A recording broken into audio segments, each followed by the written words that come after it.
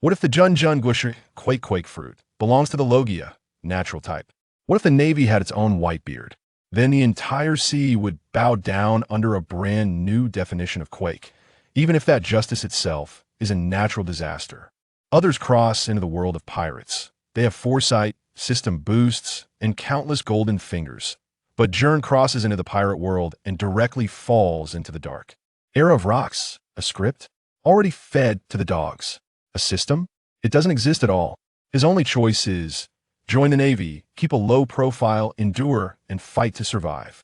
After 4 years of hardship, he finally becomes a second-class soldier. But the fate he bet his life on is just beginning. Chapter 1. Logia Quake Fruit?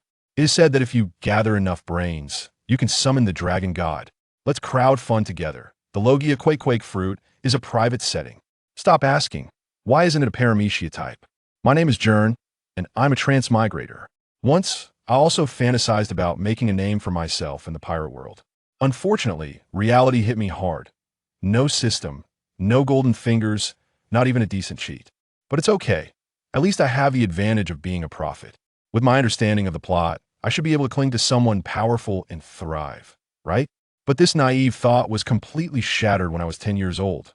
That day, I trembled as I held a crumpled newspaper, which printed a name that sent chills down my spine.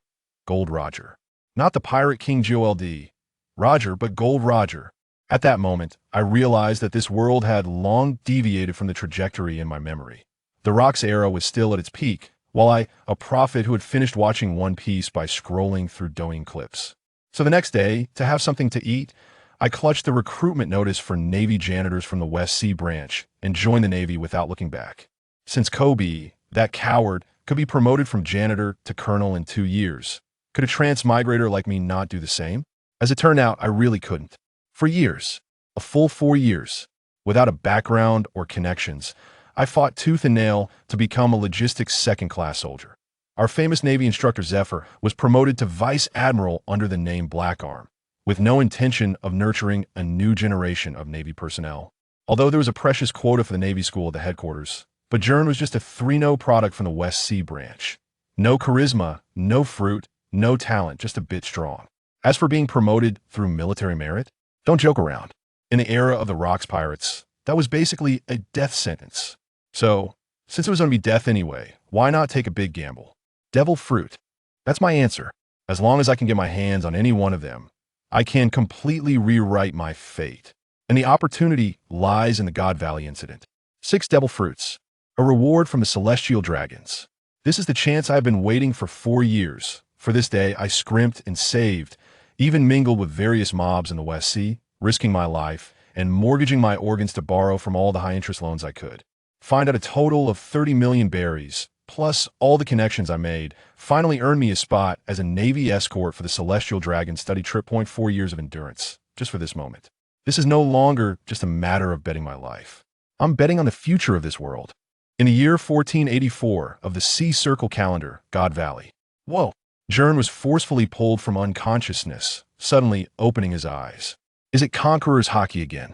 Gern, who had fainted for the 50th time, struggled to prop himself up. Looking around, he realized he was lying at the edge of the dense forest on the outskirts of God Island, not far from the coastline. Then, memories surged back like a tide. The Celestial Dragon's hunting game, the sudden storm, the Rocks Pirates' ambush, Roger and Garp's appearance.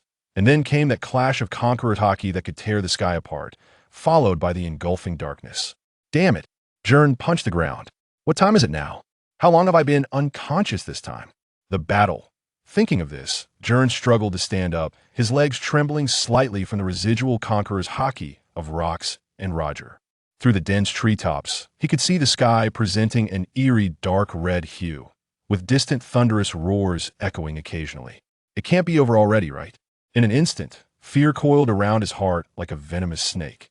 According to his memory before he fainted, the Battle of God Valley should have already erupted, with Roger and Garp in a decisive battle against the Rocks Pirates. And those 6 devil fruits that could change fate. Gern bit his lip, the metallic taste of blood spreading in his mouth, forcing himself to calm down and analyze the situation. The fish fruit and the meatball fruit should still be on the island somewhere. Gern's voice suddenly caught in his throat. In fact, he knew better than anyone that this brutal battle, lasting no more than a day, had already drawn to a close. When that conqueror's hockey capable of tearing the sky suddenly dissipated, it announced the end of the Rocks era. Especially at this moment, there were no more cries of battle on the island, only scattered cheers from the Navy. Everything is over. This thought coiled around him like a venomous snake, its sharp fangs piercing Gern's heart. The fish fruit fell into the hands of the young Big Mom. The meatball fruit was swallowed by Bartholomew Kuma, and the remaining devil fruits had probably long been divided up. For years of planning, the more than 20 million berries he bet his life and organs on. At this moment, all turned into a joke. So in the end, Gern's fists trembled uncontrollably, and the pent-up anger finally erupted. Accompanied by Gern's roar, his fist slammed into the nearby rubber tree. The result of this punch shook the tree, and then a white apple fell from above, precisely hitting Gern on the head. This hit stunned Gern momentarily, and his gaze instinctively turned towards the thing that had hit his head.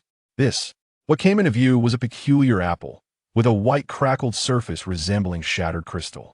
A devil fruit. Gern instantly grabbed the devil fruit, his pupils contracting sharply, and his fingers instinctively tightened. He suddenly looked up at the treetops, where a few red and green fruits hung on an ordinary apple tree, gently swaying in the wind, forming a stark contrast with the mysterious fruit in his hand. Gern stared at the pale devil fruit in his hand, its crack-like patterns shimmering with an eerie luster in the sunlight. Crack! Without a moment's hesitation, after confirming that it was a devil fruit, Gern opened his mouth wide and bit down hard. The moment the fruit flesh entered his mouth, an indescribable taste caused a wave of retching to sweep over him. But Gern still forced himself to swallow. Gern knelt on the ground, this taste. Just as Gern wanted to complain, the instant the fruit flesh hit his stomach, his body instinctively trembled. Bones, muscles, blood, as if pierced by countless fine shock waves. Every inch of his nerves trembled at high frequency. His vision distorted, the ground undulated like waves, and the air around him trembled unnaturally. Buzz! Suddenly, the world fell into an eerie silence. Gern's pupils suddenly contracted, and he clearly felt that his body was disappearing. No, not disappearing, but transforming into a more essential existence. Moreover, it seemed that he could create and control these vibrating particles. Realizing this, Gern decisively looked down under his mental control. His arm actually manifested a semi-transparent vibrating state, as if composed of countless tiny vibrating particles, gently shaking with his breath. Thinking of this, Gern tentatively clenched his fist. Boom! An invisible shockwave suddenly erupted, shattering the air ahead like a mirror, and the shockwave swept out in a fan shape, instantly reducing the trees within 10 meters to dust. Is this the Tremor-Tremor Fruit? Gern looked at his palm in disbelief. No way. He could clearly feel that he wasn't activating it through a medium. At this moment, he was the source of the tremors, the embodiment of the vibrations between heaven and earth. With a thought, Gern instantly transformed into an invisible shockwave, penetrating the broken tree trunk in the blink of an as expected. In the elementalized state, he directly passed through the broken trunk and reformed on the other side. Natural elementalization. That's right. It's natural. Gern was ecstatic, but then suddenly froze. Wait, isn't the Tremor-Tremor Fruit a paramecia type? How did I turn into a natural type after eating it? Chapter 2. Rocks praises me as a monster. Natural type, Sky Tremor Fruit. A fervent smile spread across Gern's face as he gave his fruit a badass name. He then looked down at his palm, slowly spreading his fingers. Buzz! In an instant, countless tiny vibration particles gathered in his palm, condensing into a pure white energy sphere. The surface of the sphere constantly emitted shockwaves that distorted the air, as if it were a mini shock source compressed to the extreme. Whitebeard's is a paramecia-type Tremor-Tremor Fruit, triggering vibrations through a physical medium, but the cost is that he has to endure the backlash of the vibrations. Himself, Gern sneered, suddenly clenching his fingers, causing the energy sphere to collapse instantly into countless vibrating particles that wrapped around his arm. But my Sky Tremor Fruit, however, directly embodies the source of vibrations. He abruptly raised his left fist, mimicking Whitebeard's posture from his memories, and the vibration particles instantly covered and condensed into his fist. The air twisted wildly at the edge of his fist, as if it would unleash a destructive shockwave at any moment. But Gern did not throw this punch. Instead, he slowly retracted his power. He didn't need to imitate anyone because his ability was already superior to the Tremor-Tremor Fruit. What Whitebeard can do, I can do, Gern murmured to himself, his gaze sharp as a knife. And what he can't do, I can do too. The destructive power and attack range are the greatest and strongest among all known 3 types of devil fruits, hailed as the strongest paramecia-type fruit.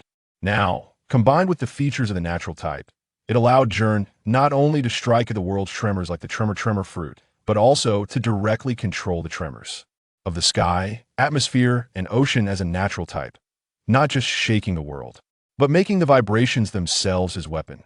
While Gern marveled at the ability he had gained in the distance, the western side of God Valley was engulfed in flames of war. The remnants of the Rock's pirates were hurriedly retreating, with figures of Whitebeard, Golden Lion, and others appearing hazily in the smoke. But Gern merely cast a cold glance, and then withdrew his sight, directing his gaze to the center of the island. There was a place where rocks faced off against Roger and Garp. Now, a smile curved at the corner of Gern's mouth, as invisible vibration particles began to manifest around him. It's time to bring back some real spoils. In the central area of God Valley, the luxurious platform once used by the celestial dragons to watch hunting games had long turned into ruins. In the massive pit at the center, Roxd, Zebek lay on his back, blood pooling beneath him into a dark red lake. This king who once dominated the seas was now gasping for breath, each breath accompanied by the coughing of internal organs. After Roger and Garp severely injured Rox, the God Knights escorted the celestial dragons away, and the world government left him to face the impending annihilation order. Alone, pirates and marines joining forces. He grinned, blood staining his lips, revealing a sarcastic sneer. How utterly ironic. Roger, Garp, just as he was about to close his eyes to embrace death. Boom! The ground suddenly trembled, and small stones jumped in the vibrations that Rock's murky pupils slightly contracted, this familiar way of shaking. Footsteps grew closer, and a boy in a navy uniform stepped into this death zone. Sunlight shone from behind, casting a long shadow in front of him. Is it Newgate? No, that guy wouldn't come here. Rock struggled to turn his eyes, and when he saw the boy was just a short, black-haired teenager around 14 years old, a hint of surprise flashed in his eyes. But he soon noticed the special shockwave that surrounded the boy. That was not Newgate's ability. Meanwhile, Gern was using his ability to precisely shatter some rubble, hoping to find some treasures to take back for money. But after a long time, he found nothing. Strange, the rewards for the celestial dragons, hunting games, can't be this few. Gern couldn't help but complain. However, the Conqueror's Hockey from Rox and Roger is truly terrifying. If it weren't for this Conqueror's Hockey, I wouldn't have been knocked out over 50 times. Sigh, you win some, you lose some. In the pit, Rox heard Gern's muttering, and his pupils suddenly contracted to the size of pinpoints. This 14-year-old Marine boy actually got knocked out over 50 times in the clash of Conqueror's Hockey against Roger. To know that even a typical Rear Admiral-level strongman from the Marine headquarters would at least faint for an entire day under their full pressure of hockey. But this boy could wake up in astonishing speed each time he fainted. What does this mean? This meant that during that earth-shattering clash of Conqueror's Hockey, he could regain consciousness on average every 2 minutes. A naive monster. Thinking of this, Rox suddenly remembered something, and with the remaining strength he had, he opened his mouth and hoarsely shouted, "Hey, Marine brat." A clear reprimand came through. "No need to look, what you want isn't here." Ha ha ha. No way. Hearing this laughter, Gern swallowed hard and slowly turned his head to look at the source of the voice. Then, tremblingly, he took a few steps forward, eventually stopping 3 meters away from the giant pit. "You're still alive." Gern looked down at the true overlord of this era, the strongest of this age. "Roxd, Zebek." "Rox," Gern murmured, and Rox, struggling to focus his gaze, confirmed his thoughts even more when he saw the boy in front of him, especially Gern's eyes, which held neither pity for a dying man nor the reverence one should have when facing a sea overlord. That gaze was too clear, so clear that it felt like he was admiring an exhibit in a museum. And Gern, looking at the barely alive Rox, could only sigh. After all, in his heart, Rox's existence felt like a barrier between reality and a paper figure. so he had no other thoughts. Hey, Marine Brat. Rock's voice was hoarse. Are you here to witness the change of Iris? I'm just here to find something valuable. Gern replied flatly. Ha ha ha. Something valuable. Rox suddenly burst into laughter, blood pouring from his mouth with the laughter. Marine Brat, you're quite interesting. His gaze suddenly sharpened. Your ability is not that of Newgate. It's Sky Tremor. Gern slowly raised his right hand, palm facing up. As he moved, the surrounding air began to twist. A different pure vibration energy began to gather in his hand. In an instant, the surrounding air began to distort, and a pure, extreme vibration energy flowed through his fingertips. This vibration was not like Whitebeard's that caused spatial fragmentation, but was closer to some kind of primordial power. A glimmer of understanding flashed in Rock's eyes. So that's it. The heavenly shock. More terrifying than Newgate. Don't you want something valuable? Rox continued. Let's make a deal. You and me, a dying man. Deal? Gern frowned. That's right. Rox looked elsewhere. Something valuable. Following his guidance, Gern looked over, and there lay a pitch-black long knife, slanted in the scorched earth, its blade reflecting a cold light. Seeing this, Gern walked over and pulled out the knife. It was not a traditional katana, but a straight black knife with double edges, approximately 1.5 meters long, with a delicate handle, missing a sheath, and the blade was entirely black like an abyss, covered in dark red cracks that faintly shimmered with light. This knife is one of the 12 works of the Supreme Great Knife. With your ability, give me a decent funeral. I don't want to die under the demon-slaying cannon fire of those scum from the world government. Rock's voice grew weaker.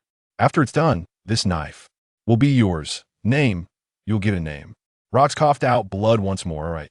Gern looked at the black knife in his hand, paused in silence for a moment, then nodded seriously. As you wish, I agree to this deal.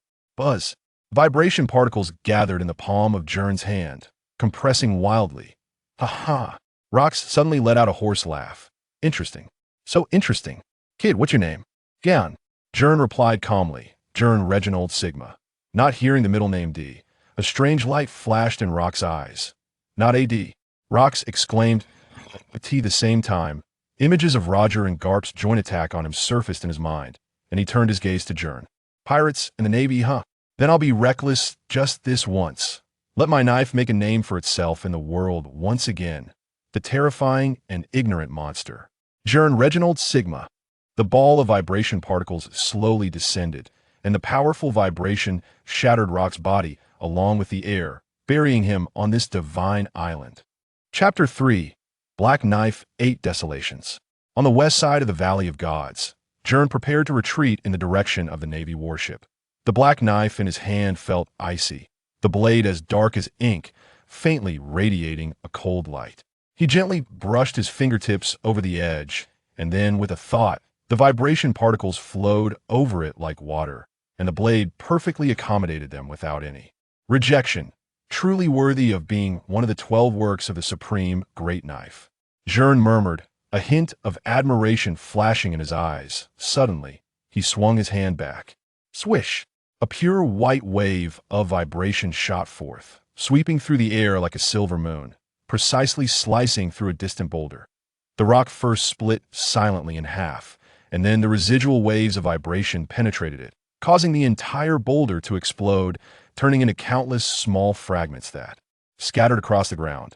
This was not a slash. Gern was well aware that he had no swordsmanship talent. This was merely another application of the Tremor Fruit. Yet even so, this knife could perfectly carry the power of vibration, even condensing its might further. In the following time, Gern tried several more times, each swing feeling as natural as an extension of his arm, as if this knife was meant to belong to him. However, looking at the completely exposed blade, Gern's thoughts paused slightly. This is Rock's relic, that if someone recognizes it, it might attract unnecessary trouble. After a moment of silence, Gern took out a standard Navy medical kit from his waist and retrieved a roll of pristine bandages. His fingers deftly moved, wrapping the bandage around the blade layer by layer until it was entirely covered, no sharp edge exposed. From now on, you'll be called 8 Desolations. Gern gently caressed the handle, a slight smile on his lips. Why very own knife? Black knife, 8 Desolations. As the words fell, Gern discarded the Navy's long gun, slung the gun strap over the knife's handle, and with a flick of his hand, the black knife was securely positioned behind him. But on the outer coast of the Valley of Gods, the distant sound of a warship's horn was intense.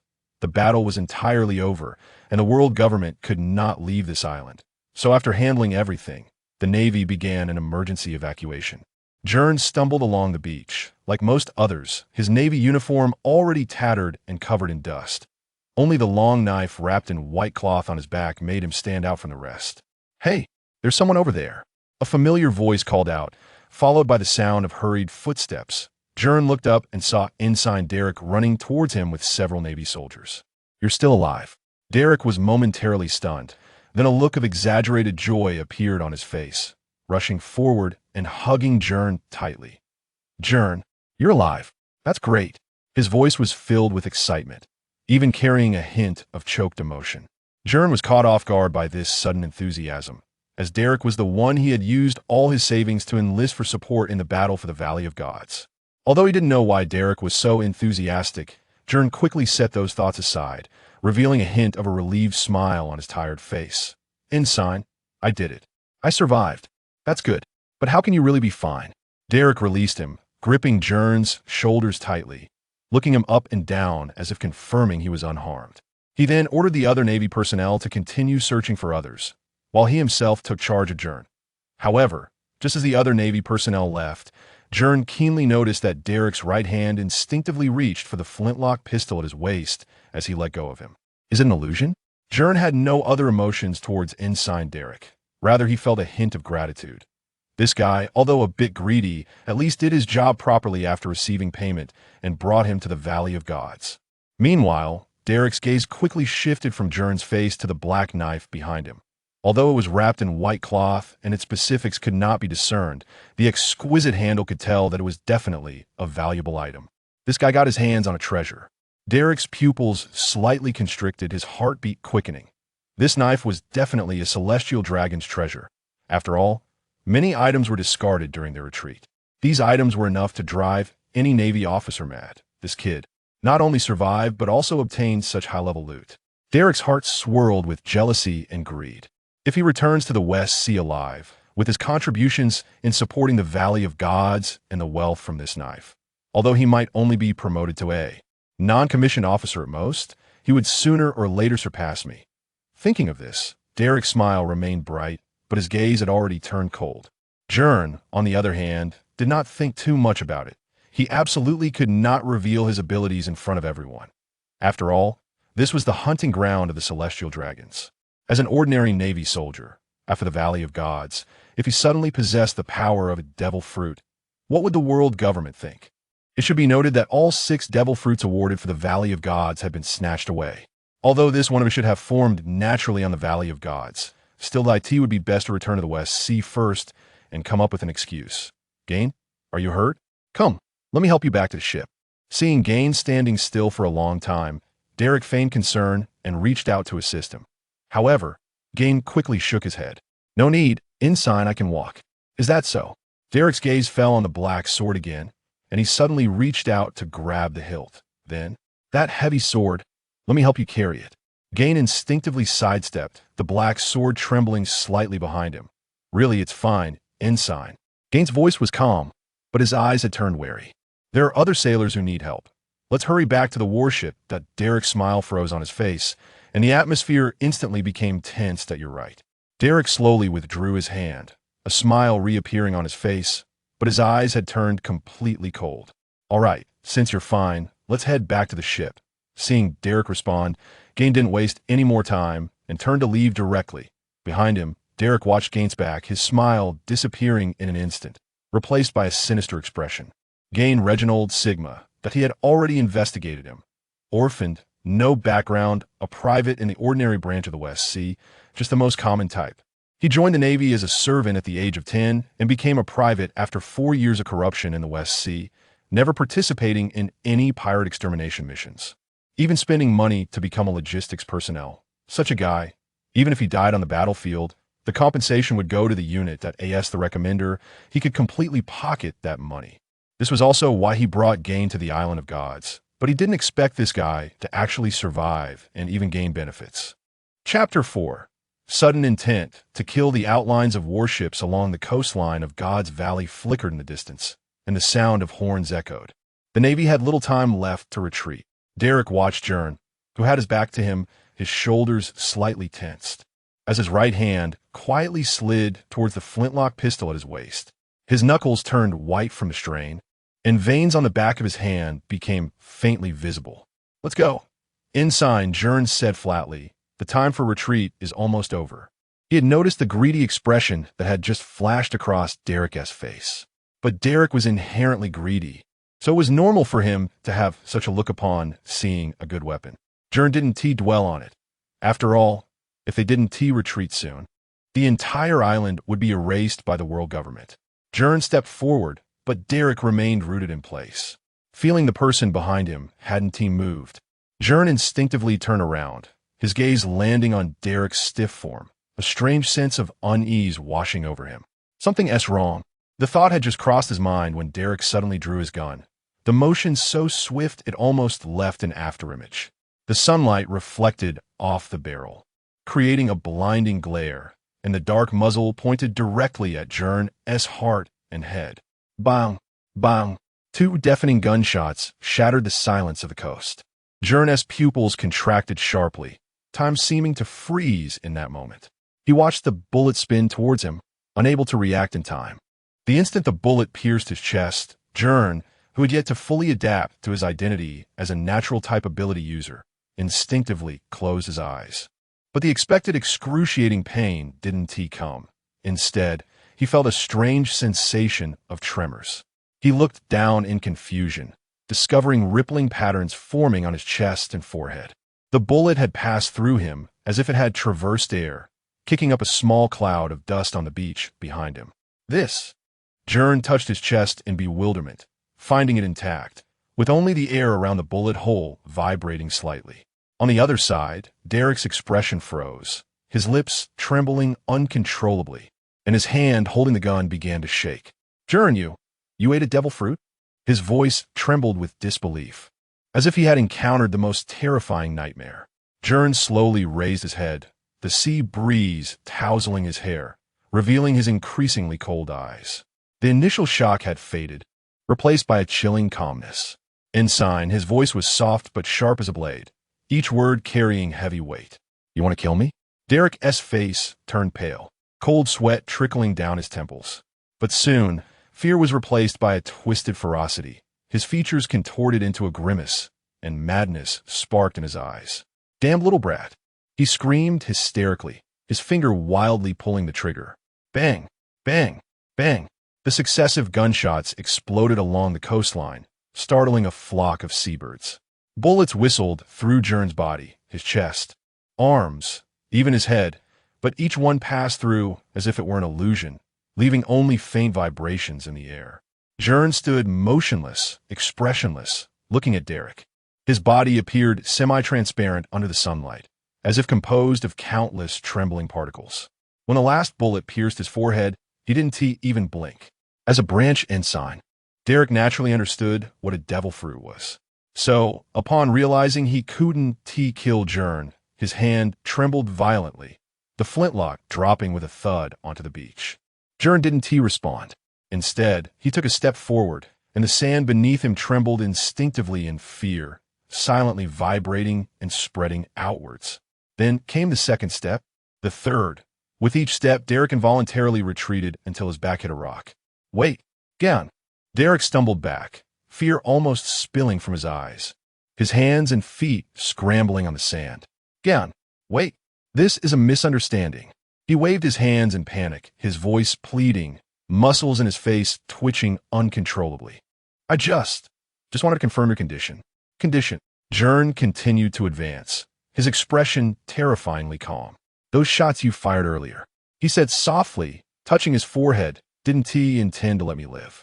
Derek's face turned ashen, and he suddenly screamed in a breakdown. "You should have died on the battlefield of God's Valley. Your compensation. That money is enough for me to get promoted in the West Sea." His voice was hoarse like sandpaper scraping. "A lowlife like you living is a waste of resources. Why are you still alive? Do you know how much money I waste because of worthless bastards like you?" Gern heitet.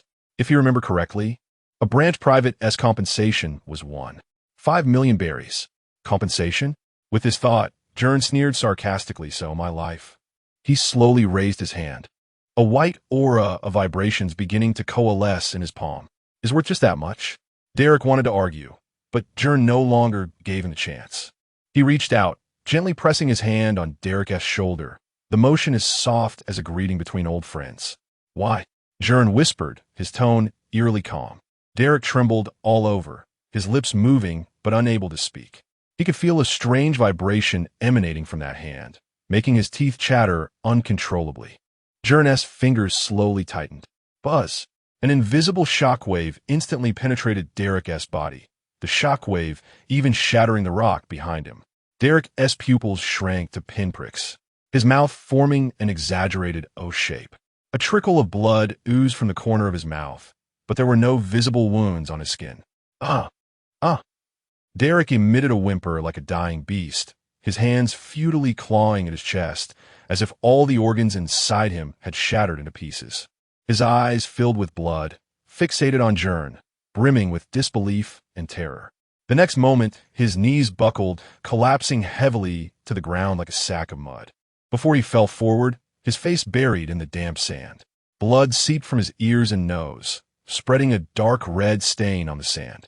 Gern withdrew his hand, looking down at Derek's corpse. There was no anger, no pleasure, only a strange indifference. He moved his fingers, feeling the residual vibrations lingering at his fingertips. So killing. He murmured to himself, is this simple? At that moment, the sea breeze picked up, and indistinct shouts from the warships in the distance reached his ears. Someone had noticed the anomaly on the shore and was rushing over. Gern stood still, looking down at his palm. Sunlight filtered through his fingers, casting mottled shadows on the beach. He could feel the powerful force surging within him, wild and immense, as if it could tear everything apart. Just a few minutes ago, he had been a second-class private who could be betrayed and killed by his superiors at any moment. And now, he could end a life as easily as crushing an ant. This is power? The power to dominate everything and control one's own fate. Gern clenched his fist, the air vibrating in his palm, emitting a faint humming sound. At this moment, footsteps grew closer in the distance. Derek's gunshots had ultimately attracted the nearby navy. If that's the case, please cooperate with me in putting on a show. Gern took one last look at Derek's corpse and suddenly smiled. Then after all, if I remember correctly, the person responsible for the retreat to the west is the Vice Admiral of the Navy headquarters, who is about to be promoted to the position of Admiral. Black Arm Zephyr. Chapter 5. The name of the disguised hero Valley of the Gods. Navy evacuation point on the west side. The afterglow of the sunset spilled across the deck of the warship, as Navy soldiers busily carried the injured. The air thick with the mixed scent of blood and sea salt. This battle was finally over. With his purple short hair, a determined face with sharp features, and a muscular, rugged body tensed in the Navy's standard sleeveless vest, Zephyr stood at the bow of the ship. The deep blue fabric was stretched to a full curve, and a pure white cape fluttered behind him, moving with the wind of justice. His thick arms crossed in front of his chest, the cape of justice rustling in the sea breeze. Admiral Zephyr. At this moment, a Navy soldier handed him a list, the names of the Navy personnel who had sacrificed their lives in this battle. Hearing this, Zephyr furrowed his brow, his gaze sweeping across the chaotic deck. Over half of the names on the list had been crossed out. The brutality of the Valley of the Gods far exceeded expectations. So in that case, prepare to retreat and set sail. Yes, the Navy saluted in response. Just as they were about to relay the order, suddenly, a commotion erupted from the distance. Wait, there are still people alive, a Navy soldier shouted, pointing at the coastline. Everyone's gaze turned sharply in that direction. A figure was staggering towards them, covered in blood, carrying someone on his back. His Navy uniform was already tattered, but his back was straight, as if he had used the last bit of his strength. Zephyr's pupils slightly contracted as he stood at the bow. That was Gern. Each heavy step Gern took left deep footprints in the sand. His face was smeared with blood, his breath ragged, as if he might collapse at any moment. Lieutenant Derek's lifeless body lay limply on his back, his arms dangling, swaying gently with each step. The soldiers on the deck were stunned, then erupted into low murmurs. To think someone could come out of such a hellish battlefield. The person on his back is Lieutenant Derek from the West Sea Branch. Oh my, I know him. Hearing the Navy's discussions, Zephyr said nothing and strode down the gangway, stopping in front of Gern. His gaze was sharp, scrutinizing the young soldier. What happened? Your name? Zephyr's voice was low, carrying an undeniable authority. Gern Reginoit Sigma. Gern slowly lifted his head, and upon seeing Zephyr's face, he couldn't help but inwardly marvel. Is this the peak of integrity, Zephyr? The pressure of a strong man. However, he thought about it. Acting was still necessary, as his goal this time was Zephyr. So Gern, with tired eyes, cracked lips, and a hoarse voice that was almost inaudible, said Lieutenant Derek was killed by Rock's remnants, Whitebeard, to protect me. Hearing Gern's words, Zephyr had no doubt about this second-class soldier. Instead, his brow furrowed even tighter. So, you were slow because you were carrying him? Gern fell silent for a moment, then knelt on one knee, lowering his head to conceal the downward curve of his mouth. His voice choked. I promised Derek to bring him home.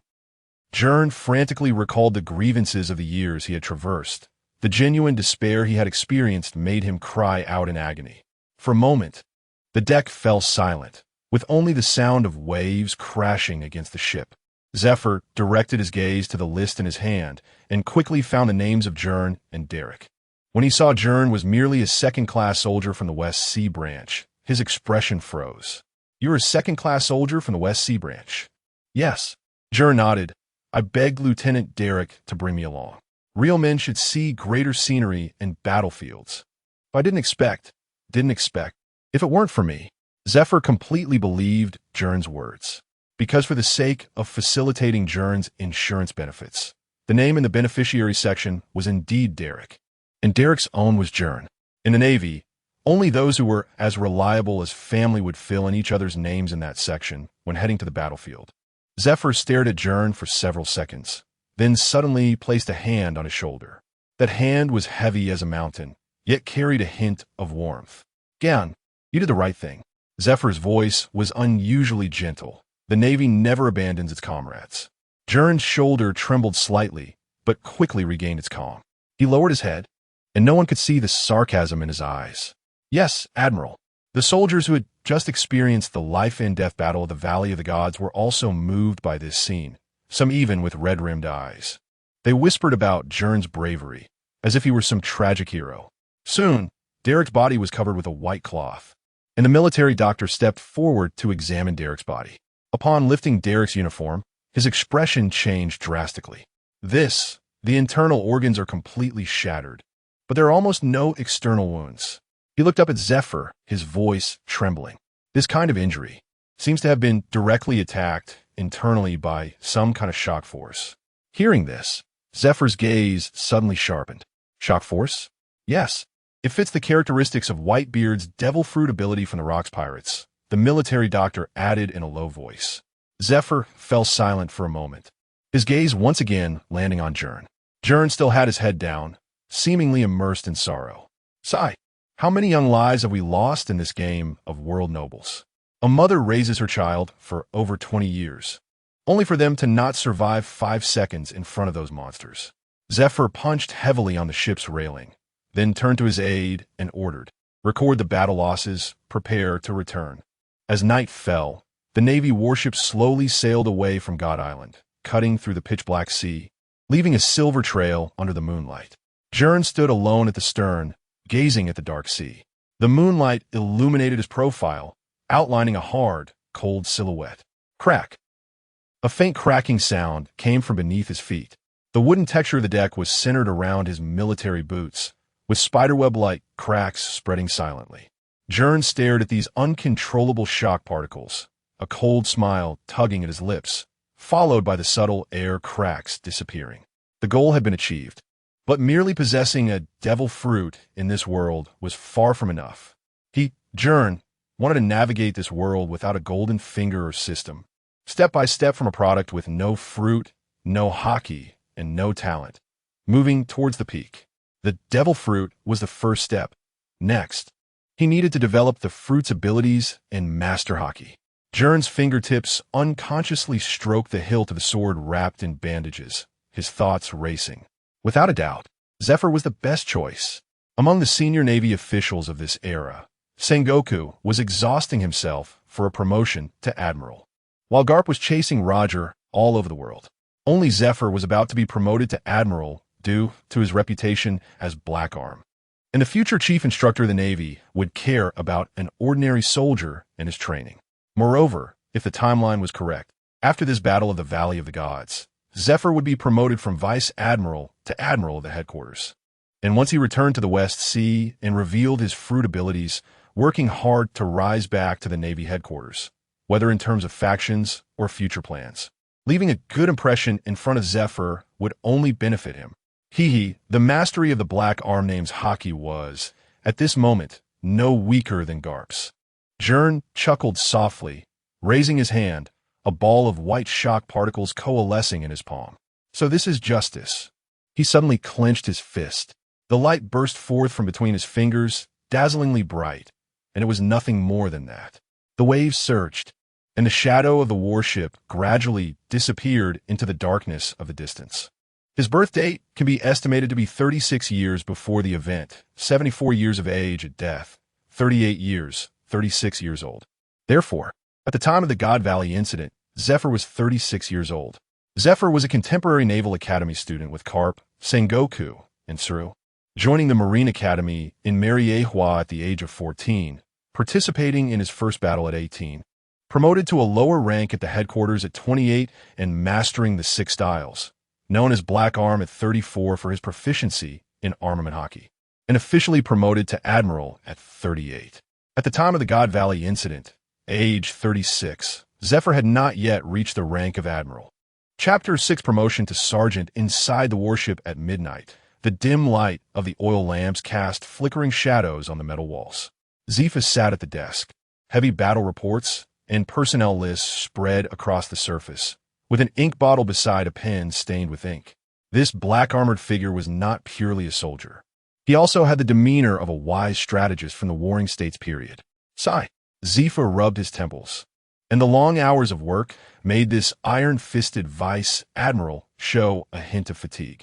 The casualties from the battle in the Valley of the Gods exceeded expectations, with few survivors and even fewer who could bring back the bodies of their comrades.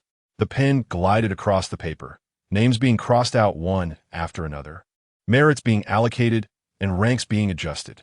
Until, Gern Reginald Sigma, looking at this name, Zephyr's pen stopped. Gern. He stared at the name, his brow slightly furrowed. Logically speaking, for a private from the Western Sea Branch, surviving in the Valley of the Gods was already a miracle, let alone bringing back the body of superior. According to the norm, such a performance would be enough for a promotion to corporal, the lowest level of the non-commissioned officer ranks. But for some reason, Zephyr felt something was off. Too coincidental. At the last moment, before everyone was about to evacuate, Gern appeared, carrying Derek's corpse, drenched in blood, with tragic words. This scene was too perfect, like a meticulously designed performance. Zephyr put down the pen and lightly tapped his fingers on the table. In his mind, Gern's face reappeared, especially his sorrowful expression. Adjutant. After a long pause, Zephyr suddenly spoke. Yes, Vice Admiral. The adjutant immediately stepped forward. How much do you know about the situation in the Western Sea Branch? The adjutant hesitated for a moment and then lowered his voice. Corruption is serious. Officers by positions, and soldiers commonly bribe superiors to avoid tasks. For a soldier without a background like Gern, taking 4 years to rise to private. Either he is too honest or too clever. Zephyr's expression darkened. Too honest a person wouldn't survive the Valley of the Gods. Too clever a person knows how to use tragedy to gain benefits. Moreover, my subordinate suspects that the body of that Derek. Facing this remark from the adjutant, Zephyr's expression grew heavy. That child's sorrow was not fake. In my life, I have encountered many people, treacherous, cunning. I am not foolish, but that child's display of sorrow was truly heartfelt. Heartfelt? The adjutant was momentarily taken aback, biting his lip and falling silent. After reprimanding his adjutant, Zephyr looked back at Gern's name, fell silent for a moment, and suddenly sneered. Interesting. The pen fell again, making a heavy stroke on the merit assessment column. Original promotion. Corporal, lowest level of non-commissioned officer. Modified to sergeant, highest level of non-commissioned officer. The adjutant's eyes widened. Vice Admiral Zifa this. Zifa closed the list, his voice low. The Western Sea needs restructuring, and restructuring requires a knife. A knife that is smart enough and sharp enough. He stood up and walked to the porthole. Under the moonlight, the sea glimmered coldly, like some silent omen. As for who this knife would ultimately strike, Zifa's lips curled slightly. That would depend on his own choice. This child has a just heart.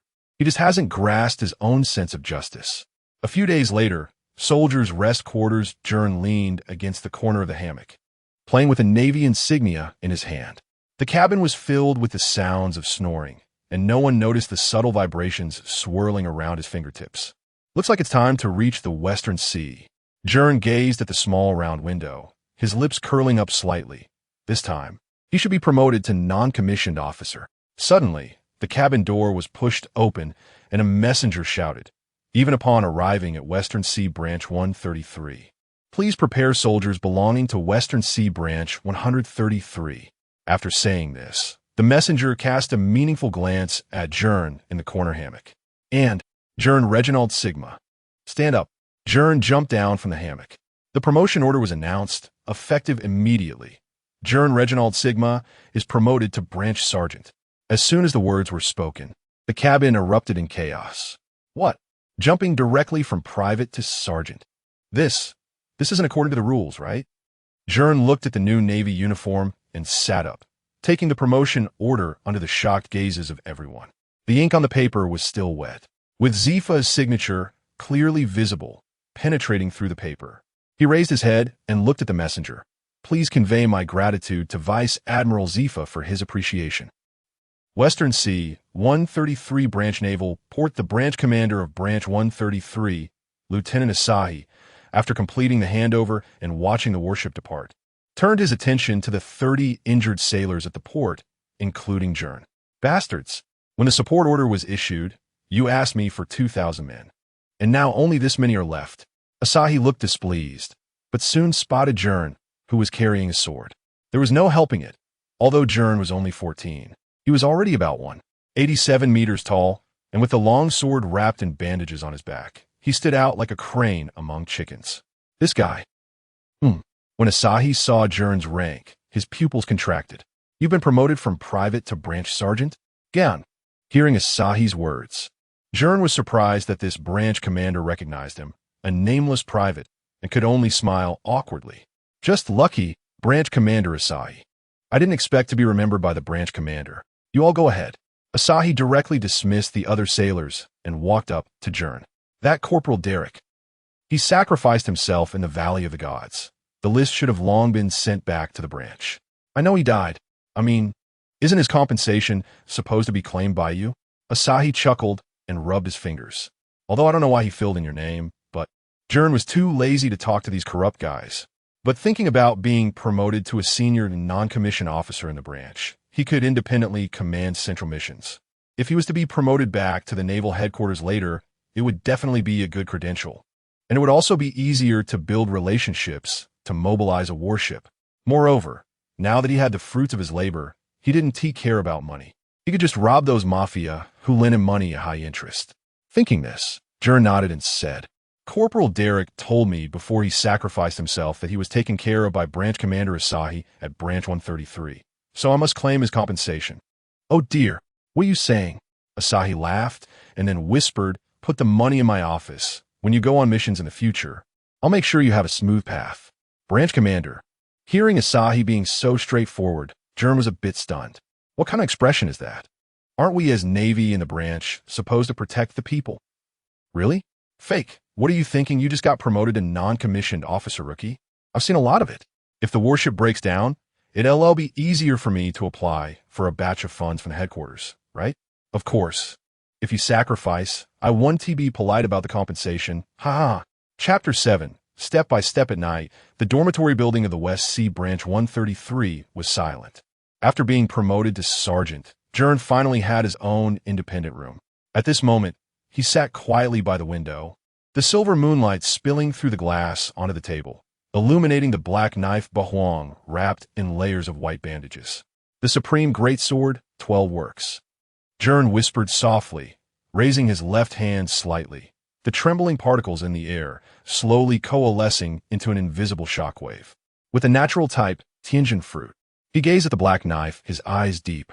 With his current status and strength, this knife must not be easily shown to others. After all, it was Rox's weapon. Before gaining sufficient power, he must act cautiously.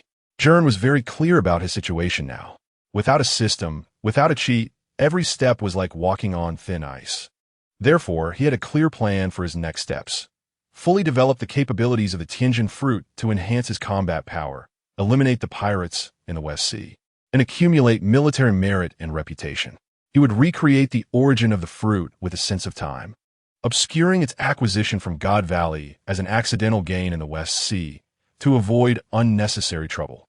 Most importantly, at this moment, the West Sea branch was rife with corruption, and in this era, it was known as the Navy's place of exile.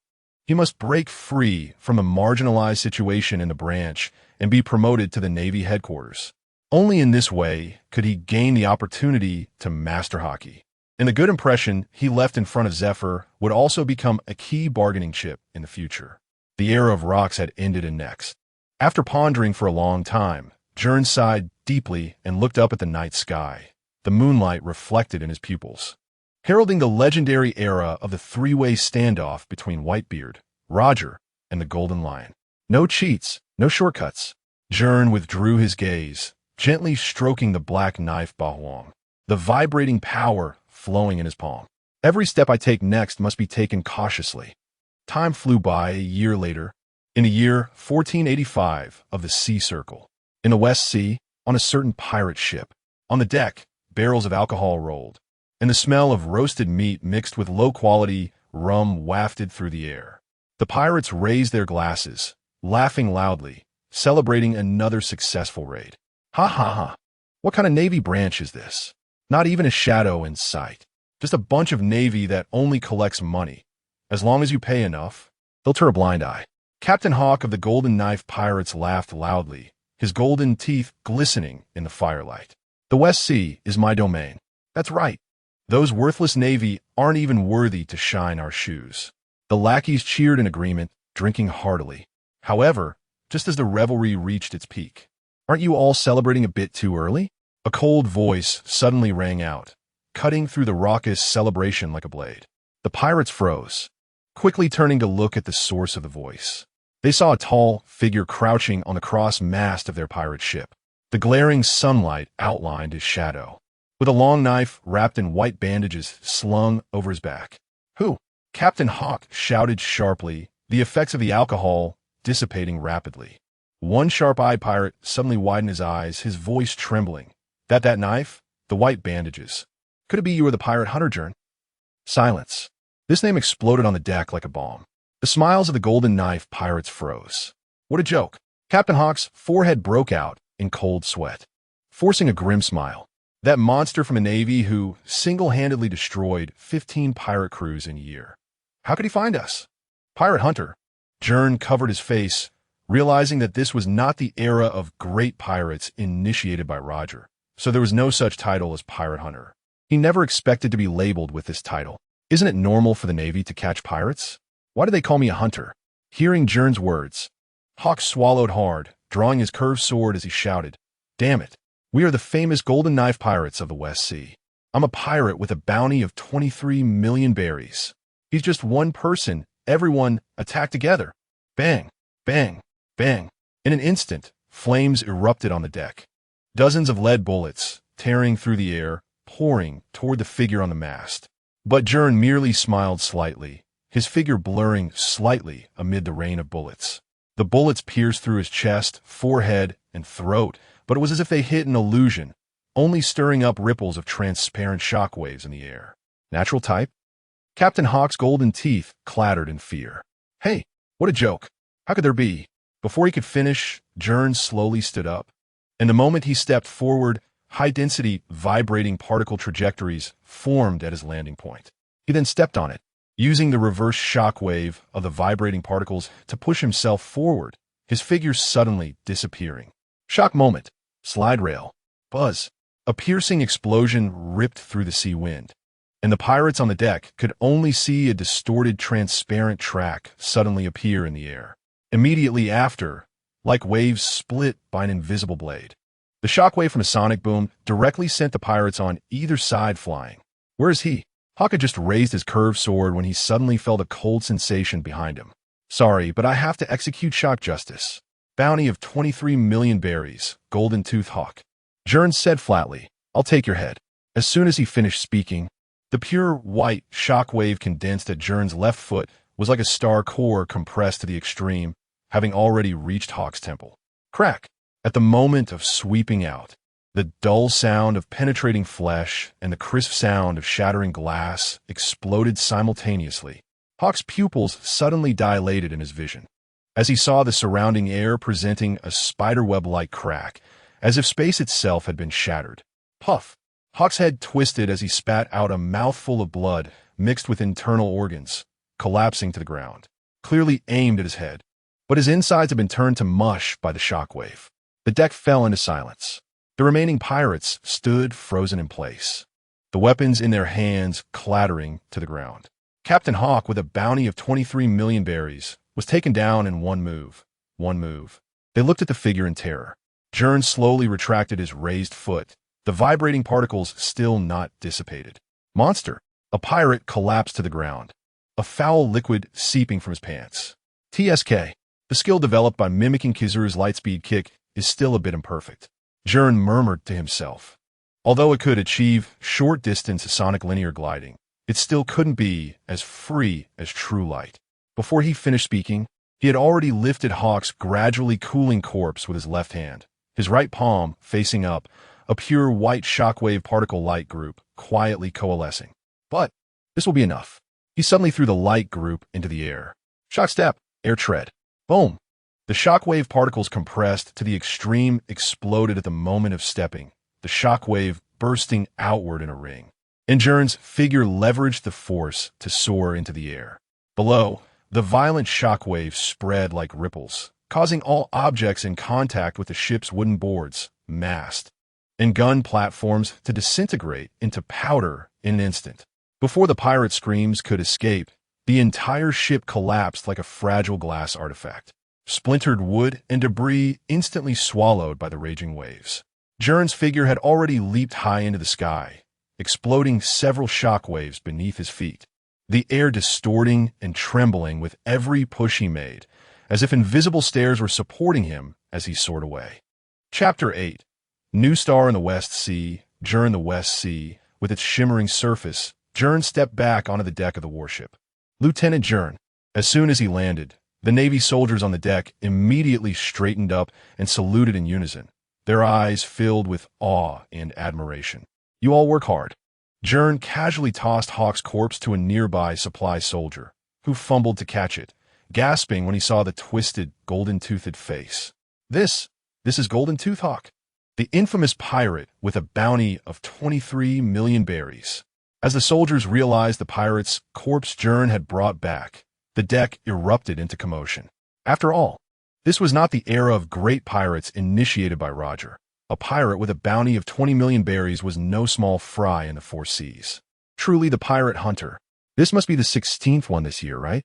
I heard he became a sergeant at just 14 last year. And this year, he was directly promoted to lieutenant. Amid the whispers, Gern silently removed his blood-stained white gloves. He was accustomed to the soldiers' fervor. Over the past year, the West Sea Branch had deliberately crafted him into a naval superstar to restore its tarnished reputation. After all, the aura of a natural-type devil fruit user, combined with the achievements of single-handedly eliminating pirate crews, was enough to blind the lower-ranking soldiers with admiration. Still not enough. Gern glanced at Hawk's corpse. Such a character might be noteworthy in the four seas, but in the New World, he wouldn't even qualify to scrub the decks. He needed a major contribution. Lieutenant. At this moment, a soldier jogged over, handing him a stack of documents. These are the newspaper reports you asked me to organize. Thank you. Gern smiled and nodded, while the Navy soldier shook his head excitedly, as if serving Gern, the star of the West Sea, was the most anticipated thing for him. The New World has erupted in a large-scale conflict. Whitebeard Edward Newgate sank 3 government warships, and Golden Lion Shiki occupied 6 islands. Gern took the documents, his gaze sweeping over the densely packed casualty figures beneath the headlines. The remnants of rocks were rampaging like wildfires. After that man died, his monsters did not perish. Instead, they carved out their own territories, turning the New World upside down. Meanwhile, the main forces of the Navy headquarters were exhausted, trying to corner these real maritime overlords. I can't waste any more time. Gern tightened his grip on the documents, fine tremors rippling between his fingers. Lieutenant, at this moment, a communications officer carefully reminded him, the intelligence you wanted has arrived. Has it? Gern's expression changed slightly. It seemed he would soon be promoted to the headquarters. What? Lieutenant Gern, the pirates in the West Sea are no longer enough. He lifted his gaze toward the distant horizon. To ride the waves of the times, he had to go to the eye of the storm. The Navy soldiers on the warship opened their mouths, but ultimately swallowed their words. After all, that was the Navy headquarters. Who wouldn't yearn for it? Even if the rank was 3 levels lower, those from the headquarters were incomparable to the branch. Seeing the soldiers exchanging glances, Gern said nothing more and turned to walk toward the cabin with his black sword. 8 desolations. The afterglow of the sunset dyed the port of West Sea Branch 133 red, with the sea breeze carrying a salty tang sweeping over the dock.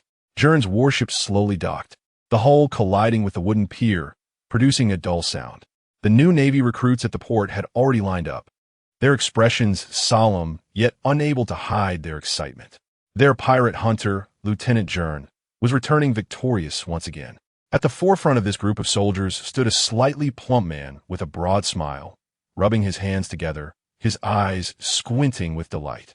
This was the branch chief, Asahi, who had once hoped that Gern would be a reckless youth so he could collect the death benefits.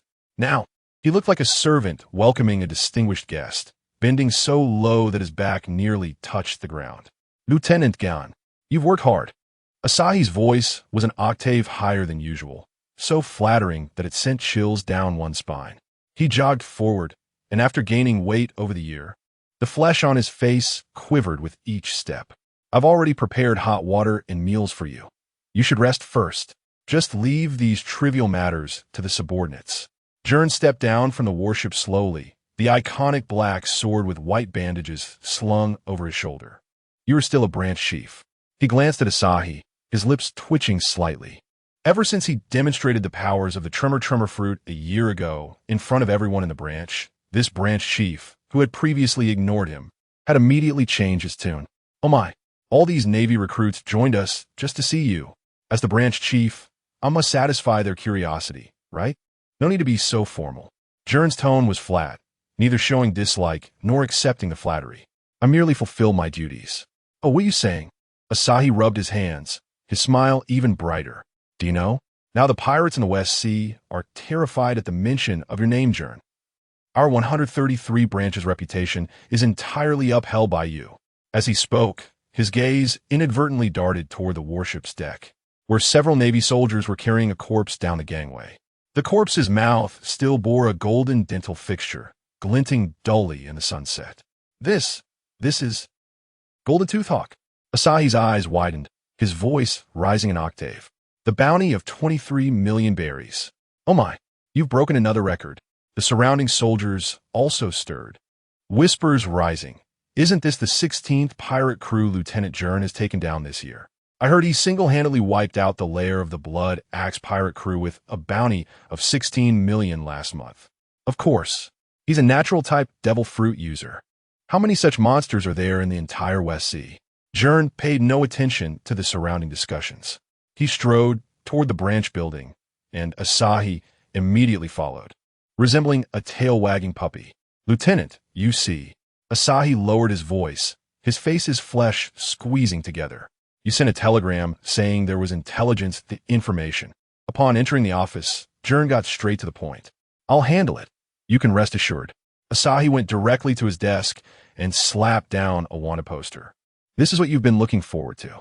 Asahi smiled slightly. This guy is not commonly seen, but he returned from the Grand Line. and his strength shouldn't be underestimated. Return from the Grand Line?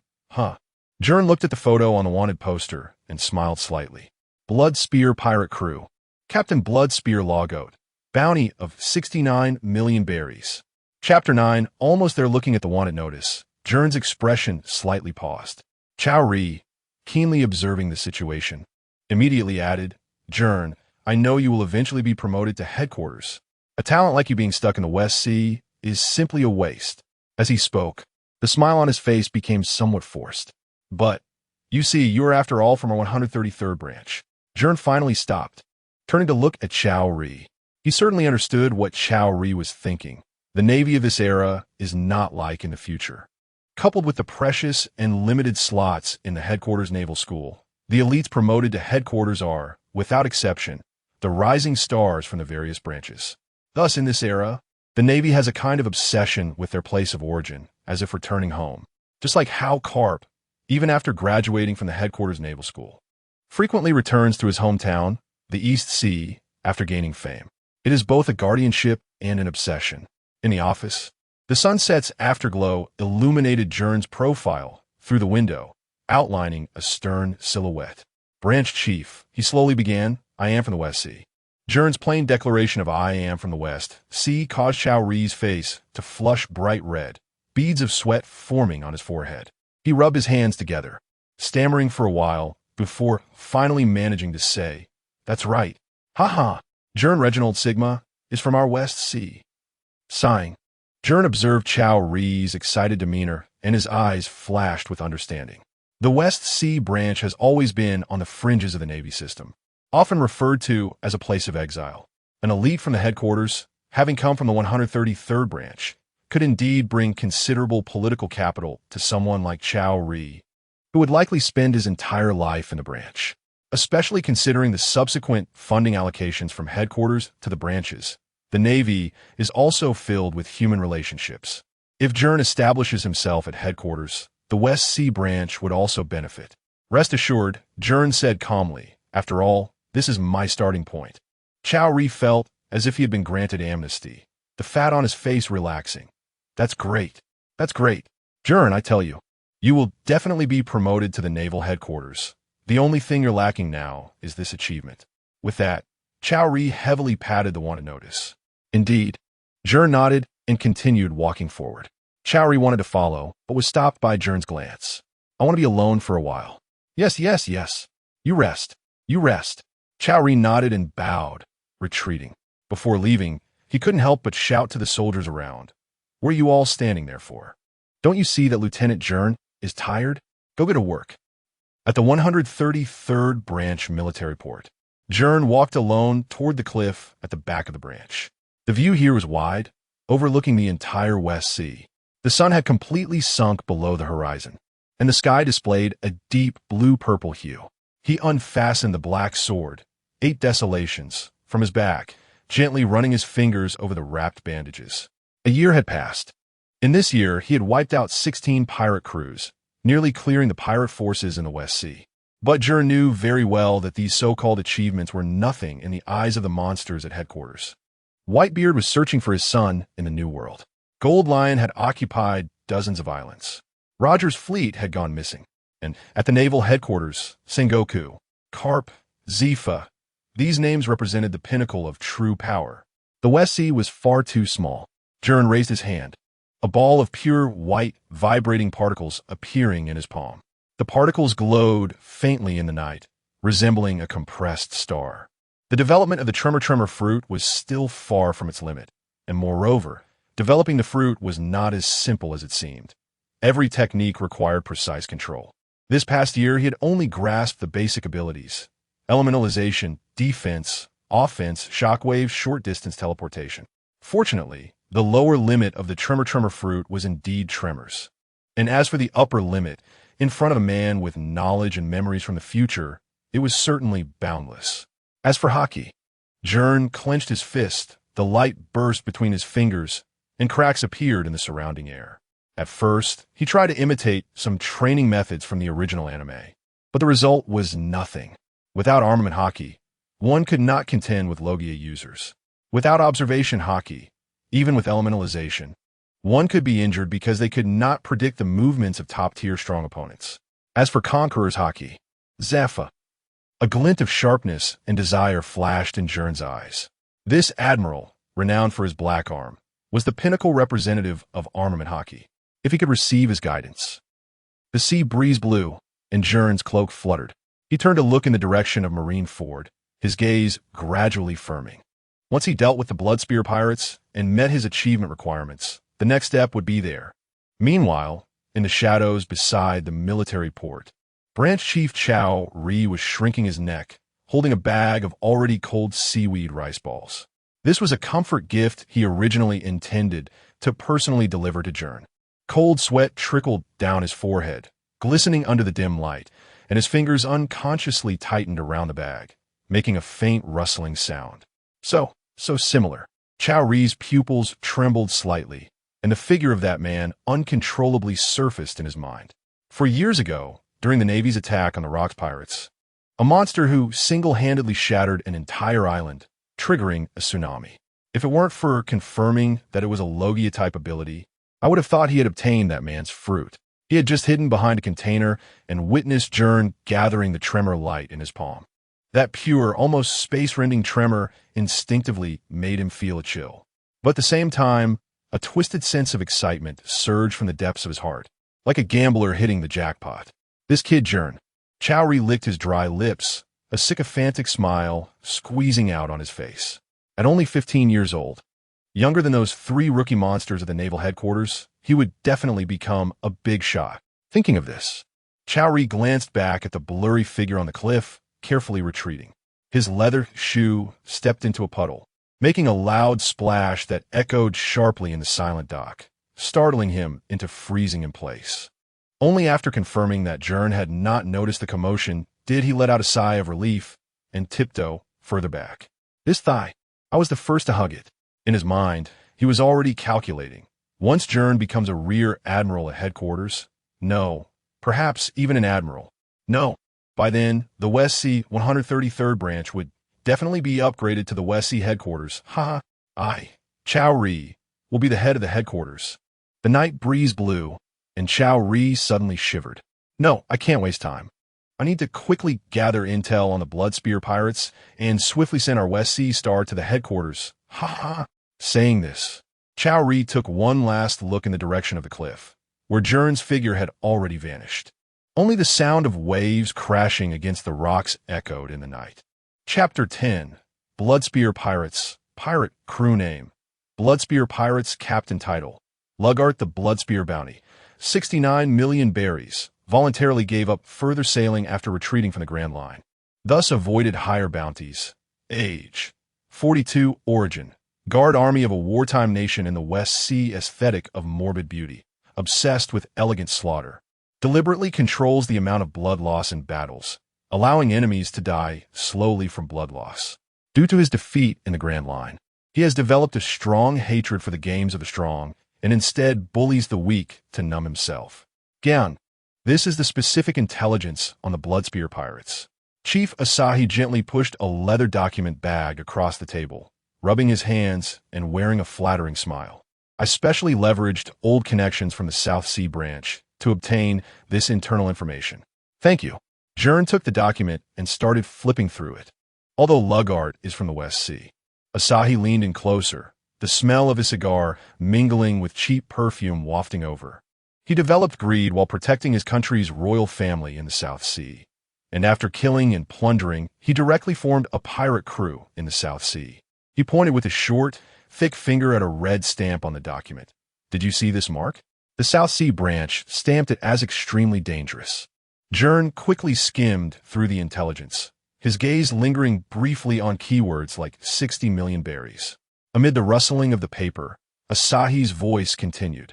This guy has a notorious record in the South Sea of having plundered 7 merchant ships and destroyed 2 naval branch outposts, using brutal methods. So he specifically ran back from the Grand Line to wreak havoc? Gern closed the document with a light sigh. Asahi's chubby face suddenly turned serious, leaning forward, the chair creaking under strain. Gern, this Lugart is completely different from those 20 million berries level small fry you dealt with before.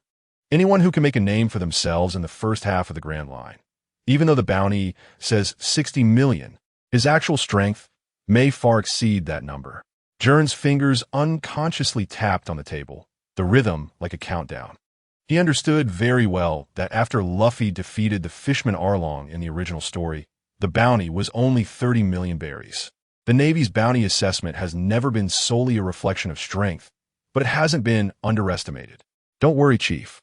Gern stood up, sunlight filtering through the blinds, casting mottled stripes on his face. I value my life. Valuing life is good. Very good.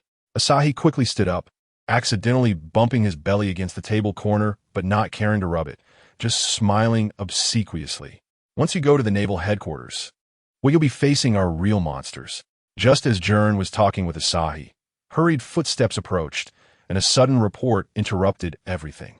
The office door was pushed open violently, and Asahi's adjutant rushed in, looking anxious, clutching a report document tightly in hand.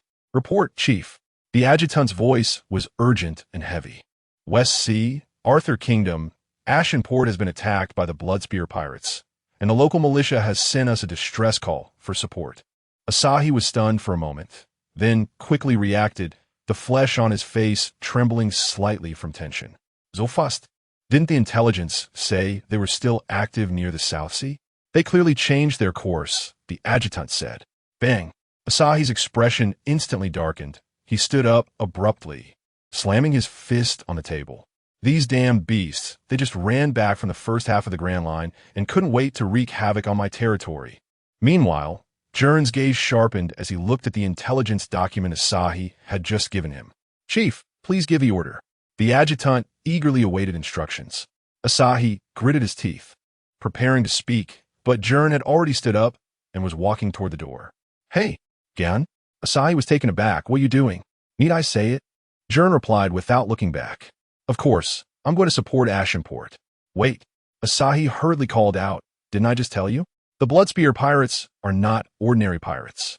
Their strength far exceeds those small fry you dealt with before. And didn't you just say you value your life? Gern paused, slightly tilting his head. What I meant by valuing life. Suddenly, he broke into a chilling smile. Is for those blind fools to value their lives when they encounter me. Not for myself. Looking at Gern's expression, Asahi was stunned by his momentum, momentarily speechless. Right? Gern had already turned back toward the door, pausing with his hand on the doorknob. Thanks for this intelligence. Asahi was flustered and waved his hands repeatedly. It's nothing. It's nothing. Our 133 branch is counting on you. The sound of the door closing interrupted his flattery. Asahi stood in a daze for a moment, suddenly recalling something, and hurriedly grabbed the phone bug on the table. Hello. Prepare the best supplies immediately. Lieutenant Gern is going to see. In the corridor, Gern's pace quickened, almost turning into a run. His mind was filled with one thought. He must reach Ashenport as soon as possible. Lieutenant Gern. Several naval soldiers saluted upon seeing his hurried appearance. Immediately assemble a squad and prepare the warship. Gern ordered sternly. Ashenport has been attacked. We set off in 10 minutes.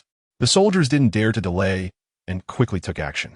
Gern returned to his room, grabbing the black blade, ate Desolation from the table and securing it firmly on his back. He took a deep breath, a hint of coldness flashing in his eyes. Bloodspear pirates. 10 minutes later, a warship departed from the 133 branch's port, heading full speed towards Ashenport. Gern stood at the bow of the ship, the sea breeze brushing against his face, staring at the distant horizon, his thoughts already flying towards the future. The Bloodspear pirates were just a step in his plan. The real challenge lay ahead. The monsters of the naval headquarters, the new world, and those yet to awaken their hockey. It's coming, he murmured to himself, a faint vibration of particles unconsciously gathering in his palm before dissipating in an instant. Lieutenant, we expect to arrive at Ashenport in 2 hours. A soldier reported as he approached. Gern nodded and said solemnly, notify everyone to prepare for battle. This time, we are facing a group of bloodthirsty pirates. Do not show any mercy.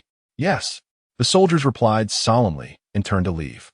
Bloodspear Carlos, my final achievement. He murmured this name, his eyes filled with killing intent. Your head will be my letter of intent for promotion to the headquarters. Chapter 11. Late Justice. Not justice at all. The surface of the West Sea had never been so calm. Gern stood on the deck of the warship, one hand resting on the hilt of his black sword, gazing at the outline of the island gradually appearing in the distance. Report. Ahead is Ashen Harbor. A naval soldier hurried over, his voice tinged with unease. According to intelligence, the Bloodspear pirates landed this morning. Landed this morning. Gern did not respond, only squinting slightly. Ashen Harbor, a famous fishing town in the West Sea, was known for its precious luminous pearls.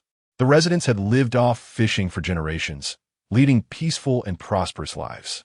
But now, this town that should have been bathed in morning light was shrouded in an eerie silence. The warship slowly docked, and a strange odor wafted through the air. Charred flesh, blood, and rotting meat. Gern's brow furrowed slightly. Something was off. The naval soldier behind him swallowed hard. It was too quiet here. When the warship finally docked at the pier, everyone froze in place. Blood. The entire harbor's ground had been stained dark red, the thick blood still undried, making a nauseating squelching sound underfoot. Bodies were piled haphazardly. Some were impaled on wooden crates by spears, while others had limbs hacked off, discarded like rags by the roadside. Ugh! A young recruit could no longer hold back and bent over to vomit. Gern ignored him and stepped forward, his military boots making a sticky sound on the dock of Ashen Harbor. On both sides of the street, houses were burned down to charred skeletons. The flames had long been extinguished, but thick smoke still lingered. Several charred bodies curled up in the ruins, maintaining the posture of their last struggles.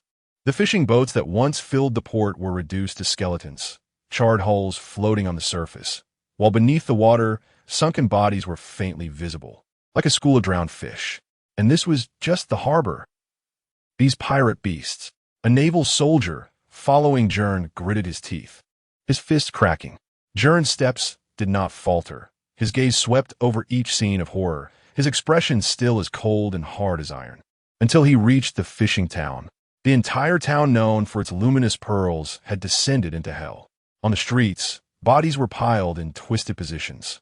Some were pinned to walls by spears. Others were disemboweled, their innards dragging on the ground like dark red carpets. The corpses of children hung from the lighthouse's ropes, swaying gently in the sea breeze. Their throats had been slit, blood long drained, leaving only hollow eyes staring at the sky.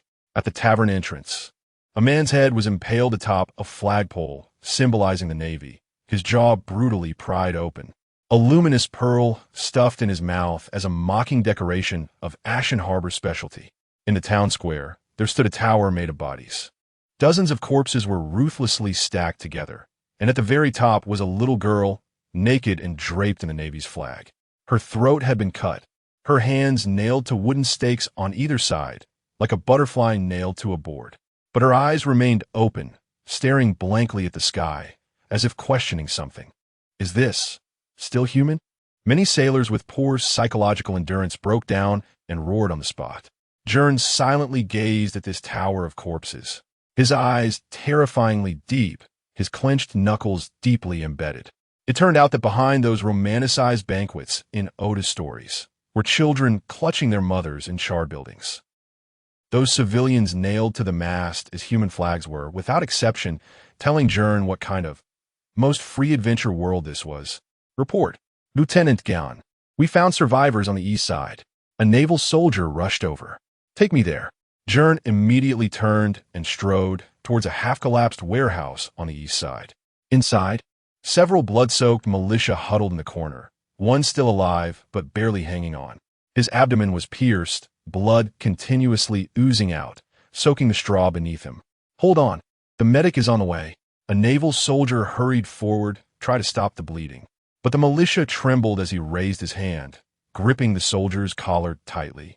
His voice hoarse, they deliberately delayed time. What? The soldier was taken aback. The pirates, they intentionally made us call for help. The militia's pupils began to dilate. They want to lure you. Gern's gaze suddenly turned cold. Just then, hurried footsteps came from outside the warehouse. Lieutenant Gern, we found the Bloodspear pirate ship at the east port. They haven't left. Gern pressed his lips together and slowly stood up from beside the dying militia's body, This was a hunting game. The Bloodspear pirates slaughtered the entire town, but deliberately left a distress signal, waiting for the Navy to arrive so they could catch them all in one net. These pirates, despicable. The naval soldier's face turned pale. Gern, carrying the black sword, stepped outside, his tone icy direction. Hearing Gern's words, the young naval recruit hesitated for a moment, then quickly reacted, "Eastport, the Bloodspear pirates haven't left." Gern replied, his voice low and cold. At the same time, his steps did not pause. He crossed the street, the black sword swaying slightly with his movement. Naval soldiers on both sides straightened up and saluted him, their eyes filled with awe. "Lieutenant Gern," a young sailor caught up, his voice hesitantly. Gern's steps did not stop, his cold voice clear in the sea breeze. "Get the warship out. If we find any stragglers, kill without mercy." "But, Lieutenant," the naval soldier swallowed hard. "How many men do you need?" "No need." Gern's back cast a long shadow in the sunlight. "I alone am enough." "But that's the Bloodspear pirates." The young sailor's words were cut off. He saw Gern suddenly stop, his gaze fixed on the small body wrapped in the Navy flag. The girl's corpse had been taken down from the deck, but the blue and white flag now felt like a resounding slap in the face. "All hands, listen up." Gern's roar silenced the entire dock. The sailors turned in shock and saw their lieutenant's eyes burning with terrifying rage. "Take down the flags on the warship." His voice trembled with suppressed anger. "Tear them all down." "But, Lieutenant, this..." Gern slowly turned, his gaze sweeping over every young face, finally landing on that small corpse. "Late Justice." His voice was very soft, yet it struck like a heavy hammer on everyone's heart. "Doesn't deserve to be called Justice." As Gern's figure disappeared at the end of the harbor, the young sailors remained standing in place, uncertain who raised their fist first. Then came the second, the third. A glimmer of admiration flashed in the eyes of these young sailors as they shouted in unison, "Lower the flag." Chapter 12. Bloodspear log off at the eastern port of Ashen Harbor. A pirate ship docked, the flag of the Bloodspear pirate crew fluttering in the wind. The design on the flag depicted a bloodied spear piercing through a skull, the crimson background seemingly dyed with blood.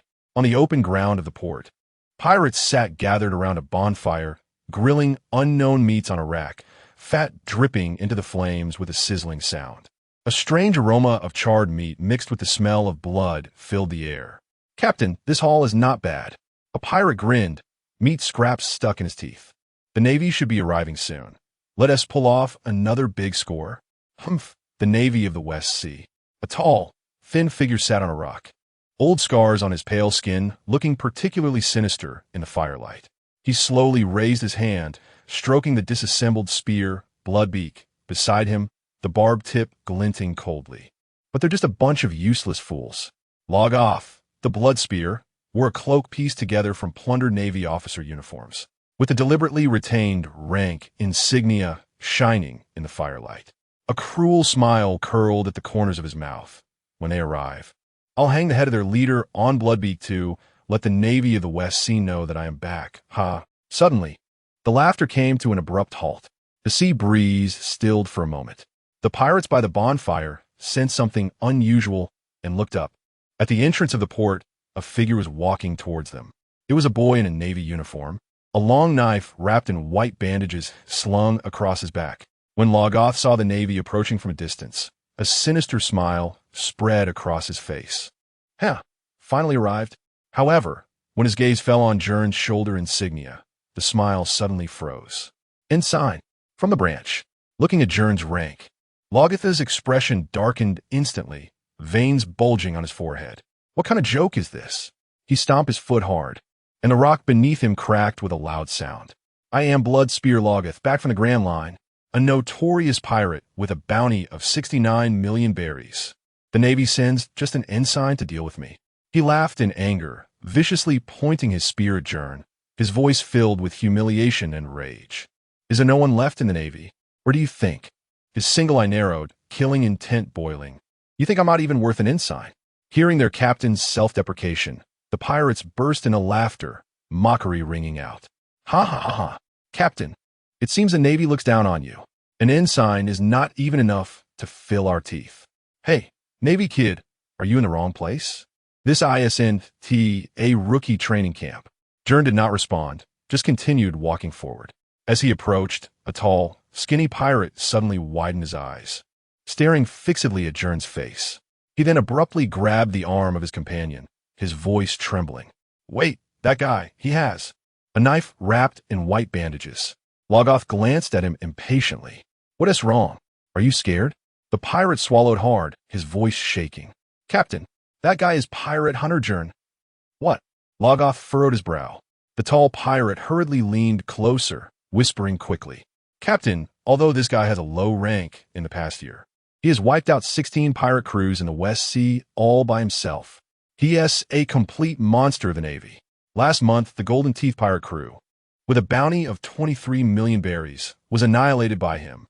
And I heard he actually received special training at the Navy headquarters, but was suppressed in rank due to excessive methods." After hearing his subordinate's explanation, Logoth narrowed his eyes slightly, reassessing Gern. "Oh, this is interesting." The corner of his mouth lifted again, but this time the smile was not disdainful. Instead, it carried a hint of bloodthirsty excitement. "The Pirate Hunter Gern?" Logoth narrowed his eyes, his gaze landing on the ensign insignia on the boy's shoulder, then revealing a mocking smile. "In the first half of the Grand Line, there are countless famous figures like Gern. He is not afraid at all." So Logoth stood up, his tall figure casting a shadow. "Kid, although you have some fame, is there really no one left in your navy? Sending a rookie like you to die?" Gern did not answer. His gaze swept over the pirates by the bonfire, then across the still-drying bloodstains on the ground, finally resting on Logoth. "You are Bloodspear, Logoth?" His voice was calm, but sharp as an ice blade. Logoth scoffed, raising Bloodbeak, the spear tip pointing at Gern. "What? Have you heard of my name? Looks like it's not that the Navy looks down on me." He slowly lifted the spear, the tip rotating, his voice deep. "It's that they think you alone are enough to kill me?" Facing his captain's fearless demeanor, the pirates erupted in laughter, some even whistling.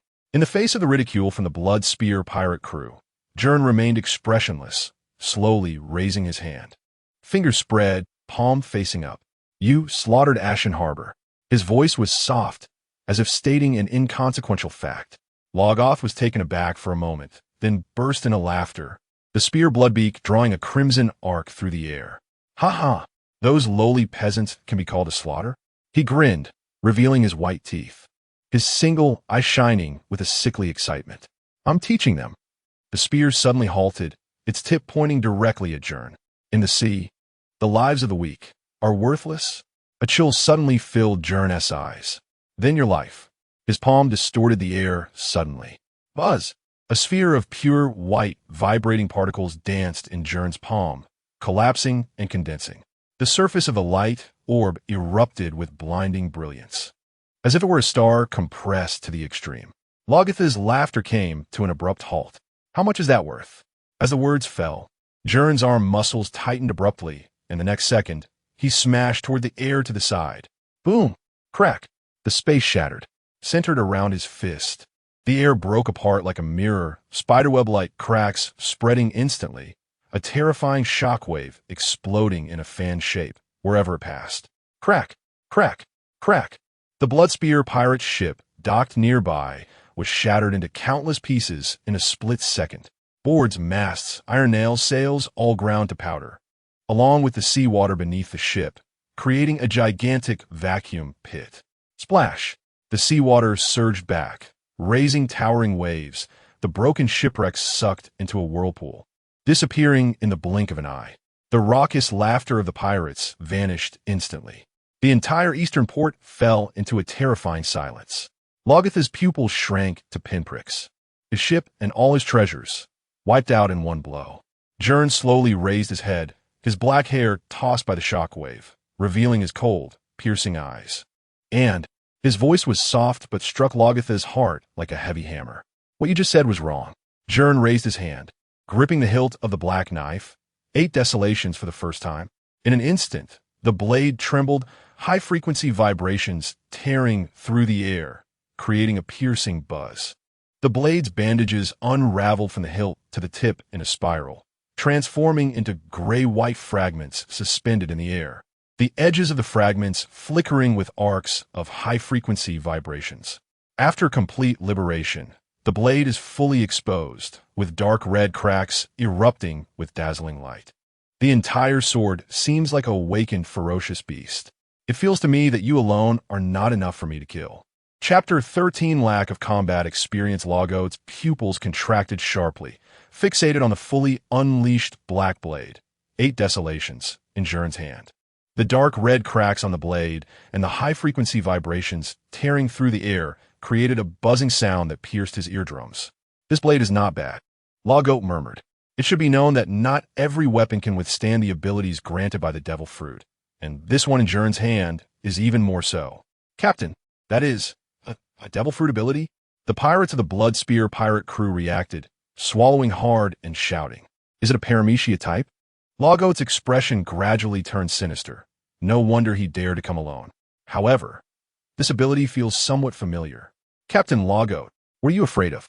Hearing his subordinates' cries, Logot suddenly swung his cloak, the sound of his rank insignia clashing ringing clearly. I've seen many ability users in the Grand Line. Before his words could finish, Logot's figure suddenly lunged forward. The blood spear shot out like a venomous snake, the barbed tip tearing through the air, aimed straight at Gern's throat. The Navy blot.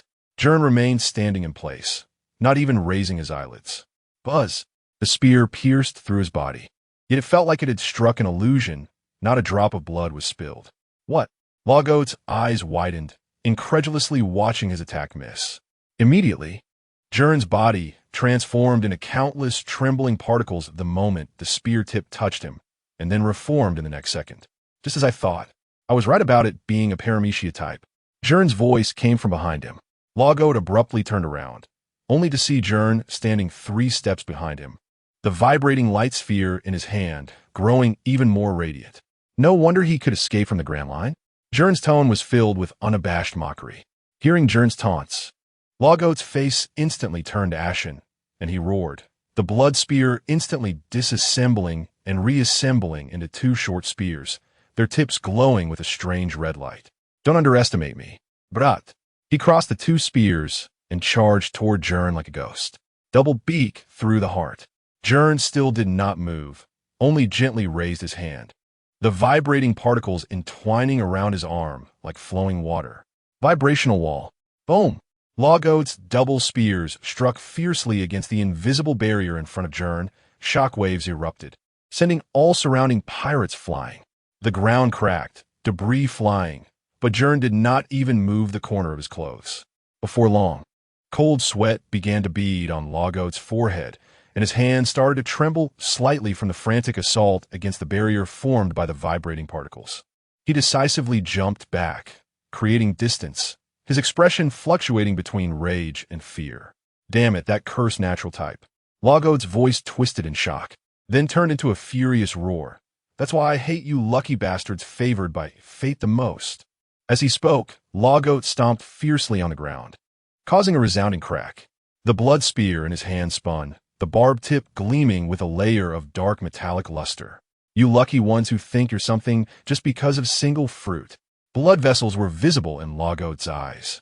In the Grand Line, I've seen too many guys like you, and they all ended up dead like wild dogs. Gern paid no heed to his roar, and his figure suddenly vanished. Vibrational instant rail. Transparent, vibrating particle tracks appeared in the air, and Gern's figure was propelled forward as if shot by an invisible force, instantly closing in on Logot. At the same time, the black blade 8 desolations was raised high, the vibrating waves on the blade coalescing into a visible white blade of light, aimed down at Logot's head. Before the blade even arrived, the terrifying vibrations had already ripped apart the ground, the port's tiles crumbling like fragile cookies. Logot, however, let out a sinister laugh, not dodging or avoiding, as the spear wrapped in hockey charged upward to meet it. Clang! With a deafening metallic clash, sparks erupted where the black blade and the spear collided. This guy has such great strength. Logot was clearly taken aback when he felt Gern's immense power. Meanwhile, Gern was surprised to find that Logot's hockey had remarkably withstood the shockwave of the vibrations, even causing his hands to tingle from the rebound. Hey, Navy brat, your combat experience is terrible. He spat fiercely, twisting the spear-blood spear in his hand. Haki wrapped around the spear tip like a black mist, the black barbs glistening coldly in the sunlight. Gern did not respond, only raised the black blade 8 desolations, the blade vibrating, high-frequency, vibrating particles jumping like arcs at the edge. Vibrational break. The blade fell. The air was instantly torn apart. A massive slashing attack wrapped in shock waves exploded in a fan shape, shattering the ground and buildings, as if even space itself had cracked. LOGIA let out a sinister laugh, not dodging or avoiding, as the spear lunged forward like a venomous snake. Blood feast thrust piercing the sea. The hardened tip of the spear collided head-on with a vibrating slash. Boom! The shock wave exploded. LOGIA was sent stumbling backward, his palms splitting, blood dripping down his wrist.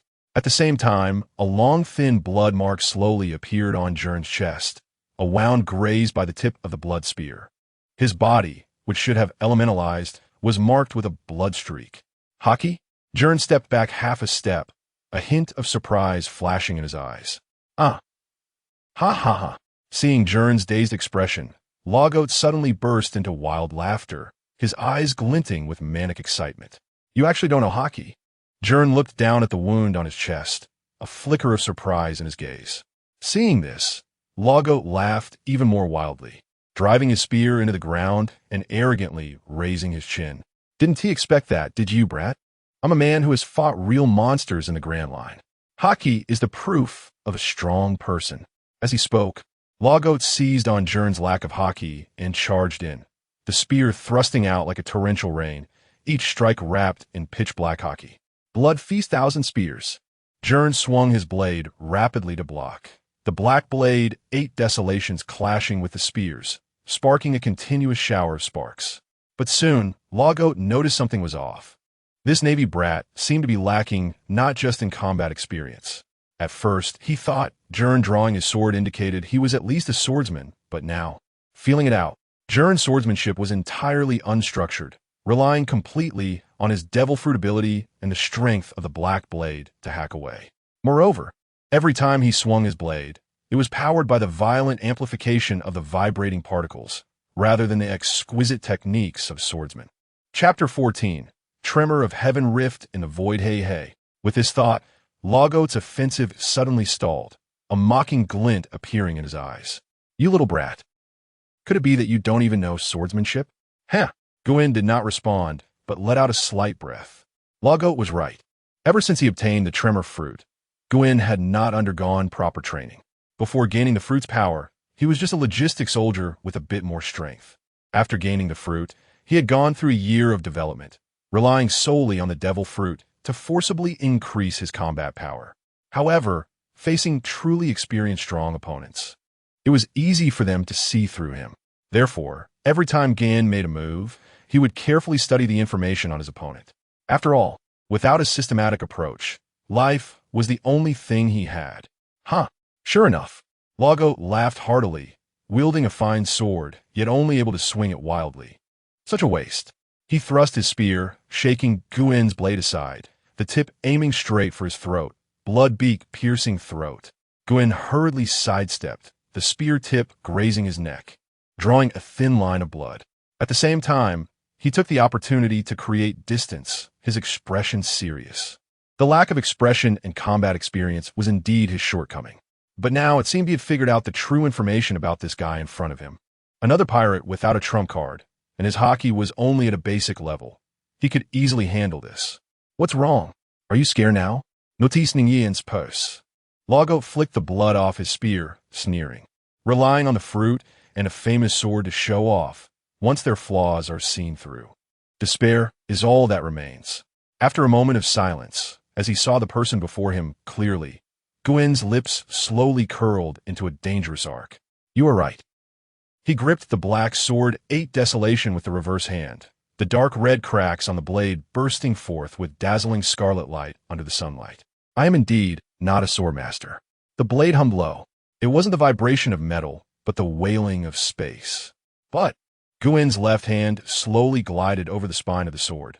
In an instant, countless vibrating particles on the blade were crazily compressed, collapsing and compressing again, The air around the blade twisted into a spiral vacuum zone.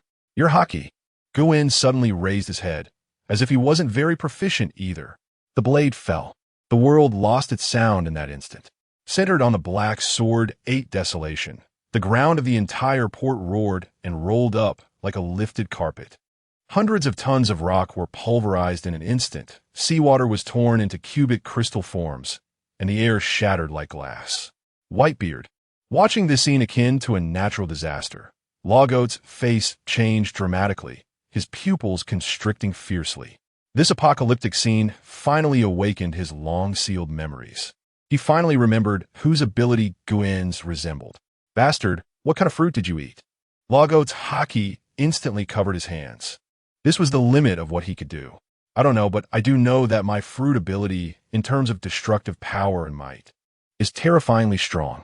Guen slightly bent his knees. The vibrating particles on the blade had been compressed to the extreme, and the surrounding space began to twist and deform. "Powerful enough to make me temporarily blind." A manic arc curled at the corners of his mouth, even to crush. The ground beneath his feet collapsed with a roar, the so-called gap. As he spoke, Guen's figure became blurred in the twisted space. Only the black sword that exuded waves of destruction remained clear. Tremor of heaven rift in the void.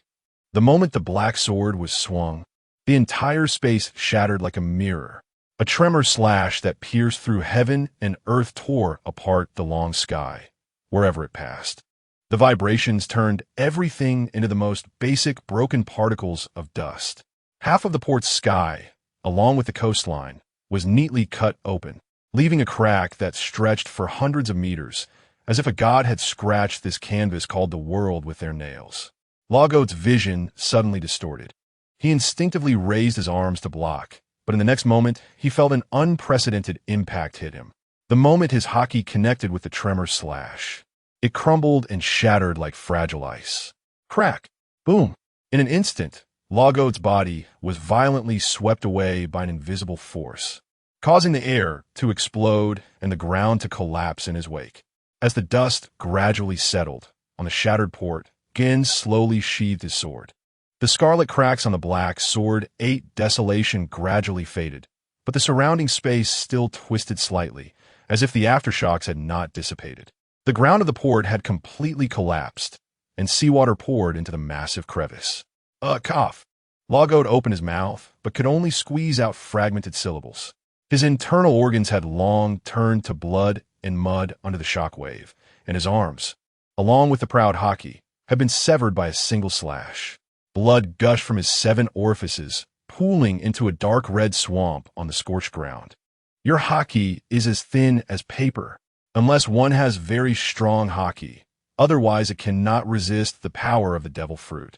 Guen looked down at Logot's dying body, silent for a moment, then bent down to pick up the bloodied bloodbeak spear. The bounty of 69 million on-blood spear Logot. He swung the spear backhanded, piercing it through Logot's skull, nailing this once notorious pirate beneath his own flag. The sea breeze wailed over the ruins, sweeping away the last traces of blood. Huh. After confirming Logot was completely lifeless, Guen finally couldn't hold on any longer and collapsed heavily to the ground. His chest heaved violently, sweat mixed with blood soaking through his tattered clothing. That last strike was his trump card developed by combining the black sword 8 desolation with the tremor fruit. The extremely compressed, vibrating particles wrapped around the supreme blade, cutting not only with sharpness, but also with the tremor of space. The power was astonishing, but the cost was equally heavy. At this moment, even lifting a finger felt strenuous. His muscles felt like they were being repeatedly pierced by thousands of steel needles. And even breathing brought burning pain. A 69 million bounty opponent made me push myself to this extent.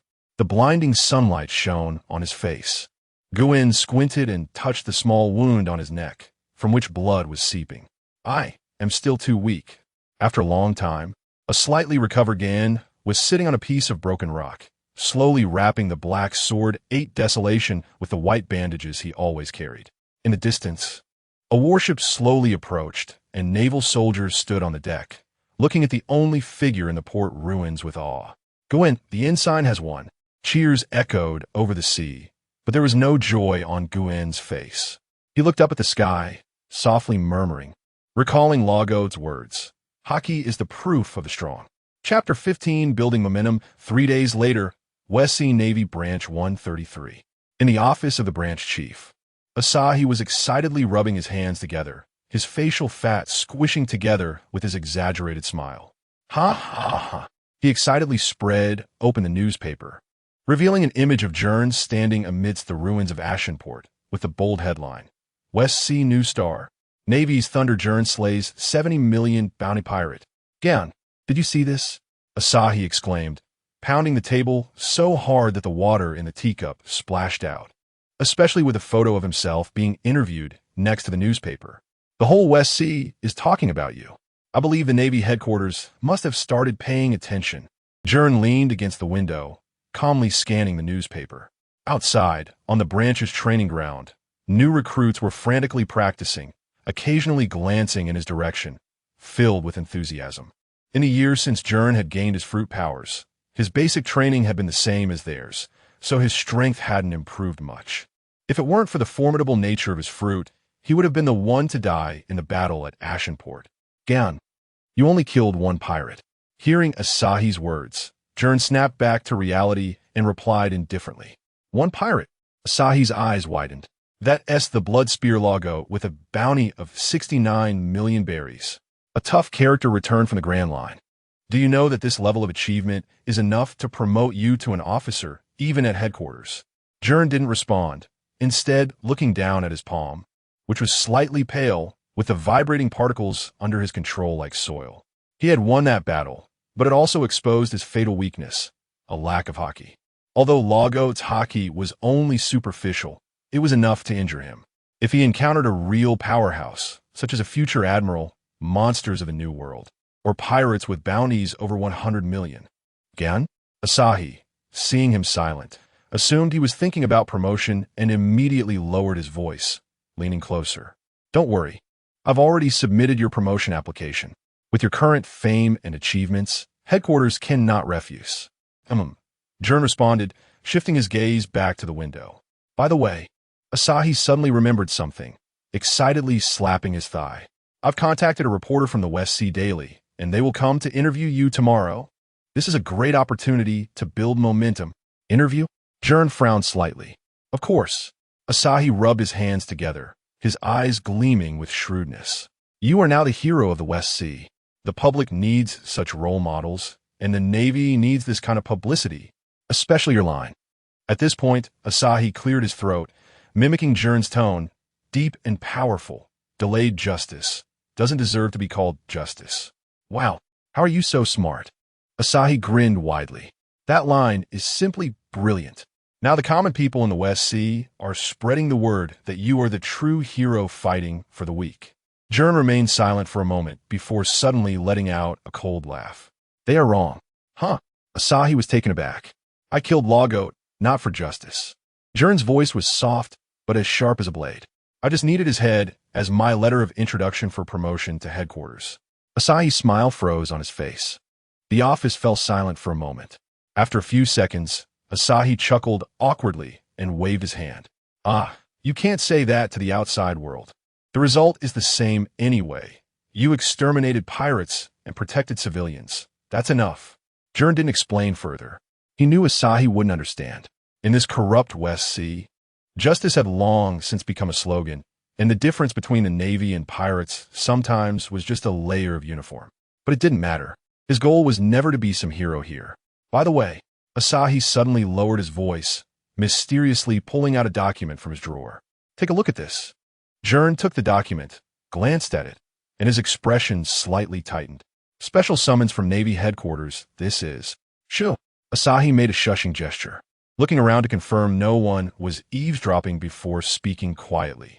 This is personally signed by Admiral Zepha. Gern's pupils contracted slightly. That's right. Asahi nodded excitedly. Although the official transfer order hasn't come down yet, the internal news has already spread. I have a connection that found out Admiral Zepha is very interested in your performance. Gern's fingertips unconsciously rubbed the edge of the document, his heartbeat quickening slightly. Finally, it has come. If he could receive his guidance. However, Asahi suddenly sighed, his expression becoming complicated. There's some bad news. Go ahead. The world government has some questions about your fruitability. Asahi lowered his voice.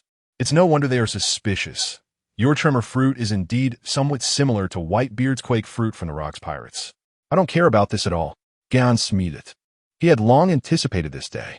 The nature of the Tremor fruit was too conspicuous, and the world government couldn't possibly ignore it, especially since his tremors bore similarities to Whitebeard's quake fruit. But what Gern could be certain of was that his fruit was not a reward from the celestial dragons on God Island.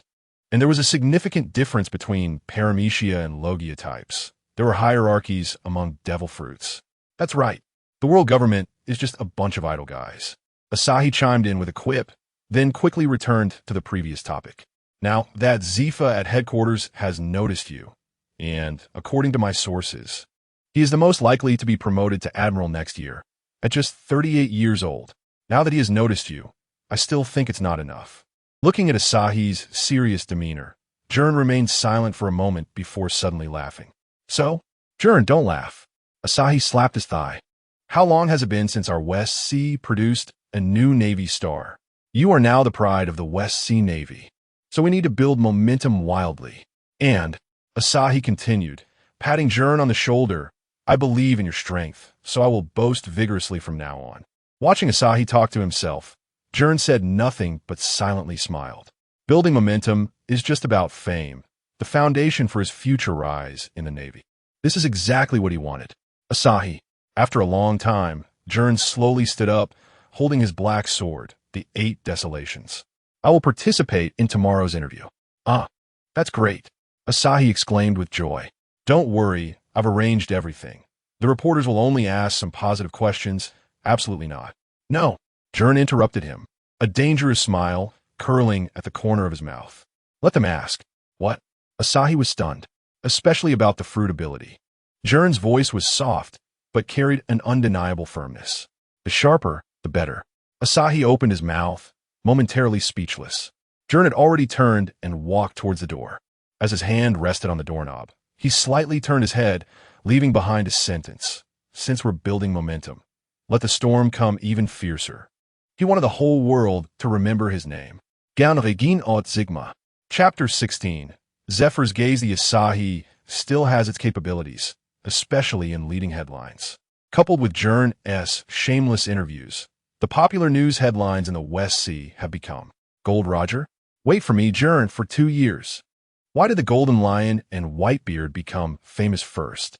To avoid Gern's brilliance or to be the early bird? Gern. Strong people often have 2 characteristics. One is a poor memory, and the other, I forgot. Focusing on whoever is popular recently to use them as a backdrop.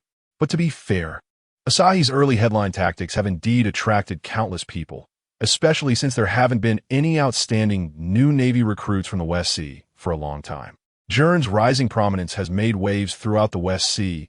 Even the newly established World Economic News Agency by Morgan's published a long-awaited report. Naval Headquarters, Marineford.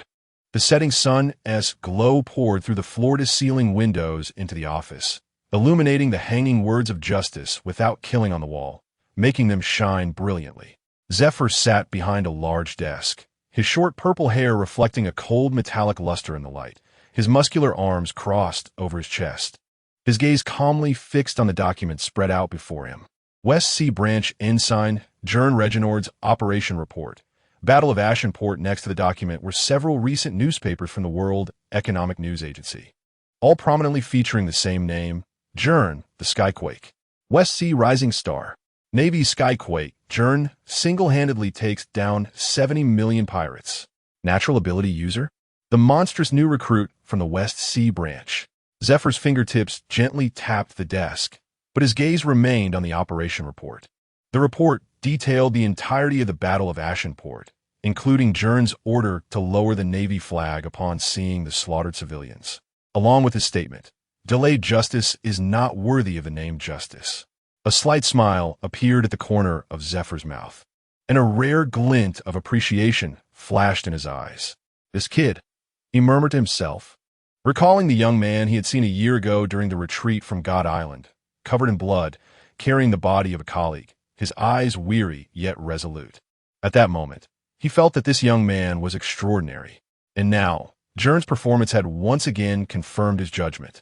Delayed justice is not worthy of the name justice. Heh. Zephyr softly recited this phrase, a rare flicker of emotion crossing his resolute face. He set down the document and gazed out the window. At that moment, in Marineford's port, Navy soldiers were busy transporting supplies, and the flags of the warships fluttered in the wind. Just then, the office door was abruptly pushed open. Ha ha ha ha. Zephyr, guess what? That bastard Roger slipped away again. A young man with a head of black hair, Carp, laughed as he walked in, holding a bag of snacks, his cheeks stuffed. That guy runs faster than a rabbit. Sengoku sent 3 warships and still couldn't catch him. Sengoku followed behind, helplessly rubbing his temples. Carp, can you not make such a commotion every time you come in? Zephyr pulled his thoughts back, a slight smile on his lips. So, he slipped away from your watch again this time? Carp plopped down on the sofa, crossing his legs. TCH, if Roger hadn't suddenly turned toward the comm belt, I would have hammered him to the bottom of the sea. Don't talk with your mouth full. Damn Carp. Sengoku, has Whitebeard's trail disappeared in the New World? Hearing Zephyr turn the conversation to him, Sengoku nodded. Yeah, he has established his own pirate crew and has been particularly fond of looking for his son lately. I don't know if he has run back to the Four Seas or the Grand Line. Actually, we should have brought Little Crane, Sob. You. Sengoku, who was splattered with bits of food, ignored Carp's boasting, his gaze falling on the newspapers on Zephyr's desk, raising an eyebrow. Oh, that Skyquake Gern from the West Sea? His news has been making quite a stir lately. Yeah. Zephyr pushed the document towards Sengoku. Sengoku, take a look. Sengoku took the operation report from Zephyr and quickly skimmed through it, his expression growing serious. Single-handedly taking down a pirate with a bounty of 69 million, a natural ability user. When he saw the section where Gern ordered to lower the flag, his fingers paused slightly, lowering the Navy flag. This kid has some interesting ideas. Carp leaned over, still chewing on his rice cracker. Lower the flag? Why? The Ashen Port was nearly annihilated by the Blood Spear pirates, and by the time the Navy arrived, the entire town had turned to ruins. Zephyr's voice was low. Gern believes that delayed justice is meaningless, and even unworthy of flying the Navy's flag. Carp's smile faltered for a moment, and he fell silent for a rare few seconds before grinning widely. Hey, he has got guts. I like it. Sengoku looked up at Zephyr, his eyes filled with inquiry. What do you think, Sengoku? Zephyr asked with a smile. Sengoku was silent for a moment, then chuckled softly. Interesting, that phrase doesn't sound like something an ordinary branch soldier would say. Indeed. Zephyr stood up and walked to the window, overlooking Marineford's port. His background is quite special. He joined the Navy at 10. Took 4 years to rise to second-class soldier, but suddenly rose after the God Island battle, eliminating 16 pirate crews within a year. However, Sengoku adjusted his glasses. His gaze sharp, his fruit ability. The natural system, Skyquake Fruit? It's somewhat similar to Newgate's Tremor-Tremor Fruit, but fundamentally different. The source of vibration in the natural system is purer than that of the Paramecia's Tremor-Tremor Fruit. Zephyr's voice was deep, and moreover, he is only 15 years old. Sengoku narrowed his eyes slightly. At 15, he can single-handedly kill pirates returning from the Grand Line with a bounty close to 70 million. His potential cannot be underestimated. However, he paused. The world government seems to have some doubts about his abilities. Those guys are always suspicious. Carp snorted dismissively. As long as he is not a pirate, what does it matter what his ability is? Besides, how long has it been since the West Sea has produced any newcomers? The Naval Academy has recently graduated 3 new monsters. Haha. Zephyr didn't respond. Just folded the newspaper neatly and placed it back on the desk. I've already signed his transfer order. He will report to headquarters next month. Sengoku raised an eyebrow. Report to headquarters? Zephyr, are you going to personally ask Marshal Kong for someone?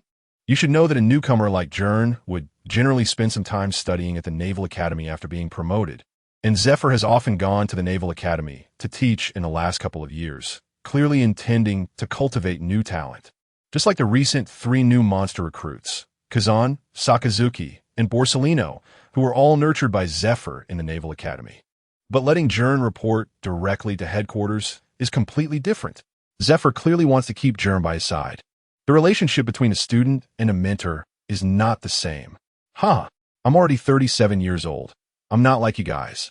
Zephyr stood up, walking to the window, his back straight as a pine tree. Now that you two are here, the new generation also has those 3 monster students. But Gern, I've looked into his file. Before he got the fruit, he was just like my younger self, an ordinary person with no talents besides being a bit stronger. Now that he has gained fruit abilities, since he has the capital for promotion, let me personally teach him well. Chapter 17. Zephyr asks Admiral Kong for personnel, but Zephyr. Sengoku rubbed his forehead. It's not an easy task to ask the Admiral for personnel. After all, this child was born in the West Sea. The West Sea is a region rife with corruption. Hey, Sengoku, is it wrong to be born in the West Sea? Carp couldn't help but shout upon hearing Sengoku's words. Zephyr, don't be afraid. Look at my son dragon. Haven't I raised him by my side personally? Admiral Kong is quite easy to talk to. That was because you used your mission to threaten the Admiral. Zephyr won't be like you. Damn, Carp. After finishing his sarcasm, Sengoku advised, Zephyr, we will probably be promoted to Admiral next year. We can definitely wait. Before Sengoku finished speaking, Carp slammed the table and spat crumbs everywhere. Hey, Sengoku, what do you mean by the 3 of us? I never said I wanted to be an admiral. Sengoku's temples twitched, wiping the crumbs off his face. You bastard. Admiral Kong has already been predetermined. Do you think you can escape? Ha. Who wants that kind of restricted position? Carp laughed heartily with his hands on his hips. I just want to freely chase Roger. Being an admiral means having to listen to the celestial dragons all day long. It's annoying. Sengoku's temples twitched. Carp, this is the Navy's promotion system. Do you think this is child's play? Ha. A system? Carp picked his nose, looking disdainful. I don't want to be bound by those cumbersome rules. An admiral? Forget it. I still prefer to chase Roger freely. You bastard. Sengoku was so angry that his glasses were askew. The Navy's high command needs responsibility and discipline, not your slack demeanor. Carp grinned, revealing his signature white teeth. That's just right. You be your admiral, and I'll continue being my vice admiral. We won't interfere with each other. Zephyr watched the 2 argue. Shaking his head helplessly, he stood up, adjusted his justice cloak, and said calmly, You 2 argue slowly. I'll go to the admiral's office first. Upon hearing this, Sengoku temporarily let Carp off and turned to look at Zephyr, frowning slightly. Zephyr, are you really going to personally ask Admiral Kong for personnel? It might not be that easy. I know, Zephyr replied indifferently, but Gern is worth a try. Sengoku pushed his glasses up, his tone serious. That kid's performance in the West Sea is indeed remarkable, but his actions, especially the act of lowering the flag, will probably displease Admiral Kong. Carp interjected. What's there to be displeased about? That kid is right. What kind of justice is delayed justice? Sengoku shot him a glare. The Navy is a disciplined force. Taking down the flag without permission is a challenge to the system.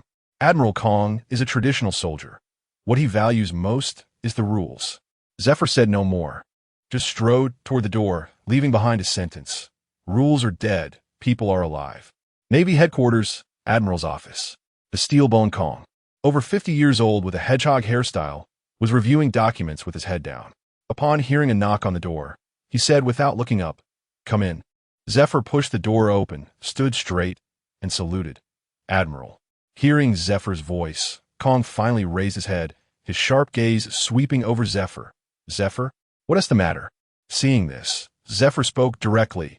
Regarding Gern Reginald Sigma from the West Sea Branch, I hope to transfer him to headquarters as my aide. Kong's brows furrowed instantly. He put down the documents in his hand, his tone serious. Gern? That ability user called Skyquake from the West Sea recently? His ability is indeed rare, but his behavior. Steelbone Kong crossed his arms on the table, his sharp gaze penetrating through the swirling cigar smoke, staring directly at Zephyr. Zephyr, you should know that the Navy school system is not just for show. Kong's voice was deep and authoritative. Gern Reginald Sigma was promoted from the West Sea Branch, a place rife with corruption. His ideology needs to be reshaped. Zephyr's expression remained unchanged. Admiral, Gern's performance in Ash's Harbor has already proven his sense of justice.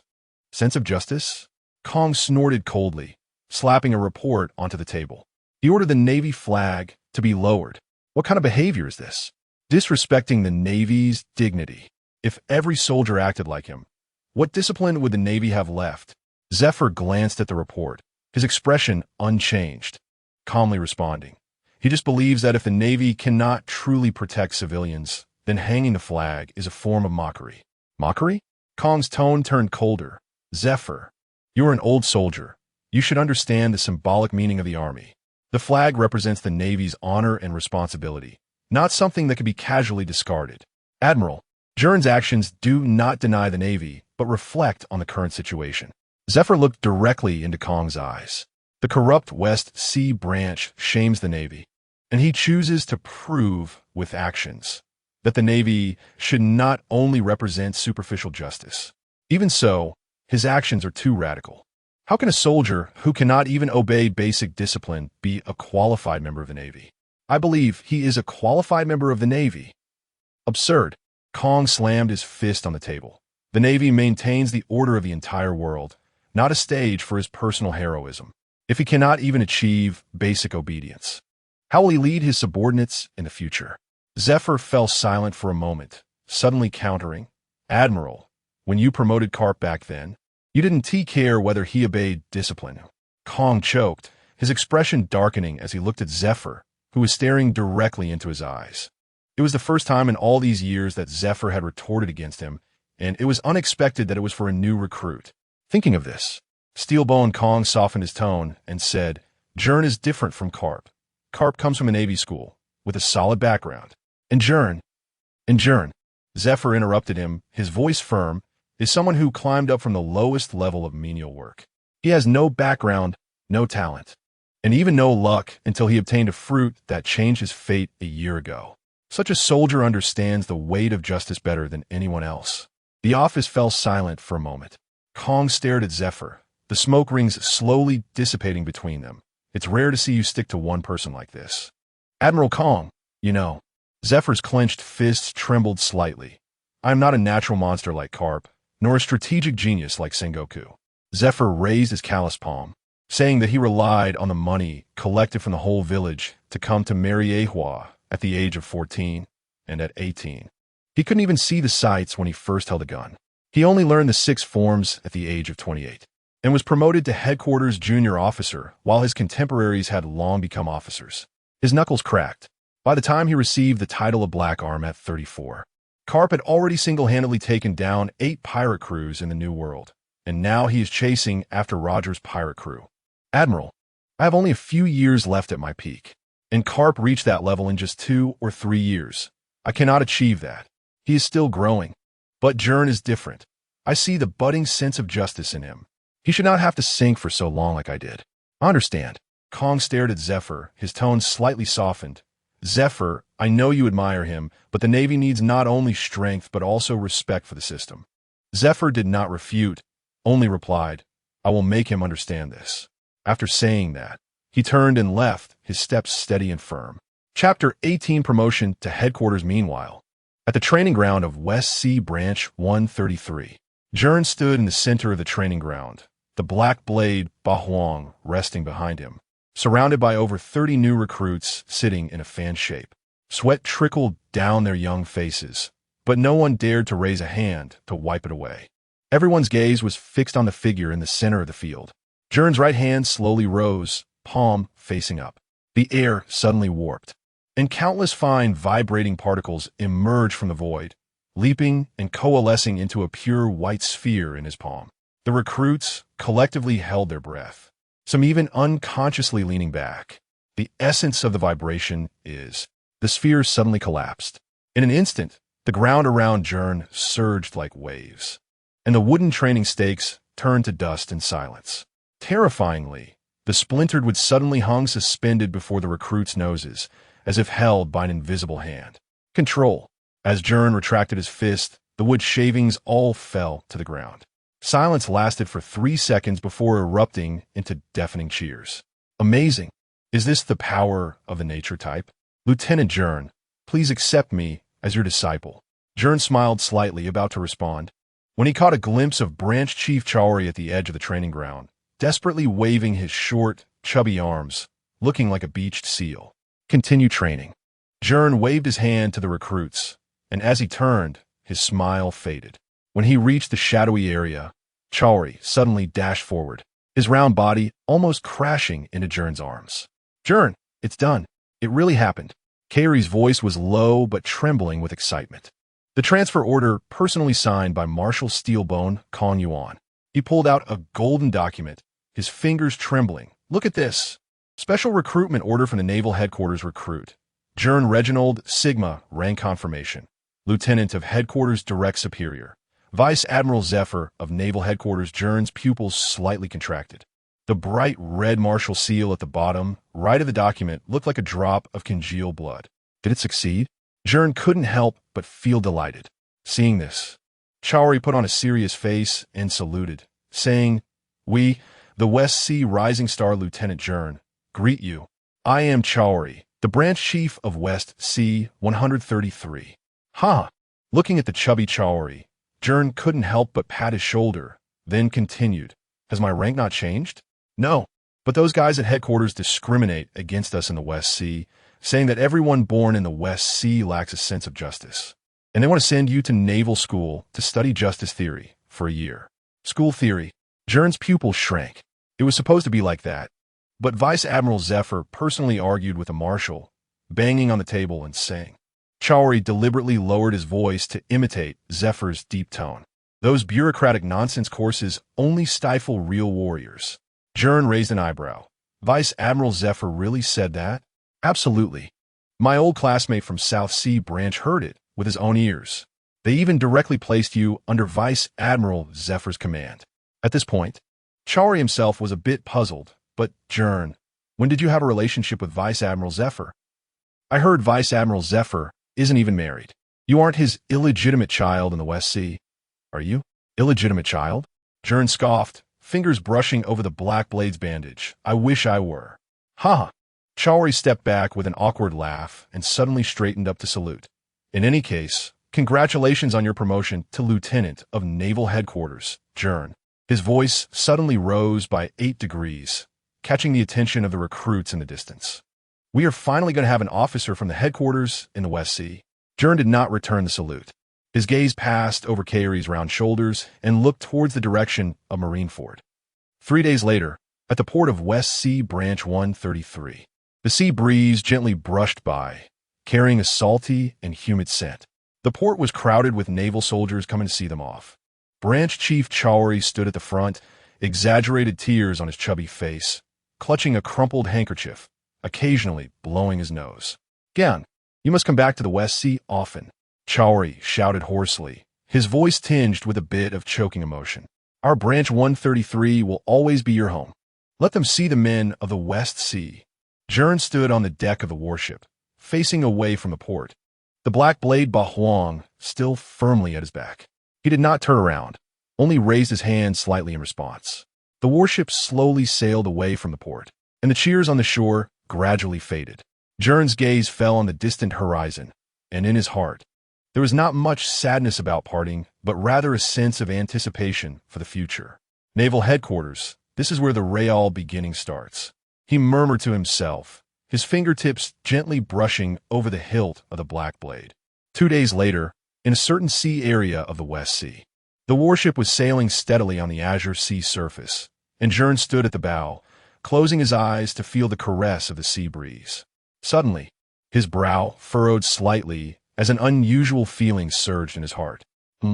He opened his eyes, his gaze sharply scanning the distant sea surface. At the horizon where the sea met the sky, a rugged-looking ship was slowly approaching. The ship was not large, but its lines were strong, and its bow was ordinary. What was most striking was that this ship did not fly any flag, neither a pirate flag nor a merchant or military vessel's insignia. The commander of the warship escorting Gern to Marineford was a junior officer from the headquarters, and they were following a specific naval route. So this unusual situation was quickly spotted by the scouts. "Report." A naval soldier hurried over to the junior officer from the headquarters, saying, "We have spotted an unidentified vessel ahead. Should we intercept for inspection?" The junior officer did not answer immediately. Both he and Gern locked their sights on the ship through their binoculars. They saw two figures standing at the bow. One of them was extraordinarily tall, estimated to be over 5 meters, with bulging muscles, resembling a moving mountain. He wore an open white captain's coat, and several hideous scars could be faintly seen on his chest. His long golden hair was casually draped, and he sported a distinctive crescent-shaped white beard on his chin. But his eyes were surprisingly calm, even carrying a hint of laziness. Standing next to him was a tall young man with a golden pineapple hairstyle and sharp eyes. That is, Gern's pupils suddenly contracted. Even without a flag, even without the other party announcing their name, Gern instantly recognized the identity of that man. Young, at the peak of his strength, with an invincible expression on his face. The strongest man who stood shoulder to shoulder with Roger after the end of the Rocks era. Edward Newgate, the Whitebeard. Chapter 19, encountering the peak Whitebeard in an instant. The air on the battleship froze. Whitebeard. The lieutenant's telescope slipped from his hands, crashing onto the deck with a crisp sound. His face turned pale at a visible speed, and his lips trembled uncontrollably. Why is Whitebeard on the Navy's route? On the side of Gern, he suddenly felt that the sea breeze had become sharp, stinging his cheeks. The figure in the distance, towering like a mountain, stood casually, as if the weight of the entire sea was pressing on his chest. All personnel, battle readiness level 1. The lieutenant suddenly shouted hysterically, his voice sharp and pitchy. Immediately contact headquarters. Activate the red emergency communication channel. We may be facing one of the strongest in the current era, Whitebeard Edward Newgate, after the Rocks era. In an instant, the deck erupted in chaos. Navy soldiers scurried around like headless flies, some knocking over ammunition boxes, and brass bullets rolled everywhere on the deck. The signalman stumbled towards the cabin, but tripped over his own feet. Gern, ensign, please return to your post. The lieutenant looked at the man behind him, who was about to be promoted in the Navy headquarters, carrying a long knife wrapped in white cloth, his Adam's apple bobbing up and down. His military uniform completely soaked with cold sweat. That is a monster that could trigger a tsunami. Ensign Gern. Hearing the lieutenant's voice, Gern shifted his gaze, slightly tilting his head.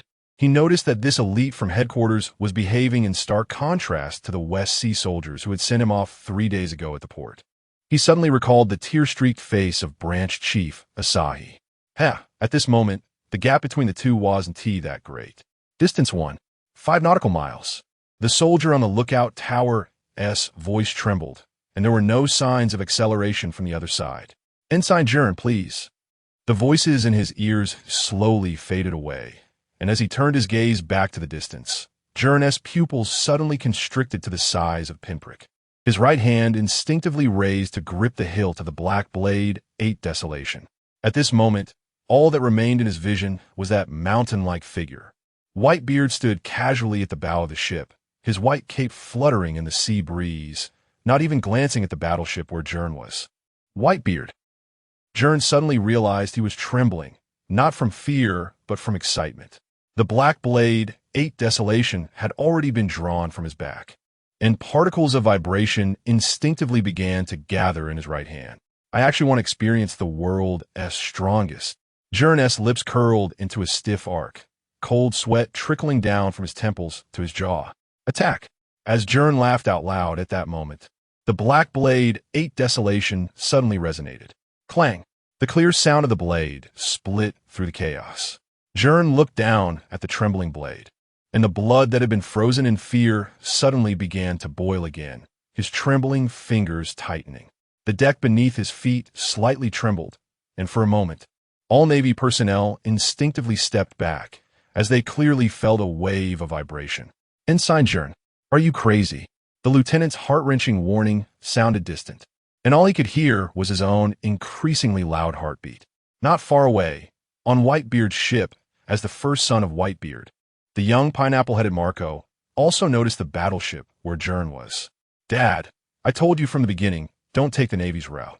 Gururara. Hearing Marco's words, Whitebeard couldn't help but laugh. But we're already here. Sengoku and Garp can't possibly be here. Dad, you... Marco bit his lip, knowing that Whitebeard wanted to find his son, but he could also avoid unnecessary trouble. All right, Whitebeard, who had family, actually enjoyed Marco's chatter. It made him happy. Marco, I will. Whitebeard hadn't finished his sentence when suddenly his powerful observation, Hockey, sensed an unusual battle intent, completely directed at himself. He grabbed the Tsong Yun Xie and quickly turned around, staring in the direction of the battleship, or rather, at Gern standing at the bow of the battleship. Dad. Marco, there's an interesting guy on the opposite battleship. Whitebeard's mouth curled up, and then he laughed loudly. Gurara, how dare he release such an aura against me? Then let us not hide it anymore. On the battleship, when Whitebeard finally looked over, Gern felt an electric current run up his spine. It wasn't the fear of being stared at by a beast, but a shudder of excitement. Whitebeard, Gern's roar tore through the sea wind. The bandages of the black blade, desolation, suddenly unraveled on their own, and gray-white fragments floated in the air like a swarm of death butterflies, each edge shimmering with vibrating arcs capable of cutting through space. Gurura. Whitebeard's booming laughter pierced through the waves. Navy brat, brace yourself. He casually waved his right arm, and the entire sea trembled in response, followed by a crack. The air in front of him, unable to withstand the immense pressure, shattered like a giant glass dome, spreading cracks like spider webs. The air shockwave, like an invisible energy body, crushed the air and violently charged towards the battleship where Gern was. Where it passed, the sea surface was forcibly depressed and torn apart, forming a temporarily existing trajectory. The ordinary shockwaves rarely used during the Marineford War were nothing but a snap of the fingers to Whitebeard now. Gern's pupils constricted sharply, his left fist tightly clenched, the vibrating particles buzzing like a shrill scream between his fingers. As his arm drew a similar arc to Whitebeard's, everyone froze. At the moment the two shockwaves collided, the world lost its sound. Crack boom! The two forces of vibration collided in midair, and at the moment the space twisted. The atmosphere was completely vacuumed out. The shockwave from the vacuum explosion created a giant pit with a diameter of 100 meters in the sea surface, which was then filled with rushing seawater in the next second, stirring up a storm. Watching Gern's vibrating particles cancel out the air shock he had created, Whitebeard couldn't help but raise an eyebrow, the Tsong Yun Xie heavily thudding onto the deck. Oh, the Navy also has a brat who can vibrate. The young Marco standing at the bow of the ship had his pupils shaking violently, his mouth slightly open, completely losing his ability to speak. He stared intently at Gern's left arm, which shimmered with vibrating particles. No, it can't be. Marco's voice was dry and hoarse, his young worldview shaken. This isn't Dad's ability. How could he possess it? Chapter 20. Tremor-Tremor versus Quake on the sea surface between the two ships. In an instant, the shockwave exploded in a circular pattern. The ocean was forcibly shaved off a layer. The warship tilted violently, and the Navy on the deck were tossed like fallen leaves. Some crashed into the mast, while others rolled into the gun positions. As the vibrations canceled each other out and came to an end, there was a dead silence on the warship. Then, he blocked Whitebeard's attack. Impossible. That was the Tremor-Tremor Fruit capable of causing tsunamis. The guy from the West Sea. What kind of monster is he? The worldview of the Navy from the headquarters was completely overturned. As members of the headquarters, they had witnessed Whitebeard's terrifying ability to destroy an entire fleet with a single strike. But now, a lieutenant from the corrupt sea of the West Sea actually withstood the destructive tremor and even displayed abilities identical to Whitebeard's. He blocked it. The commander of the warship, a lieutenant from the naval headquarters, slumped on the deck, his pupils trembling violently. His brain refused to believe the scene before him. This lieutenant promoted from the West Sea actually took Whitebeard's strike head-on. Although he had heard that Gern was a devil fruit user, the man he was facing was Whitebeard. In an instant, everyone's eyes were fixed on the figure confronting Whitebeard directly. The sea breeze abruptly stopped, and time seemed to freeze at that moment. Gern, soaked from the seawater, felt the last trace of hesitation completely vanish, replaced by a determination to fight to the death. Tremor step, air tread. Without a moment's hesitation, Gern's feet instantly compressed and condensed a high-density core of tremor particles. He pushed off the deck violently. Boom! The compressed tremor particles released at the point of contact was not a simple explosion, but a visible, high-frequency vibrating white shock ring that suddenly expanded. Then, Gern's figure transformed into a pure stream of white energy made up of high-frequency tremor particles, shooting up into the sky, tearing through the air with a piercing scream. And in the blink of an eye, he had leaped to a height of 100 meters, the warship below him becoming a tiny dot. There was no time to think. Gern's breathing became heavy, but his gaze grew sharper. His muscular right arm slowly lifted, while his left hand brushed over the blade of the black sword. 8 desolations. In an instant, billions of frantically vibrating particles intertwined, emitting a nearly substantial, soul-cutting hum. At the same time, the tremor particles highly condensed, collapsed, and compressed on the blade, forming a layer of dazzling white light film that continuously collapsed inward. In an instant, the air around Gern became like fragile glass, silently covered with fine cracks, and the light around it twisted and refracted strangely. Buzz! The trembling frequency of the black sword, 8 desolations, soared to the limit that Gern could control. The air near the blade was no longer tearing, but was like glass being struck by an invisible giant hammer, crumbling inch by inch. Slowly, the tremor particles were no longer swirling but collapsed and attached to the blade, forming a light blade that seemed capable of cutting through dimensions. Facing Whitebeard at his peak, Gern could not afford to hesitate for a moment, so this was his strongest move. Gern took a deep breath, raised his right foot, and stepped down heavily in the air. Bang! A crisp explosion tore the space behind him, creating radial cracks. With this violent recoil, Gern shot towards Whitebeard like a comet, trailing a long tail of particles. On Whitebeard's side, he squinted slightly, gripping his sword, the Tsung Yuncut, and began to gather it. For the first time, he carefully examined this young navy, a hint of interest appearing on his rugged face. Gurara! A low, deep laugh rolled over the sea surface with substantial shock waves. A power similar to mine, an interesting little brat.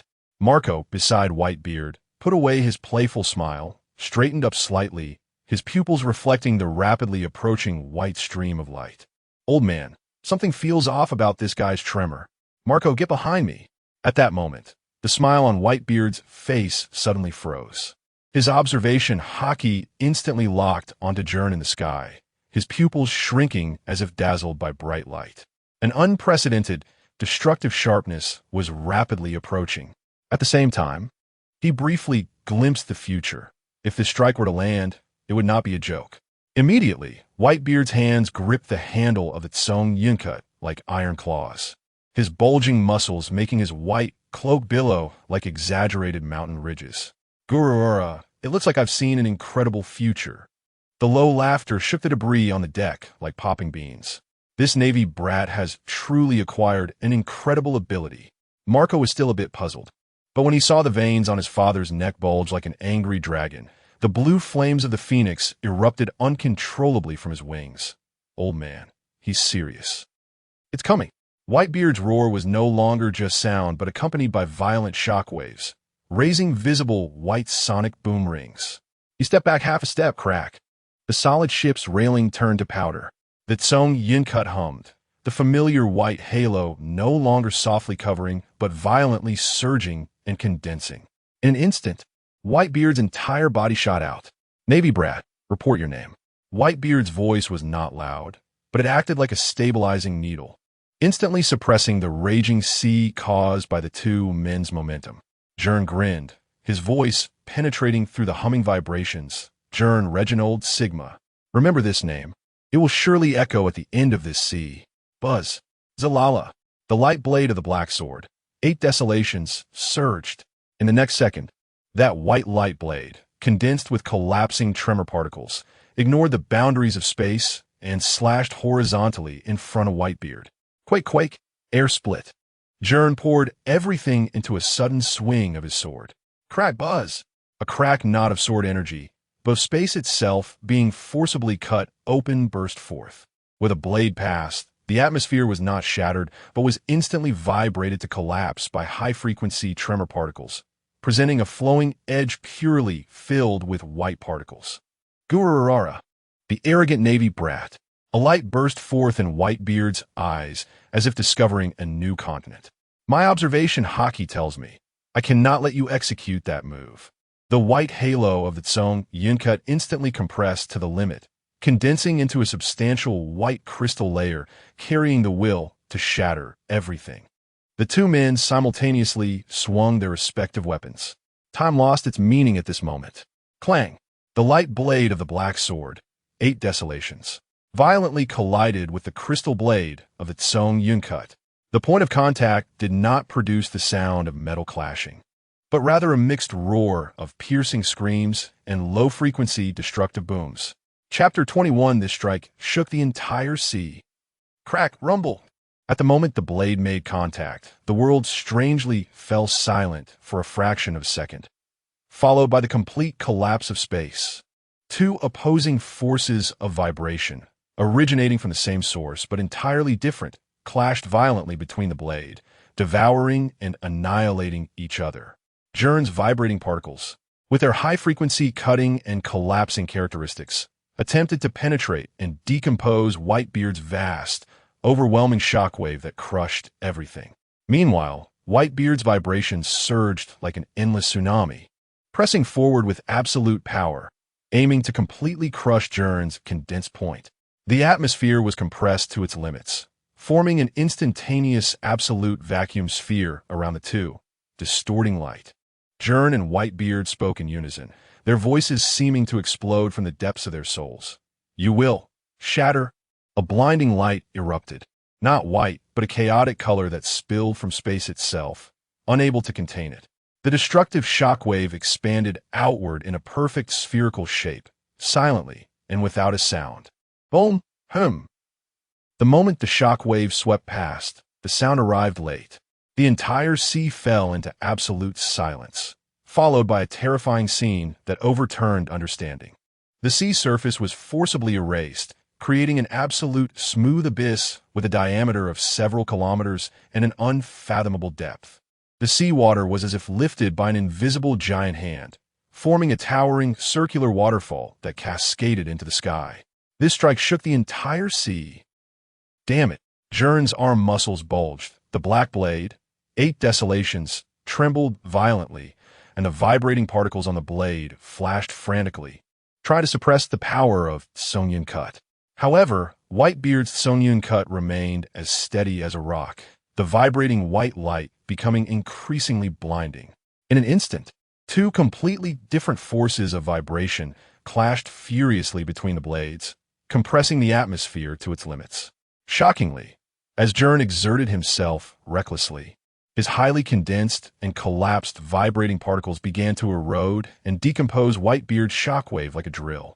At the contact point of the Tsong Yuncut blade, white crystals appeared with subtle, spiderweb-like cracks, as if subjected to billions of high-frequency impacts. Sensing this, Whitebeard's eternally confident smile froze for the first time, a genuine astonishment flashing deep in his pupils. This naval brat's ability, is it a natural type? The power of vibration transforming into a natural type? Before he could finish his thought, the keel of the ship where Marco was, pushed several nautical miles away, emitted a chilling groan as it buckled under the strain. About to snap. Seeing this, Whitebeard's expression tightened.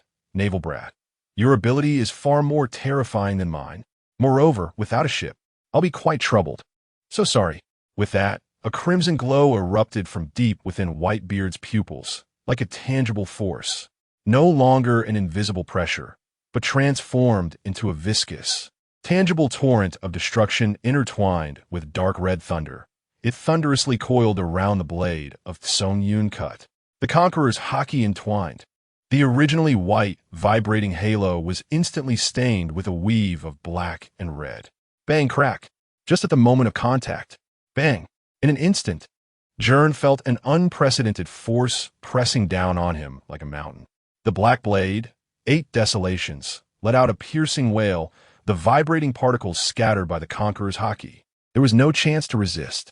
His body flew back like a kite with a broken string, carving a trench over 1,000 meters long on the sea. Ultimately, he barely relied on elementalization and Whitebeard's mercy to crash onto the deck of the military ship like a cannonball, gouging out too deep. Charred trenches visible down to the ship's bones, just managing to stabilize his nearly collapsing form. On the warship, Gern knelt deeply on the shattered deck, his feet sinking into the wreckage, the entire right arm of his combat uniform reduced to ashes, exposing broken muscle fibers and cracked bones, blood-soaked like a rag. The black blade, 8 desolations, was deeply embedded in the molten steel deck, its blade dull and lifeless. Coughing violently, Gern spat out a mouthful of blood mixed with internal organs, his body shaking violently, blood continuously oozing from the corners of his mouth. He struggled to raise his head, his vision blurred, barely able to see the towering figure in the distance. On the sea surface, Whitebeard stood proudly at the bow of the ship, the Tsungyun cut still coiling with the dark red electric arcs that had yet to dissipate, heavily thudding onto the deck, producing a dull rumble. The residual power of the Conqueror's hockey crackled in the air, like countless small dark red thunder serpents slithering about. Guh-la-la-la. You made me serious, even using the Conqueror's hockey. Whitebeard's booming laughter echoed, but his eyes sparkled with unmasked admiration. You little brat are too interesting. My full-powered strike was merely interesting? In the haze of blood loss and the residual pressure of the Conqueror's hockey, Gern's vision of Whitebeard gradually faded. Meanwhile, indeed after Whitebeard left, the naval warship fell into silence. All the naval soldiers stood frozen in place, their gazes fixed on the figure kneeling on the deck. Gern Reginord Sigma. Just moments ago, they had witnessed this young naval ensign directly confront the legendary monster Whitebeard Edward Newgate, who was on par with Roger and the Golden Lion in this era. Moreover, forcing Whitebeard to use the Conqueror's hockey. Was that really Ensign Gern and not Vice Admiral Gern? A naval soldier's voice trembled, his grip on the gun nearly faltering. In his impression, only top-tier powers like Sengoku, Garp, and Zifa from the Marine headquarters could engage with such monsters. It's real. He actually clashed with Whitebeard. Another muttered, disbelief in his eyes. No, not just clashing. A naval rear admiral took a deep breath, his voice low and shaken. Did you not hear what Whitebeard said? He admitted that Ensign Gern made him serious. In an instant, all the naval soldiers' gazes towards Gern completely changed, from the initial contempt and doubt when boarding at the West Sea Branch to this moment of awe. Even within that, there was a hint of indescribable fervor. However, Gern seemed oblivious to the surrounding gazes, slowly raising his right hand, blood dripping from his fingertips, his entire arm still trembling uncontrollably. The gap is indeed still too large, he murmured softly, his voice hoarse yet filled with unprecedented clarity. But surprisingly, his gaze was brighter than ever. It was not defeat, but excitement. I see it, that which I have anticipated. Before he could finish his thought, his body finally could not hold up, and he fell heavily forward. Ensign Gern. Seeing Gern fall, the naval soldiers on the warship instantly panicked, several medics rushing forward frantically. Chapter 22 Reflections. The waves surged, and Whitebeard's pirate ship slowly regained its balance amidst the aftershocks. Marco retracted his blue flame's wings and landed steadily beside Whitebeard, a hint of confusion and worry locked in his brow. Dad, he couldn't help but speak up. That strike just now, you could have easily turned that warship into dust. Why did you hold back? Whitebeard propped up his sword, Song Yun Xia, on the deck and burst into his signature hearty laugh. Gwaha! Marco, didn't you hear? That little brat said when he announced his name. His name, Gern, will eventually resound across the seas. Whitebeard reiterated, his eyes shining brightly, his voice booming like a bell. So, I'm really looking forward to it. But what surprises me even more is that his strength can actually match mine when I was young. Seeing the excited expression on his father's face, reminiscent of when he took him in as a son, Marco's eyelids twitched, a sense of ominous premonition surged in his heart. He instinctively rubbed his forehead, his tone filled with resignation. Hey, Dad, you wouldn't be. At this point, Marco took a deep breath and almost groaned out the answer. You want to take that Navy brat as your son, don't you? As soon as Marco said this, the air instantly froze. Whitebeard's bold smile stiffened on his face, quickly turning into a hint of embarrassment as if caught red-handed. He touched his iconic crescent-shaped mustache and laughed heartily to cover it up. Gwahaha! You caught me, you brat. Dad! Marco rolled his eyes dramatically, his tone filled with deep helplessness. I knew it. Every time you see a newcomer with potential, you fall for this habit. Looking at Marco's helpless expression, Whitebeard was completely unconcerned and instead excitedly patted Marco on the shoulder. Are you jealous? Don't worry, you'll always be my best son. Marco disdainfully brushed off his hand. Who's jealous? I mean, that guy is a Navy. A Navy. Moreover, he is a monstrous newcomer who can clash head-on with you without using hockey, relying solely on his devil fruit abilities and strength. And his devil fruit ability, really. Whitebeard interrupted Marco with a grin, his gaze drifting far out to the turbulent sea. So what if he is in the Navy? That bastard Roger was a Navy man too. Gwahaha. As long as you have the sea in your heart, one day. Roger just put on a Navy uniform on a whim when he raided a Navy base. Huh. Whitebeard was taken aback. Is that so? By the way, Marco, do you believe in fate? Dad, you haven't had any alcohol today. Gwahaha. Whitebeard waved his hand dismissively. It's all the same. Besides, I'm really looking forward to that Navy brat named Gern. Looking at his father's demeanor, Marco could only helplessly shake his head, the corners of his mouth involuntarily curling up. Really, I just can't deal with you. After saying that, Marco turned and walked towards the ship's railing, preparing to repair the damaged deck. However, just as Marco turned his back, his gaze leaving, Whitebeard's smile suddenly vanished, replaced by a deep gravitas. His rugged brows furrowed tightly, his gaze like a torch piercing through the surging sea. That blade, in his mind, the image of the dark-bladed double-edged sword in Gern's hand vividly surfaced, its surface covered in dark red cracks. Aside from the vibrating particles wrapped around the blade, that unique dark red crack, and the familiar oppressive aura forged by Roxaki. There's no mistaking it. Whitebeard's deep voice was almost inaudible, yet it contained shock and complex emotions. That was Rock's sword, the man who once dominated the seas, the one who made the world government tremble. Rock's D. Zebek. Why? Is it in that Navy brat's hands? Whitebeard's fists unconsciously clenched, the hilt of Tsong Yun Chia emitting a faint hum in his grasp. Various speculations flashed through his mind, but in the end, Whitebeard could only let out a deep sigh, a complex emotion flickering in his eyes. But isn't it ironic? Rox, you've always hated the Navy and the world government the most, yet now your sword is stirring the sea in the hands of a Navy man. 3 days later, Navy warship medical room. Lying in bed wrapped in bandages, Gern slowly opened his eyes, the smell of disinfectant invading his nostrils. The dull pain throughout his body reminded him of the earth-shattering clash he had just experienced. He tried to move his fingers. Thankfully, they were still functional. Too impulsive. After waking up, Gern stared at the ceiling, calmly replaying the events in his mind. Facing the peak Whitebeard, he had dared to confront him head-on. It was like gambling with his life. But thankfully, it was Whitebeard. If he had encountered someone like the cunning Shiki, that guy probably wouldn't have held back at all, and he would have been a corpse by now. But soon, Gern's lips curled into a sharp smile. However, he won the gamble. At this moment, whispers intentionally lowered in volume came from outside the cabin. Have you heard? Lieutenant Gern clashed with Whitebeard for a full 3 rounds. Not just that. I saw it with my own eyes. Whitebeard even acknowledged him. This guy is definitely going to be a big figure in the future. I think Lieutenant is even stronger than those 3 monstrous newcomers from the headquarters. Listening to these discussions, Gern's eyes gradually deepened. Compared to the so-called achievements of eliminating those small fry pirates in the West Sea, this battle was the true feat that would make his name resonate across the seas. Those Navy personnel from the headquarters were all eyewitnesses.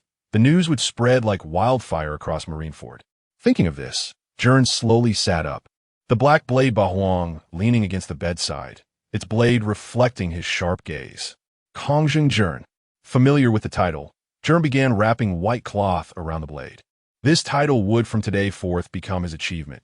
No longer just a hollow name of a pirate hunter from the West Sea, but a true powerful figure recognized by the world government, the Navy headquarters, and all great pirates.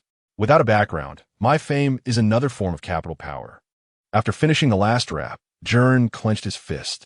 Since I chose to enter the Navy's grand game, I must establish a sufficiently high starting point from the very beginning. This battle today has surely made its way to the marshal's desk.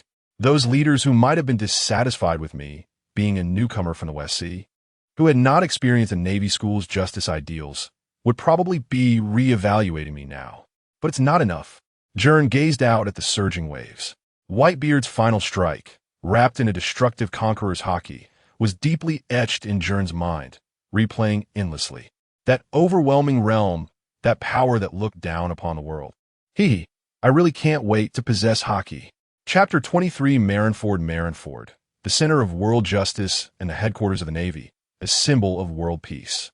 But today, the port of this World Justice Center is particularly lively. The morning sunlight reflects off the iconic large characters of justice on the headquarters building and the Navy emblem.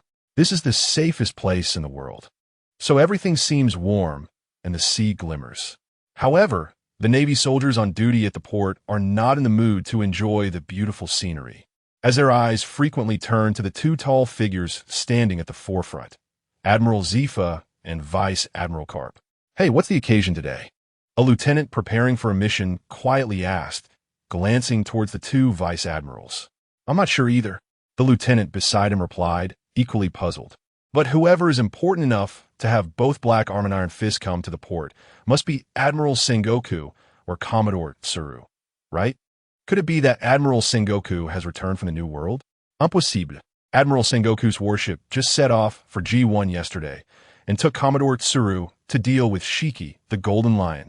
For a moment, whispers spread throughout the port, and everyone was filled with curiosity about the impending arrival. At the front of the Marineford military port, Zifa stood with his arms crossed, posture straight as a pine tree. His iconic purple short hair remained immobile in the sea breeze, his eyes gazing intently at the distant horizon, his expression so serious that the surrounding Navy personnel dared not approach. "Hey, Zifa, don't be so serious." Karp suddenly threw an arm around Zifa's shoulder, breaking the silence. "That kid has done something quite remarkable." Seeing Karp's carefree demeanor, Zifa frowned slightly, but did not push his arm away. Instead, he said in a low voice, "Karp, watch your image. This is the port, not your office." "Ha ha ha." Karp's laughter grew louder, attracting the attention of the surrounding Navy. "What does it matter? The last time you asked Fleet Admiral Kong for that guy, he was something else. Stronger than those three monsters who graduated from the Naval Academy. Just a few days ago, I secretly saw the documents on Sengoku's desk, and I couldn't believe he actually dared to take action against that Whitebeard guy, even clashing with him. And he actually forced Whitebeard to use hockey, such boldness in a young man." Karp's voice was so loud that it could be heard throughout the port, instantly turning the surrounding whispers into exclamations. "Whitebeard, hockey. Could it be that ensign from the West Sea?" Recently, the most famous newcomer to the headquarters is Gern Reginald Sigma from the West Sea. Watching the Navy personnel whispering, Zifa's frown deepened, and he lowered his voice. "Karp, you're too loud." What does it matter?" Karp waved his hand dismissively. "Everyone will know soon enough. That little brat actually survived under Whitebeard. Ha ha ha. That's way better than Akainu and the others. They were still in school at 16. Sigh. Zifa finally couldn't help but let out a sigh. He turned to Karp with a serious expression. Although Akainu and the others have graduated, their reliance on their devil fruit powers has become a bit too much. Gern is the same. I know his devil fruit ability very well. This time, he completely relied on his fruit ability. Hey, don't be so harsh." Karp's smile faded slightly, but his admiration remained undiminished. To stand firm in front of Whitebeard is not something that can be achieved just by relying on fruit abilities. It requires courage. "Courage?" Zifa snorted coldly. "That's recklessness. He was lucky to encounter that Whitebeard guy. If he had met Shiki, the Golden Lion, he might have already perished in the sea. You and I both know that the New World is not a place where one can run rampant just by relying on fruit abilities. Hockey is the true path of the strong." All right. You're right." Karp suddenly laughed again, patting Zifa on the back with great force. "So isn't that your duty as a vice admiral? Otherwise, why would you argue with the fleet admiral to bring him along? Train that kid Gern well and make him a true powerhouse." Karp's strength was considerable, and Zifa was jolted forward by the slap. Instinctively glancing back at him with a helpless tone, "Karp, you..." Just then, a sentinel from the lookout tower shouted loudly, "The warship is entering the port." It's the West Sea Navy's ship from G14. Everyone's gaze immediately turned to the sea. In the distance, a battered warship was slowly approaching, its hull showing clear cracks that silently told of the fierce battles it had endured. TSK, TSK, TSK. Karp whistled. It seems the battle was even more intense than reported. Zifa did not respond, his gaze firmly fixed on the deck of the warship. Gern. Zifa whispered this name, his tone complex. Karp glanced at Zifa and suddenly grinned. What's wrong? Regretting asking for him from Fleet Admiral Kong? I think that guy is better than my son. No. Zifa shook his head, his voice firm. That's precisely why it's necessary to correct his mindset. Devil fruit abilities are just an aid. True strength comes from within. You're still the same. Karp laughed heartily, shaking his head. But that kid can make you so concerned. He must be quite something. Zephyr, you're a guy who often goes to the Naval Academy to give lectures and has many students, but you really don't have any true disciples. Sigh. Indeed, Zephyr sighed, not continuing the conversation. For a moment, his thoughts drifted back to the moment 3 days ago when he saw the battle report. When that document describing Gern's face-off with Whitebeard landed on his desk, he could hardly believe his eyes. A young man who had only recently joined the Navy dared to challenge a man with the power to destroy the world. After the shock came deep concern. Zifa understood the power of the Tremor-Tremor Fruit too well and was all too aware of the consequences of overly relying on devil fruit abilities. And now, a power even greater than the Tremor-Tremor Fruit. Coincidentally, this power appeared in the hands of a Navy rookie, which could easily lead someone to become arrogant. Zephyr. He's here. Karp's voice interrupted Zifa's thoughts. The warship had docked, and the gangway was slowly lowered. The Navy personnel at the port unconsciously held their breath, waiting for the appearance of that legendary newcomer. The first to disembark were ordinary soldiers and junior officers, their faces still showing traces of shock. Then came the commanding officer of the mission, a lieutenant from the headquarters, who immediately saluted upon stepping off the ship as he noticed the 2 vice admirals standing at the forefront. Finally, a slender figure with short black hair and bandages appeared at the top of the gangway. Gern Reginord Sigma. Gern's injuries had not yet healed, so the bandages on his body were particularly noticeable in the sunlight, but his steps were exceptionally steady. The black blade 8 Desolations was wrapped in white cloth and slung across his back, the blade seeming to vibrate slightly, emitting a nearly inaudible hum. When Gern's gaze met the 2 vice admirals, the port instantly fell silent, leaving only the sound of the waves crashing against the shore. Marine headquarters, Gern, have arrived. Chapter 24, What does your justice look like? Upon Gern's arrival at the Navy headquarters, Karp was the first to break the silence. He strode forward, his hearty laughter echoing throughout the port. Ha ha, kid, well done. You're the first one to make that Whitebeard guy use his hockey. Gern was momentarily taken aback, then recognized the young man before him as Karp, thanks to the scar at the corner of his eye. After recognizing Karp, Gern instinctively glanced at Zephyr behind him, whose expression remained serious, showing no signs of joy or anger. Vice Admiral Karp, you're overpraising me, Gern replied, slightly bowing his head with a calm voice. I just did what I was supposed to do. Ha ha ha, too modest, Karp exclaimed, clapping Gern on the shoulder with enough force to nearly make him stumble. Come on, let's head to the medical department for a thorough checkup. Then we can talk in detail about that battle. At that moment, Zephyr finally spoke. Karp, stop joking around. He needs to report to me first. His gaze turned to Gern, his voice deep and powerful. Ensign Gern, 1 hour later. My office. I'll be waiting for you there. Gern stood up straight and saluted. Yes, Vice Admiral Zephyr. Karp pouted. Hey, Zephyr, don't be so stiff. The kid just went through a tough battle not long ago. That's exactly why discipline is even more important, Zephyr interrupted Karp, then nodded at Gern. Go ahead, don't be late. Watching Gern leave with the medic, Karp shook his head. You're always so strict. Zephyr rubbed his forehead. Karp, you know what his LOGIA-type tremor fruit means. Karp's expression became unusually serious for a moment. Isn't it just a LOGIA? That's what makes it terrifying. The two fell silent for a moment, the sea breeze rustling Zephyr's cloak. So what now? Karp suddenly returned to his carefree demeanor, playfully bumping Zephyr's shoulder. Are you going to give Gern to me? Not a chance. Go take care of your own son. Zephyr snorted, turning to walk towards the headquarters building. And I heard you recently took on Kuzan. Looks like you're getting ready to train him. Karp watched Zephyr's back and suddenly burst into laughter. Haha, I knew it. You actually like that kid, don't you? Zephyr didn't turn back, just waved his hand. See you in the Admiral's office, Karp. Got it, Karp said, hands behind his head, leisurely following along. But before that, I need to go to Sengoku's office for something. That guy must have some good stuff hidden away. The Navy personnel at the port watched the two vice admirals leave, then looked in the direction Gern had disappeared, whispers of gossip starting up again. Hey, did you see that? Vice Admiral Zephyr actually came to pick up that rookie. I heard he faced off against Whitebeard and came back alive. Looks like the headquarters is going to be lively again. The automatic doors of the medical room closed behind Gern as he stood in the corridor, instinctively touching his chest where 3 broken ribs should have been. Incredible. Even though Whitebeard's last attack had been restrained, it still shattered several of his ribs. If treated under the conditions of the West Blue Branch, such injuries would require at least 4 months of bed rest.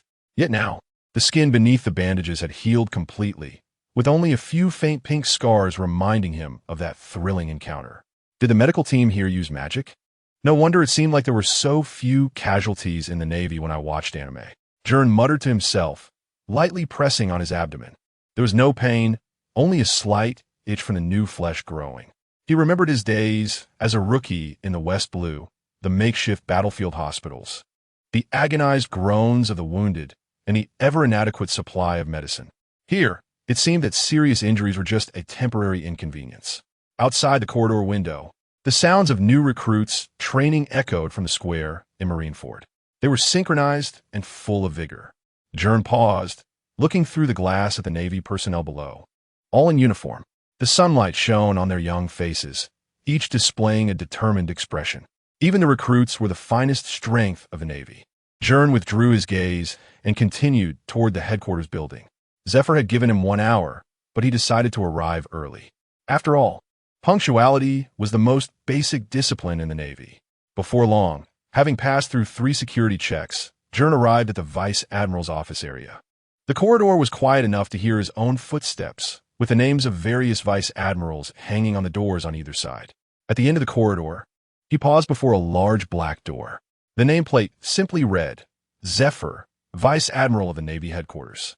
Gern raised his hand to knock, but found the door slightly ajar. Through the gap, he could see the room was empty. Zephyr clearly had not returned yet. Reporting in, Ensign Gern is here, he said softly before pushing the door open. The office was starkly simple, with a solid wood desk, 2 visitor chairs, and a filing cabinet stuffed with documents. There were no decorations, just a photo on the desk of Zephyr with his wife before they were married, and on the wall hung a bold piece of calligraphy that read, No killing justice. No killing hunt. Gern stood before the calligraphy, staring for a long time. During his rookie days in the West Blue, he understood very well that no killing was seen as a sign of weakness. Pirates would only submit to greater violence, and mercy often led to greater disasters. He had seen too many Marines perish because of their compassion. But this was precisely the justice of Black Arm Zephyr. He murmured to himself, his fingers unconsciously brushing over the hilt of a knife.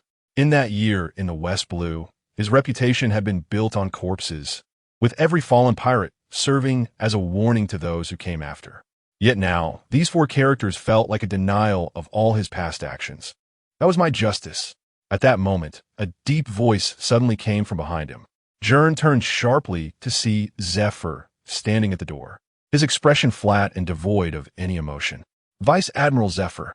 Gern immediately stood at attention and saluted. Zephyr strode into the office, his cloak fluttering slightly behind him. Gern, you said, delayed justice is not worthy of being called justice. Zephyr walked to the desk, but did not sit down, instead fixing his gaze on Gern's eyes. So, someone who can say such a thing. What does justice mean to you? Chapter 25 Justice Q.A. This sudden question was as direct as a jab. Gern opened his mouth, but found himself unprepared with an answer. In the West Sea, justice was simple. Eliminating all pirates was everyone's justice. But after arriving at the headquarters, especially after witnessing the existence of Whitebeard, he began to realize things were not so straightforward. With experience from 2 lifetimes, he knew that instead of being vague, He had to confront himself directly. After a moment's hesitation, Gern decisively admitted, "I don't know." Gern had guessed right again. His answer raised Zephyr's eyebrows. Clearly, Zephyr did not expect this 16-year-old, who dared to confront Whitebeard, to admit his confusion. It's worth noting that as someone who often lectures at the Naval Academy, he knew these young people were all very ambitious. Interesting. Zephyr finally sat down, satisfied with the answer. He gestured for Gern to sit as well and continued. Most people your age are eager to proclaim their ideals of justice. Gern sat up straight in the visitor's chair. In the West Sea, I thought justice meant eradicating all pirates. But now you've seen a broader world, Zephyr interjected, and you've also seen your limits. The office fell into a brief silence. Outside, the cries of seagulls and the distant horn of a departing warship could be heard. Noticing Gern's silence, Zephyr suddenly changed the topic. Do you think being able to fight Whitebeard means you're particularly strong? Gern picked up on the probing tone in the question. It was a trap. Zephyr clearly wanted to reprimand him for his recklessness. So, Gern took advantage of the moment and nodded in acknowledgement. Yes, he is strong, but also foolish. This answer made Zephyr lean forward slightly. Explain. The power of the Tremor-Tremor Fruit gave me the capital to challenge strong opponents. But fruit abilities are not everything. Gern's voice was calm, as if stating an objective fact. When Whitebeard ultimately defeated me with hockey, I didn't even have a chance to react. In other words, if he wanted to kill me, the moment I attacked him from the start, I would have been dead. A hint of surprise flashed in Zephyr's eyes. He had thought it would take some effort to make this young man recognize his shortcomings. But Gern was more self-aware than he had imagined. Such self-reflective young people are rare. If it were a Kainu, Kizaru, or Akiji, they would probably have said something like, "Even if it cost me my life, I would trade it for a lifelong scar from Whitebeard." If we don't even have this awareness, what talk is there of protecting the world? Oh dear, Whitebeard, how terrifying. But I'm lucky, right? After all, a monster like that could take your life with just a slight mistake. Whitebeard is strong, but the outcome of battles is never solely determined by individual strength. Rare, Zephyr commented. Most people who gain powerful fruit abilities gradually rely on their powers and neglect basic training. A 1T, Gern quickly replied, but Zephyr keenly noticed the slight tightening of his fingers. It seemed that even while admitting his shortcomings, he still affirmed his fruit's abilities. Thinking of this, Zephyr suddenly stood up. Really? Then, he walked around the desk to stand in front of Gern. Gern immediately stood up. Zephyr was half a head taller than him, and up close, Gern could clearly feel the oppressive aura emanating from the black-armored rear admiral. Without your fruit abilities, attack me, Zephyr commanded. Gern hesitated for a moment. Right here? Right now. Without warning, Gern's right fist suddenly swung out. This punch had no frills, purely a combination of speed and strength. Aimed directly at Zephyr's face. Too slow. Zephyr didn't even move his feet, just slightly tilted his head to evade the attack. At the same time, his left hand clamped down on Gern's wrist like an iron claw. Again, Gern switched to his left fist, combining it with a knee strike. Zephyr stepped back half a step after releasing his grip, easily dodging, while also confirming that Gern had considerable strength. Although it couldn't match the innate brute strength of the giant race, it was still impressive. Strength is sufficient, but technique is lacking. For the next 30 seconds, Gern attempted various angles of attack, but he didn't even graze Zephyr's cloak. Sweat began to bead on his forehead, and his breathing grew rapid. Enough. Zephyr suddenly raised his hand, pressing it against Gern's chest, pushing him back into the chair.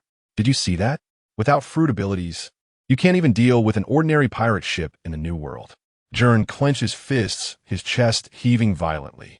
It wasn't due to exhaustion, but rather frustration. Zephyr was right. He was indeed relying on the Tremor-Tremor Fruit. Even in his battle against Whitebeard, he had almost instinctively considered how to maximize the fruit's effects first, rather than focusing on basic combat techniques. But what could he do? Because the abilities of the Tremor Fruit were indeed very appealing. Gern even felt that his fruit was the strongest of the natural types. But for hockey, I understand. Gern decisively took a deep breath, seriously and solemnly bent down. So, guide me, Admiral Zephyr. Instead of agreeing, Zephyr walked back to his seat, his expression slightly easing. Why did you join the Navy? This sudden shift took Gern by surprise. He thought for a moment and decided to answer honestly, to become stronger and also to find answers. What answers? My justice. Gern looked directly into Zephyr's eyes. His response to my justice immediately struck a chord with Zephyr, who instinctively pressed his lips together. This young man's ideological awareness was quite high.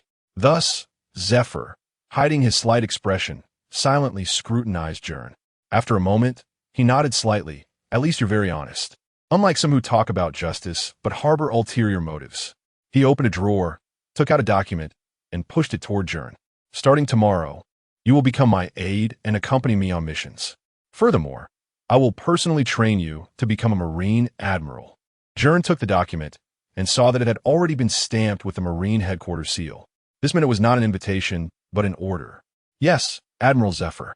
Zephyr stood up, signaling the conversation was over. Remember, signed Gern. Fruit abilities are just tools. True strength relies on here. He pointed to his heart, and here, he tapped his temple. Gern nodded solemnly, saluted, and turned to leave. As he grasped the doorknob, Zephyr's voice came again. You will find the answer about justice. But remember, Gern turned back. Justice is not killing.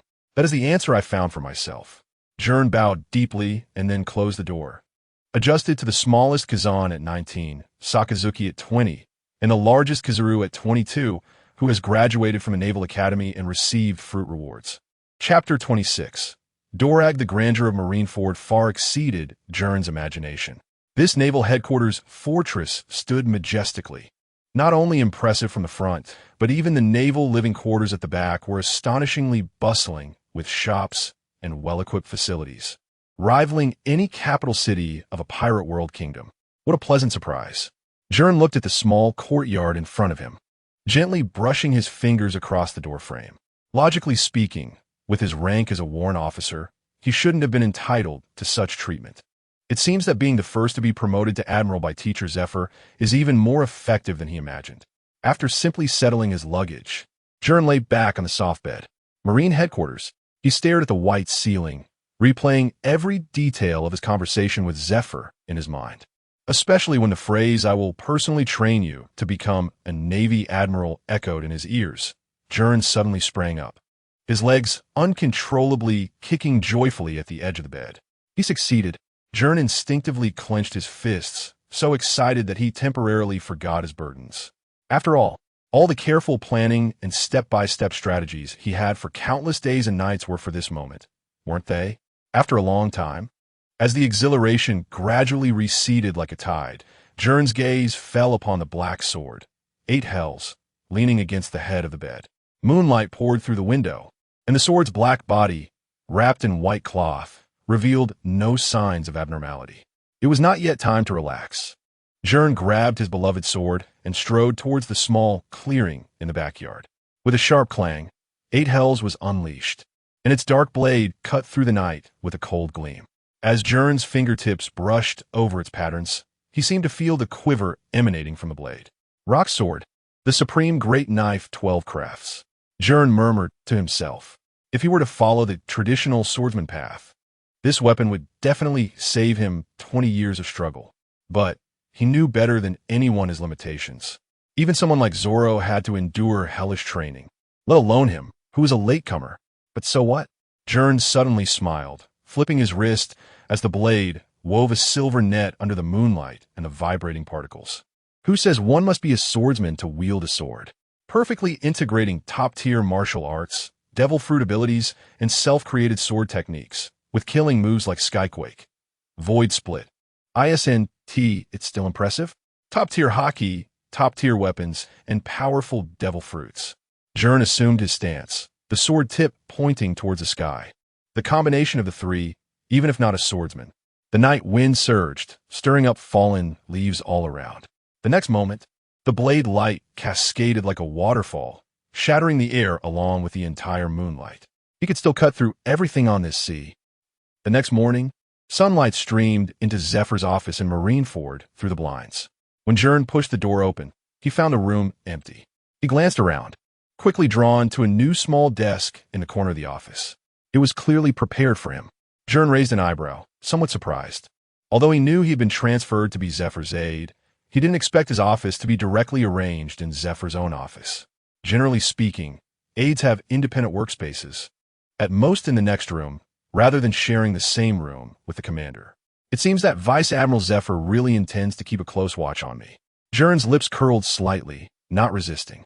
He wasn't the type to stubbornly rely on himself to climb step by step. Since there was a shortcut available, he naturally wouldn't refuse. Furthermore, being able to directly interact with the Navy's high command could only benefit his future plans. Gern didn't mind, but the Navy soldier leading him stood at the door, filled with envy. Warrant Officer Gern, your documents have all been handed over. If you have any needs, you could directly contact the logistics department. Thank you for your hard work.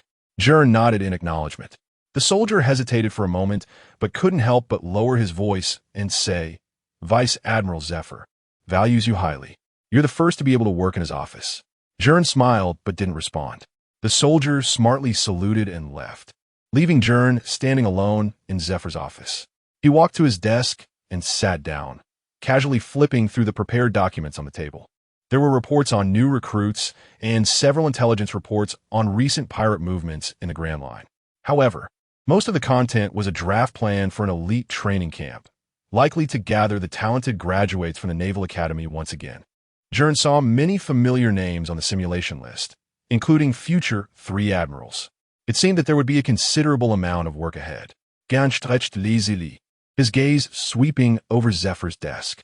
The surface was tidy, with documents clearly categorized, and in the center lay an open advanced training manual prepared for new recruits of the Navy, alongside a cup of tea that had already gone cold.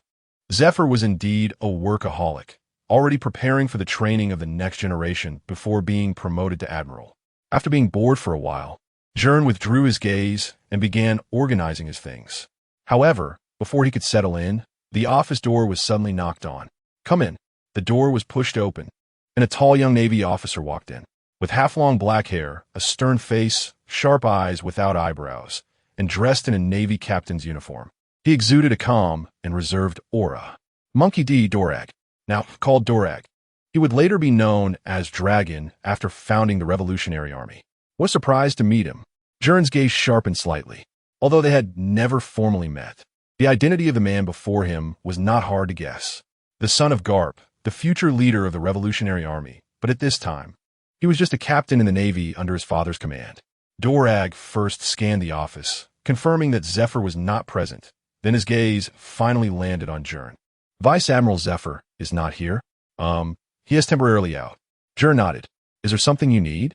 Dorag paused for a moment, then said, I'm here to submit the inspection report for the G5 branch. He walked to Zephyr's desk and placed a document down, then returned his gaze to Gern. You are Gern Reginord Sigma? Just call me Gern. Gern leaned back in his chair, a slight smile on his face. But my name spreads pretty fast, huh? Dorag didn't smile, merely stating, my father mentioned you. Vice Admiral Garp? Gern Feignit Suppice. What an honor. Dorag, lacking eyebrows, appeared fierce, especially with a hint of scrutiny in his gaze as he stared at Gern. Gern felt a bit uneasy under the gaze, so he quickly interjected as soon as Dorag opened his mouth. I'm not in a guise. You said in the West Sea, delayed justice is not worthy of the name justice. The two spoke almost simultaneously, but it was clear that Gern's words were more shocking. Dorag, you're not in a guise. Does that mean I am? Chapter 27. I, Gern, have a super high level of awareness. Ahem. Sorry. It's mainly because your gaze is a bit. Gern cleared his throat and then brought the topic back, continuing, I didn't expect that Vice Admiral Garp even told you this. Not just him. The voice of Dorag was low as he sighed. Now the entire headquarters is discussing you. After all, to dare to challenge Whitebeard head-on and even force him to use hockey, you have quite the guts. Gern chuckled lightly. Having guts doesn't mean having strength. Otherwise, I wouldn't be sitting here but rather sunk in the deep sea. Dorag didn't respond, but was silent for a moment before suddenly asking, do you really think justice will be late? Gern narrowed his eyes. This question was quite profound. Dorag, at this moment, should have started to doubt the world government, especially after the God Valley incident. He had witnessed the brutality of the celestial dragons, and his inner belief in so-called justice had likely been shaken. I inquire about your file from my father. You also participated in that battle at God Valley, the slaughter game of the world nobles. I don't know if justice will be late. Gern suddenly interrupted Dorag's words, slowly saying, but I know that if even those who execute justice begin to doubt themselves, then so-called justice is truly just empty talk. Hearing Gern's answer, Dorag's pupils slightly contracted. Then, staring at him, he calmly retorted, the existence of a navy is to maintain order. But if the order itself is distorted, then what is so-called justice? The air seemed to freeze at that moment. Dorag's gaze became profound as he fixed his eyes on Gern, seemingly trying to discern the meaning behind his words. But Gern was not a fool. Although he currently lacked observation hockey, as a user of the LOGIA type Tremor-Tremor Fruit, he could clearly feel some subtle vibrations, such as Zephyr, who was eavesdropping against the wall below the left window at this moment. Thus, Gern pretended to ponder for a long time before slowly speaking. Then what about your justice? You think distortion is present, but to me, the existence of a navy fundamentally depends on who it serves and how it acts, not the abstract order itself. Completely binding the navy to order ignores the complexity of its functions. Your real critique should be aimed at the abuse of the navy's power structure, implying the world government, rather than denying the core value of justice. Dorag, your father is hero of the Navy Vice Admiral Garp. The realization of our justice is a dynamic process and cannot be denied entirely due to imperfect order. Faced with Gern's words, Dorag didn't pursue the matter further. He just gave him a deep look before turning towards the door. And in a voice only Gern could hear, he softly said, I have no justice. After the door closed, the office returned to silence. Not long after the office door had just closed, the left window was pushed open from the outside. Zephyr's figure agilely leaped into the room, his purple short hair unmoved by the sea breeze, and his eyes behind the sunglasses stared directly at Gern. Eavesdropping is not a good habit, Vice Admiral Zephyr. Looking at Zephyr's action of climbing through the window, Gern continued to tap his fingers lightly on the desk without looking up. Huh, Zephyr chuckled, striding to his desk. Testing the awareness of my subordinates is the privilege of a superior. He took off his sunglasses, his sharp gaze scrutinizing Gern. Your answer is satisfactory. Seeing the corners of Zephyr's mouth rise, Gern feigned helplessness and shrugged. I just spoke the truth. It's precisely because it's the truth that it's rare. Zephyr threw a document onto the table in front of Gern, which was something he had left the office to handle. The document contained information about some recently troublesome pirates, similar to the later supernovas, but the term did not exist yet, replaced instead with troublesome pirates. Most people, when faced with questions like Dorag's, either blindly agreed or vehemently refuted. In Gern, you can see the essence of the problem, which is great. The Marshal also said you were born in the West Sea, that your concept of justice is quite vague, and that you even need to go to naval school to study. In my opinion, you are the true top-notch talent. Background doesn't matter. I, Zephyr, have an exceptional eye for people. You, Gern Reginald Sigma, have a super high level of awareness for justice. Gern ignored Zephyr's self-indulgence, and instead opened the document to read, casually looking up at Zephyr. So Lieutenant Dorag, just a lost lamb. Zephyr interrupted him, his tone unusually revealing a hint of regret. Sigh, that guy Garp is too busy chasing after Roger to even teach his own son properly. With that thought, he walked to Gern's side and patted his shoulder heavily. But you are different. The warmth of this black-armed vice admiral was a stark contrast to his usual severity. After the afternoon work was done, in the first training ground, Zephyr withdrew his hand and put his sunglasses back on. It's time for you to see what true power is. Gern closed the document, the corners of his mouth slightly rising. Hockey training? Not training. Zephyr's voice was deep and powerful. It's to make you understand that no matter how strong the fruit is, it is still an external object. True strength, he pointed to his own chest, comes from here. So it's getting hit? What kind of talk is this? I'm letting you comprehend power. What do you mean by getting hit? Someone like Garp is what getting hit looks like.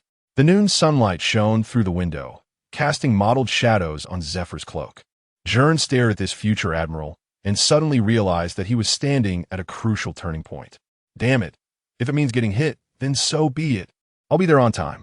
Gern stood up and gave a formal military salute. Zephyr nodded and turned to walk towards the door. At the moment he pushed the door open, he paused for a moment. By the way, Gern, is there anything else about getting hit that needs to be mentioned? Your knife. Zephyr's voice suddenly became deep. The 8 desolates, right? You're not allowed to bring it this afternoon. The door closed, leaving Gern standing alone in the center of the office. He reached out to stroke the black blade behind him. The blade emitted a slight tremor, as if responding to something. Great, even my only weapon accessory isn't allowed. Chapter 28.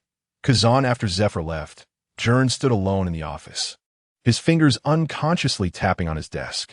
Outside the window, the sound of Naval Academy cadets practicing in unison could be heard, but further away, a strange commotion seemed to be spreading. Soon, Karp's loud voice rang out. Hey, training ground number 1 this afternoon. Gern is going to have a match with Zephyr. Word spread that fast. Gern raised an eyebrow and walked to the window to push it open. Sure enough, what came into view was Zephyr looking helpless next to Karp on the playground. Even at the office door, a few scattered sailors were gathering in that direction. Although the corridor was distant, Gern could still clearly sense the excited whispers. Admiral Zephyr is going to fight that rookie Gern. Is he the one who faced Whitebeard with the Tremor Fruit? I heard that Zephyr Sensei is going to teach him what real power is. Gern's mouth twitched. Teaching? More like using me as a punching bag. The sunlight outside was just right. Gern stretched lazily and decided to head to the cafeteria to fill his stomach. After all, he was going to take a beating in the afternoon. He couldn't go on an empty stomach. The cafeteria at the naval headquarters was always bustling with noise. Gern sat down with a plate of food piled half as high as himself, and the conversations at the surrounding tables suddenly quieted down. Am I that scary? Gern forked a piece of steak, glancing around. Several young sailors immediately lowered their heads, pretending to focus on eating, but more eyes were still secretly on him. Gern could even hear suppressed, excited discussions from a distance. That's Ensign Gern. I heard he single-handedly blocked Whitebeard's attack. His Tremor Fruit is said to be even more powerful than Whitebeard's ability. Is that true? After all, it's Whitebeard. Of course. I saw it with my own eyes on the warship. Stop talking. We'll see it live this afternoon. The gossiping hearts were burning with curiosity. Gern shook his head and focused on his food. Just as he was about to sip his soup, a tall figure sat down across from him. Do you mind if I sit here? A lazy voice said. Gern looked up and saw a familiar, yet unfamiliar young face, with fluffy black curly hair and a smiling expression. Kazan, Captain? Gern asked tentatively. The 3 admirals graduate at the rank of captain in the headquarters, followed by the ranks of officer and admiral. So, the naval headquarters school system is unmatched.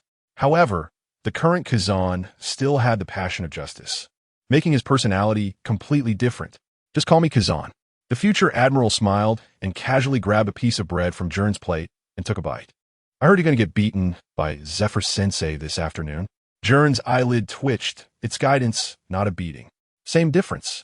Kazan shrugged, suddenly leaning in closer, lowering his voice. Let me tell you, it's best to carry a few steel plates on you. Zephyr Sensei's punches are about as strong as Karp's. Not that bad, right? Gern's fork paused slightly. Haha. Kazan grinned, revealing his white teeth. Just kidding, but Zephyr Sensei is indeed very strict. He then casually took a piece of fried fish from Gern's plate. By the way, can your tremor really block Whitebeard's tremors? Gern watched his food rapidly diminish and subtly pulled his plate closer. Captain Kazan, if you're that curious, why not try Whitebeard's strength yourself? Don't be so stingy. Kazan reached for Gern's steak again. I'm on vacation, and besides, Gern's fork suddenly shot out with astonishing speed, accurately pinning Kazan's hand just before it could reach the table. Wow. Kazan whistled, impressed by the quick reaction. Thanks for the compliment. Gern slowly withdrew his fork. But I prefer you to praise my table manners instead of my self-defense skills. Kazan laughed heartily, drawing the attention of several nearby tables of sailors. He leaned back his chair nonchalantly. I like you, Gern. Most newcomers get so nervous they can't even speak. Maybe because they haven't seen you stealing someone else's food. Sharing is a virtue. Kazan shamelessly took Gern's soup spoon and tasted the soup. Today's cream mushroom soup is pretty good. Gern sighed and simply pushed a whole bowl of soup towards Kazan. Please go ahead. It seems my lunch has turned into our lunch. That's more like it. Kazan nodded in satisfaction, As a return, I'll give you some insider information. Zephyr-sensei is in a bad mood today. He argued with the admiral about the new recruit training plan this morning. Gern raised an eyebrow. Is that good news or bad news? Depends on how you look at it. Kazan licked the soup off the spoon. The bad news is he might be stricter, but the good news is he'll take your challenge seriously and won't hold back. That is indeed good news. Gern forced a smile. Kazan suddenly became serious. Don't underestimate yourself. Not many can block a hit from Whitebeard. Gern was about to retort that it was just luck when Kazan returned to his lazy demeanor. But seriously, are you sure you don't need some steel plates? I can lend you a few. Not needed. Gern waved his hand, then glanced at Kazan's hands wrapped in bandages. But I think you might need them. Huh. Kazan burst into laughter upon realizing it. Interesting. I'll come watch you this afternoon, so don't disappoint me, friend. Gern looked at his nearly empty plate, and then at Kazan's carefree departing figure, shaking his head helplessly. At least leave the soup spoon. Kazan waved his hand without looking back, and the soup spoon magically flew out from his sleeve, spinning and landing precisely back in Gern's plate. Gern stared at the spoon for a few seconds, then noticed a thin layer of frost forming on the surface of his cup. Interesting. Gern smiled, then stood up to get more food, only to find that the atmosphere in the cafeteria had changed again. Now everyone looked at him with not only awe but also curiosity and envy. Clearly, talking so familiarly with Kazan, one of the current 3 monsters of the Navy, made his image even more mysterious in everyone's eyes. Looks like there will be more spectators this afternoon than I expected. Gern muttered to himself, then went back to fill his plate again. Chapter 29. Zifa versus Gern at 3 o'clock in the afternoon, outside the Marineford Naval Academy. Gern stood at the entrance of the training ground, stunned by the scene before him. Outside training ground number 1, a crowd had gathered. The area was filled with Navy personnel, from ordinary soldiers to school-level officers, and even a few admirals stood in the distance watching. In the front row, he recognized several familiar faces: Squirrel, Ghost Spider, Doberman. These future Navy vice admirals still looked like students at this moment. Gern, go for it. Show the spirit of fighting against Whitebeard. You must give it your all. Karp's loud voice was particularly conspicuous. I didn't expect there to be so many people. Gern murmured to himself. What's wrong? Are you scared? Zifa's voice came from behind. Gern turned around and saw that Zifa had changed into training clothes, his purple short hair particularly striking in the sunlight. I didn't expect you to be so popular, Admiral Zifa. Gern chuckled awkwardly. Huh, Zifa snorted. They are not here to see me. With that, he strode toward the center of the training ground. Come on, let me see your current strength. As the two entered the field, cheers erupted from the crowd. Gern took a deep breath, handed his 8 directions to a guard at the side, and then slowly walked into the training ground, taking a stance opposite Zifa. The expansive training ground was bathed in sunlight, casting blinding reflections on the sandy ground. Standing there, Gern could clearly feel countless gazes focused on him, some particularly intense. Kazan leaned against a tree in the distance, seemingly indifferent yet with piercing eyes. Dorag stood at the edge of the crowd, his expression inscrutable, and at the windows of the Naval Academy, several familiar little heads peeked out. Don't get distracted. Zifa's voice brought Gern back to reality. You don't have to worry about me today, not even holding back. You can fully display your fruit ability. After all, I'm curious about the nature type Tremor, since that's the case. Hearing Zifa's words, Gern nodded, raising his left hand slightly. Can I call you Teacher Zifa?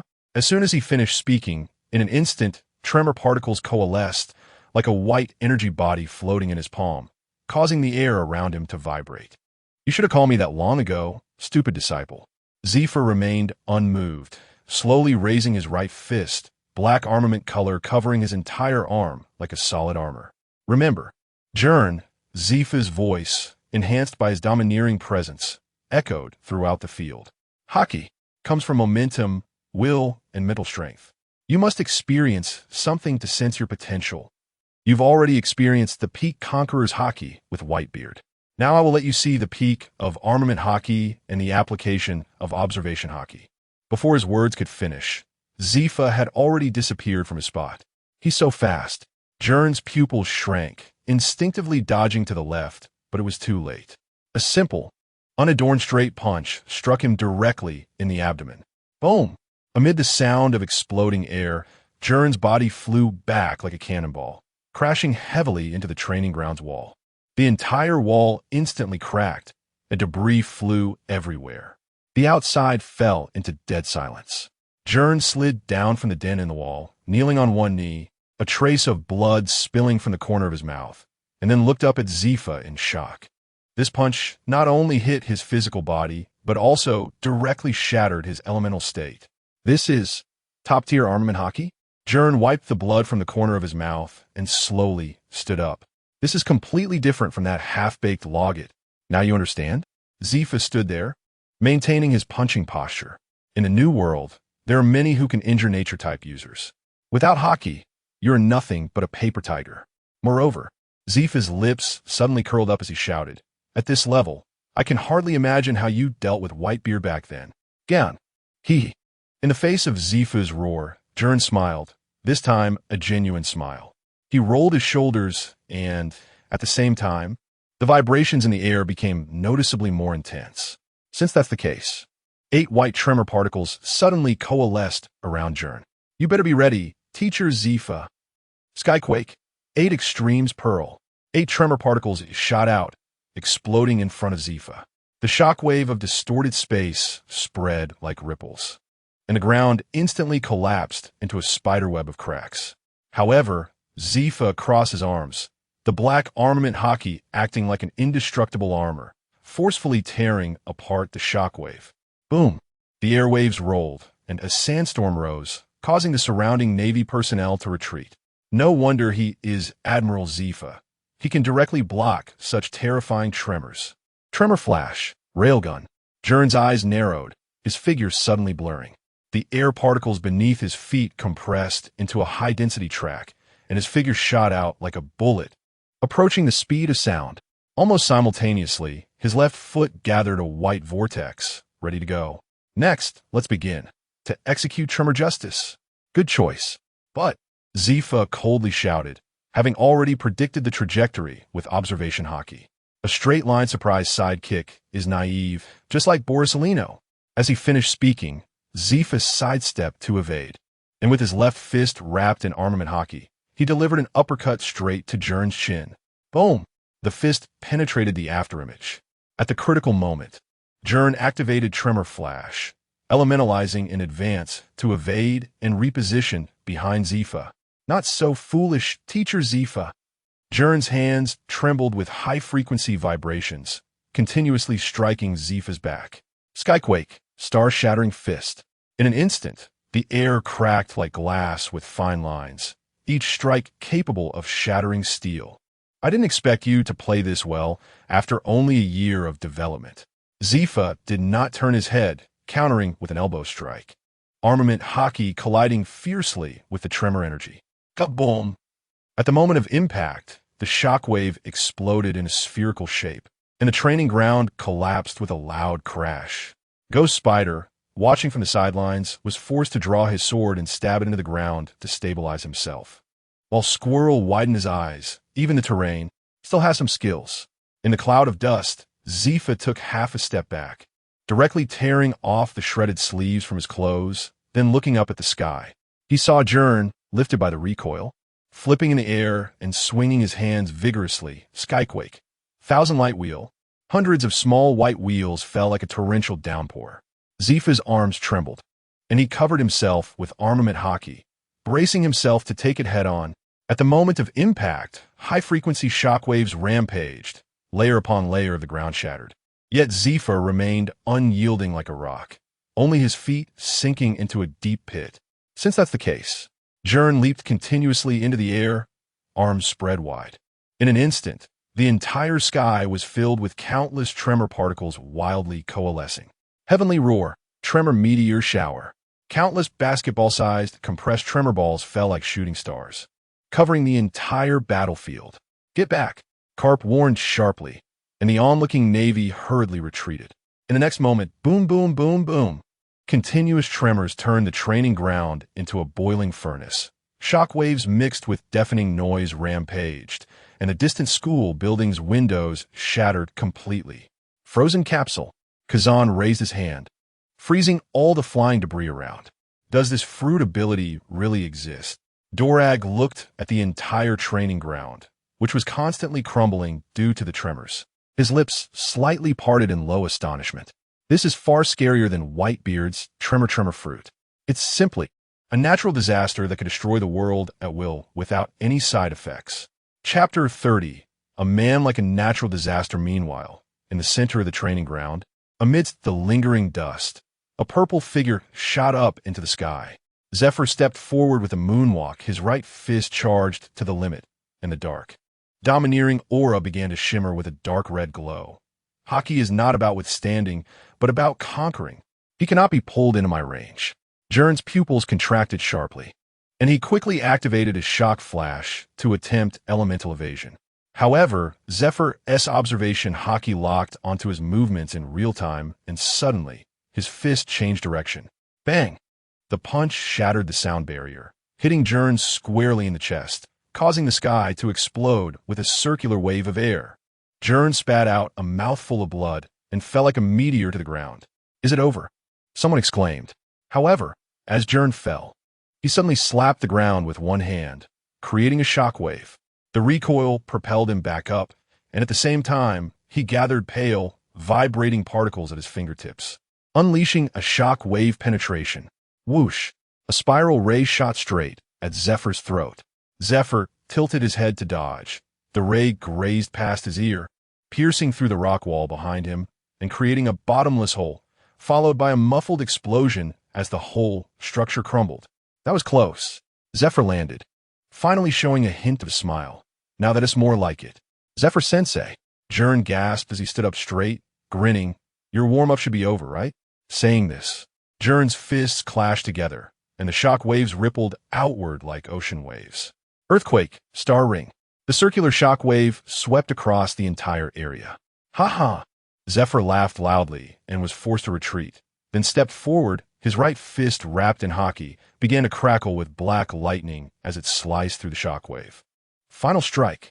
Too good to be true.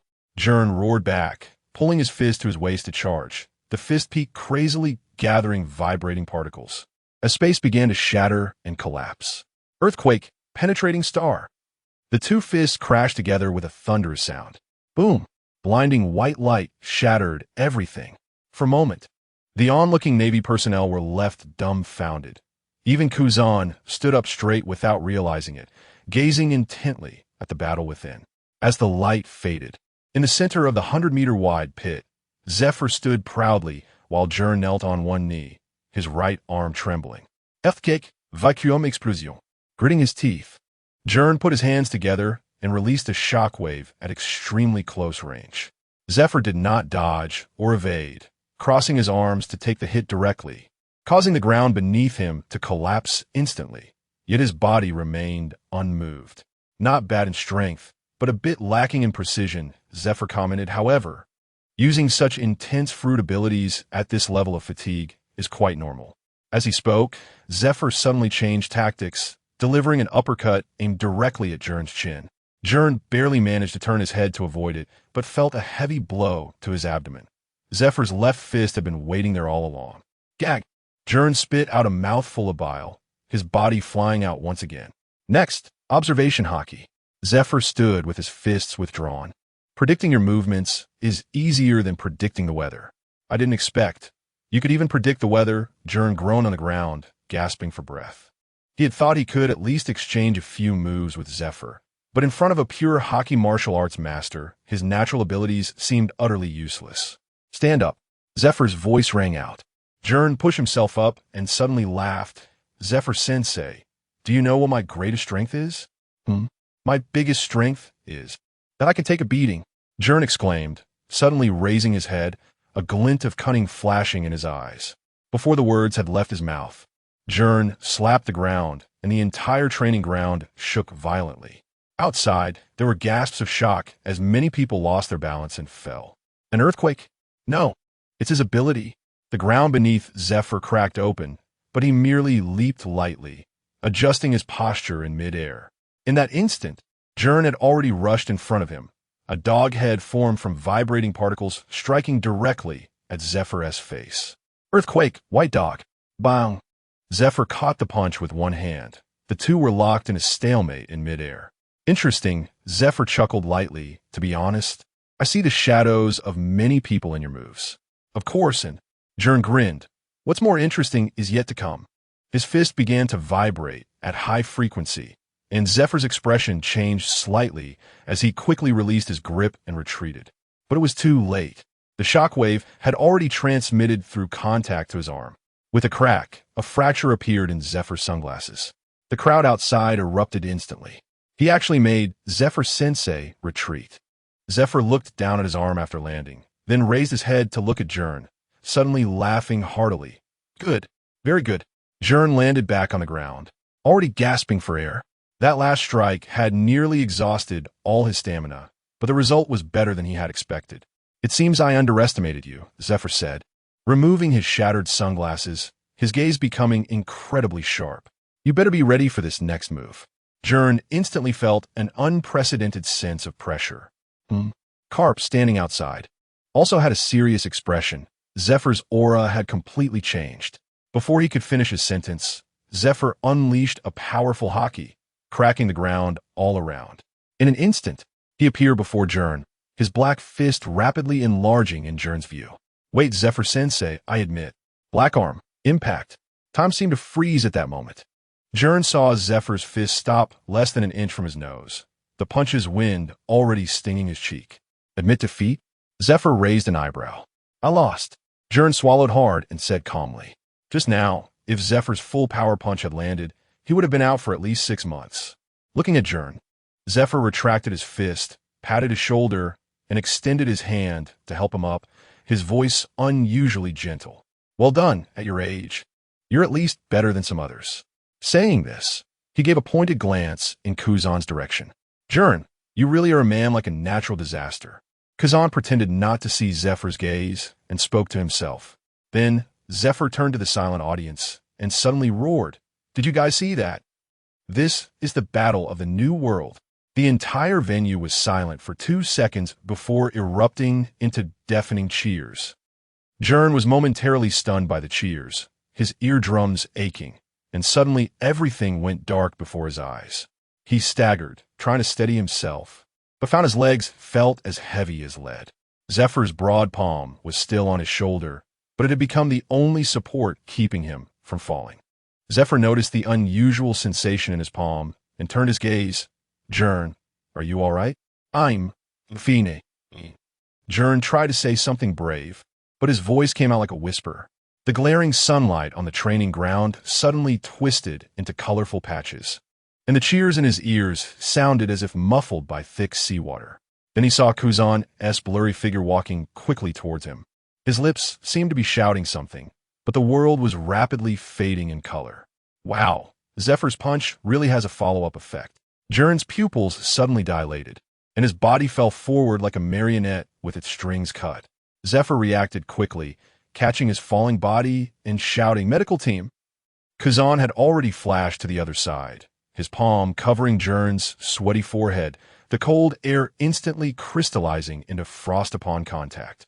It's fine, Zephyr-sensei. Just overexerted. After all, using such intense fruit abilities plus your punches. As he spoke, Kuzan ripped open Gern's already tattered training uniform, revealing a chest covered in spiderweb-like bruises. This was the price of taking Zephyr's heavy punches head-on. Zephyr looked at the fist mark he left on Gern, his thick brows knitted tightly. Damn it, I was already at my limit, yet you still had to hit me. Chapter 31. Carp and Zephyr's exclamations before long. The medics carefully carried Gern away on a stretcher, and the watching Navy personnel gradually left as well. For a time, only Zephyr and Carp remained on the training ground, and it was then that they truly realized the almost devastating destructive power wrought by this battle. The once flat training ground number 1 was now unrecognizable. The ground looked as if it had been gnawed by a giant beast, pockmarked with deep pits and cracks, and some areas even exhibited bizarre distortions. The air still buzzed with subtle vibrations, as if the air itself had been shattered and was struggling to stabilize. Most alarming were the glass-like cracks in the ground surrounding the central pit, as if torn by some invisible force. One could even faintly hear the sound of cracking. In the distance, several walls of the Naval Academy buildings were covered in spiderweb-like cracks, with some even having collapsed entirely. The walls at the edge of the training ground had turned to dust, leaving only a few lonely steel rebars skewed into the ground. Hey. Carp stood at the edge of the field, eyes wide as he surveyed the area. This looks like it was hit by a meteor. Saying this, Carp squatted down to touch a still trembling crack, and his fingertips immediately felt a sharp, high-frequency vibration. Damn, even the ground is still shaking. He withdrew his hand, his brow furrowed. Zephyr silently observed everything, his right hand unconsciously brushing against his left arm. Carp noticed the abnormality, and his gaze fell upon Zephyr's slightly trembling left hand. Zephyr forced a smile, tugging at the corners of his mouth. The final blow didn't have time to attach the hockey. I didn't expect the power of the tremor to be this astonishing. Carp's expression turned serious. The fact that even black-armed Zephyr had been caught off guard by the tremor indicated its incredible power. But then, Carp suddenly broke into a grin and patted Zephyr on the shoulder. If Sengoku finds out that training ground number 1 is gone again, he is going to be furious. Didn't we just finish repairing it less than 3 months ago? Zephyr snorted softly, glancing at Carp with a hint of annoyance. This was your suggestion to let Gern go all out. Huh? Carp widened his eyes, looking innocent. I just mentioned it casually. Who knew you'd really let him go all out? Carp mumbled. It could have ended with just one punch. But Zephyr's lips curved up slightly. When Sengoku comes back and asks, just say it was your responsibility. Hey. Carp immediately waved his hands, exaggeratedly retreating 2 steps. I don't want to be lectured by Sengoku. Last time he nagged me for a whole week about the training ground repair costs. I even had to go to the scrap yard to practice my punches. Zephyr chuckled softly, not saying anything more, just silently rubbing his still aching left arm. Carp scratched his head, suddenly brightening up. How about this? We say the training ground was hit by a meteor. After all, Sengoku has no evidence. Hearing Carp's words, Zephyr shot him a sideways glance. Do you think Sengoku would believe that? Ha. Who cares? Carp laughed heartily, patting Zephyr on the back. He can't exactly summon a meteor to confront us, right? Zephyr shook his head helplessly, but inside, he felt a sense of relief. At least this guy Carp should be able to attract all of Sengoku's ire. However, joking aside, once they calmed down and took in the horrifying destruction before them, both of them couldn't help but feel a twinge of shock. This level of destruction, Carp muttered, it's simply more dangerous than Whitebeard. No, it might even be more perilous. Zephyr slowly nodded, the pain in his left arm causing beads of sweat to form on his forehead. The Tremor-Tremor Fruit was inherently dangerous. But this kid happened to be a LOGIA user, and, saying this, Zephyr looked in the direction where Gern had been taken away. The most important thing is, he has only developed this power for a year since he obtained the fruit, yet how many types of moves did he unleash just now? Especially considering I had even sealed his sword. The residual vibrations in the air continued to spread, and the occasional sound of cracking echoed through the ruins of the training ground. The 2 legendary Navy figures exchanged glances, seeing the same emotion reflected in each other's eyes. Meanwhile, in the marshal's office at Navy headquarters, Steelbone Kong had his hands crossed under his chin, staring intently at the battle report and several pictures of the shattered training ground on the table.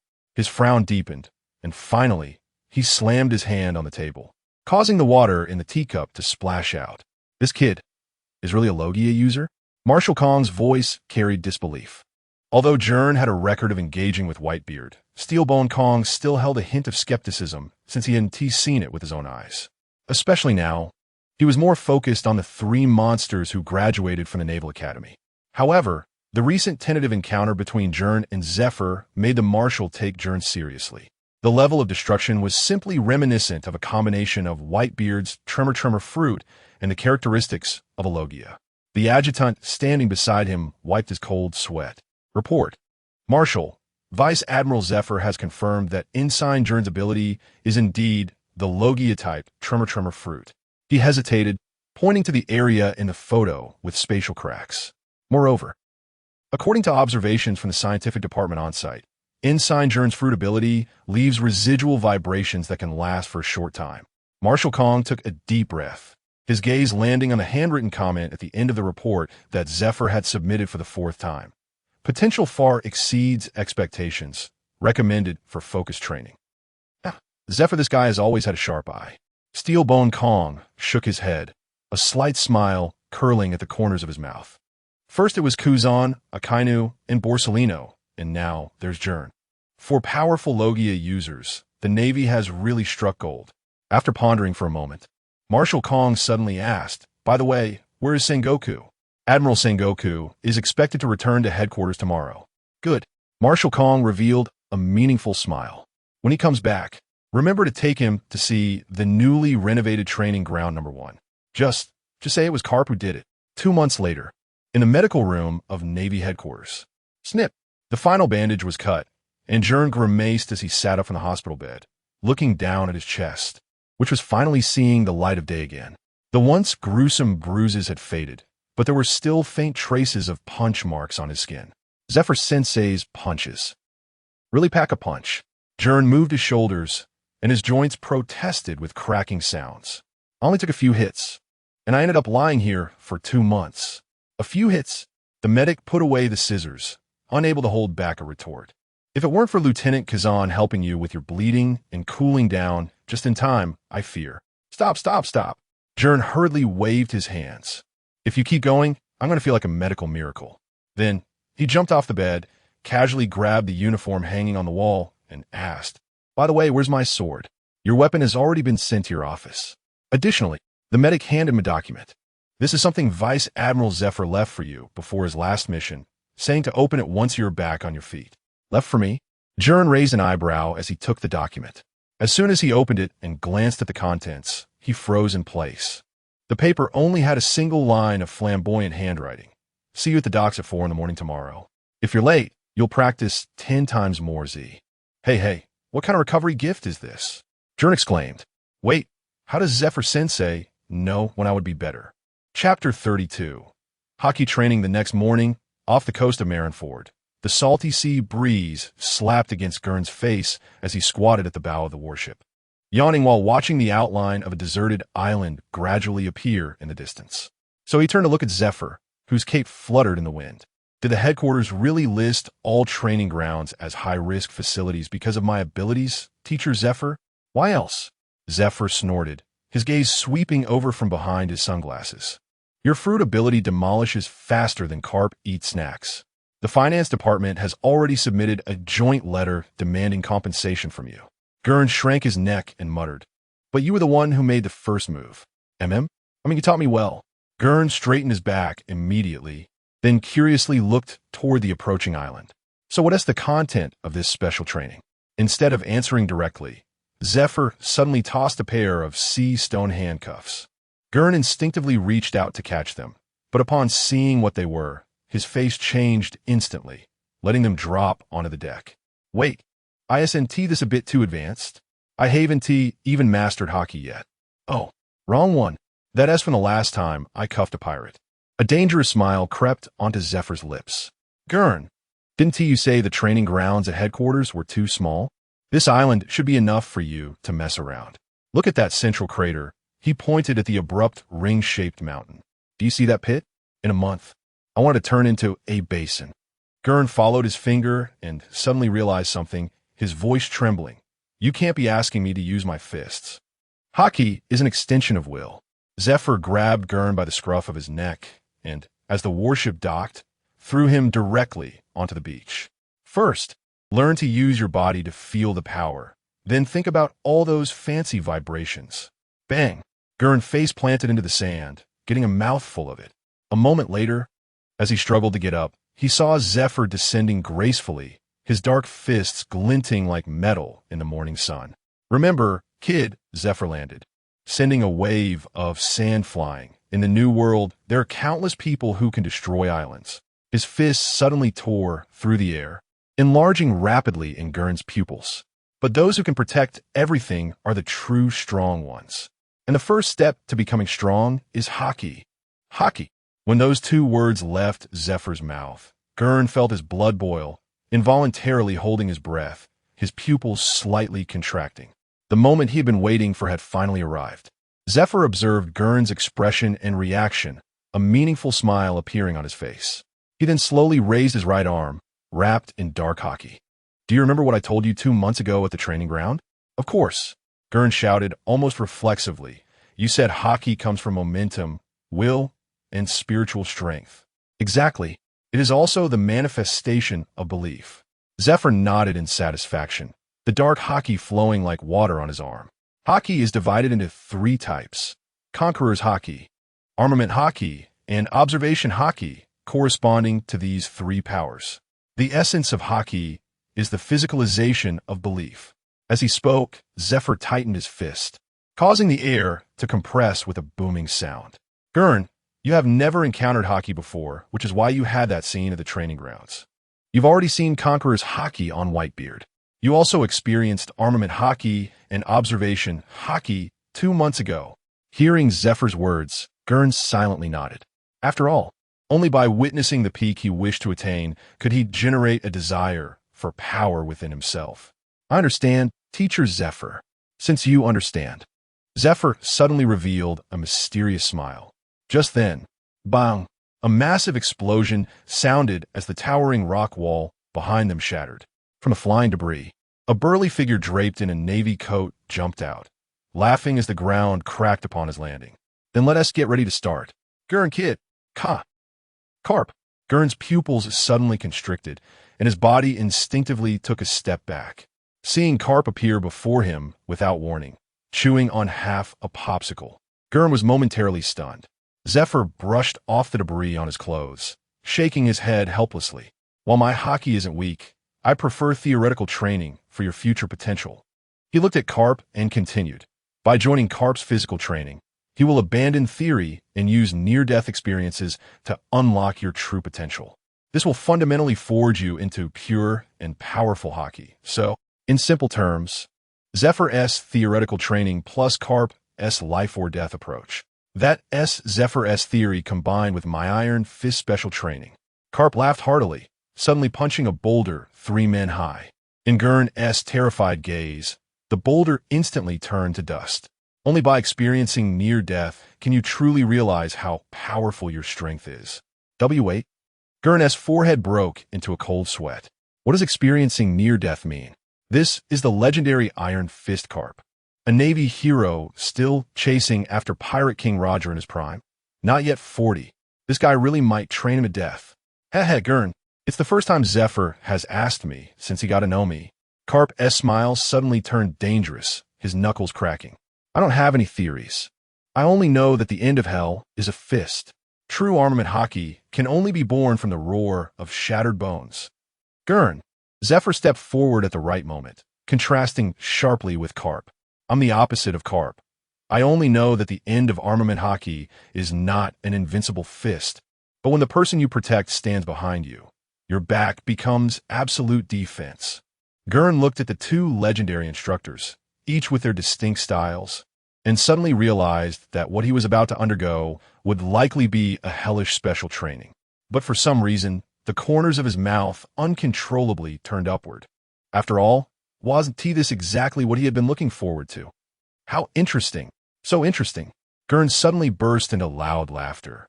His laughter laced with unprecedented madness. Zephyr and Carp raised their eyebrows simultaneously. Gern's reaction clearly caught them off guard. Teacher Zephyr's absolute defense. Vice Admiral Carp's Iron Fist. Under the gaze of the 2 legends, Gern suddenly spread his arms wide. I will devour everything about you. Then, create a path of hockey that belongs solely to me. Gern. Carp froze for a moment, then erupted into thunderous laughter. Ha! Good kid. This arrogance really suits my taste. He patted Gern hard on the back, nearly knocking the boy into the ground. Yet Zephyr wore a contemplative expression. To merge 2 completely opposite philosophies? His gaze deepened. This is also what I hope to teach you. However, Carp suddenly stopped laughing, his armament hockey instantly covering his entire right arm.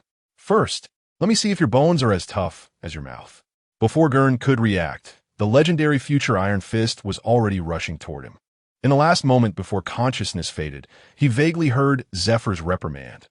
Carp, why did you suddenly strike? And with armament hockey? Haha, I subconsciously thought, oh, I didn't expect him to be so crispy. Chapter 33. The Baptism of Hell and Steel in the Days That Followed. Gern began his first domineering training in the alternating baptisms of Zephyr and Carp. At 3:50 a.m., the port of Marineford was still shrouded in thick darkness. Gern stood on the deck of the warship, his hands and feet bound by heavy chains. The cold metal pressed against his skin. The sea breeze, carrying a salty scent, rushed towards him, and a faint light glimmered on the distant horizon, marking the boundary of the calm zone. Little brat, scared? Beside him, Carp was munching on a large meat bun, his voice muffled. Scared? Gern tugged at the corner of his mouth. I'm scared you won't catch up with me later. Ha! Carp laughed heartily, slapping him on the back, nearly sending him into the sea. You got guts. Then let's ramp up the intensity. Intensity? I'm used to it. Why'd I have to run with chains on? Gern protested. This is just because this is the real purpose. Before he finished speaking, Carp suddenly yanked on Gern's chains and, like tossing a sandbag, hurled him violently towards the sea. Splash! The cold seawater instantly submerged Gern's head. The pressure of the sea made it nearly impossible for him to activate his fruit abilities. His limbs felt as heavy as lead. Didn't you say to run? He struggled to surface, gasping for air, but heard Carp shouting from the bow of the ship. I don't like wasting time. You've been training for a while now. If you can show me your armament hockey, I'll pull you up. If not, then you'll be fish food. Damn it. Gern gritted his teeth and began to paddle desperately. However, fruit users truly had no way to resist the sea. 10 minutes later, Gern felt his muscles start to weaken, his breathing becoming rapid. Just then, a massive shadow suddenly surfaced beneath the water.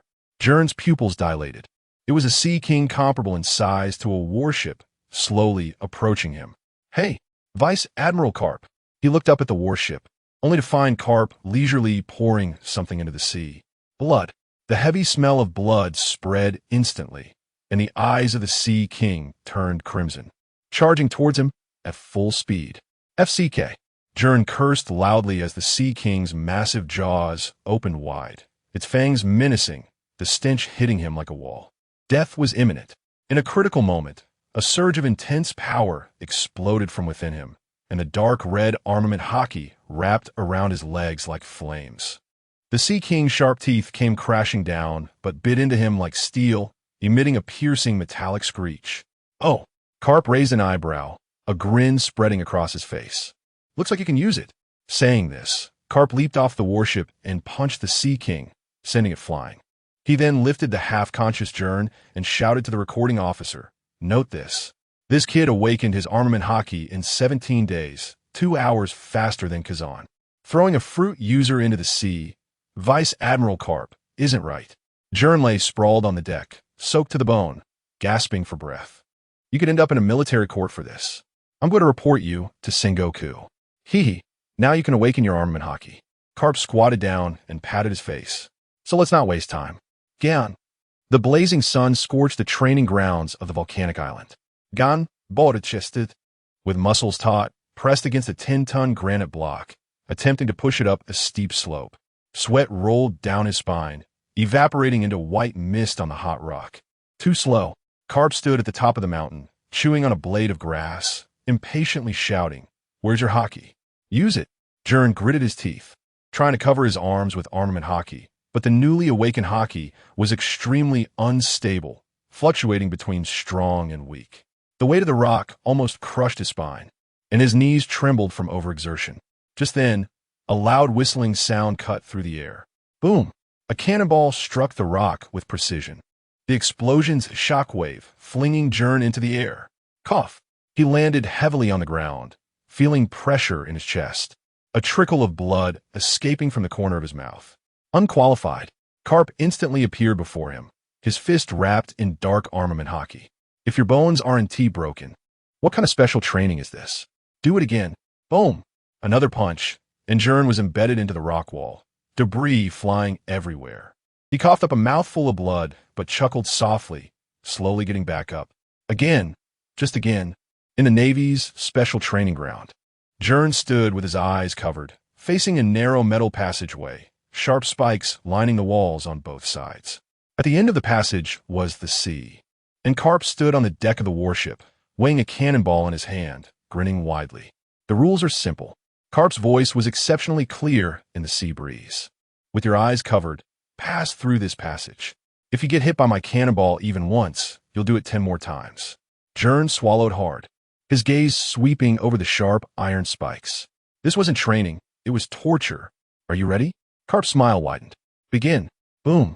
The first cannonball whistled through the air, a blazing flame carving a crimson trajectory in the air. Gern suddenly bent down. The cannonball grazed his back and struck the iron spikes, the explosion shockwave flipping him over. Too slow. Karp roared, already grabbing a second cannonball. Where's your armament hockey? Where's your observation hockey? Use them. Gern gritted his teeth and got up, his arms instantly covered in armament hockey while calming his mind to feel. Before long, the second cannonball followed. This time Gern sidestepped to avoid it, but still got slammed into the wall by the explosion shockwave. Sizzle. Pain shot through his right shoulder as an iron spike tore through his skin, blood immediately soaking his sleeve. 10 more times. Karp's voice was like a death sentence. Continue. Gern steadied himself, nodding. When the third cannonball flew in, he no longer dodged, but instead swung his fist. Bang! His hockey-wrapped fist collided head-on with the burning cannonball, exploding in mid-air, sparks flying everywhere. Karp raised an eyebrow and then burst out laughing. Now that's more like it. But don't get too happy. In the days that followed, Gern traversed through the hell of flames and steel. His body was covered in bruises, but his movements became faster, and the range of his armament hockey and observation hockey grew more precise. When he finally kicked the last cannonball into the air with his knee, Karp finally set down the cannonball in his hand, just barely passing. Kapu jumped off the warship and walked up to the panting Gern, asking, "Do you know why we train like this?" Gern wiped the blood from his forehead and shook his head. In the new world, Kapu's expression was unusually serious. Sometimes, even when you know you'll get hurt, you have to move forward. Pain can slow you down, and hockey, he pointed to Gern's healing wounds, is the armor that helps you forget the pain and the ability to anticipate and dodge all harm. Chapter 34. The Baptism of Hell and Steel, Part 2, Abandoned Warship Dock. Gern and Kazan stood together in front of a decommissioned battleship's armored deck, their fists wrapped in bandages. Karp leaned against a nearby cannon, leisurely sipping a drink. 20,000 times with all your strength, he mumbled, "Remember, if your fist bones aren't hard enough, you won't even be able to take one punch from me." Gern took a deep breath and assumed his stance. The first punch landed, bang. A dull thud echoed, leaving a shallow dent in the armored deck. Pain shot through his knuckles, but he didn't stop, following up with a second punch, the third. By the time he reached the 300th punch, the bandages were soaked in blood. At the 500th punch, Gern's knuckles were already mangled, each impact causing his arms to tremble. "You can't use hockey," Karp suddenly shouted. "Your hockey right now is just a roar. Give me a roar." At the 800th punch, the dent in the armor deck was already 2 inches deep. Bleeding? That means you're still alive. As long as you're alive, you can keep fighting. At the 500th punch, the entire armor deck began to deform. When Roger took this punch back in the day, he was more stable than you. The 20,000th punch. Boom. Gern's final punch directly blasted through the entire ship. Watching Gern, who was the first to finish, Kazan's eyes flashed with a hint of surprise, even though he had trained longer with Karp. Gern, panting as he withdrew his fist, had Karp come over to inspect his hand, nodding in satisfaction. Not bad, finally showing some promise. Remember, a true iron fist isn't just about brute strength. It's a combination of hockey and will. Gern looked at his battered yet rejuvenated hands, suddenly understanding something. "Tomorrow," Karp said as he turned to leave, "we'll try some real sparring." Gern's smile froze on his face. The cold wind howled, and the training ground was covered with a thick layer of frost, the air filled with biting cold mist. Gern stood in the center of the field, wearing only a thin black training vest, his breath crystallizing in the air before him. Opposite him, Kazan stood casually with his hands in his pockets, a faint smile playing at his lips. "So, this is natural system defense training?" Gern chuckled. "Or is it? Just for my enjoyment?" "La, don't be nervous, Gern," Kazan waved his hand. "I just want you to experience it." Zifa stood on the sidelines, arms crossed, and said in a deep voice, "The rules are simple. Kazan will use his freezing ability to control you, and you must use armament hockey to defend against everything, even to nullify his abilities." Nullifying Kazan's abilities with armament hockey? Gern's eyes widened. Can't do it? Zifa raised an eyebrow. Then when you face opponents like Kazan and Sakazuki in the future, you won't even have a chance to struggle. I understand, Teacher Zifa. Gern took a deep breath, his gaze gradually firming. It begins, Gern. Kazan raised his hand, a crystal-clear ice shard forming at his fingertips, and flicked it lightly, whoosh. The ice shard exploded in midair, transforming into countless tiny ice needles, shooting toward Gern like a torrential downpour. Gern shouted, his dark hockey instantly enveloping his body. The ice needles struck his skin, producing a crisp sound but failing to penetrate. Kazan smiled slightly. Not bad, but this is just the beginning. He clasped his hands together, and the cold air spread wildly, the ice layer beneath Gern's feet rapidly rising, attempting to freeze him. Can't stop. Gern gritted his teeth, hockey continuously flowing out, resisting the extreme cold's encroachment. But soon, he discovered a problem. The rate of consumption when using armament hockey to defend against a natural type ability exceeded his expectations. Armament hockey isn't just a simple covering of the skin. Zifa's voice came from the sidelines, but allows hockey to flow within the body, forming a defensive cycle. Gern tried to adjust his breathing, allowing hockey to flow through his muscles and bones like blood rather than rigidly covering his surface. Seeing this, Kazan's eyes flickered. Oh, you're learning pretty quickly. He chuckled lightly, suddenly raising his hand. Ice ball. Boom. Countless icy projectiles rained down on Gern, each one carrying the power of extreme cold. Ugh. Gern grunted, feeling hockey tremble under the impact, the cold starting to seep into his skin. Don't let the cold invade. Zifa shouted. Gern gritted his teeth, hockey exploding forth once more, shattering the ice that had formed on him. Time passed second by second, Gern's breathing growing heavier. The consumption of hockey, making him feel hot all over, but the external extreme cold made him feel like he was falling into an ice cave. Kazan's attacks did not cease. Ice spikes, freezing air, and cold currents came in waves, forcing Gern to constantly adjust the flow of his hockey. 15 minutes, 20 minutes, 25 minutes. Gern's arms began to tremble, and the coverage of hockey showed slight fluctuations. Can't hold on much longer? Kazan tilted his head. Want to admit defeat? Heh. Gern forced a smile, roaring, keep going. You ice-cold bastard who loves to steal food. With that, hockey erupted once more. The dark armament hockey faintly glowing with a dark red sheen. Oh ho! Seeing the situation, Kazan's expression sharpened.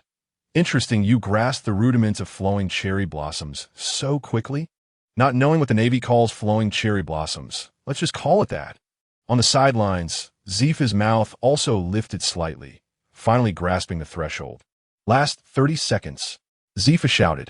Hearing Zifa's countdown, Kazan no longer held back, pressing his hands to the ground. Ice Age. Crack. Terrifying cold instantly engulfed the entire area. Thick ice forming beneath Gern's feet, attempting to freeze him completely. Ah! Gern roared, hockey surging wildly, repeating the cycle of freezing and shattering. Time's up. With Zifa's command, Kazan withdrew, the frost slowly receding. Gern, steaming with heat, felt his hockey gradually fade, collapsing to the ground, gasping for breath. Zifa approached, nodding in satisfaction, qualified. Kazan, you definitely took the opportunity to get back at me. Gern slumped on the ground, grinning. You better not give me a chance. Otherwise, I'll make sure to strike back. TSK, TSK, TSK. Kazan, hearing this, plopped down on the ground, laughing and waving his hand. Then I'll just wait for it. Chapter 35. The dinner at the Zephyr's home in the evening after today's training. The last rays of the setting sun bathed the streets of Mariehua in a warm golden hue, giving the Navy headquarters a soft glow. Gern followed behind Zephyr, passing through several quiet alleys before finally stopping in front of a modest two-story building. We're here. Zephyr pushed open the door, and a tempting aroma wafted out from inside. The smell of food immediately made Gern's stomach protest loudly, prompting Zephyr to glance back at him. Are you really that hungry? Hee hee. The training was too exhausting. Gern scratched his head, feeling a bit embarrassed. Come in. Zephyr stepped aside to let Gern enter. Inside, a woman with short hair was carrying a steaming pot of stew from a kitchen. Upon seeing Gern, her eyes brightened, and a gentle smile appeared on her face. You must be Gern, right? Zephyr talks about you often. Hello. Gern quickly stood up straight and saluted, sorry to intrude. Don't be so formal. The woman placed the stew on the table and wiped her hands. My name is Lena, Zephyr's fiancée. Just call me Lena. Sit down and eat. In an instant, Gern's gaze was irresistibly drawn to the lavish spread on the table. Beef stew, roasted fish, vegetable salad, steaming bread.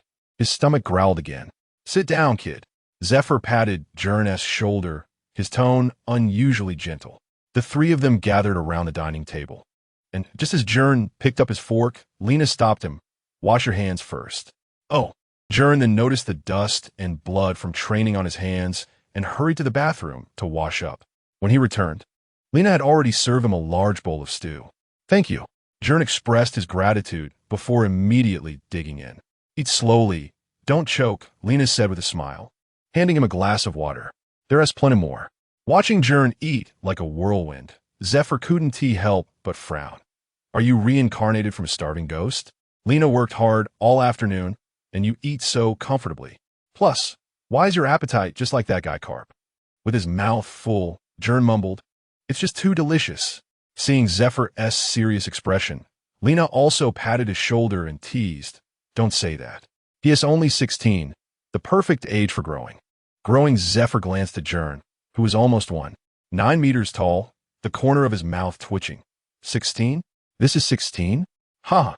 Lena covered her mouth and chuckled. Although you've tutored many students at the Naval Academy, Gern is the first you brought home for dinner. Zephyr snorted, but didn't say anything more, though a hint of softness flashed in his eyes. Gern remained silent, focusing on his meal, quickly clearing the food from the table. Seeing this, Lena got up again to bring out a plate of fruit and dessert. Here, try my apple pie. Thank you. Gern's eyes lit up as he took the plate and continued to feast. Zephyr shook his head helplessly, but the corners of his mouth turned up slightly. At the dinner table, Gern suddenly remembered something and looked up to ask, Zephyr-sensei, aren't you and Lena-san married yet? Lena blushed slightly at the question and looked at Zephyr softly. He said we get married once he becomes a general. Ahem, Zephyr cleared his throat and turned his head away awkwardly. That's right. Is that so? Gern smiled and asked curiously, How did you two meet? Lena reminisced with a smile. Zephyr protected me when I was very young. I was just a child who got tricked by other kids, and he saved me. Oh. Gern became interested. What was Zephyr-sensei like when he was a kid? When he was little, Lena pondered for a moment and laughed. Well, he was just like now. A righteous hero. Suddenly, Lena stood up, mimicking the pose from her memory, hands on her hips, chest out, and shouted loudly, I am the righteous hero Z. Zephyr's face, usually serious in front of all the Navy personnel, instantly turned red, and he stood up abruptly. Lena, Gern was taken aback for a moment, then burst into laughter. I didn't expect Zephyr-sensei was so passionate as a kid. The righteous hero Z. And Lena laughed so hard she almost doubled over. He was completely oblivious. I followed him all the way from his hometown to the Navy headquarters, and he didn't even realize I liked him. Gern, you must not learn this from Zephyr. A fool who makes girls take the initiative. Zephyr looked at the two, finally letting out a helpless sigh. But the tenderness in his eyes couldn't be hidden. Dinner ended amidst laughter and joy. Gern voluntarily helped to clear the dishes, but Lena waved her hands. No need. You should go rest. You must be tired after training all day. It's fine. I can still do this little thing, Gern insisted. Let him do it. After eating so much, Zephyr stood by, watching Gern's clumsy but earnest actions, a hint of appreciation flashing in his eyes. As night fell, when Gern said his goodbyes, Lena specially packed some snacks for him to take home. Come back next time, Gern. Thank you. Gern solemnly accepted them, feeling a warm current in his heart. Walking back home, Gern looked up at the starry sky, the warm scene from tonight replaying in his mind.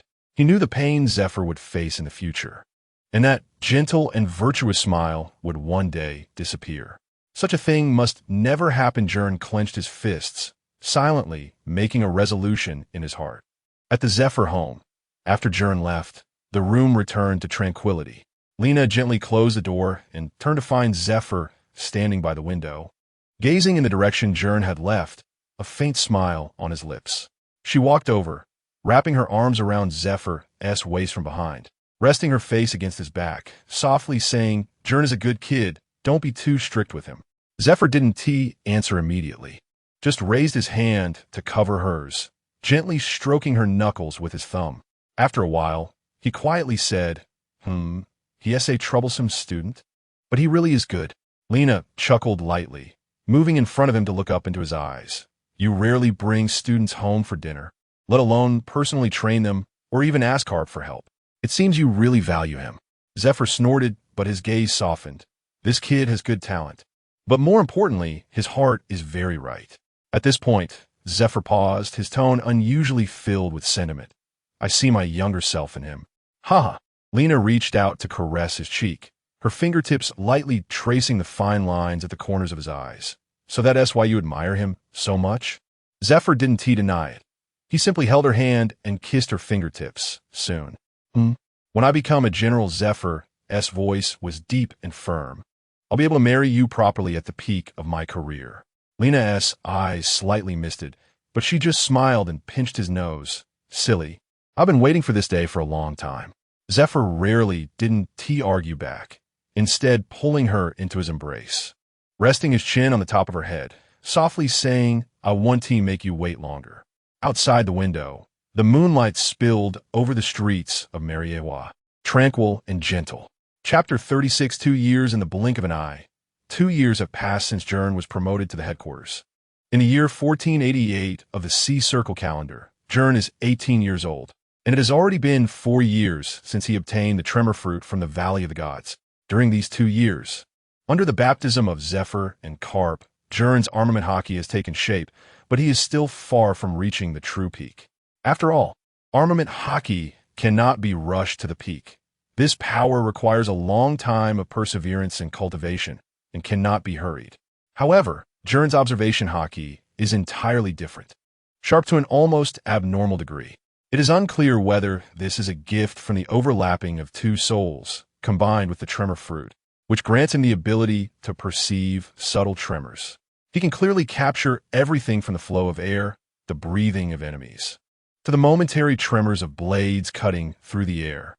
This has led to Gern's almost top-tier talent in observation hockey, which even Zephyr and Carp cannot help but praise.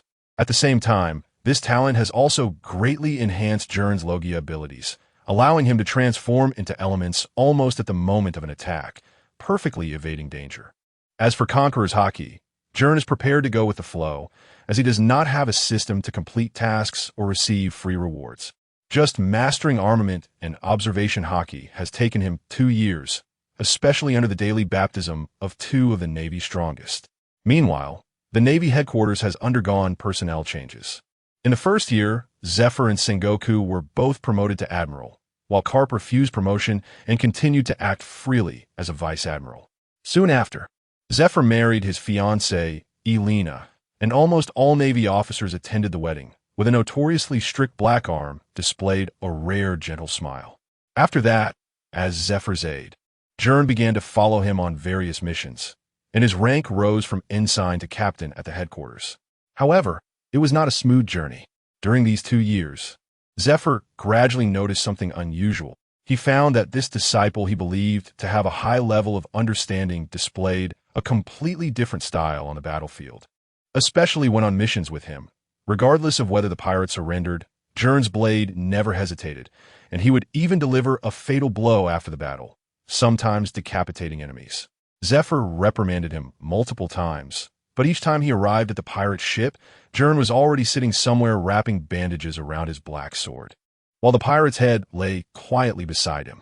This was also the first time Zephyr sensed a so-called cruel justice in his disciple, which was in stark contrast to his non-killing justice. At the Navy headquarters, in Sengoku's office, sunlight streamed through the blinds, casting fragmented shadows on the desk. Zephyr sat on the sofa, lightly tapping his fingers on the armrest, his brow furrowed. Sengoku sat across from him, holding a cup of hot tea, the rising steam obscuring his glasses. Sengoku, after a moment of silence, Zephyr finally spoke. That kid Gern is increasingly reminding me of someone. Sengoku blew on the surface of his tea and replied calmly. Sakazuki? Zephyr's fist tightened slightly and then slowly relaxed. He did not deny it. The same stubbornness, the same lack of mercy, Zephyr said softly, but at least Sakazuki still adheres to absolute justice, obeying orders. But Gern, sometimes in his eyes, I can't even see conviction, only pure killing intent. Recalling every time Gern accompanied him on missions, regardless of the mission's objectives or the occasional encounter. As long as they were pirates, and he decided not to kill, Gern would surely give them a complimentary package of decapitation blessings. Hearing Zephyr's words, Sengoku put down his teacup about Gern. Zephyr did not turn around, but slightly nodded. I know what you want to say. Sengoku sighed and closed the document. In these 2 years, Gern's performance has indeed been outstanding. Both his strength and task completion are impeccable. But his style is in direct contradiction to your non-killing justice. Zephyr's back stiffened slightly, and after a moment of silence, he turned around, his expression complex. I thought he could understand my philosophy. Zephyr, everyone has a different understanding of justice, Sengoku said, looking directly into Zephyr's eyes. Just like Sakazuki, although his absolute justice is extreme, it cannot be denied that it is indeed effective in certain situations. Upon hearing Sakazuki's name, Zephyr's brow furrowed even tighter. So I do not want Gern to become the second Sakazuki, Zephyr said solemnly. The potential he has shown in these 2 years, he can go further than I have. Then Zephyr, have you considered that perhaps it is precisely because you have always kept him by your side that he cannot find his own justice? When Sengoku said this, Zephyr was first taken aback, then frowned. What do you mean? In these 2 years, although Gern has achieved many merits under your command, he has always been just your aide, without real opportunities to stand on his own. Sengoku continued, I know you think highly of Gern, but you cannot decide his path. Zephyr fell silent. Seeing this, Sengoku continued slowly. Gern is already 18 years old. He has the right to choose his own justice. Moreover, Kazan, Borisolino, and even Sakazuki had already begun to command independently at this age. But what about Gern? He has not had a single opportunity for independent decision-making tasks. So, let him execute tasks independently, Sengoku said decisively. Give him a chance to see how he will define his own justice. Perhaps you were right. After a long time, Zephyr finally spoke, his voice low. It's time for him to walk his own path. Sengoku smiled slightly and raised his teacup, then settled. I will speak to Admiral Kong and arrange for him to be in charge of the next independent mission. Wait, how did you arrange this so smoothly? Zephyr suddenly realized and turned his gaze back to Sengoku. Ha, Sengoku chuckled, because I have a troublesome guy here that needs handling. After speaking, Sengoku pulled out a document from his files. Recently, there's been a headache of a pirate crew out in the Grand Line. Zephyr took the document and began to read. Pirate crew name, the Shatter Pirates Captain title, Doger the Island Splitter, Paramecia-type Shatter Fruit user. Can instantly split non-living objects, such as weapons, buildings, ground, into multiple fragments or smaller units upon contact. Bounty, 360 million berries. Name for destroying 3 Navy branches in the South Sea and 3 military ships during battles in the Grand Line. Age, 33 years. Origin, son of a fisherman from a nameless small town in the South Sea. Chapter 37 Teacher, I told you my answer long ago. Marineford Gern, whose youthful demeanor had faded, was sitting at the bar, pouring himself a drink. Just as he filled his glass, a layer of frost suddenly appeared on it. This lonely young man preferred his drinks chilled. A familiar lazy voice came from beside him. Gern smirked slightly without looking up. Kazan, your entrance is really lacking in progress. The tall man draped in a navy coat casually sat down and unabashedly took the bottle to fill his own glass. What can I say? Mister, Carp only has eyes for Roger, so naturally I work a bit faster on my own missions, Kazan said, pouring himself a drink and clinking glasses with Gern. Gern, your recent reputation isn't great. Once the airquake Gern, now you're the demon of decapitation. Gern's silence over the past 2 years had caused people to forget him for a time. There was also the matter of Zephyr. In the 4 years since the God Valley incident, the shadow of rocks had completely dissipated, and the seas entered the era of the three legends: the Whitebeard pirates, the Flying Pirate crew, and the Roger pirates, each holding their ground. Among them, the Flying Pirate crew, led by Shiki, was the strongest, followed by Whitebeard, while Roger drifted like a free wind, claiming no territory. The Navy was supposed to be balanced by the three giants, Sengoku, Zephyr, and Carp, but Zephyr's peak had ebbed away like a receding tide. Now, he was no longer capable of facing the three top sea powers, only able to restrain the second-tier pirate forces. The first stage was the promotion to headquarters. The second stage was honing hockey. Gern stared at his glass as the frost quietly melted. Now that the second stage was over, it was time to take the third step. And for the third stage, he needed to break free from Zephyr's wings. Thus, he completely disregarded Zephyr's thoughts. The first reason was to prevent history from repeating itself and to avoid Zephyr's family facing revenge from pirates. The second was to force Zephyr to personally sever this binding rope. Or to put it bluntly, he needed to end this stepping stone to move further. With this thought, Gern finished his drink in one gulp. By the way, Gern suddenly changed the subject and refilled his glass. The legendary three monsters of the Navy. I only know you, Sakazuki and Borsellino. They are completely opposite people. Kazan chuckled. Sakazuki is just a workaholic who has stationed himself at the G3 base in a new world. As for Borsellino, you know about the Navy Science Unit, right? Yes. It was established in recent years. Exactly. That guy went straight there. It's basically a paradise for slacking off, Kazan said, a hint of jealousy flashing in his eyes. But he has to be on call for the Celestial Dragons. Gern shook his glass in response. TSK, that's indeed a buzzkill. Kazan pouted, suddenly putting his arm around Gern's shoulder. But now we should say 4 monsters, including you, the youngest one. Me? Gern raised an eyebrow. Of course. I heard before I came here that you were assigned an independent mission. Independent mission? Gern's pupils flashed with a hint of excitement. Aren't I Zephyr's aide? I saw the marshal sign your appointment papers when I came back to report. Kazan tilted his head back to finish his drink, dropping a bombshell. So from today on, you are a lieutenant directly under the headquarters, no longer Zephyr's aide. The sound of the glass hitting the bar echoed loudly in Gern's ears. Is it done? Gern murmured. To know that during the era of Steelbone Kong, the promotion system in the Navy headquarters was as strict as iron laws, with every promotion meticulously calculated, regardless of strength or background. Even someone like Kazan, who had the strength of a vice admiral, still only held the rank of colonel in the Navy headquarters. To rise further, one could only build a foundation of fame and military achievements through independent command of missions. In the dim light of the tavern, Gern slowly curled the corners of his mouth. The ladder of military merit and reputation had finally laid out the first step beneath his feet. The night was deep, and the streets of Marine Ford were illuminated by streetlights, casting a yellow and quiet glow. Gern walked leisurely on the cobblestone road toward his residence. The conversation in the tavern still echoed in his mind. Independent mission, directly under the headquarters, breaking free from Zephyr's aide identity. Everything was progressing according to his plan. However, when Gern turned the last corner, his footsteps slightly paused. At the stone steps in front of his home stood a tall figure quietly. The purple hair remained still in the evening breeze, and the sunglasses reflected the cold moonlight. Zephyr, teacher? Gern blinked and spoke casually. What are you doing here so late? Zephyr did not answer immediately, merely gazing at him silently, his eyes sharp as blades. After a long while, he slowly spoke. Just returned from tavern? Yeah, I happened to run into Kazan. Gern smiled, taking out his keys from his pocket. That guy still loves to steal others' food, as always. I see. Zephyr's voice was low, emotions hard to discern.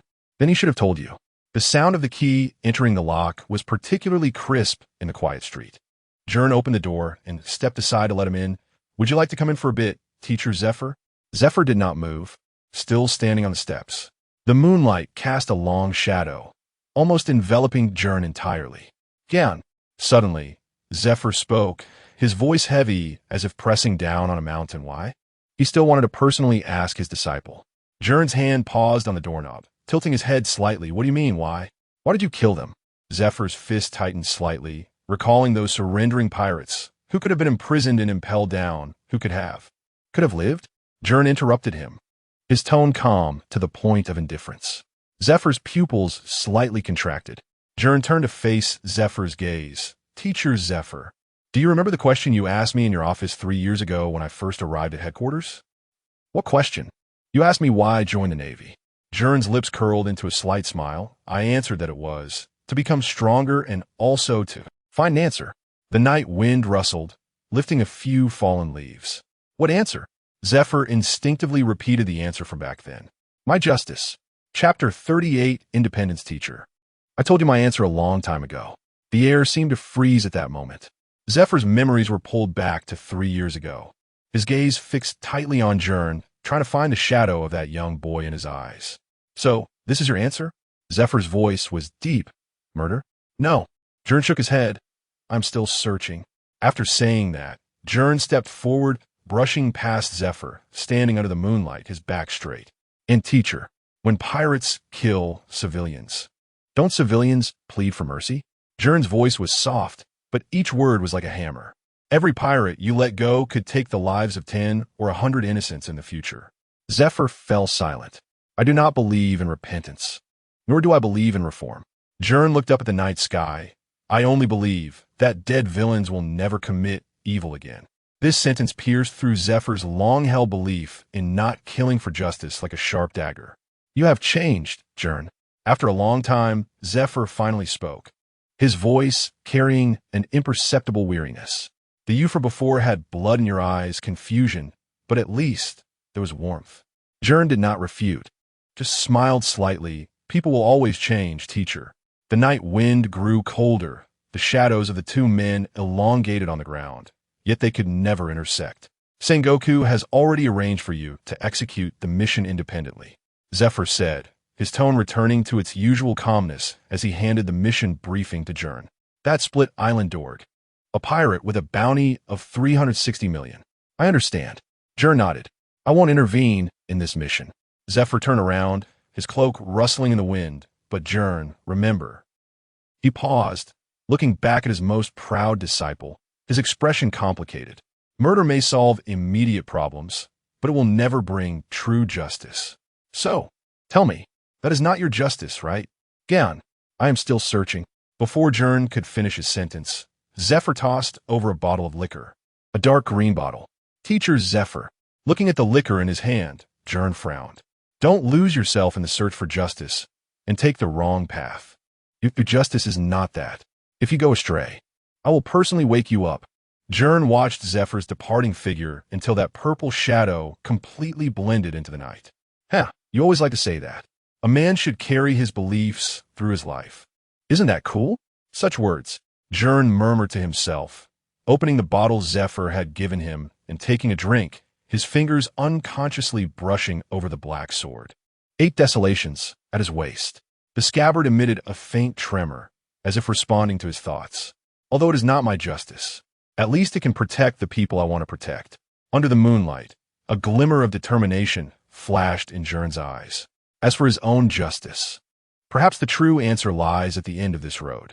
3 days later, at Marineford Naval Port, the morning fog had not yet dissipated, and the rising sun cast a light golden halo over the port. The sea breeze carried the salty, damp air across the dock, stirring the masts of the anchored warships, producing a faint creaking sound. Gern stood on the deck of the warship, draped in the Navy's standard white justice cloak, underneath which was a fitted black suit, with dark red patterns embroidered at the collar and cuffs, starkly different from the usual blue and white uniform of the Navy. The cloak rustled in the wind, revealing the black sword, 8 desolations, wrapped tightly in bandages at his waist. He has grown taller, finally not having to carry on his back. In 2 years, he had grown to nearly 2 meters tall, with broad shoulders and long legs, his muscular lines appearing sharp and full of explosive power under the combat suit. His short black hair stood out particularly in the morning light, his facial features well-defined, with a strong jawline. Yet there was always a hint of a smile at the corner of his mouth. The Navy soldiers on the deck were secretly sizing up Gern, whispers rising and falling. Is he really Captain Gern, who is on par with those 3 monsters? He looks younger than the rumors say. Shoo, Quiet. I heard he never leaves survivors on missions. Even surrendering pirates get beheaded. But why is his sword wrapped in bandages? Is it some kind of seal? Gern paid no attention to these discussions, only lowering his gaze to the mission briefing in his hand. The target was Dorg of Split Island, with a bounty of 360 million, hailing from the South Blue, a paramecia-type devil fruit user capable of splitting non-living objects, like weapons, buildings, and the ground, into multiple fragments or smaller units upon touch, only able to control the splitting of non-living objects. Is it a lower-level version of the splitting fruit? Heh, interesting, Gern murmured to himself, his fingertips unconsciously stroking the hilt of his sword. Captain Gern. At that moment, a messenger rushed over, saluting. The Science Division just delivered a batch of new weapons and equipment, specially prepared by Admiral Sengoku for you. Gern did not look up. Throw it in the warehouse. But, the messenger hesitated. Is there a problem? Gern raised his eyes.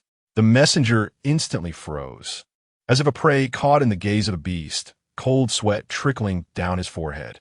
And no, I'll arrange it right away. After the messenger hurriedly left, Gern turned his gaze toward the fortress in the distance. At the highest window, a purple figure flickered in and out of sight. Zephyr was standing there, his sunglasses reflecting the morning light, making it impossible to see his expression. Gern's mouth curled into a slight smile as he raised his hand and performed a standard military salute, the movement crisp and clean. Fool! Zephyr sighed. The warship slowly sailed away from the port, Gern standing at the bow, the black sword 8 desolations slightly trembling in the morning light. Split Island Dorg. Gern murmured the name, a sense of liberating excitement flashing in his eyes. Finally, he didn't have to look around anxiously and could freely take on missions.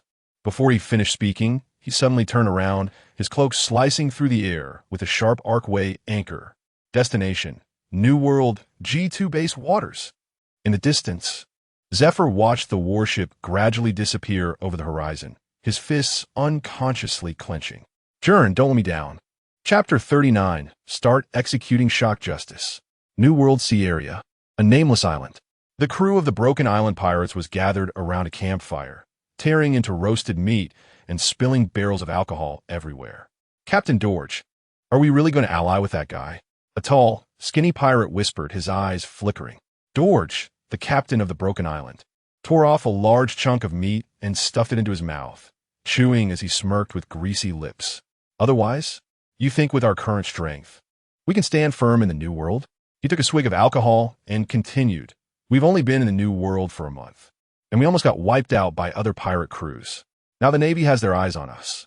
If we don't find a backing, it's only a matter of time before we perish. Hearing this, the crew exchanged glances, and another pirate couldn't help but ask, but we don't even know who we're allying with. Upon hearing his subordinate's true worry, Dorge laughed heartily, tossing aside a bone and standing up.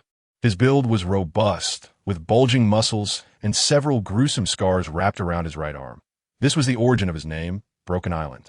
He had once destroyed a Navy branch base with a single punch. That man is known as the Flying Lion. A glimmer of fervor flashed in Dorge's eyes. Golden Lion Shiki. As long as we join his flying pirate crew, forget the Navy, even Whitebeard and Roger's men would have to think twice. Golden Lion, the pirates exclaimed, their faces lighting up with excitement. The name of Golden Lion was resounding in the New World. His influence spread across the Grand Line, and he had a multitude of powerful subordinates.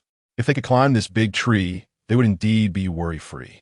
But Captain Dorge, can we really join the flying pirate crew? Why not? Dorge snorted coldly, standing up and kicking over a nearby barrel of alcohol. I am Dorge of Broken Island, a notorious pirate with a bounty of 360 million.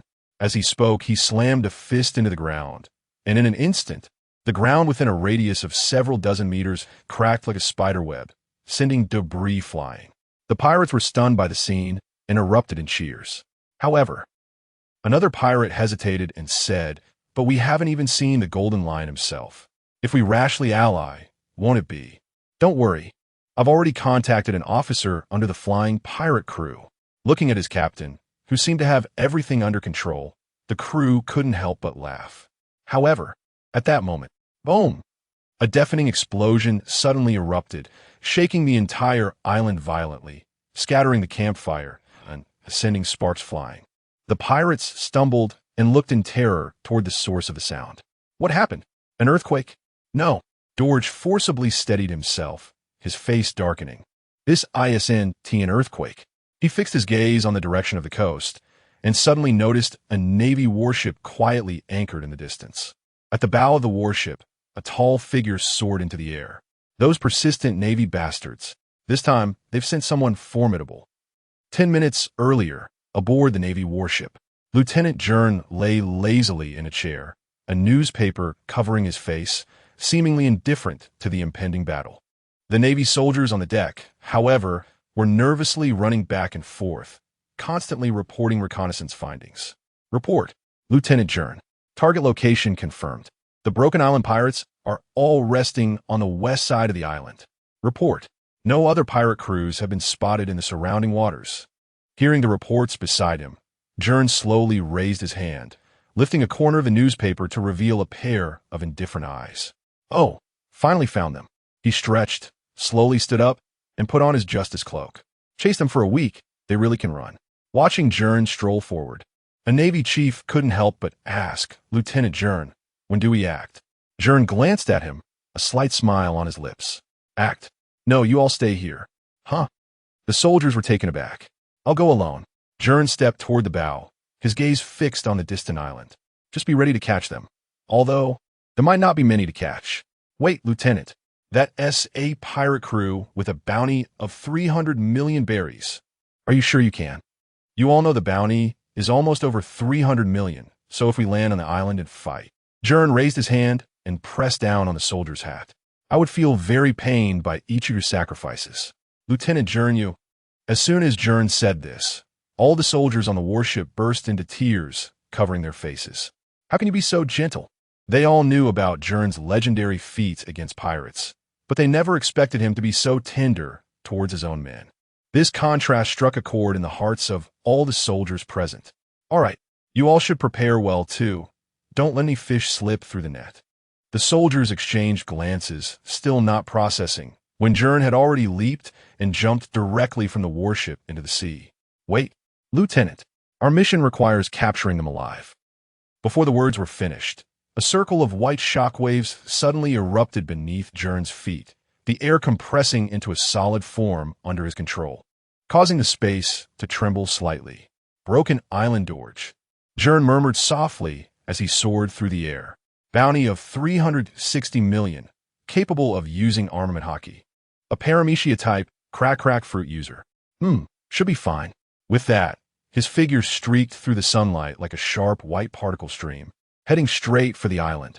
On the island, the Broken Island pirates were already on high alert. Dorge stood at the forefront, arms crossed, coldly watching Gern as he approached. His first mate whispered, Captain, the warship hasn't moved. It seems to be just one person. Should we take care of him directly? Dorge squinted his eyes. No, this guy's not simple. No pirate who can sail to the New World is a fool. He could feel the oppressive aura that Gern brought with him, as if the air trembled with that man's approach. Finally, when Gern, draped in his justice cloak, lightly landed on the beach, an invisible shockwave spread out the moment his shoes touched the sand. Hey there, everyone. Gern looked up, revealing a lazy smile. I heard you want to ally with the Golden Lion? Upon hearing Gern's first words, Dorge's pupils constricted. How do you know? No choice, Gern shrugged. The Navy's intelligence network is much more interesting than you think.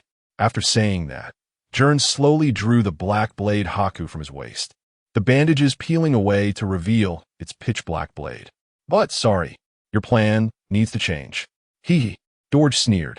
Just you, a Navy lieutenant? You want to catch me? You need at least a brigadier to move. Hey, exactly. Just me. A glint of coldness flashed in Gern's eyes. And the moment his words fell, shockwave. Rail. Gern's footsteps suddenly erupted with a circle of white shockwaves, high-density, vibrating particles coalescing into a solid track beneath him. The air was compressed to its limit, and then propelled by the reverse shockwave. Swish. Almost simultaneously, Gern flashed to Dorge's side, lifting his left foot, which was wrapped in violent vibrating particles, the air distorting and shattering due to the high-frequency tremors. Start executing shock justice. With that, his left foot swept out. Dorge's pupils constricted, instinctively raising his arms covered in armament hockey to block. Boom! The shockwave exploded, centered around the two individuals. The ground within a radius of several dozen meters suddenly collapsed. Spiderweb-like cracks crazily spread out, and fragments of stone floated up, only to be crushed into powder the next second. Duo Ge's feet sank deep into the ground, sliding along, seemingly holding on, but blood trickled from the corner of his mouth, and his eyes were filled with horror, all of which unmistakably proved his fear. This guy, is he really just a naval captain? Chapter 40. The Adaptable Doge, damn it. Doge's arms went numb from the kick by Gern. He quickly stepped back, causing the ground beneath him to crack open instantly, forming a deep pit to block Gern's pursuit. Doge spat out a mouthful of blood and grinned maliciously. Navy, I am a user of the split fruit. As he spoke, Doge stomped his foot, causing the ground to crack further, and countless fragments of stone floated into the air. He could control the material he had split at will. Under Doge's manipulation, the split rocks turned into sharp projectiles and shot towards Gern like a rainstorm. A paramecia-type split fruit user? Gern raised an eyebrow, his black blade, 8 desolations, pointing diagonally at the ground, with fine white particles swirling around the blade's edge. Interesting. Split rock, shotgun. The flying stones further split in mid-air, transforming into countless sharp fragments, covering a vast area and almost blocking all of Gern's escape routes. Yet, Gern merely chuckled lightly, raising his left hand and condensing a small white sphere of light in his palm. Heaven quake, barrier, buzz. The light sphere instantly expanded into a hemispherical vibrating shield, and all the incoming fragments were turned to dust upon contact with the barrier. Not even a speck of dust managing to penetrate through. This ability, looking at the shattered air, Doge's pupils constricted. Sorry, I don't want to waste time on someone like you. Gern's voice was cold, and his figure suddenly became blurry.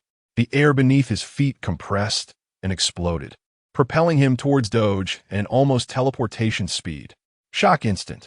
Railgun's second acceleration. Whoosh. Gern's figure suddenly blurred, transforming into a tear in space in Doge's eyes. Then, 8 desolations slashed horizontally. Before the blade arrived, the air ahead was compressed and distorted by high-frequency vibrations, emitting a piercing explosion. In that case, I'll waste a knife on you. Doge gritted his teeth and roared, crossing his arms as the pitch-black hockey instantly enveloped them. At the same time, he unleashed his ability to disintegrate. The moment the blade clashed with his arms, Doge's split fruit ability frantically eroded, attempting to disintegrate the black blade 8 desolations on a material level. However, the vibrating particles wrapped around the blade, and the hockey formed an almost unbreakable defense. The blade not only remained undivided, but instead erupted with blinding white light amidst the vibrations. Crack! Doge's arms let out a mournful cry under the unbearable strain. His skin bursting with countless tiny cracks, blood seeping out. How is that possible? He staggered back, his eyes filled with horror.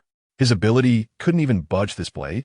Your split fruit can decompose matter, but Gern slowly sheathed his blade, his gaze as cold as ice. Hockey is truly a good thing. It needs to be trained. How could the hockey of a mere Navy lieutenant be so strong? To be honest, Gern suddenly withdrew his blade. You don't even deserve for me to use 8 desolations. As he spoke, Gern's left arm muscles suddenly tensed, a dark red sheen beginning to appear on the skin's surface. With a low shout, the pitch-black hockey spread from his arm to his shoulder as if it were a living thing, eventually enveloping his entire left arm. What was even more astonishing was that the white vibrating particles entwined on the surface of the hockey began to vibrate violently, resembling boiling water droplets, emitting crackling sounds. Hey, wait, I'm throwing. Doge's pupils suddenly constricted.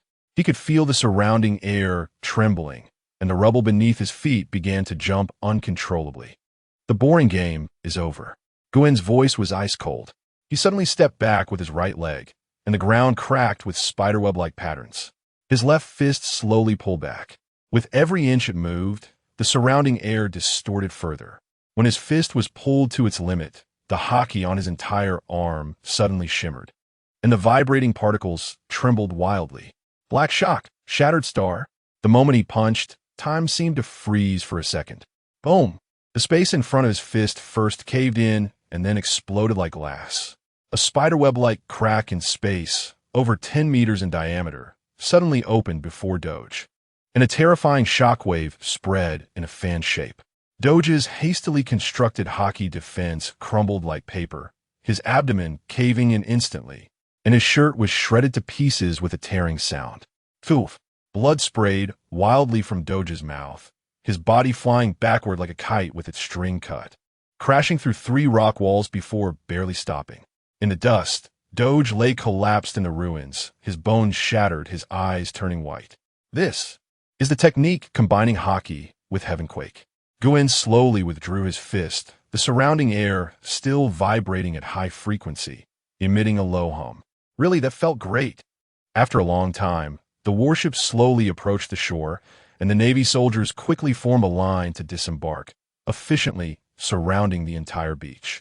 The remnants of the broken pirates had long lost their will to fight, collapsing on the ground one by one, handcuffed by the soldiers with ease. Report. We found Split Island, Doge. A soldier suddenly shouted, his voice filled with obvious surprise. He still alive. The surrounding soldiers were stunned and turned to look at the tall figure lying in a pool of blood. Doge's abdomen was caved in, his right arm broken, but his chest was still faintly rising and falling. This clearly did not align with the ruthless reputation of the head-cutting demon they had heard about over the past 2 years. Lieutenant Gern did not execute him this time? A young soldier murmured quietly, confusion filling his eyes. Gern was standing on a protruding rock, slightly tilting his head upon hearing this. The sea breeze fluttered his justice cape, revealing the black blade 8 desolations, which had been rewrapped in bandages at his waist. Did the mission not say to keep him alive? It's just executing a task. It's quite normal, Gern said casually, a meaningful smile curling at the corners of his mouth. Besides, capturing him alive is worth far more than a head worth 360 million. The soldiers exchanged glances, suddenly realizing that as a newcomer about to defect to the Golden Lion, the Navy headquarters must hope to extract more information about the Golden Lion's flying pirate crew from Doge. As expected of Lieutenant Gern, you think things through so thoroughly. Lieutenant Gern is different from the rumors. The soldiers' discussions reached Gern's ears, but he merely smiled without comment. He then slowly walked towards Doge, who was handcuffed with sea prism stone, bending down to whisper in his ear, "You should thank my mercy." Doge's murky eyes suddenly constricted, but his severely injured body could not react further. As he turned to walk towards the warship, Gern's gaze swept over the captured pirates, his expression eerily calm, neither angry nor sympathetic, as if he were looking at a pile of goods waiting to be processed. Cruelty and mercy? That depends on who it benefits. Gern sneered in his heart. When he was on Zifa's ship, he had to use the most extreme means to protect himself and force Zifa to let him operate independently. Now that he was independently executing missions, he needed the most perfect mission report and the fastest promotion capital. Completing the first mission perfectly and capturing a pirate with a bounty of over 360 million was far more memorable for the headquarters' military achievements than a pile of heads he had cut down while beside Zifa. Moreover, he had previously pretended to be cruel and just to make Zifa let him operate independently. Now, there should be some changes to report. After all, this way, in the eyes of Sengoku and others, they would understand and believe that Gern should really walk his own path. Set sail. Thinking of this, Gern leaped onto the warship's deck, his voice clearly resonating throughout the entire ship. Reporting to Marine Ford, the broken pirates' bounty of 360 million berries for Split Island Doge has been successfully captured. Mission accomplished. Chapter 41. The death bell, David the sea wind howled. The sails of the warship billowed in the breeze, and the soldiers were busy weighing anchor to set sail. The deck echoed with the rhythmic sound of footsteps and the clinking of metal. I wonder if Teacher Zephyr will find my exam paper acceptable. Gern stood at the stern, his gaze indifferent as he looked towards the gradually receding island. The black blade 8 desolations quietly hanging at his waist, bandages fluttering slightly in the wind. Suddenly, in the next moment, Gern's pupils constricted sharply. Whoosh! A series of sharp sounds sliced through the air as several pitch-black bullets shot towards Gern from the direction of the island, each wrapped in solid armament hockey, glinting with a cold metallic sheen under the sunlight. Gern tilted his head slightly to the side, the bullets whizzing past his ears, the force of their passage lifting a few strands of his hair. His movements appeared casual, yet he precisely avoided all deadly attacks. Armament hockey bullets? Gern turned his gaze like a hawk, locking onto a giant tree on the eastern side of the island. Immediately, his observation hockey fully activated, capturing the hidden figure in the tree crown in an instant. It was a tall, thin man wearing a top hat, holding a long sniper rifle, the barrel still emitting faint smoke. At the same time, the soldiers, who had only just realized the smoking bullet marks on the steel plate, erupted in panic. Enemy attack. All personnel on high alert. Don't move. Gern raised his hand to signal everyone to quiet down, his voice chillingly calm. After all, having followed Zephyr for 2 years, he recognized most of the famous pirates of this era. For instance, the one attacking him now, captain of the Flying Lion Pirates 3rd Division, Deathbell David, with a bounty of 800 million berries. As he spoke, Gern's gaze remained locked on that figure, clearly indicating that the target of Dorg's surrender had personally come to greet him. The soldiers who had stopped moving turned pale at the mention of the bounty. An 800 million berries bounty meant that the opponent was a true powerhouse of the New World, far beyond the likes of Dorg. Meanwhile, in the tree crown on the eastern side of the island, David narrowed his eyes, astonished. Hey, is this for real? The title of Deathbell is not for nothing. His sniping has never missed, let alone with the advantage of armament hockey and a surprise attack. Wait a minute. But even so, the opponent still easily dodged while facing away. Is this Navy's observation hockey that's strong? David gritted his teeth, his finger once again tightening on the trigger. However, before he could pull the trigger, Gern had already raised his right hand, his index finger pointed straight at him. Surprise attacks are not a good virtue. Moreover, as he spoke, a pale high-energy vibration particle condensed at his fingertip, the air around his index finger fracturing due to the high-frequency vibrations. I see you. Whoosh. A spiral-shaped pale ray shot out, leaving clear air shockwave patterns in its wake. Moving so fast it was almost impossible to catch with the naked eye. The ray was silent, yet contained terrifying penetrating power and internal destructive force. Instantly, David's face changed dramatically, and his body instinctively rolled to the side. Boom! Crack! The next second, the tree crown he had just occupied was instantly pierced by the ray. A dull explosion resonated from within the tree trunk, and the entire giant tree was shattered from the inside, with chips flying everywhere. At the same time, David, having jumped to another tree, knelt on one knee, his top hat long gone, revealing his pale and sinister face. Although he had predicted and avoided the direct hit, he was still shaken by the spreading shockwave, blood spilling from the corner of his mouth. Damn it, what kind of devil fruit ability is this? He wiped the blood from the corner of his mouth, a glint of caution flashing in his eyes. On the warship, Gern stood at the stern, the sea breeze lifting his justice cloak. Did he evade it? He coldly stared in David's direction, a chilling smile forming. It seemed his strength was considerable. David slowly stood up, spinning his sniper rifle in his hands before re-aiming. At the same time, he grinned, revealing a sinister smile. Young Navy brat, do you think defeating a third-rate pirate means you can swagger around the New World? You haven't seen the terror of the Flying Lion Pirates yet. As he spoke, the enraged David's eyes flashed with ferocity, ready to move when suddenly, a sharp ringing from his den mushy interrupted his assault. Brew, brew, brew, brew. The sound came from his waist. He hesitated for a moment before pulling out the den mushy. The den mushy simulated a gloomy face, and a hoarse voice came from its lips. David, the Admiral has ordered, retreat immediately. We've encountered the Whitebeard pirates. David's expression instantly turned respectful. Understood, I'll return immediately. After finishing, he put away the den mushy and looked back at Gern, his eyes filled with resentment. You're lucky, Navy. Next time we meet, I will personally ring your death bell. With that, David said no more, his figure flashing as he disappeared into the depths of the jungle. The soldiers on the warship, seeing that the opponent hadn't made any further moves, finally breathed a sigh of relief, though the fear in their eyes had not dissipated. Captain Gern, an officer, worried about Gern's superior, cautiously said, "We don't have the authority to engage with the Flying Lion Pirates." "I know." Gern shook his head. "The mission is complete. There is no need to stir up trouble." Moreover, he gazed towards the distant horizon, his expression deep. "The current Golden Lion is not someone I can provoke." After speaking, he turned and walked toward the cabin, leaving behind a calm order. "Continue at full speed back to base and report everything that just happened." "Yes." The soldiers exchanged glances, feeling both relieved and shocked. They knew that the brief confrontation they had witnessed today would become a new topic of discussion at Navy headquarters. Captain Gern, on his first mission, not only captured Door from Split Island, but also faced off against the captain of the Flying Lion Pirates 3rd Division, the 800 million bounty pirate Death Bell David.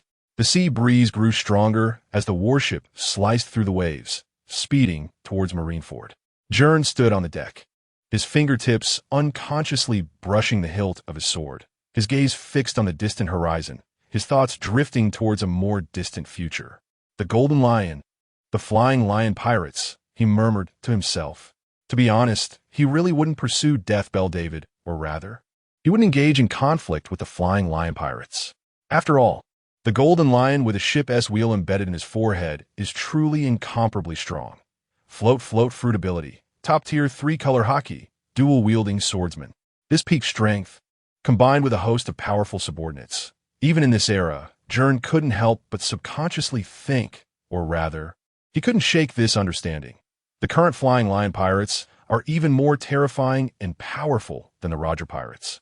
After all, the upcoming Battle of Whitebeard is not just a few large ships surrounding a small ship of Roger, but rather, it involves at least a dozen or more large bounty pirates teaming up with the Golden Lion to besiege the Roger Pirates. It seems the new world is more interesting than I imagined. Chapter 42. What? Akaino likes me. On the deck of the warship, Lieutenant Gern, the Navy Chief Petty Officer behind him, walked up quickly and saluted. Gern nodded. "What did headquarters say? Are we continuing our course or making other arrangements?" "Headquarters ordered us to change our course and hand Overcrack Island Dog to the G3 base in the New World." "Is that so?" Gern frowned slightly. It seems the Navy headquarters is still worried about running into the flying pirate crew of the Golden Lion. But it makes sense. Their pirate crew's third-in-command has already been encountered, so they certainly wouldn't rule out other possibilities. But G3 base? Gern furrowed his brows, feeling that the name was somewhat familiar. Yet he couldn't recall the specific details at the moment. So, he couldn't help but turn his head and ask, "Who is stationed there now?" The Chief Petty Officer straightened his back and answered loudly, "It's Colonel Sakazuki." "Sakazuki." Gern repeated the name softly, and a stern figure instantly appeared in his mind, the future Navy Admiral Akainu. Thinking of this, Gern's mouth slightly curled up, revealing a meaningful smile. "Our workaholic Akainu. Interesting." The Chief Petty Officer noticed Gern's unusual expression and cautiously asked, "Lieutenant, do you know Colonel Sakazuki?" "Wait, don't I know him?" Gern smiled slightly, not providing much explanation, just waving his hand to inform the entire ship to adjust course and head to the G3 base. "Yes." The Chief Petty Officer saluted and turned to leave. Gern's gaze returned to the sea, but his thoughts had drifted far away. Sakazuki, one of the Navy's 3 monsters, known for his absolute justice and iron-fisted methods. Of course, people now prefer to call him the Navy's #1 workaholic. I must say, being overly competitive is also a form of victory. While others punch out at the end of the day, he stays late. While others slack off and drink tea, he racks up military achievements like sales performance. By the time Kazan and Borsellino are still hanging around at the officer level for another year, this guy is already close to the threshold of becoming a rear admiral. Even more ridiculous is that the G3 base is one of the few strategic strongholds the Navy has in the New World, and the higher-ups actually trust him to be stationed there long-term, which shows how terrifying his efficiency is. Even the 8 vacation opportunities that Navy headquarters officers get in a year, he has never taken. At least from Gern's perspective, this is probably the ultimate form of a workaholic. Sakazuki, rest? That word doesn't exist in my dictionary. Only guys like Borsellino would think about resting. A few days later, The warship slowly entered the port of the G3 base. On the ship, Gern stood at the bow, his gaze sweeping over this imposing Navy fortress. The towering walls, dark gun emplacements, and the stern faces of patrolling soldiers all showcased the iron-blooded style of this place. Just as expected, it is his style. Gern muttered to himself, the corners of his mouth lifting slightly. Behind him, the Navy Chief Petty Officer quickly approached, saluting and reporting. Lieutenant Gern, the criminal crack island dog is ready for transfer. Colonel Sakazuki is waiting at the dock. Oh, Gern raised his eyebrows. He personally came? Yes, Lieutenant. I didn't expect that. I thought he would wait for me in the office. Gern chuckled lightly. After all, his rank was 3 levels lower. So Gern adjusted his justice cloak and stepped toward the edge of the deck. On the other side, by the military port, Sakazuki was wearing a navy coat. With a shirt underneath, arms crossed, his gaze cold under the brim of his hat. Behind him stood several elite Navy soldiers. The atmosphere so tense that even the sea breeze seemed to freeze. As the warship docked, Gern jumped down first, landing steadily. He then looked up at Sakazuki and gave a standard salute, Colonel Sakazuki. Sakazuki's gaze lingered on Gern for a moment. Then he slightly nodded, Lieutenant Gern. Although his voice was low and hoarse, the corners of his mouth rarely did not carry the usual coldness, but instead, slightly lifted. Was this acknowledgement? Watching the scene, Gern felt a bit surprised, but quickly realized that the other party had probably already looked over his resume, especially his aggressive methods against pirates while following Zephyr in the past 2 years. Sure enough, Sakazuki's next words confirmed Gern's guess. Sakazuki took a small step forward and said in a deep voice, I admire your style. Is that so? Gern smiled. I thought not many people in Navy headquarters would agree with my methods. Humph. Only the weak would fear iron-blooded methods. Sakazuki snorted coldly. Pirates are pirates. They can only be eradicated completely to end the evil. Saying this, Akainu's tone carried an undeniable firmness, but Gern could still see the unhidden appreciation in those sharp eyes. Well, it seems Sakazuki clearly sees him as a kindred spirit. It appears we think alike. Gern shrugged, then gestured for the soldiers to bring Dog over. Dog was handcuffed with sea prism stone, covered in injuries, and his eyes were vacant. Sakazuki cast a cold glance at him and waved. Take him down and interrogate him strictly. Yes. The Navy soldiers immediately stepped forward and roughly dragged Dog away. Gern watched this scene, pondering. Are you planning to pry information about the Golden Line from him? Sakazuki did not answer directly, but instead asked back. You have fought him. How do you assess his strength? A bounty of 360 million is not insignificant. Gern scoffed. However, the crack fruit is quite interesting. Sakazuki nodded slightly, seemingly satisfied with Gern's evaluation. After a moment of silence, he suddenly opened his mouth. Headquarters is very concerned about your performance. Oh, Gern raised his eyebrows. Is it praise or criticism? The Navy does not need indecisive soldiers. Sakazuki's tone softened unusually. At least I think. Your methods are very efficient. Gern was taken aback, then laughed. Unexpectedly, our young Akainu would show such goodwill toward him. So Gern jokingly said, Then I am truly flattered. Sakazuki did not respond but turned and stepped. Follow me. Gern followed, the two of them walking one behind the other into the base. Along the way, the Navy soldiers made way, their eyes filled with respect. I heard you had a disagreement with Teacher Zephyr? Sakazuki suddenly spoke. Gern paused for a moment, then returned to normal, just different philosophies. He advocates no killing, while I. And you choose to solve problems in the most direct way. Sakazuki interrupted him, his tone carrying an approving tone. Teacher Zephyr is too idealistic. Choosing not to kill pirates is something I cannot agree with either. Gern glanced at him, not expecting Sakazuki to so bluntly evaluate Zephyr. However, this is also in line with Akainu's character. After all, in his eyes, justice is absolute and allows no compromise. So, how long do you plan to stay at the G3 base? Sakazuki suddenly asked. Headquarters hasn't given me further instructions. Gern spread his hand. Do you want to keep me? Sakazuki paused, turned his head to look at him, his gaze intense, and even his speech sped up. If you are willing. The G3 base needs combat power like yours. Gern squinted his eyes and smiled. Sounds like an invitation? just stating the facts. Sakazuki's tone remained cold, but Gern could feel that this man's attitude had shifted from being favorable to enthusiastic. Damn, saying so much just to wait for me here. You a workaholic. I'm going to be squeezed to death under you. Thinking of this, Gern did not directly agree, but also did not refuse, just smiled. However, everyone present were Navy personnel, and they could understand this hint. So Akainu just sighed and said, Gern, your personality really suits my taste. After saying that, he turned and walked into the base without looking back. Chapter 43. Don't love me. It's hopeless, however, just as the two were about to step into the G3 base. Sakazuki suddenly stopped, turned around to face Gern. Sakazuki was a straightforward man. Although Gern's previous response had already rejected him, he genuinely liked Gern. Especially in this era of gentle justice, where his own sense of justice was deemed iron-blooded. If it were just him alone, it would be fine, but now, unexpectedly, a Gern had appeared, like a companion with the same aspirations suddenly showing up on a lonely road.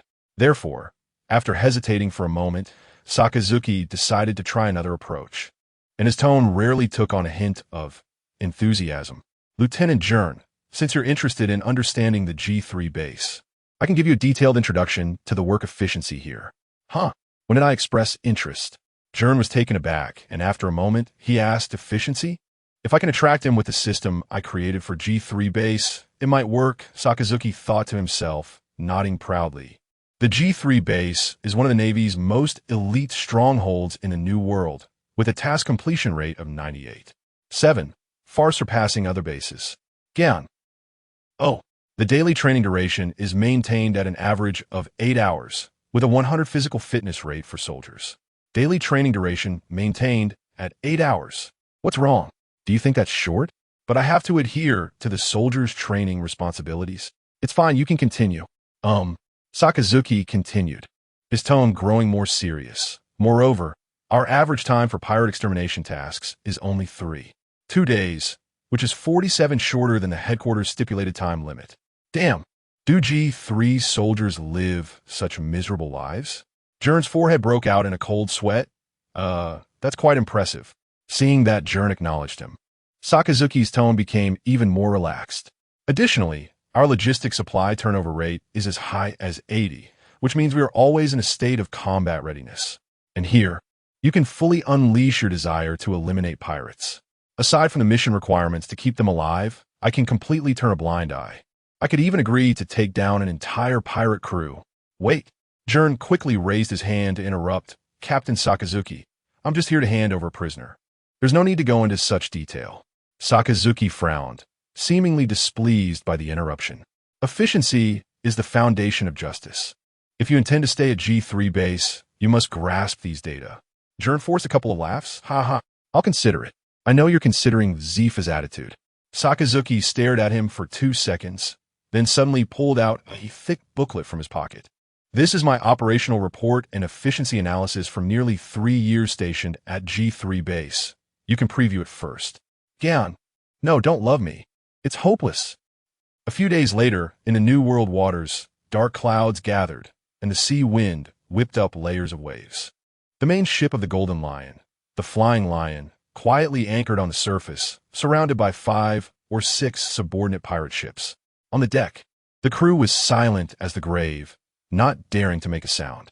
At the peak of his power, Golden Lion Shiki sat on the throne at the bow of the ship, his golden hair dancing wildly in the wind, a cigar clenched between his teeth, his expression dark. At this moment, the sake cup in his hand had already been crushed, the shards deeply embedded in his palm, blood dripping through his fingers, yet he remained oblivious. That bastard Newgate. Golden Lion cursed softly, his mind recalling the brief confrontation with Whitebeard not long ago. Despite his flying pirate crew having an absolute advantage in numbers and strength, facing the peak Whitebeard and his world-destroying Tremor-Tremor Fruit ability, even he, Golden Lion, had to temporarily retreat. What angered him even more was that the Whitebeard pirates were just a bunch of newcomers, yet they forced his entire fleet back. Especially Whitebeard's words, "Shiki, I don't want to sink you into the sea here." Those words were like trampling Shiki's face into ground. "Bastard!" Golden Lion shouted, throwing the already crushed sake cup away. "Captain!" At this time, An officer cautiously opened his mouth, but was silenced by a glare from Golden Lion. Then, footsteps approached from the back of the deck. It was the returning bell of death, David, who walked over with his head down, the shadow of his top hat obscuring his sinister face. As soon as he reached Golden Lion, he knelt on one knee, his voice hoarse. "Captain, I'm sorry I'm late." Looking at this guy, Golden Lion coldly fixed his gaze on him, exhaling a puff of smoke, his tone chilling. "David, you were late." David didn't argue. He simply spoke in a low voice. "I ran into some trouble." "Oh." Golden Lion narrowed his eyes. "What trouble could delay you?" "The 3rd Division, Captain." David raised his head, a serious glint in his eyes. "The newcomer who was going to join us, Crack Island Mord, has been captured by the Navy." "What?" Golden Lion's anger erupted instantly, his conqueror's haki uncontrollably sweeping out. The wooden boards on the deck cracked under the pressure, and several weaker pirates fainted. "Trash!" Golden Lion kicked over the table of drinks in front of him, splintering it everywhere. "You can't even protect a newcomer. What use are you? I just lost to that bastard Newgate, and now someone who was preparing to join me gets captured by the Navy right in front of my crew. What do you think my flying pirate crew's name means?" "Bastard." Faced with this situation, David gritted his teeth, bracing against Golden Lion's pressure, and spoke in a low voice. "Captain, the Navy that captured Morg isn't simple." "Huh?" Golden Lion snorted coldly. "A mere Navy. How strong can they be?" Seeing Golden Lion's momentum slightly diminish, David took a deep breath and slowly said, "His ability is similar to Whitebeard's." The air instantly froze. Golden Lion's pupils suddenly contracted, the anger on his face gradually replaced by a dangerous calm. He slowly stood up, walked in front of David, and stepped on his shoulder, looking down at him. "You, say it again." David looked up, his gaze firm. "That Navy's ability can cause tremors, even shattering space. Although it manifests differently from Whitebeard's, the essence is very similar. Just like Newgate."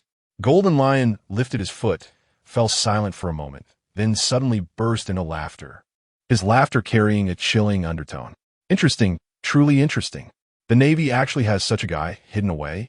Then Golden Lion abruptly restrained his laughter, his eyes filled with killing intent. "Tell me, what is that Navy's name?" "Gern. Gern Regine Haute Sigma." David answered honestly and revealed the information he had already investigated upon his return. After all, the news about Gern was precisely what he had come to use to shake off his responsibility. Zifa's disciple? Golden Lion sneered. No wonder he dares to be so arrogant. What else? 3 years ago, this guy had a confrontation with Whitebeard in the West Blue. Chapter 44, Attack. "Have you fought with Newgate?" The voice of the Golden Lion suddenly lowered, and his expression froze, clearly not processing the information. After all, one was a small navy he had never heard of, and the other was the powerful Whitebeard. To be honest, the Golden Lion couldn't connect the two at all. "Yes, 3 years ago in the West Sea." David swallowed hard and continued. "It is said that he even blocked a strike from Whitebeard head-on." The air instantly froze. The Golden Lion's fingers slowly tightened, and the wooden armrest under his hand silently shattered.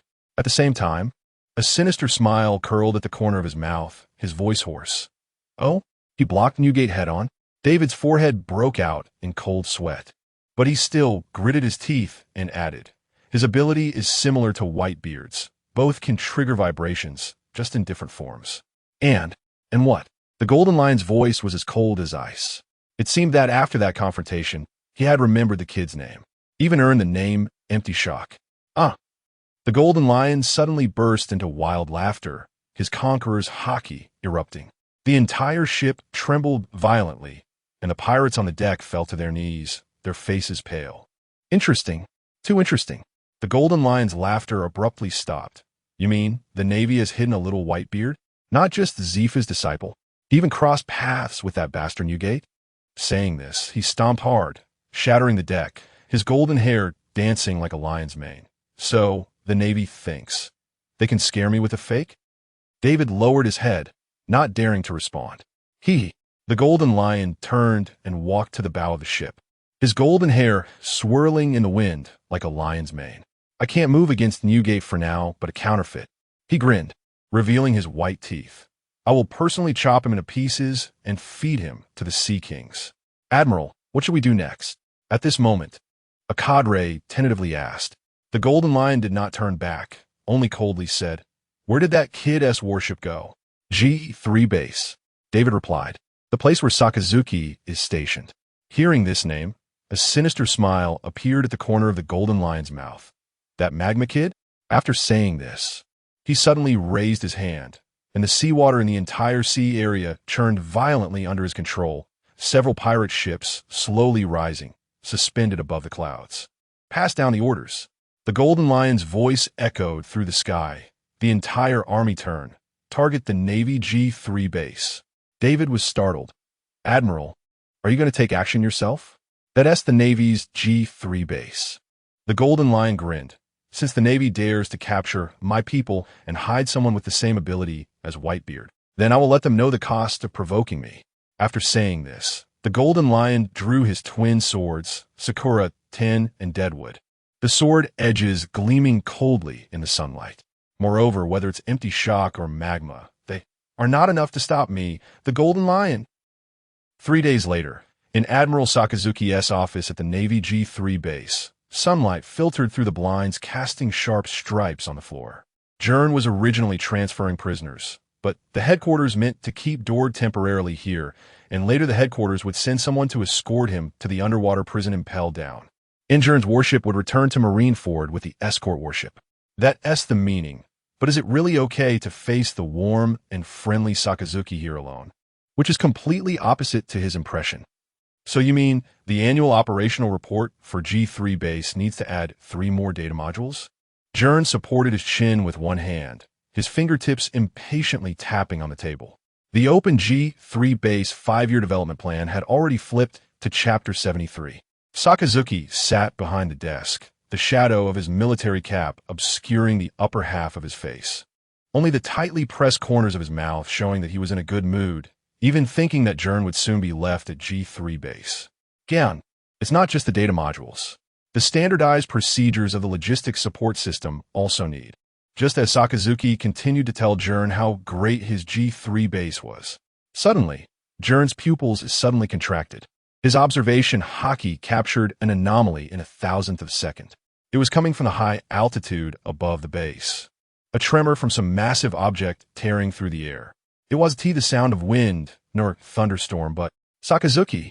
Gern suddenly stood up, the chair scraping loudly against the floor. "What?" Sakazuki, whose observation hockey wasn't as strong as Gern's, frowned and looked up, but only saw Gern's figure turn into an afterimage rushing toward the window. Boom! The glass shattered into diamond-like grains under Gern's impact. Immediately after, with one foot on the window frame, he shot toward the highest lookout tower of G3 base like an arrow. At 60 meters high, Gern only needed 3 steps to leap to the top. In an instant, the sea breeze tore at his justice cape. Gern's black hair danced wildly in the wind, and his right hand was already resting on the hilt of the black sword 8 Desolations. "Release." The low voice fell. The bandages wrapped around the blade broke apart inch by inch. The pitch-black blade reflected not a glimmer of light under the sun. The blade was wrapped in dense, white vibration particles. The air distorted due to the high-frequency vibrations. "No mistake." Gern looked up, his gaze penetrating the clouds, locking onto the calm sky.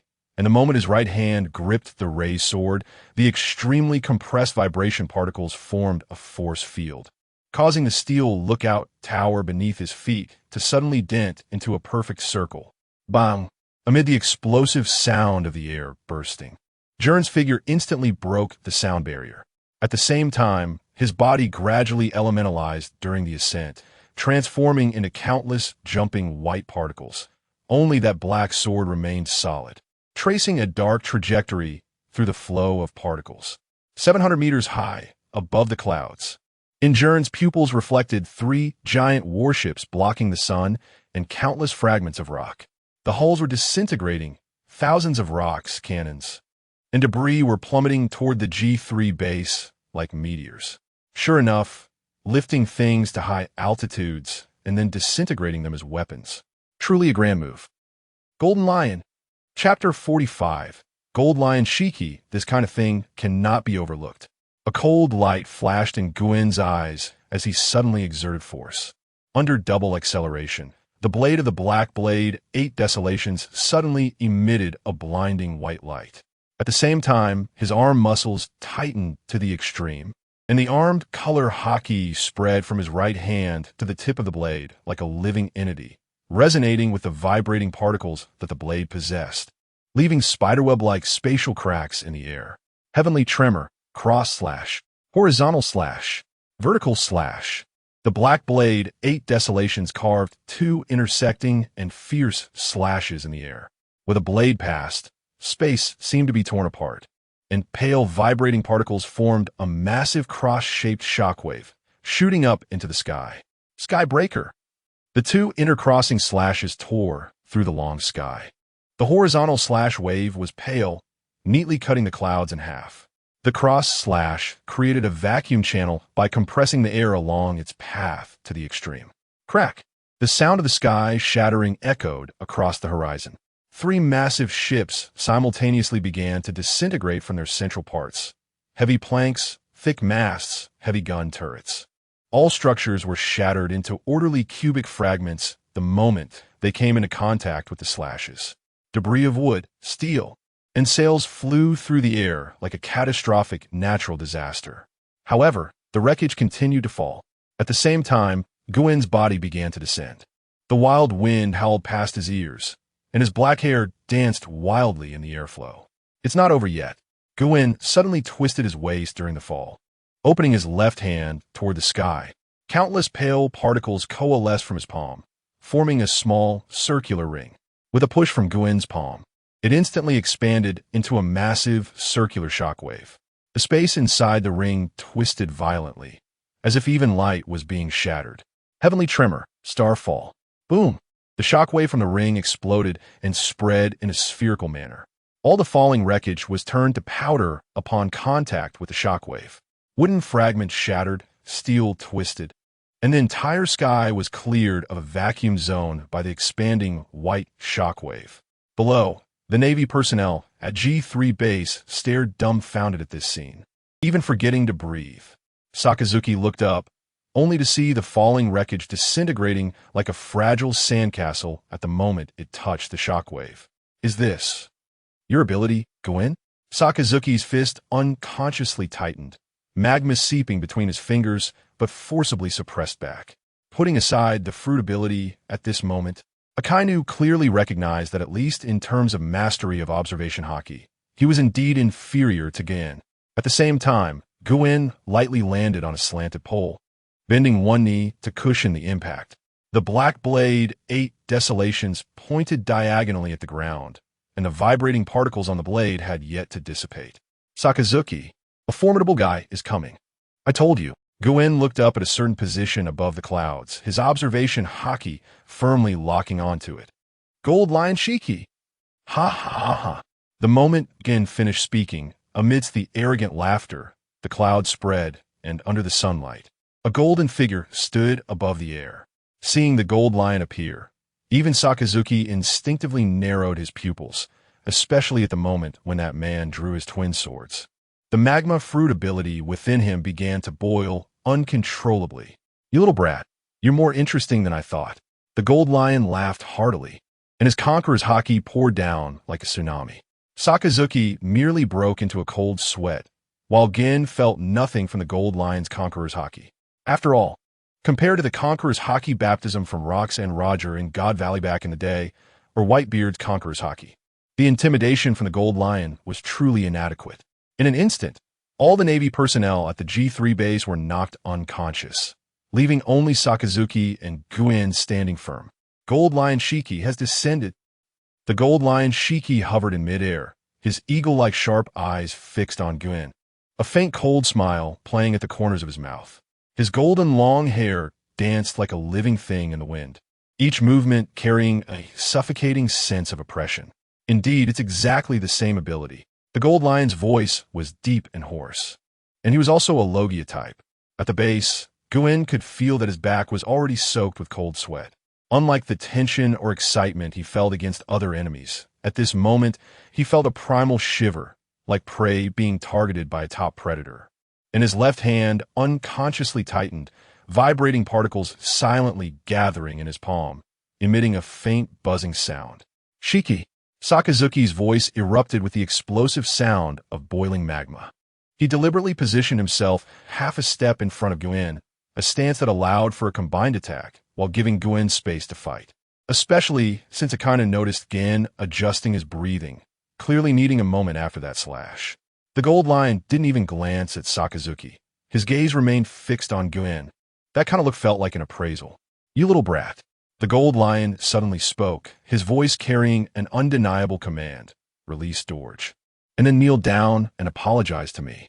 Otherwise." He slowly raised his right hand, lightly pointing with his index finger. Boom!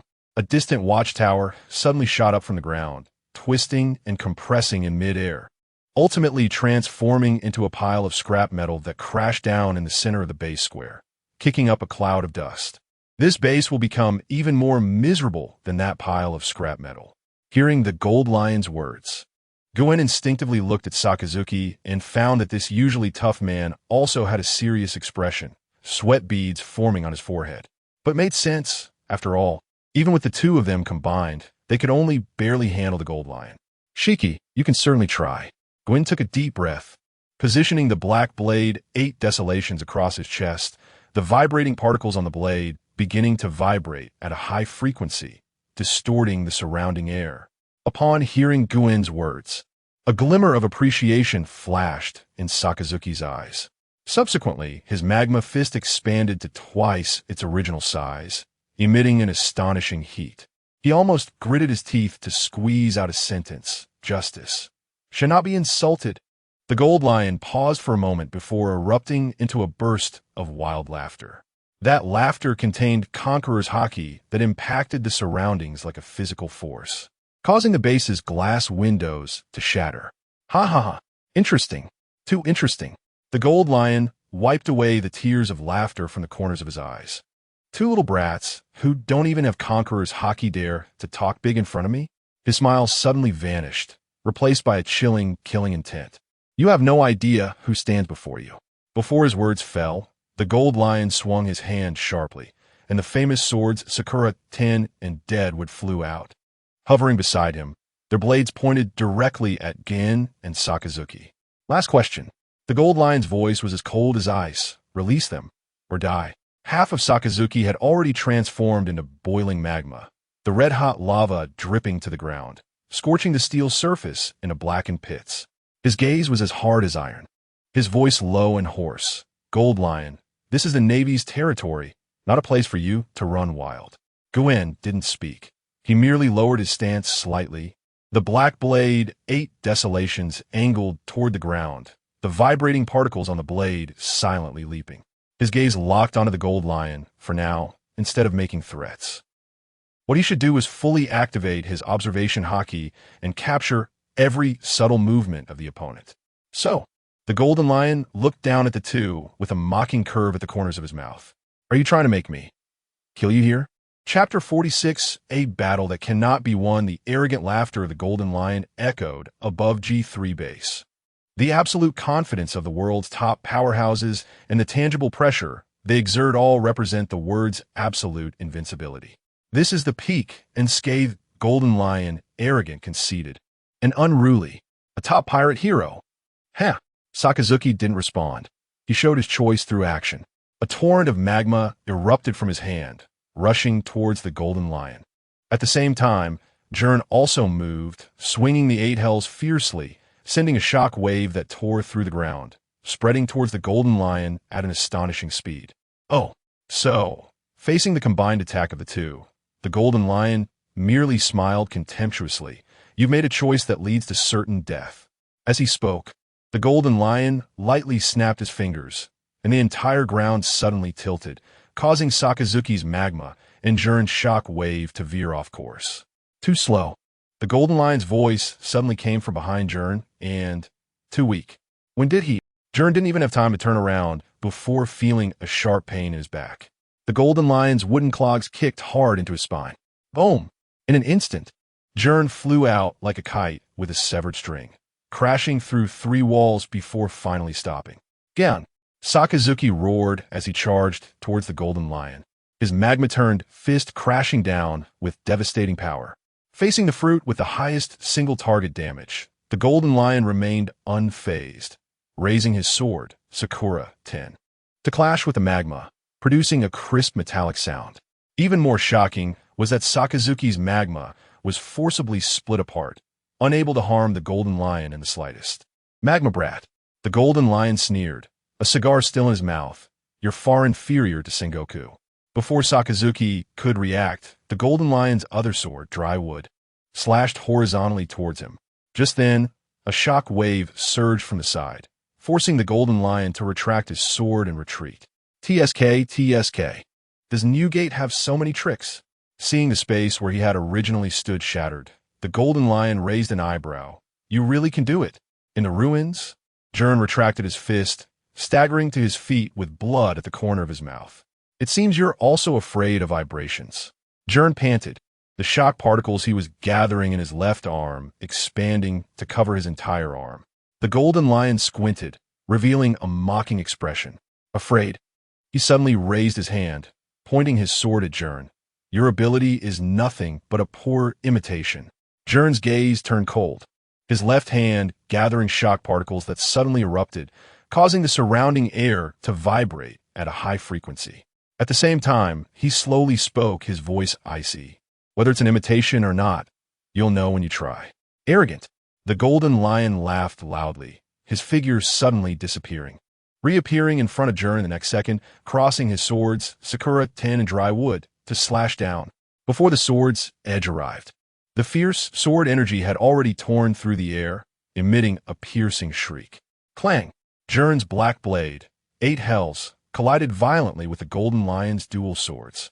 Shock particles clashing fiercely with armed color hockey, producing blinding sparks. A terrifying shockwave spread out from the two, causing the ground beneath them to collapse instantly, with spiderweb-like cracks spreading wildly. On the other side, Sakazuki seized the opportunity, his right fist transforming into a giant lava fist, roaring, great fire.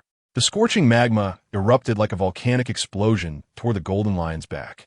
Hee. The golden lion scoffed coldly, not even looking back, as he stepped into empty space, distorting the entire area under his control. Countless massive rock walls rose from the ground, layer upon layer, forcefully blocking Sakazuki's magma attack. "Magma brat, don't get in the way." The golden lion exerted force, causing Gern to be pushed back several steps, but he quickly stabilized himself, turning his blade and charging again. Heaven quake, shattering space. Gern swung his sword horizontally, the hockey-imbued blade of 8 hells entwined with shock particles, slicing out a pale, high-frequency shock slash. Where it passed, the space shattered like glass, directly aimed at the golden lion's throat. A glimmer of surprise flashed in the golden lion's eyes. Interesting. Then, he crossed his swords, covering their blades with armed color hockey, and forcibly received the blow. "If it's just like this, you can't win against me." "Oh really?" Gern smirked, then suddenly retracted his sword. Immediately after, he clenched his left fist, dark red flowing cherry blossoms entwining like magma, shock particles collapsing wildly at the fist's peak, condensing into a pinpoint. This action, the golden lion's pupils constricted, as if he saw Karp's figure. Black shock, god-destroying nail. With a punch, the world fell silent. The next second, boom, the extreme penetration pierced through the golden lion's body, exploding behind him. The space shattered like a mirror, and from the pitch-black cracks, a supernova-like bright shockwave erupted, tearing the clouds within a kilometer to shreds in a straight line. However, the golden lion didn't budge an inch, still in a defensive posture, but behind him, a massive trench had been carved out by the shockwave. "You little brat." After a pause, the golden lion narrowed his eyes, a trickle of blood seeping from the corner of his mouth. He had been injured. At the same time, he finally put away his contempt. "Try to survive." The golden lion leaped up fiercely, hovering in the air, raising his dual swords. Lion's roar. Thousand Cuts Valley.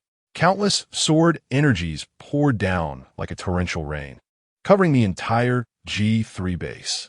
At this moment, Sakazuki also reacted from the shock of Gern injuring the golden lion, casting a complex glance at him.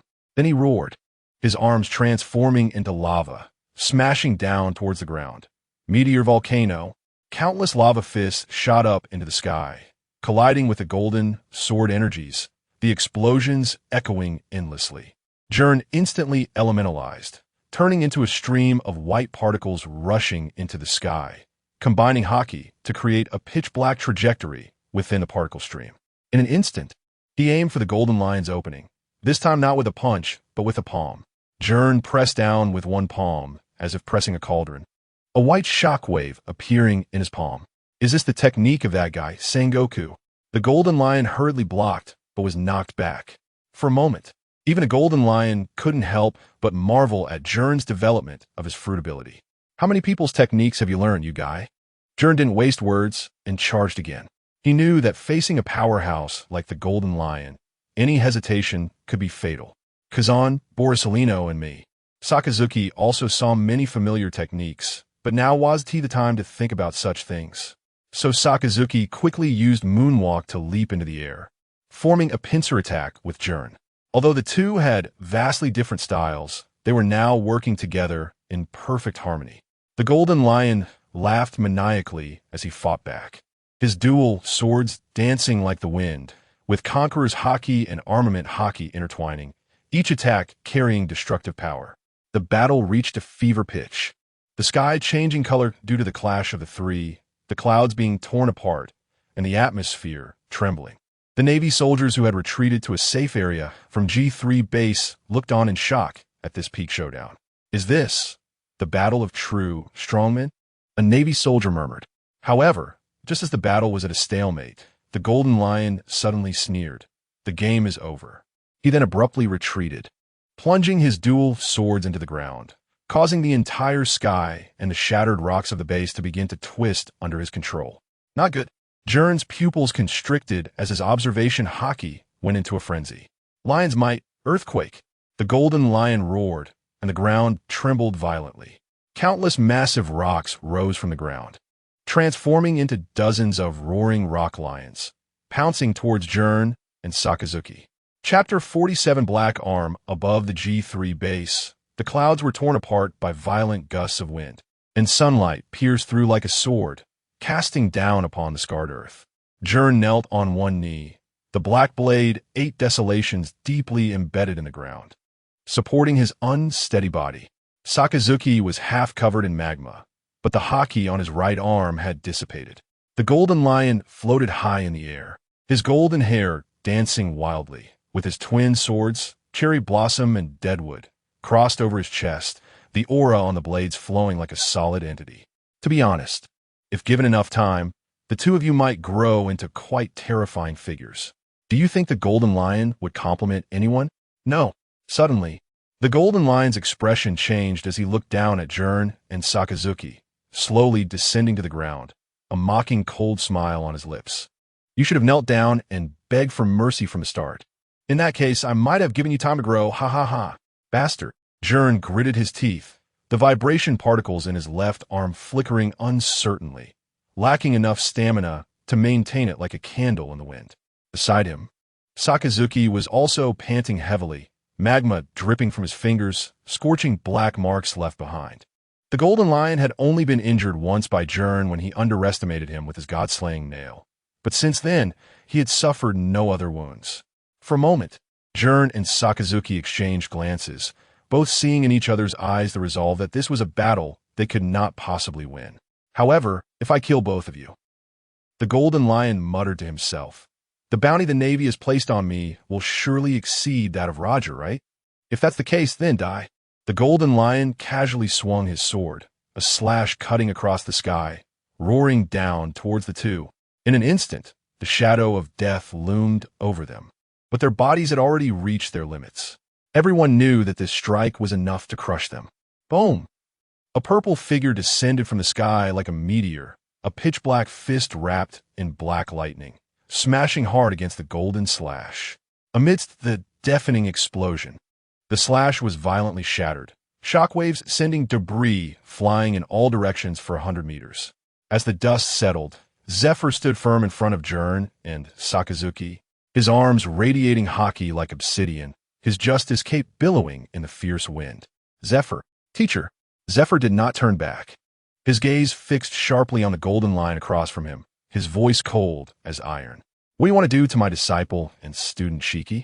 Confronted by this sudden appearance, the golden lion narrowed his eyes, his expression serious, the smoke from his cigar swirling at the corner of his mouth. "Zephyr, it seems we haven't fought for a while, huh, Shiki?"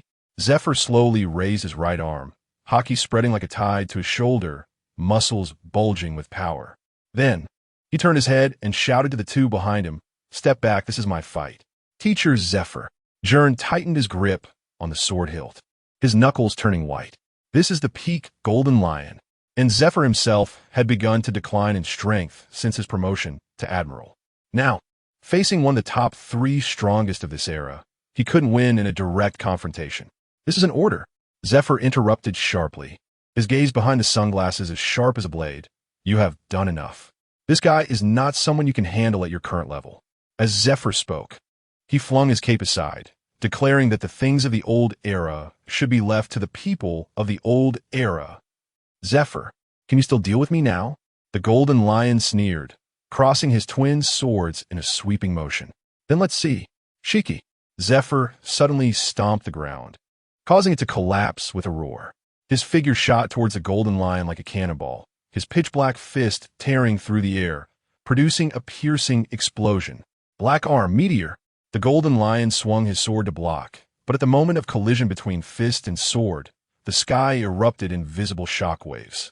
Zephyr's fist remained unmoving, while the golden lion's sword was actually pushed back slightly. "What?" The golden lion's pupils constricted. Zephyr's offensive was like a storm, each punch carrying the power to shatter mountains. The golden lion was forced to retreat repeatedly, his twin swords forming an impenetrable barrier. Yet he still felt his hands go numb from the impact. Below, Gern stared intently at the battle. He had never seen Zephyr go all out like this. No, this wasn't even his full power. "It's been a long time since we fought." The golden lion's manic laughter echoed through the clouds, his golden hair flying wildly in the wind. "Zephyr."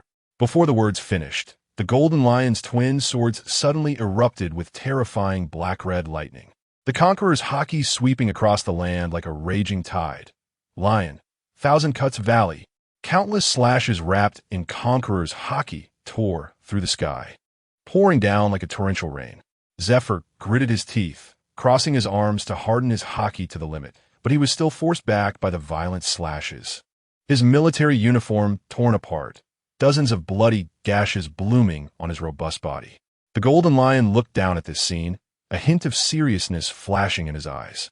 Though not at his peak, Black Arm Zephyr was still not an opponent he could easily defeat. Thinking this, the golden lion's gaze subtly shifted to the other side.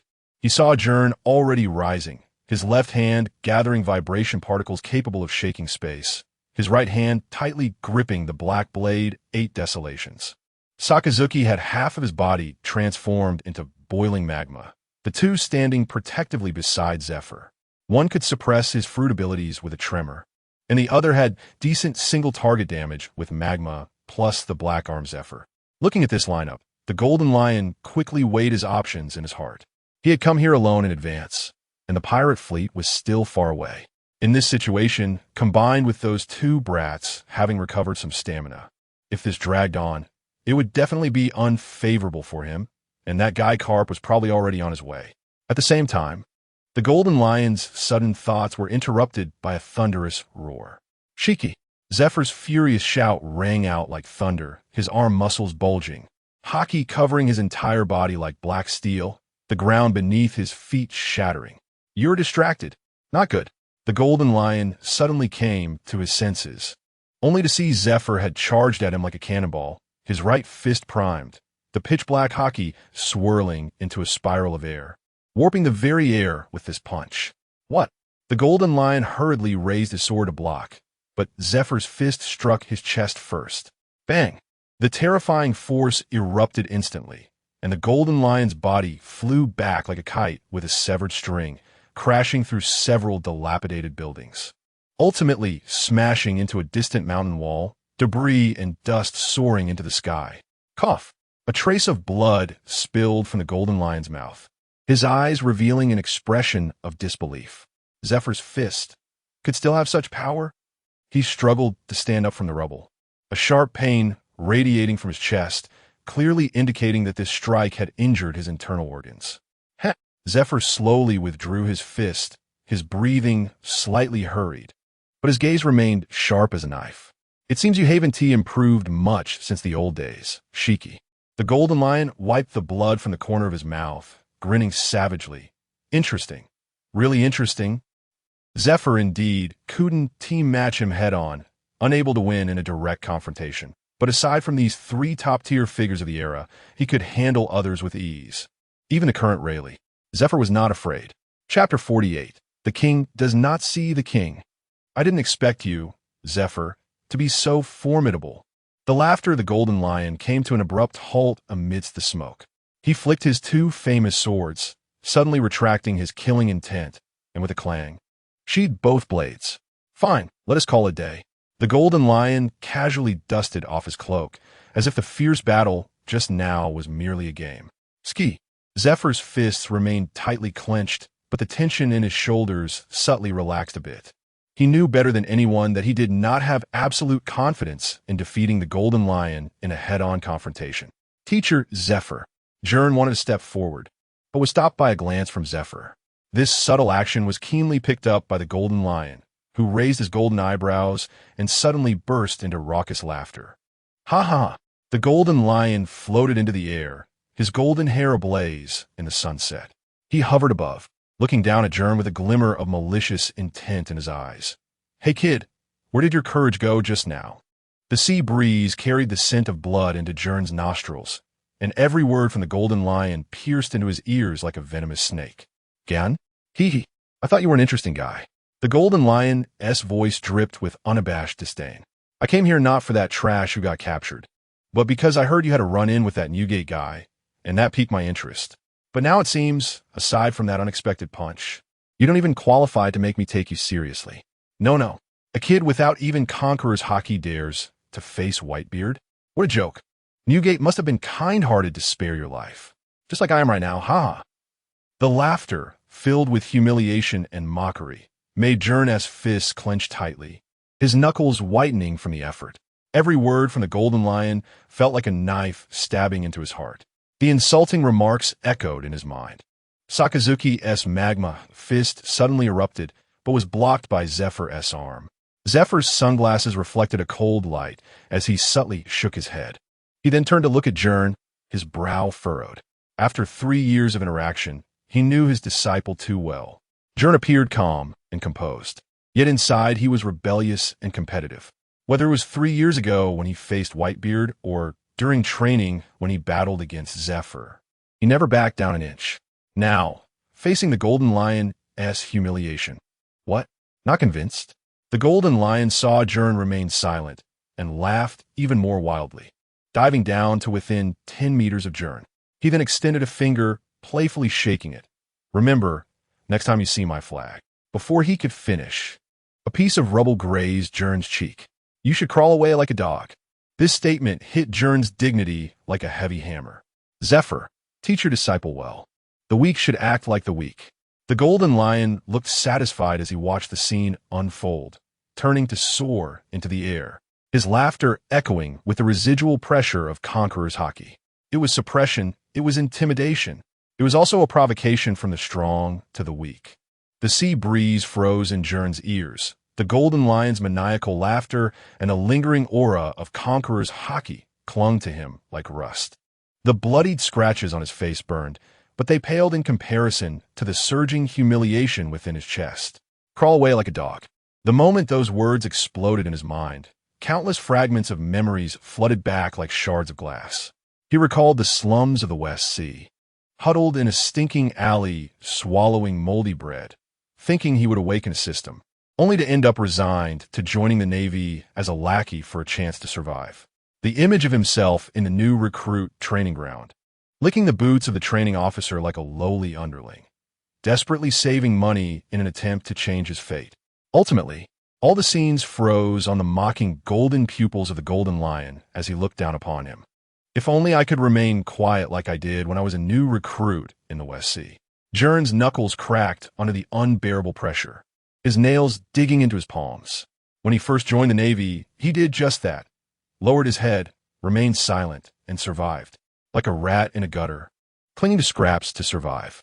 I have no system. I have only one life. But if even my current self's backbone can be broken at will. The golden lion's cloak rustled in the sunset, and the golden hue in the sky pierced his eyes painfully. What have my years of careful planning amounted to? What does it mean to gamble my life against Whitebeard? All the relentless training and trials. What do they mean? His blood began to boil, and the sound of a strange roar filled his ears. Something was tearing out from deep within his marrow, like a trapped beast gnawing at its cage. The golden lion had risen into the air, his silhouette filled with contempt. But Gern, holding the black blade 8 desolations, suddenly smiled. He slowly raised his head, the bloodied corners of his mouth twisting into a sinister arc. Sakazuki's magma, Zephyr's arm, Gern's trembling knees. The sounds of the world faded at this moment, leaving only the thudding of his heart against his chest. I did not. The air suddenly solidified. The golden lion's laughter halted abruptly as he turned sharply, seeing the young man he had called an ant standing straight, his dark pupils shining with crimson light. In my heart, you are merely a paper figure, just a flip away from knowing your entire life before I crossed over. What makes you worthy? I deny your rules. I have arrived, and I am the protagonist of this world. All rules should be set by me. The moment Gern's shout echoed out, the air seemed to freeze for an instant. Then, centered on Gern, a violent wave of Conqueror's haki surged forth like a tsunami.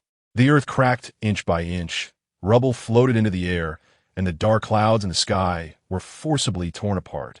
Zephyr and Sakazuki both took a step back, shock flashing in their eyes. The golden lion's cloak was shredded by the shockwave, and Zephyr's sunglasses cracked with a spiderweb pattern. Conqueror's haki.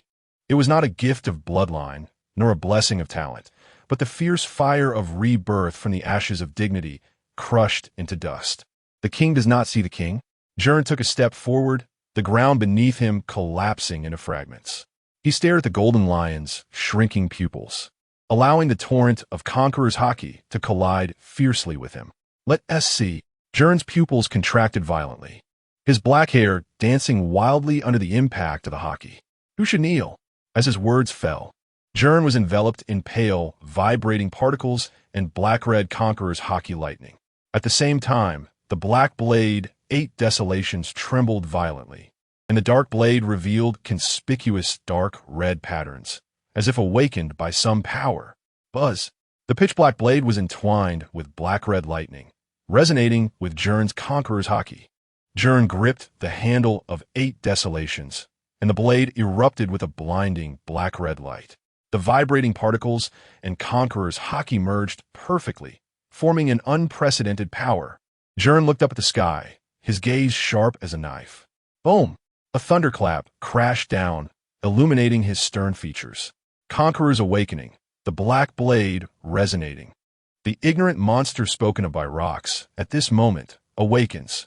Chapter 49. Under the fall of the gods, all beings are equal. Large chapter. Seeing the situation, the golden lion's pupils suddenly contracted, his golden eyebrows raised high, and the wild laughter on his face froze for the first time.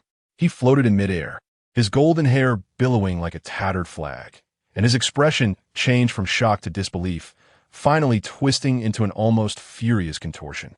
What a joke! The golden lion's voice was no longer lazy or mocking, but carried a hint of unease he himself hadn't noticed. The collision of Conqueror's haki stirred visible black lightning in the air. The clouds were torn apart, the sea surged, and the entire island trembled. Just a moment ago, he was a little brat without even Conqueror's haki, and now, the golden lion stared fixedly at Gern. Those eyes that had once looked down on countless powerful beings now reflected an ant that should have been trampled underfoot, a newly awakened king who dared to stand against him. Ha ha! Suddenly, the golden lion laughed as well, but his laughter lost the previous calmness, instead revealing a sense of offended rage. Interesting. Too interesting. Zephyr, your disciple, has hidden deep enough. Zephyr did not respond. Beneath the shattered sunglasses, emotions of shock, appreciation, worry, and complexity flickered in his eyes. He knew better than anyone that the awakening of Conqueror's Haki was no coincidence. His disciple was not simple. Gern, the golden lion, slowly descended, his feet hovering inches above the ground, as the pressure of Conqueror's Haki crushed down like a tsunami. Do you think this newly awakened momentum can change anything? Gern did not back down. His Conqueror's Haki also surged, and the two forces clashed fiercely in mid-air, distorting the air and cracking the ground. I don't need to change anything. Gern's voice was low and hoarse, yet each word was like a knife. Boom! The two Conquerors' Haki erupted completely. The sky was torn apart, and a pitch-black crack pierced through the clouds, as if the heavens had opened an eye. The golden lion's smile completely vanished. What replaced it was true killing intent. You little brat, you're too arrogant. The golden lion roared, his hands suddenly swinging, and the air beneath his feet instantly solidified into countless sharp slashes. Lion thousand cuts. The slashes poured down like a torrential rain, each capable of tearing the earth apart. Gern's eyes narrowed, swinging the black blade, 8 desolation to block, but the slashes were too dense. For a moment, his body was forced to retreat repeatedly, leaving deep cracks on the ground. Not done yet. The golden lion grinned savagely, his figure flashing, instantly appearing behind Gern, the famous sword Sakura, 10 stabbing towards Gern's back. At the critical moment, a purple figure suddenly inserted itself between the two. Heavy strike. Zephyr's left arm, enveloped in armament Haki, punched towards the golden lion's sword edge. Clang! The deafening sound of collision rang out, and the golden lion's attack was forcefully blocked. Zephyr said solemnly, "Golden lion, your opponent is not just him." Zephyr. A trace of surprise flashed in the golden lion's eyes. Then he sneered, "You want to intervene too? He is my disciple." Damn Shiki. Zephyr's gaze was resolute. The armament Haki growing denser. "I won't let you bully the weak." "Umph. Then I'll deal with you together." The golden lion roared, both swords drawn. The sword energy and Haki intertwining to form a net of death that enveloped Zephyr and Gern. Zephyr did not back down, dodging and counterattacking continuously, each strike precisely blocking the golden lion's onslaught. However, the golden lion's strength was indeed overwhelming, and Zephyr's movements were gradually suppressed, beads of sweat forming on his forehead. Teacher. Seeing this, Gern tightened his grip on the black blade, 8 desolation, and Conqueror's Haki erupted once more, attempting to break through the golden lion's pressure. The golden lion's Conqueror's Haki clashed with Gern's Haki once again, causing the entire island to tremble violently in their confrontation. Suddenly, a crimson figure rushed in from the edge of the battlefield, a lava-like right fist carrying boiling, killing intent straight towards the golden lion's back. Hellhound! The golden lion suddenly sidestepped and swept, splitting the lava fist in two, but the splashing magma still scorched holes in his clothes. He narrowed his eyes and looked at the newcomer, a magma brat. Is the Navy now popular for overwhelming the few? Sakazuki landed, his military boots crushing the scorched earth, his gaze as sharp as a knife. When dealing with pirates, there is no need for ethics. Before he finished speaking, his right arm turned to lava once more, and a volcanic shockwave roared towards the golden lion. Great eruption.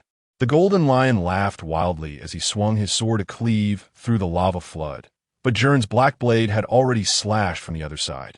Faced with the knife edge entwined with vibrating particles and armament Haki, he was forced to retreat into the air. However, Zephyr had long since sealed off the escape route, his hardened armament Haki fist smashing towards the golden lion's spine. Bang! The golden lion was cornered by the three-way attack, taking a solid punch to the back. Blood spilling from his mouth. He wiped the blood from the corner of his mouth, his golden hair dancing wildly in the wind. Ha! 3 people are attacking me? You really think highly of me? Sakazuki ignored the mockery, his lava fist suddenly closing in, the ground cracking, and scorching magma surging up like a giant wave. Meteor volcano. Countless lava meteorites fell from the sky, completely sealing off all of the golden lion's escape routes. Trivial skills. The golden lion crossed his swords, the slashes transforming into a golden lion's mane, cutting down all the lava meteorites. But at that moment, Zephyr, the most experienced fighter among the 3, suddenly rushed in, seizing the opportunity to grip the golden lion's mouth with his armament hockey arm. Whoosh! Bam! Following that, he delivered a brutal throw straight to the ground. Gern. The sky suddenly darkened. As the battle continued, Gern's conqueror's hockey was still wreaking havoc. Red-black lightning coiling around his body like a mad dragon, while the black blade ate desolation in his hands suddenly became scalding hot. The blade humming and vibrating, not from vibrating particles, but the blade itself was humming and trembling. Buzz. A purple-black lightning bolt suddenly erupted from the edge of the ate desolation blade.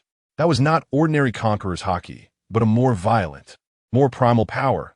It was the residual hockey of rocks awakened by Gern's conqueror's hockey, a combined existence. The purple-black lightning pierced the sky like a chain, instantly wrapping around the golden lion suspended in midair. What? This sudden strike caused the golden lion's pupils to contract sharply, his body stiffening as if gripped by an invisible hand. His float fruit ability was rendered ineffective. The air beneath the golden lion's feet suddenly lost buoyancy, and his body uncontrollably began to fall. What is happening? Zephyr looked up in shock, and Sakazuki's gaze was also fixed in midair. They had never seen such a manipulation of conqueror's hockey, especially since Gern had just awakened. He shouldn't be this advanced, or rather, Gern's awakening performance was already a bit ahead of the curve. As the only one among the Navy's 3 legends without conqueror's hockey, Zephyr had seen Sengoku and Garp awaken their conqueror's hockey, which was merely a sudden display of a brief, overwhelming momentum. Yet now, Gern seemed like a master of top-tier conqueror's hockey. Is it absorption? Gern himself looked down at the 8 desolation in astonishment. At this moment, the blade of 8 desolation, due to Gern's conqueror's hockey, had its dark red patterns completely transformed into purple-black. No, the 8 desolation was guiding his conqueror's hockey. Realizing this, Gern tightened his grip on the handle, and the black blade 8 desolation suddenly erupted with a circle of purple-black hockey vortex, swallowing even the light itself. Hockey entwined completed. Impossible. Sakazuki's voice was hoarse. He had just awakened conqueror's hockey. How could he directly master hockey entwined? Zifa stared intently at Gern's back and the black blade, 8 desolations, in his hand. His eyes, hidden behind sunglasses, trembled violently. No, it's not him using the sword. The sword is guiding Gern to fight in the way it once did for its true master. At this moment, Zifa finally realized that the double-edged sword wrapped in white bandages that his disciple usually wielded was that man's weapon, that of the last generation's absolute powerhouse. The only man in the world who could forge his weapon into a black blade using his own conqueror's hockey. Hook de Jibek. Whoosh! Gern's figure suddenly vanished. It wasn't high-speed movement, but a true instant flash, appearing directly in front of the falling golden lion. At the same time, the golden lion finally managed to regain his senses from the oppressive hockey.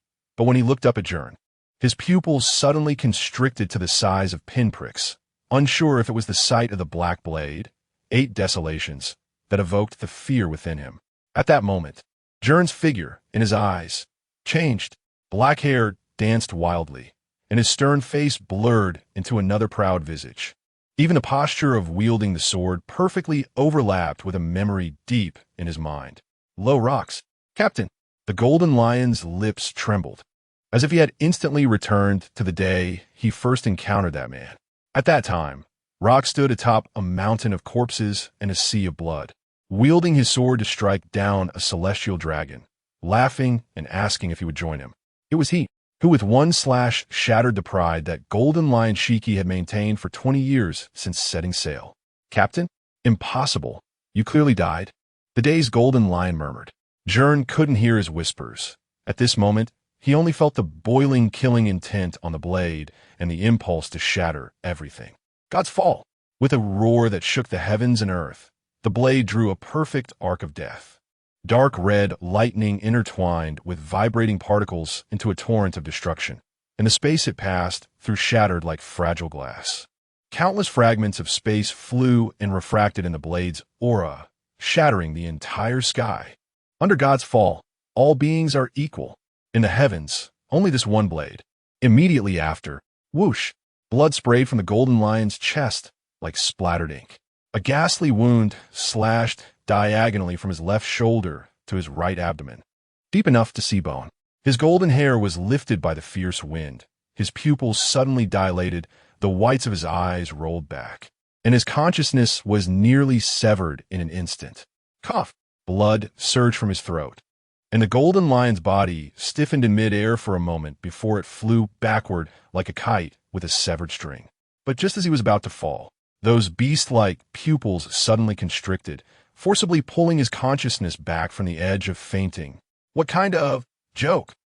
The golden lion pressed his hand tightly against his chest, blood still gushing between his fingers, but the power of the float fruit had reactivated, and the air currents beneath his feet spread out, forcibly halting his descent.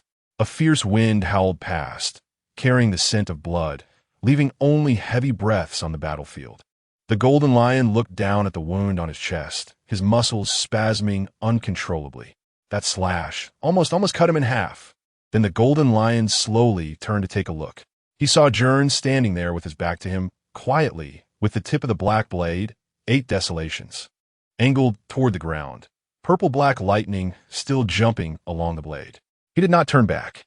He didn't even glance at his own achievement. The golden lion's throat rolled, suddenly feeling a ridiculous chill. This navy actually faced him in such a manner? You bastard!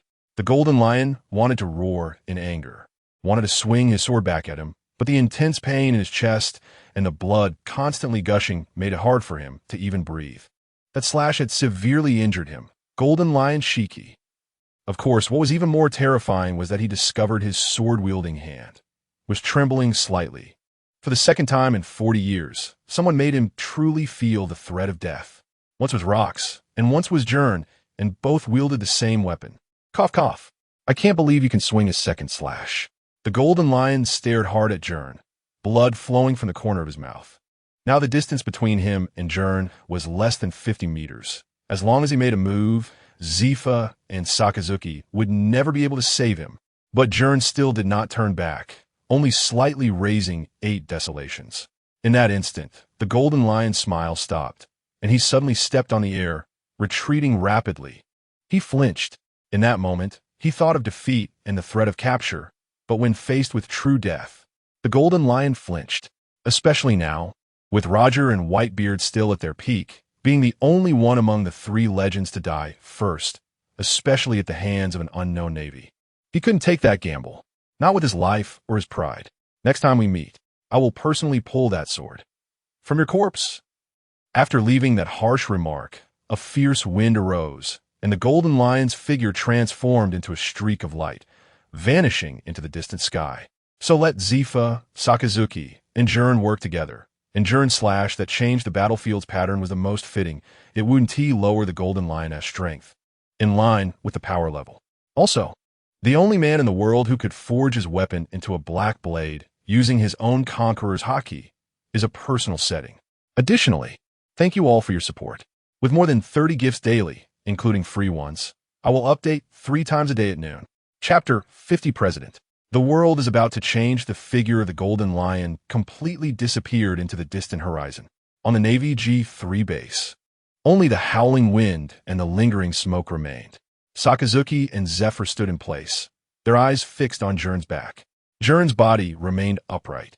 The black blade, 8 desolation, slanted toward the ground, and the purple-black lightning on the blade had completely dissipated.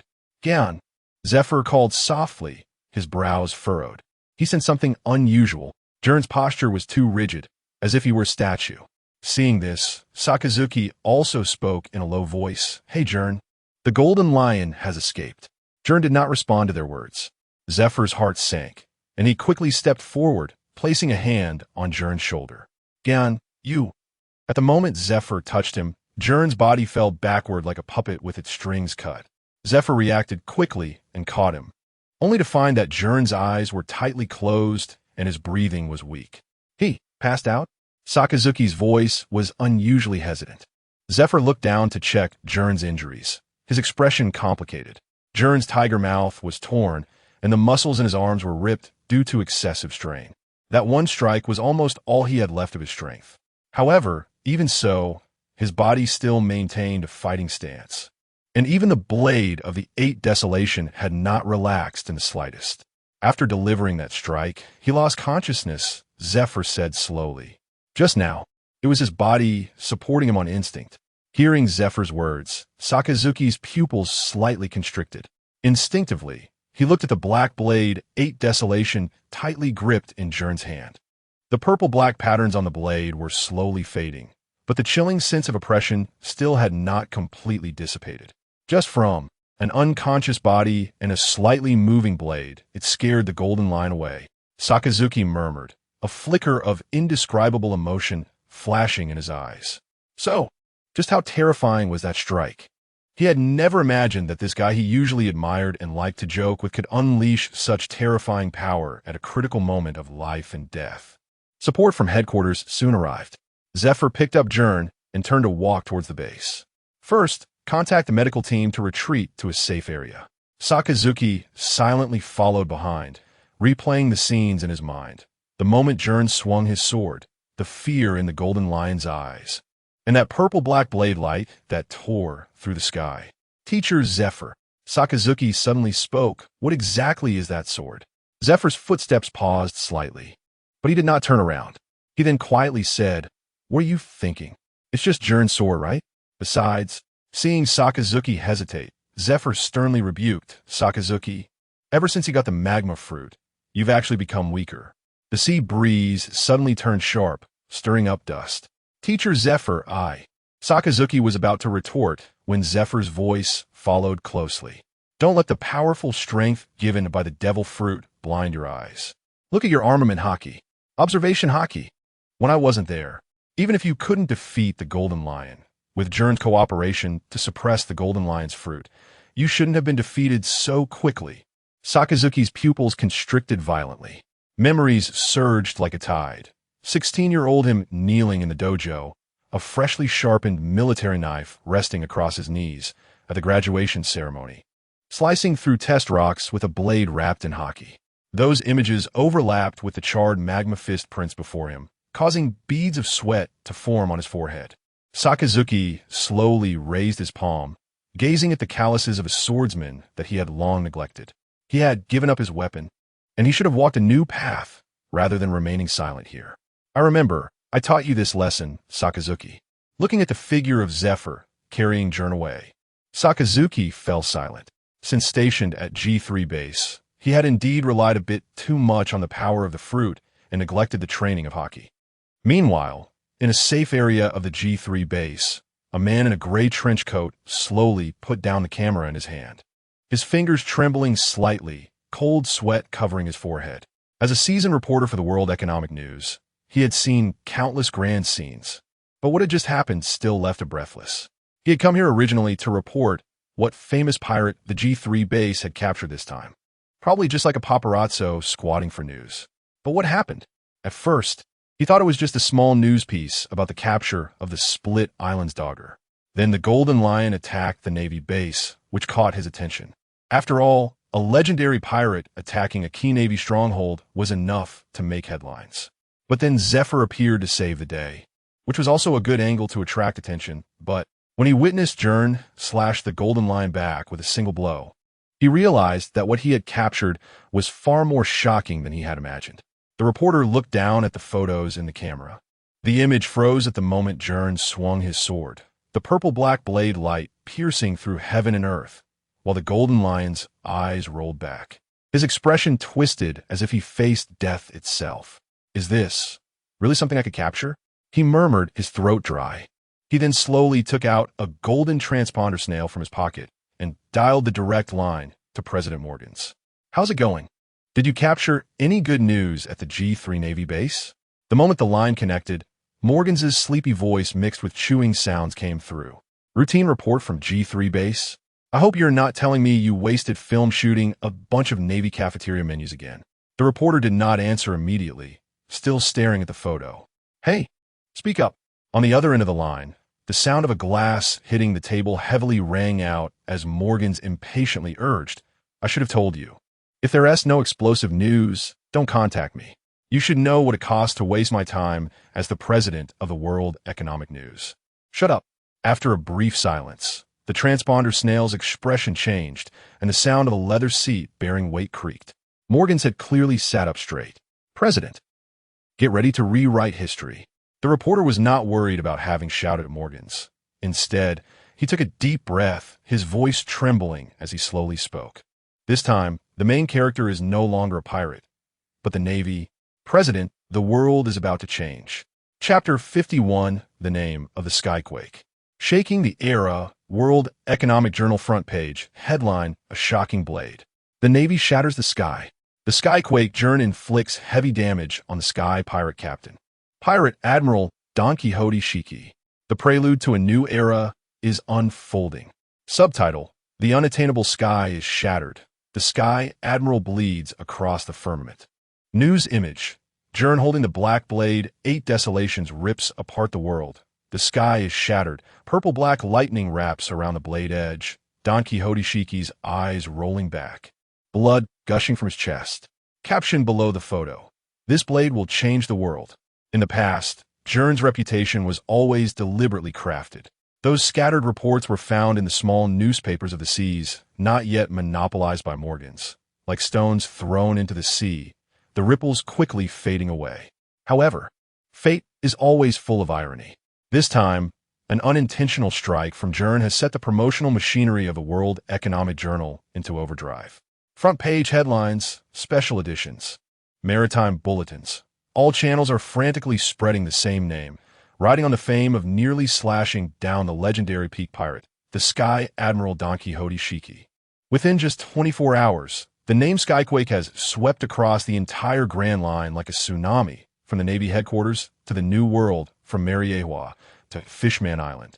Every corner of the world is chanting this name that almost changed the world order. New World, Whitebeard Pirates Moby Dick after 4 years. The Whitebeard Pirates have taken shape. The future officers have already appeared on the ship, and Whitebeard is thoroughly enjoying the pleasure of raising his sons. Gururara, Shiki, if you were just a little bit stronger, you would really be dead. On the deck of the Moby Dick, Whitebeard, wearing a white captain's hat and an open-collared captain's coat, revealing his muscular chest and scars, leans back in a chair. His hearty laughter shakes the deck, while he holds today's newspaper in one hand. Marco, Jozu, Bista, and other young crew members immediately gather around. Old man, is what the newspaper says. True? Marco's eyes widen, his expression suddenly grave. Whitebeard slams the newspaper on the table, his wine bowl thudding down. That little brat who blocked my strike 3 years ago can now actually cut Shiki into this state. Saying this, a glint of appreciation flashes in Whitebeard's eyes. Marco, I didn't lie to you, did I? This guy said he would make his name resonate across the seas. He really did it. Gururara, I really want to cross blades with him again. Watching the conversation between Old Man and Marco, the young Jozu scratches his head in disbelief. Don Quixote Shiki is a legend on par with Roger and the Old Man. Just like that, he was defeated by a Navy newcomer.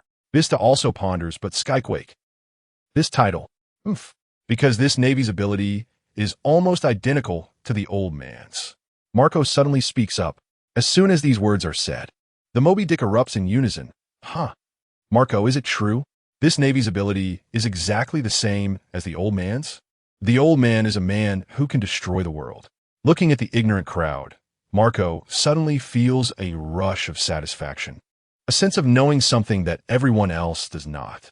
So, Marco raises the corners of his mouth and recounts everything that happened when he was in the West Sea, leaving the members of the Whitebeard Pirates in stunned silence, especially the part where Gern clashed with Whitebeard.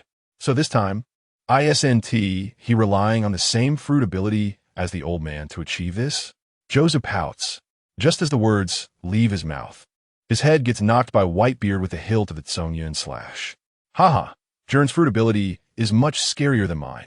You'll know if you get the chance to experience it yourself. Whitebeard takes a swig of wine, his eyes narrowing slightly. Moreover, he didn't rely on the fruit this time. Gern, Whitebeard's gaze becomes profound. This guy might become our most troublesome enemy in the future. Meanwhile, in another sea area of the New World, Roger Pirates, Oro Jackson Captain. Captain Roger, bad news. Just received the newspaper from the Seagull. Little Buggy shouts from the back of the ship to the front as soon as he sees the headline photo. Don Quixote Shiki has been cut down by the Navy. Hey, are you kidding? Buggy.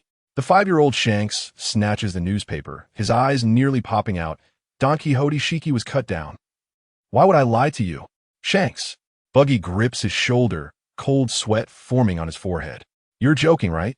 Shanks looks at the photo and the report, swallowing hard.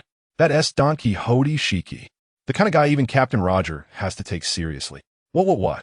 Just as Jabba, who was trying to join the fun, catches a glimpse of Shiki's expression in the photo, his face stiffens. How is this possible? It seems something major has happened. Rayleigh pushes up his glasses and takes the newspaper from Shank's hands, carefully examining the purple-black blade light in the photo. This slash, Conqueror's Hockey? At this moment, Roger, who was fishing, suddenly turns his head, his mouth curling into a grin. What's wrong, Rayleigh? I've been hearing Buggy and Shanks shouting since early morning. Roger, you better take a look at this. Rayleigh, with a serious face, hands over the newspaper. Shiki has really suffered a big loss. Looking at Rayleigh's expression, Roger takes the newspaper, glances at it, remains silent for a long time, then suddenly bursts into laughter. Ha! Shiki has his day too. Captain. Watching Roger laugh heartily, Jabba, wearing small round glasses, purses his lips. This isn't a joke. If that blade were to hit me, I wouldn't be able to escape like Shiki. There's a remarkable figure emerging in the Navy now. I know. Roger wipes away the tears of laughter. And still laugh. The deck gradually quiets down, and as Jabba leaves with Shanks and others, only the sound of waves crashing against the ship remains. Roger casually sits on the railing, his gaze under the straw hat directed toward the distant horizon, while Rayleigh stands beside him. Roger. Rayleigh suddenly speaks, a sharp glint flashing behind his glasses. Although the photo is blurry, you still recognized him, right? The sea breeze suddenly picks up, and Roger's mouth curls into a nostalgic smile. Of course, his fingers unconsciously trace the wood grain on the railing. That was the proud work of rocks. Rayleigh notices the complex emotions flashing in Roger's eyes, a gaze filled with mixed feelings of battle intent and nostalgia that only appears when facing an old enemy. I never expected. Roger jumps down from the railing, his red coat fluttering in the wind. That blade would choose a Navy brat. He turns to look at Rayleigh, excitement flickering in his eyes. Don't you think this is interesting? Rayleigh gently pushes up his glasses, the lenses reflecting shimmering waves. Isn't this what you love to call fate? It seems the tide of the new era is even more violent than we anticipated. Roger suddenly bursts out laughing, his laughter startling the seagulls on the mast. Then he spreads his arms wide, as if wanting to embrace the entire sea. This is so interesting. I want to go find that Skyquake can't have a fight right now. After all, Rock's blade is not something just anyone can wield. Rayleigh looked at the surging waves in the distance, a playful smile appearing on his lips. That arrogant guy Shiki is probably throwing a fit somewhere right now. The two exchanged a knowing smile as the sea breeze carried the salty scent across the deck. In this brief moment of tranquility, they seemed to see again the figure that once made the world tremble, the man who stood at the pinnacle of his era with a black blade in hand. And now that blade had chosen a new master. Flying pirate crew, flying lion ship boom. The entire palace trembled under the impact of Conqueror's Hockey, precious decorations shattering everywhere. Gern. The golden lion roared, blood seeping continuously from the bandages wrapped around his upper body. The grotesque wound that pierced from his shoulder to his abdomen left him with a permanent mark of shame. Admiral, your wound. Dr. Indigo said tremulously. Shut up. The golden lion snapped back, unleashing his Conqueror's Hockey, causing all the surrounding pirates to kneel in submission. His gaze was fixed on a photograph in the newspaper, particularly that ugly version of himself. This brat must die. Pass the order down. The golden lion's voice was like a demon crawling out of the abyss. From today on, the flying pirate crew will hunt down Tremor-Tremor. As long as I can kill this guy, I'll give anything. I want his blood to stain the entire sea. Just like when Shiki was fleeing, blood continuously fell from the sky into the sea. Just as the eyes of the world focused on a young man known as Tremor. In the infirmary of the returning fleet headquarters, Gern sat quietly by the bedside, staring out the window. The black blade, 8 Desolation stood beside the bed, its blade reflecting a cold, sharp light. Outside the door, Zephyr stood quietly with a plate of breakfast. "You're awake, Gern." Hearing Zephyr's voice, Gern slightly turned his head. "Teacher Zephyr, that blade of yours almost changed the world's landscape. The one who shattered the sky. Now, the name Tremor shakes the era." Chapter 52, My Supreme Conqueror's Hockey. "It was just luck. And, Teacher Zephyr, you recognize this sword, right?" Gern's voice was calm, but his gaze was fixed on every subtle expression of Zephyr. At this moment, even Zephyr, Gern did not dare to gamble. Hearing Gern's words, Zephyr did not answer the question, but slowly placed the plate on the table. After a moment of silence, he walked straight towards the black blade 8 Desolation, then reached out to grip the hilt and lifted it, his expression extremely serious as he carefully examined the blade's edge. "Rock sword, how could I not recognize it?" Zephyr's tone was flat, but carried a hint of complexity. Upon hearing this, Gern's fingertips tightened slightly, but his face remained calm. Zephyr casually swung the 8 Desolation, the blade slicing through the air, producing a faint hum. Then, he suddenly chuckled lightly. "Rox is already dead, and you picked up his weapon in God's Valley, right?" At that time, after Roger and Garp severely injured Rox, the God Knights escorted the celestial dragons away, leaving him to face the subsequent extermination order alone. "Don't worry, you never saw Rox during the whole process, so what does it have to do with you?" "It has a lot to do with me." Gern's expression froze. Thinking to himself, "I personally dug the grave and buried Rox, and this sword was given to me by him. How can I not be nervous?" But on the surface, Gern only said lightly, "Teacher, is it really unrelated?" "Sigh." Zephyr sighed, his gaze returning to the sword. "Rock sword is not something anyone can use." Before he finished speaking, Zephyr suddenly wrapped his armed hockey around the blade of the 8 Desolation. However, at the moment the hockey made contact with the blade, a sudden change occurred. Buzz. The blade trembled violently. Dark red patterns suddenly lit up, and a violent repulsive force erupted from the blade, causing Zephyr's armed hockey to be forcibly repelled. At the same time, the hand gripping the sword also loosened as if electrocuted, and the 8 Desolation fell to the ground with a clang, the tip embedding itself in the floor, swaying slightly. Gern watched this miraculous scene, his pupils slightly constricting. Since acquiring the 8 Desolation, he had never let anyone else use it, and he didn't expect it to have this function. The supreme Great Knife 12 crafts. Each one is an extraordinary existence, and during forging, they all have their own names. Only this one doesn't, Zephyr said slowly, his tone carrying a hint of relief. Hearing Zephyr's words, Gern fell silent for a moment, then stood up and pulled out the 8 Desolation. The familiar resonance surged in his heart as he gripped the hilt. "Teacher, aren't you going to ask me why I hid it?" Gern asked softly. "Isn't that a given?" Zephyr shook his head, sitting back down in his chair and taking a bite of the bread on the plate. "If I found Rock Sword, and it was still a supreme Great Knife 12 crafts, I would hide it too."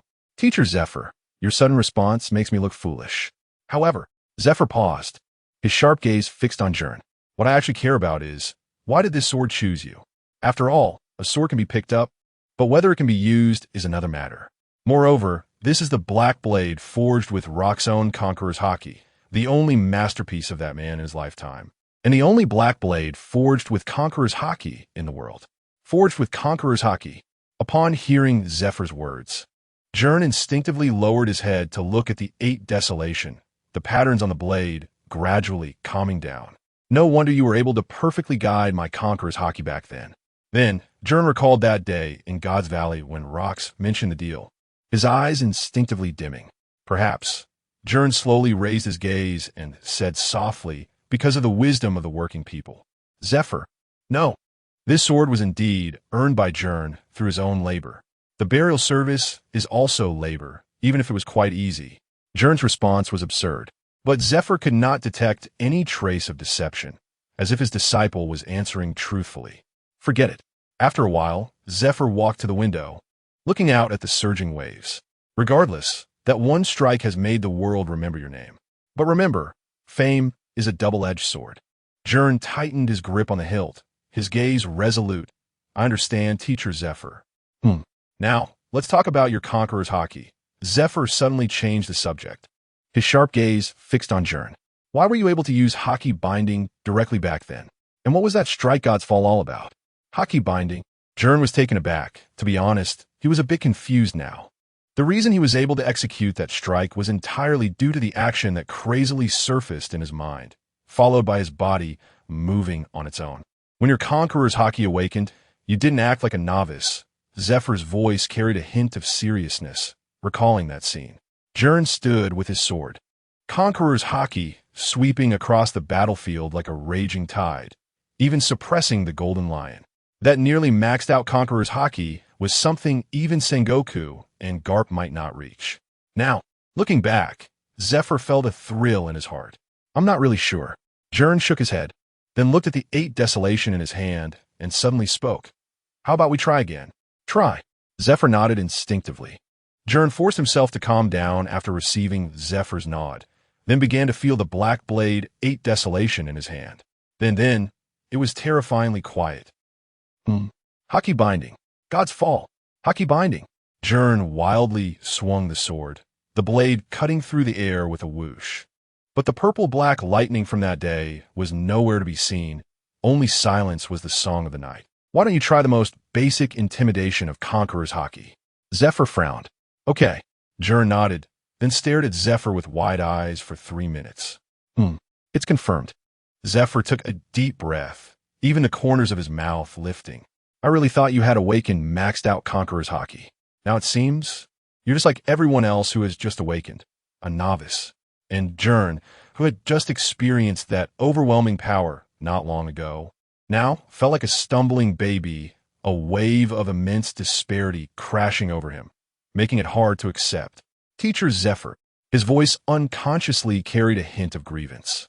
Don't look at me with those pitiful eyes. Zephyr waved his hand irritably. I don't have Conqueror's Haki. Go back and find Garp. All right, and that strike you dealt to the Golden Lion. Seeing his disciple looking dejected, Zephyr paused at the door before leaving, his tone suddenly serious. It was entirely because of the residual Rock's Haki within your sword combining with your Conqueror's Haki, which suppressed the Golden Lion, along with his own inner fear causing him to lose focus and forget to defend. Plus, it was the result of multiple factors under your maxed-out state when you awakened, which created that strike.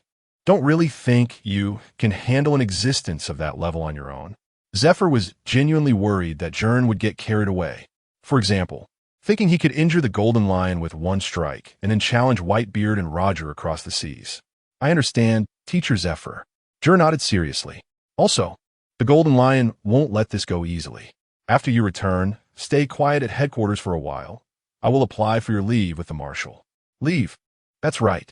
This is a good opportunity for you to familiarize yourself with Conqueror's Haki again. And that sword was forged using Rock's Conqueror's Haki, right? Since it acknowledges you. Maybe you can also use Conqueror's Haki to gradually shape it into your own. Teacher ZFA. Please don't say things that can easily be misunderstood with such a serious expression. Salted Fish message. Thank you all for your support. The gifts are stacking up, and there will be 3 updates every week from now on. We only need 30 gifts, including free ones, to really motivate Salted Fish to write. Chapter 53 Trivia a few days later. The returning warship slowly sailed into the port of Marineford. Gern stood on the deck, the black blade 8 desolations still wrapped in white bandages, quietly hanging at his waist. His gaze calmly fixed on the approaching Navy headquarters.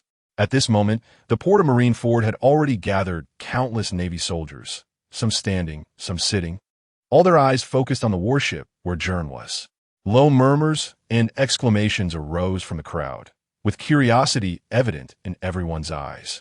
After all, in this legendary era, the man who had severely injured the Golden Lion was now standing before them. Your blade knows those it recognizes. Those it does not recognize truly remain unknown. Why continue to wrap the bandages? Zephyr frowned as he looked at the black blade 8 desolations at Gern's waist. Teacher Zephyr, you wouldn't understand. Gern slightly turned his gaze, his expression serious as he slowly spoke because it looks cool. Zephyr. Slowly, as the warship docked, Gern stepped down the gangway with steady footsteps, his demeanor calm, silently maintaining his persona, completely indifferent to the fiery gazes around him. However, just as he set foot on the port's ground, a tall figure suddenly burst from the crowd, blocking his path. "Are you heaven shaking, Gern?" A crisp female voice rang out. Gern looked up to see a young female sailor staring intently at him. With black hair, a tall figure, shorts, and a slender sword at her waist. Additionally, several young officers followed behind her, including Ghost Spider and Squirrel, who also crowded around. Gern nodded slightly. "That's me. I am Jun, a sergeant under Rear Admiral Crane." Jiyuan introduced herself, her tone carrying a hint of enthusiasm. "Captain Gern, I heard you severely injured the Golden Lion with one blow. Is that true?"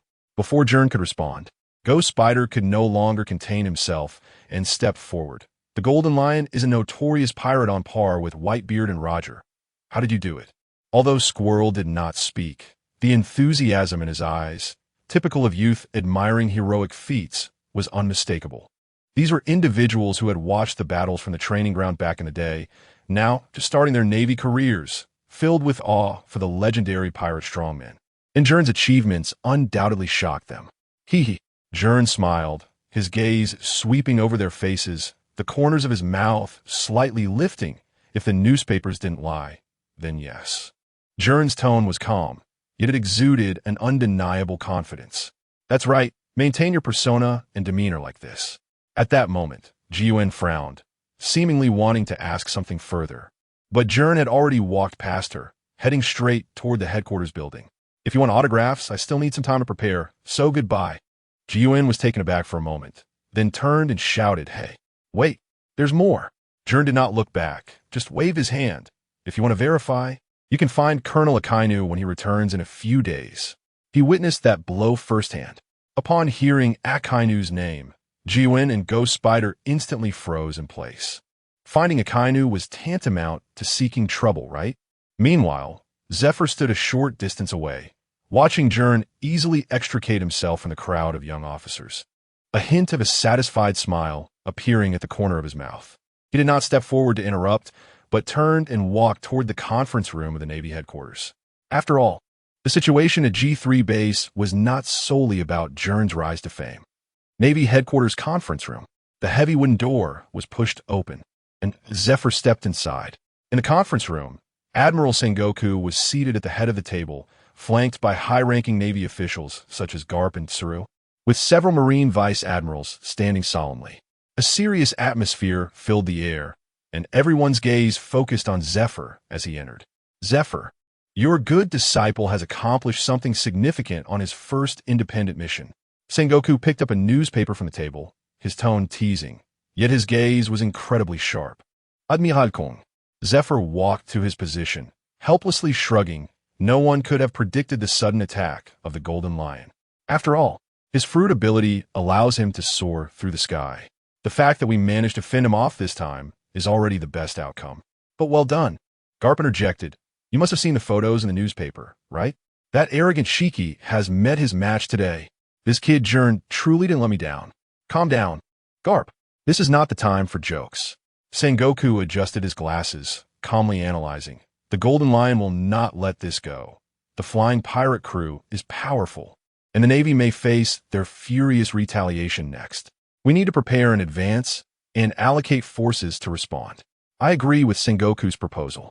At this moment, Tsuru, whose hair had begun to turn gray, nodded and added, "Especially since G3 base is likely to be attacked again. Although Akainu is quite strong, facing the full-on assault of pirates under the flying pirate crew, he may not be able to hold out alone." Listening to everyone's opinions, Kong interlocked his fingers under his chin, his gaze slowly scanning each face in the conference room, finally landing on Zephyr. "Zephyr." Kong's voice was deep and powerful. "What is your assessment of Gern's current state?" After a slight pause, his gaze sharpened. "Also, I need you to determine the Golden Lion's combat capability after taking that blow as a witness." Kong's fingers tapped rhythmically on the table. After all, as a legendary pirate on par with Roger and Whitebeard, the threat posed by the Golden Lion was self-evident. How much could Gern ensure, even at full strength? If the Golden Lion had not been significantly injured, his unpredictable aerial attack ability would compel the Navy to carefully reassess their combat deployment. Faced with Kong's inquiry, Zephyr straightened his back, the general's cloak behind him fluttering slightly. Gern is just severely drained of energy, and, given the current situation, I suggest he be allowed to enter a rest period. Suddenly, his gaze became sharp as a blade, and he said flatly, "As for the Golden Lion Shiki." Everyone in the conference room held their breath. "I swear by my honor as a Navy admiral." Zephyr spoke each word clearly. That guy was indeed severely injured. The conclusion that the Golden Lion had been heavily wounded, confirmed by one of the Navy's highest combat powers, caused the air in the conference room to seem to freeze instantly. The officers of the staff exchanged glances, and several vice admirals even leaned forward unconsciously, their faces filled with disbelief. Kong's pupils slightly contracted, and his fingers, which had been tapping the table, suddenly stopped mid-air. Another monster. Sengoku took over the conversation. In any case, the emergence of that blow has already attracted the attention of the world government. They may pay special attention to Gern, or even summon him. Everyone understood what it meant to be under special scrutiny by the world government. Zephyr's eyes turned cold. Gern is a member of the Navy. His future should be decided by the Navy. Kong raised his hand to signal everyone to be quiet. It is too early to discuss this now. The immediate priority is to respond to the Golden Lion's retaliation. Sengoku, you are responsible for coordinating the defenses of each base. Tsuru, the intelligence work is up to you. Garp, for the time being, you will take over the patrol duties in the New World. Stop following Roger around. Understood. Everyone nodded in agreement. Chapter 54. The future of the sea should be dominated by the Navy. After the meeting, Zephyr, Sengoku, and Garp walked side by side in the corridor of the Navy headquarters. Garp, Sengoku. At this moment, Zephyr suddenly stopped and spoke up. Is there a way to use Conqueror's Haki to directly lock onto and suppress enemies from a distance? Hearing Zephyr's words, Garp picked his nose, looking confused. Can Conqueror's Haki be used like that? Isn't it just for intimidating weaklings and entangling them? It seems that Gern has awakened Conqueror's Haki. The quick-witted Sengoku pushed up his glasses, his gaze sharp as he looked at Zephyr. But that's true. After all, the photo in the newspaper indeed showed him using it. The two tacitly avoided mentioning the black sword 8 desolations in Gern's hand, as if it were an unspoken secret. However, the method you're talking about, we really don't know. Sengoku continued. After all, while many people have awakened Conqueror's Haki, each person's manifestation is inherently different. I'm just curious.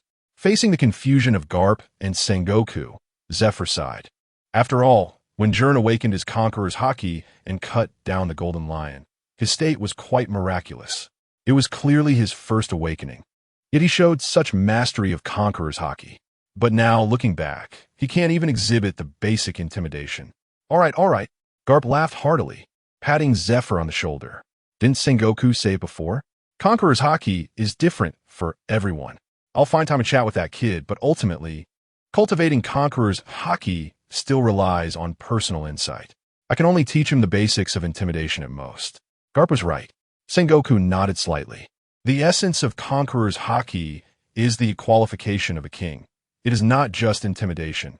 It is also a manifestation of will.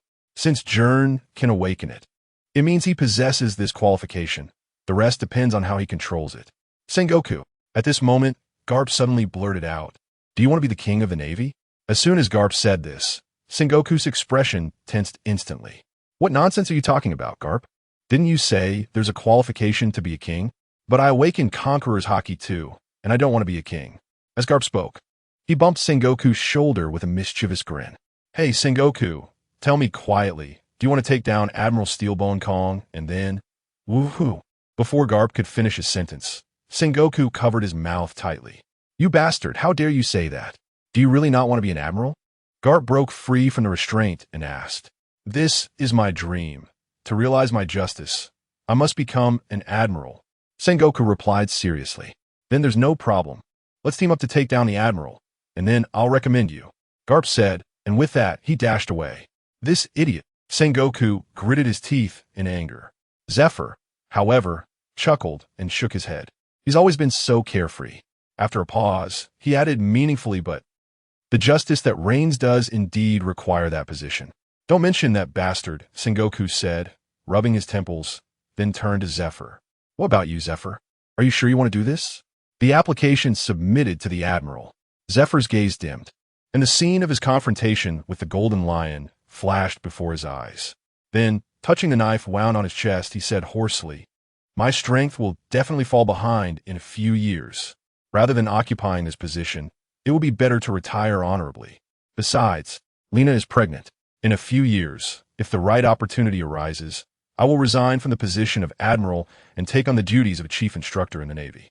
As he spoke, Zephyr looked towards a training ground. However, before that, those 4 guys still need to grow. Your plan from 3 years ago. After this incident with Gern, the admiral should agree.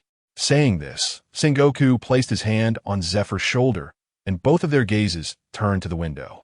"The future backbone of the Navy depends on you, Zephyr. They don't know, but I do.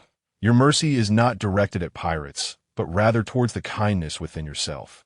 So, please infuse a bit of that mercy into the various ideals of those Navy newcomers. Because the foundation of any justice must be built upon that mercy. Otherwise, justice will no longer be justice." As Sengoku said, a few days later, in the office of the Navy Admiral, Steelbone Kong sat at the large desk. With a long-dormant proposal, Navy Elite Training Camp, spread out before him.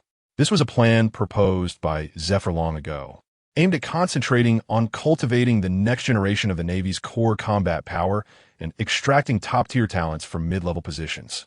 Steelbone Kong had rejected this plan long ago because launching it could easily affect the existing promotion paths within Navy. But now it was different, especially with the emergence of someone like Gern from the 4 Seas branch. Gern's existence had already proven that relying solely on the meager slots in the Navy school would cause the Navy to lose, waste, or sink many talents. Thinking of this, Steelbone Kong's fingers habitually tapped lightly on the table, his gaze deep. In the future, Sengoku will take over as Admiral. Garp and Zephyr will serve as visible combat power. He muttered to himself. But Zephyr's strength, Saiwell. At least he has the idea of cultivating a new generation. Then Steelbone Kong's gaze swept over another document on the table, which recorded the outstanding young generation of the Navy, Kazan, Borisolino, Sakazuki, and Gern.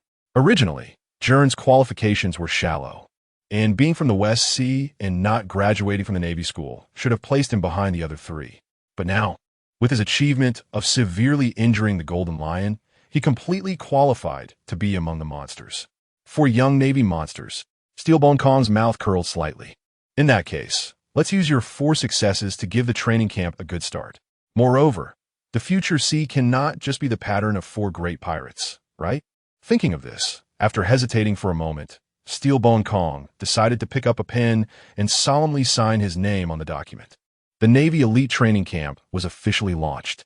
Thus, it marked a significant reform for the Navy headquarters. Not only did it retain the traditional training system of the Navy school, but it also opened a brand new promotion channel for the Navy branches from the 4 Seas. Under the new selection mechanism, any branch Navy personnel who performed outstandingly and had exceptional strength would gain the opportunity to enter the elite training camp for further study. This meant that regardless of their origins, as long as they had sufficient talent and strength, they could achieve a leap in rank through this channel and ultimately obtain important positions at the headquarters. This was no longer the case, where Gern had to accumulate impressive achievements to be promoted to the headquarters and possibly face disdain for not being from the Navy school.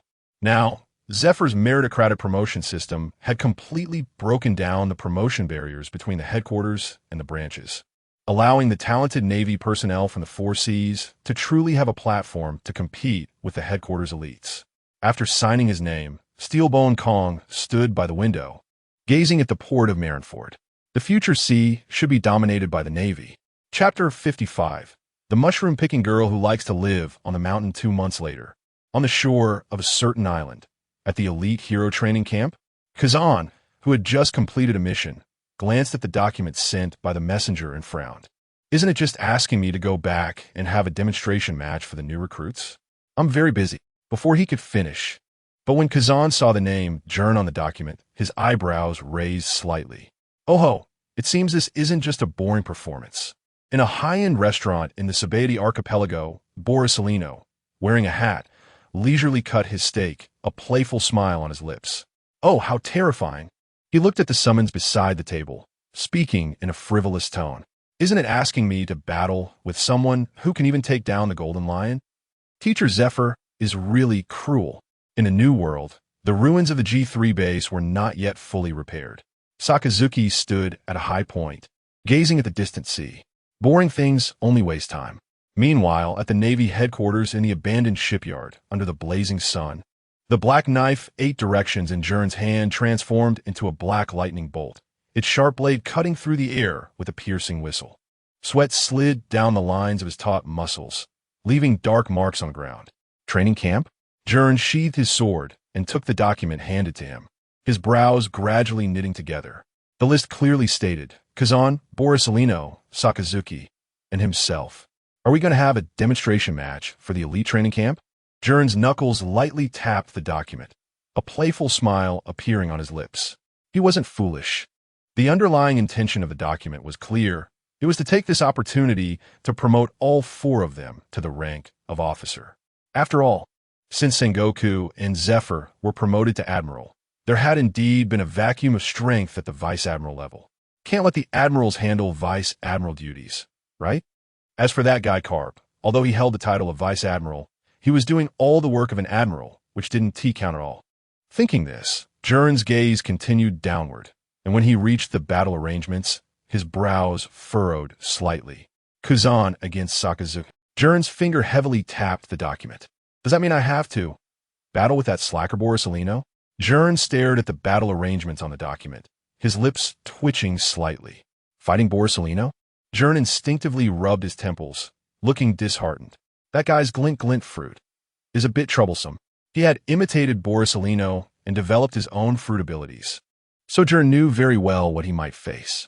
Just imagining Borisolino's slow-paced tone made him feel scared, and paired with the afterimage of his light-speed kicks, Gern felt a headache coming on.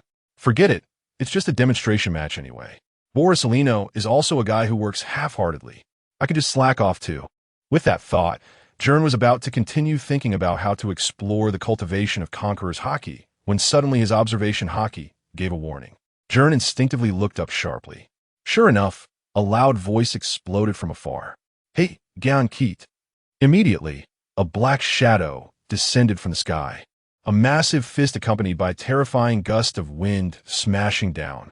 Vice Admiral Carp. Gern's pupils contracted, and his body instinctively reacted, stepping back with his left foot. Buzz. His entire body instantly elementalized, his figure transforming into countless jumping white light spots, scattering like ripples just before the fist landed. Boom!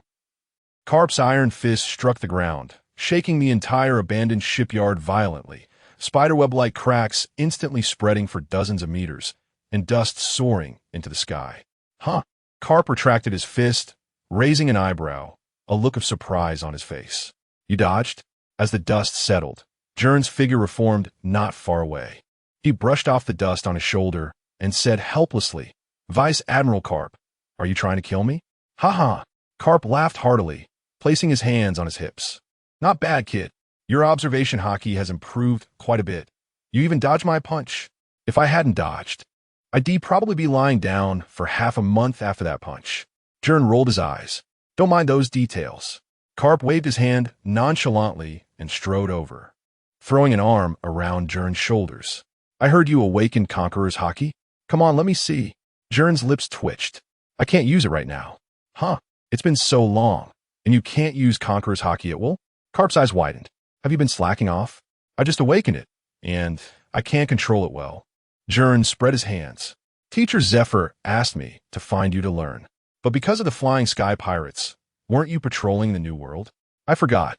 Carp scratched his chin, suddenly grinning. Forget it. Just right. I'm on vacation, planning to head back to the East Blue. Do you want to catch a ride? I'll teach you a few moves on the way. East Blue? Gern was taken aback. What? Do you look down on the East Blue as a poor place? Carp raised an eyebrow, then glanced at the document in Gern's hand, directly tearing it open and throwing it away. You don't need to worry about this. The other 3 guys aren't at the headquarters, and considering the time, it's a matter of 2 or 3 months later. So, it's still early. That's not the reason. Gern shook his head, but thinking about it, the retaliatory actions of the Golden Line's forces had been completely suppressed in just 2 months under the collaboration of Sengoku, Carp, and Zephyr. The Flying Sky Pirates suffered heavy losses, and the Golden Lion himself had temporarily gone into hiding. Given that the Navy headquarters currently had no major tasks, it was indeed a good opportunity to relax. Moreover, he had plans to visit the Solb Kingdom in the South Blue. Calculating the time, Kuma and Ginny had escaped from God Valley and were over there. "All right, I'll go with you." Gern nodded. Then, as if remembering something, he asked, "By the way, what about Dragon? I haven't seen him for a while." Mentioning his son, Carp's expression instantly fell, veins popping on his forehead. That useless kid. He voluntarily applied to transfer back to the East Blue branch long ago. After speaking, Carp angrily waved his fist as if Dragon were right in front of him, saying something about needing to determine his justice and that the East Blue needs reform. What nonsense. A dignified elite of the Navy headquarters. And he insists on running back to that kind of countryside. He had just told him not to look down on the East Blue as a poor place. Complaining aside, Gern still nodded in agreement on the surface. It's indeed a bit of a pity. Senior Dragon's strength could shine brightly at the headquarters. Oof. Carp huffed heavily. Forget him. Anyway, this time I go back, I must properly educate that brat. Saying this, Carp cracked his knuckles, making a sound that would make one's teeth ache. Gern silently mourned for Dragon for a second, then smiled and said, "All right, I'll go with you to the East Blue. It's just right to see the world and conveniently visit the South Blue." "Ha ha, good. Now, that's the spirit." Carp turned his anger into joy, patting Gern's back vigorously. "The East Blue may not be as lively as the Grand Line, but the scenery is nice, and the people are simple." Saying this, Carp nudged Gern's shoulder. "Especially in my hometown, Windmill Village, there just happens to be a very nice girl. I'll introduce her to you." "A girl? Isn't Makino not even born yet?" Sensing something was off, Gern instinctively asked, "What's her name?" "Dayton. She's a warm-hearted girl who loves living on the mountain and picking mushrooms." "Gern, Vice Admiral Carp, if the future you are left on Pirate Island by the Escape King, I absolutely will not come to save you. Lazy Fish's message. Thank you all for your gifts and encouragement. Whip the lazy fish hard." Chapter 56, Dorag, who clearly skips work, off in the sea breeze, gently caressed as the dog-headed warship slowly sailed into the East Sea waters. Sunlight spilled onto the deck, casting dappled shadows. Gern stood by the railing, feeling the calm sea breeze that was completely different from the Grand Line. "How's it going?" Carp appeared beside him at some point, holding a bag of unknown snacks, mumbling, "Isn't the sea breeze in the East Sea much more comfortable?" "It is indeed much calmer than the Grand Line," Gern nodded, his gaze sweeping across the distant horizon. "But Vice Admiral Carp, you've destroyed quite a few pirate crews along the way." "Ha ha ha." Carp laughed heartily, waving his fist. "Those insignificant little pirates can only bully civilians in the East Sea. I beat one up whenever I see one." Gern smiled helplessly. During these days of sailing, Carp's vacation seemed busier than carrying out missions. Whenever they encounter a pirate ship, regardless of size, Carp would excitedly rush over, using cannonballs as human cannons, having a blast, which caused the dog-headed warship's journey to be significantly slower than expected. "By the way, kid," Carp suddenly put away his smile, his expression becoming rare and serious. "I've got some things to tell you ahead of time, since I'm a bit bored." "Things?" Gern turned to look at him, waiting for more. "That's right, the Roger Pirates." Carp's gaze deepened. "Once the elite training camp is over, you, Kazan, and the others should all step into the mid-level combat power of the Vice Admiral rank. Which means the pirates you face next won't be small characters. Especially that guy Roger. He loves to run around in the New World. You'll need to be prepared when you encounter them on missions in the future." "The Roger Pirates," Gern softly repeated, the face wearing the captain's hat on the bounty of 3.7 billion flashing in his mind. "There's no need to say much about Roger's strength. If it's a one-on-one fight, even I have to take him seriously," Carp said, cracking his knuckles, the joints making sharp sounds. "But he has some tricky guys on his ship. The first mate, Dark King Rayleigh, is at the pinnacle of swordsmanship and hockey. The combatant copper Demon Jabba." Carp listed them one by one, his tone unusually grave. "Rayleigh Jabba." Gern silently noted this information. "I know this. In the future, one will mislead the young, and the other. In the past, if you asked me who was stronger in the Roger Pirates, I would say it was Roger. Now it's definitely Jabba. According to the original work, even if Jabba enters the scene, he won't be enough to look at, but Jabba did it. This is definitely not an ordinary person. Still, Jabba is strong. How did you even get in there? Gern murmured to himself while thinking, and Karp heard him, patting his shoulder. Jabba? The third mate on Roger's ship. He's not too bad. Dark King Rayleigh is much more troublesome. No, Vice Admiral Karp. This man's future is very strong. Gern said with a serious expression. Karp. The most troublesome is still that guy Roger, Karp sighed. After Rox died, Roger relied on hockey to surpass everything. Anyway, if you encounter them, don't be reckless. Karp patted Gern's shoulder. Call for support in time. Sengoku, and I will be there immediately. I understand, Gern replied solemnly. Joking aside, although he was confident in his strength, it was always wise to be cautious when facing the future Pirate King. At most, he would just slash and leave to show respect to the future Pirate King. The dog-headed warship continued its journey, finally arriving at the port where the East Sea Navy's 33rd branch was located on the evening of the third day. Vice Admiral Karp. The Navy soldiers at the port stood at attention and saluted upon seeing the dog-headed warship, their eyes filled with admiration. Ha ha, I'm back. Karp laughed heartily as he jumped off the warship, causing the ground to tremble slightly. Gern followed behind him, his gaze sweeping over this not-so-large Navy branch. Compared to the grandeur of Marine Ford, this place seemed much simpler, but it exuded an atmosphere of order everywhere. Vice Admiral Karp. Major Dorag is waiting for you in the office, a Navy soldier reported. Oh, that brat knows I'm coming? Karp raised an eyebrow and then strode toward the branch building. Come on, Gern, let's go meet my useless son. Gern kept pace with Karp, and after passing through a few corridors, they arrived in front of a simple office door. Now that coward is avoiding me. Karp didn't even knock. He pushed the door open and exclaimed, I've come to see you. Inside the office, Dorag, dressed in a Navy uniform, raised his head upon hearing the voice, revealing a face that resembled Karp's 7 parts, but with less flamboyance and more composure and ferocity. Father. Dorag stood up, his gaze sweeping over Gern behind Karp, giving a slight nod. Major Dorag. Gern politely nodded back. Gern, I heard you repelled the Golden Lion with 1 slash. Dorag's voice was deep and powerful. That slash's prowess had spread throughout the East Sea. Hearing Dorag's words, Gern smiled and said, I did slash him, but this is the first time I've left the Navy headquarters. Upon hearing this, a strange light flashed in Dorag's eyes as he was about to say something, but Karp impatiently interrupted. All right. Enough of that. I just came to see you.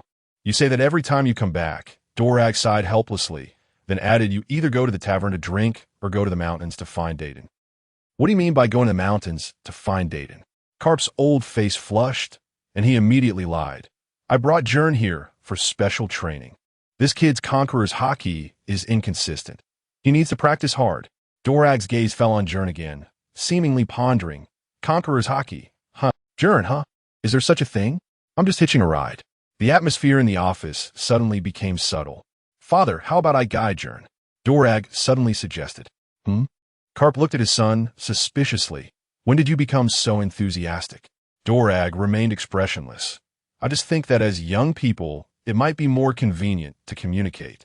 Gern is much younger than you. Karp stroked his chin, seemingly weighing the pros and cons. After a moment, he waved his hand. Fine. You two chat for a bit. With that, Karp hurriedly left the office, leaving just Gern and Dorag. For a moment, silence spread in the room. Gern looked at Dorag, who was also staring back at him, their gazes meeting in the air. Gern, Dorag was the first to speak, his voice deep and powerful. Do you really believe that the Navy's justice can change this world? Damn, I knew it. Damn, you rebellious brat. Hee, justice has many forms. Gern chuckled awkwardly. At least our Navy's justice protects civilians from pirate harm. But what about those civilians oppressed by the celestial dragons? Dorag's gaze became sharp. What about those who have lost their families due to the policies of the world government? Did the Navy's justice protect them? Hey, Dorag. Gern's tone became serious. His expression suddenly fierce, staring intently at Dorag. You guy, won't you? Won't what? Seeing Gern's expression, Dorag swallowed hard, instinctively thinking he saw through his inner thoughts. After all, he was the only one in the Navy who had ever expressed his inner thoughts to Gern. You guy. After being transferred to the East Sea Branch, won't you be skipping work and traveling around all day? Chapter 57. Admiral Carp, your justice is wavering. The sea breeze carried the salty scent as it swept through the port of Windmill Village, and the dog-headed warship slowly docked. Gern stood on the deck, gazing at the tranquil little village, with red and white windmills slowly turning on the rooftops, fish-selling shops, and the faint sounds of children playing. Here we are. Carp's voice boomed like thunder as he leaped off the warship, his military boots thudding heavily on the wooden dock, causing the planks to creak. This is my hometown, Windmill Village. Gern, hurry up and get down. I know. Carp won. Gern jumped off the ship and, as soon as his feet touched the ground, Carp grabbed his arm. Let's go. I'll show you the world. Windmill Village? See the world? Can those two words really go together, Admiral Carp? Ha ha ha. Carp laughed heartily, not answering, and instead dragged Gern towards the village while he was unable to resist. The naval hero at this moment resembled a child eager to show off his toys. His steps light and lively, unlike his usual self. Hey, everyone! Carp suddenly waved to a little girl with braided hair by the roadside. Look who I brought back. The little girl timidly looked up, her gaze lingering on Gern for a moment before quickly hiding behind her mother. Gern's mouth twitched. Admiral Carp, you scare the child. Carp! This is, by now, several villagers familiar with Carp had gathered around. Ha ha! Carp slapped Gern on the back with such force that he stumbled. This is Gern, the one who made the headlines for taking down the Golden Lion. Hey, everyone! Gern managed to steady himself, but suddenly facing the crowd made his ears flush, especially with Carp's voice booming so loudly that half the village could hear. The Golden Lion? An old fisherman with a fishing rod trembled. Is he the one with a bounty of 1 billion? Billion? That's ancient history from when I was young. Carp laughed heartily, spitting out saliva. It's at least 30 billion now. As he spoke, he wrapped an arm around Gern's shoulders with such strength that it almost crushed his bones. But this kid made him run away with just one slash. Gern. The villagers gradually gathered around, their eyes mixed with awe and curiosity. A few older children even reached out to touch Gern's black sword, the 8 Desolations, but were scared back by a glare from Carp. Don't touch that. Carp feigned seriousness. That sword is cursed. Admiral Carp is joking with you. This is just an ordinary sword wrapped in bandages. Gern quickly cut in, winking at the children. Carp pouted, but didn't expose him. Let us go. To the tavern. Carp waved his hand and dragged Gern forward. Let's show the guy UPU, the village chief, what treasure I brought back. The subsequent scene left Gern speechless, or rather, he saw another side of Carp. Carp acted like a human loudspeaker, boasting from one end of the village to the other. Every time he encountered a villager, he would rush forward in a few steps, pushing Gern forward. Do you recognize him? The one and only Gern, my half-disciple, the one everyone was talking about in the news. Oh my! The Golden Lion is quite remarkable, a terrifying presence in the new world. Even I might not be able to defeat him. Gern, my disciple, the one who took down the Golden Lion with one slash. Even more outrageous, Carp would commandeer a bench by the roadside, standing on it to vividly describe the battle at the G3 base, even though he wasn't present. When he got excited, he would suddenly throw punches, causing the onlookers to step back in fright. That Golden Lion, roaring and pouncing towards us. Carp spoke with flying saliva, his fist drawing exaggerated arcs in the air, and our Gern covered in injuries. But suddenly, memories of all the civilians and relatives he protected flashed through his mind, and he shouted about bonds. Slowly standing up, he turned back and slashed. Crack! The branch Carp was using as a prop snapped in response. Please don't say that. This is no different from tying me up and reading my diary. Gern covered his face, wishing he could find a crack in the ground to hide in. Admiral Carp. Gern tried to interrupt. Humble. Carp suddenly turned around, his large hand once again heavily patting Gern's shoulder. Young people need to understand humility. After saying that, he winked to the villagers. This kid is just too low-key, huh? Gern. As the sun set, this tour finally approached its end. Carp smacked his lips, holding the apple pie given by the villagers, and led Gern towards his home on the hillside. How is it? Carp suddenly asked. My hometown is nice, right? Gern looked at the distant turning windmills and softly said, It's very peaceful. So peaceful that it's hard to imagine that a man who will change the world will emerge from here. Cultural people speak differently. Carp laughed heartily, startling the birds in the woods. But that's how the East Blue is. That's why I agreed to let that brat Dorag come back. His voice suddenly stopped. Gern keenly noticed that Carp's gaze darkened for a moment. The naval hero who always laughed heartily now showed a rare hint of fatigue. Admiral Carp, Gern, Dorag. Carp fiddled with the wrapping of the apple pie, his voice suddenly low. What did he say to you? Halfway up the hill, the two walked one after the other, and the sea breeze suddenly grew stronger. Gern recalled Dorag's sharp gaze in the office, and the question, can the Navy's justice change the world? Nothing. Gern smiled. We were just reminiscing. Carp stared at him for a few seconds, then suddenly laughed and scolded. That kid is just not reliable. His tone was light, but his gaze drifted towards the distant sea. Gern didn't respond. The two walked silently along the mountain path. Their shadows stretched long by the setting sun. How could Carp not know? The unusual reports from the East Blue Branch, such as Dorag's frequent outings for inspections, or the mysterious aid suddenly appearing in certain countries. This naval hero simply chose to play dumb. Because he believed, he indulged. Because he hoped, he remained silent. Here we are. Carp suddenly quickened his pace, pushing open the wooden door of the small house on the hillside. We'll sleep here tonight. Tomorrow I'll take you to meet Dayton. Forget it. Gern shivered. I suddenly remembered I have to go to the South Sea. Carp was taken aback, then laughed so hard he bent over. You brat. Dayton is such a good girl. Is there some misunderstanding in your definition of a good girl? Besides, Admiral Carp, you're already 40. A girl like Dayton who is about your age shouldn't be referred to as a girl. You caught me. At night, when all was quiet, Gern lay on the wooden bed, the black sword 8 desolations leaning against his pillow. Outside the window, Carp's thunderous snoring could be heard, occasionally mixed with mutterings about Dorag, you little brat.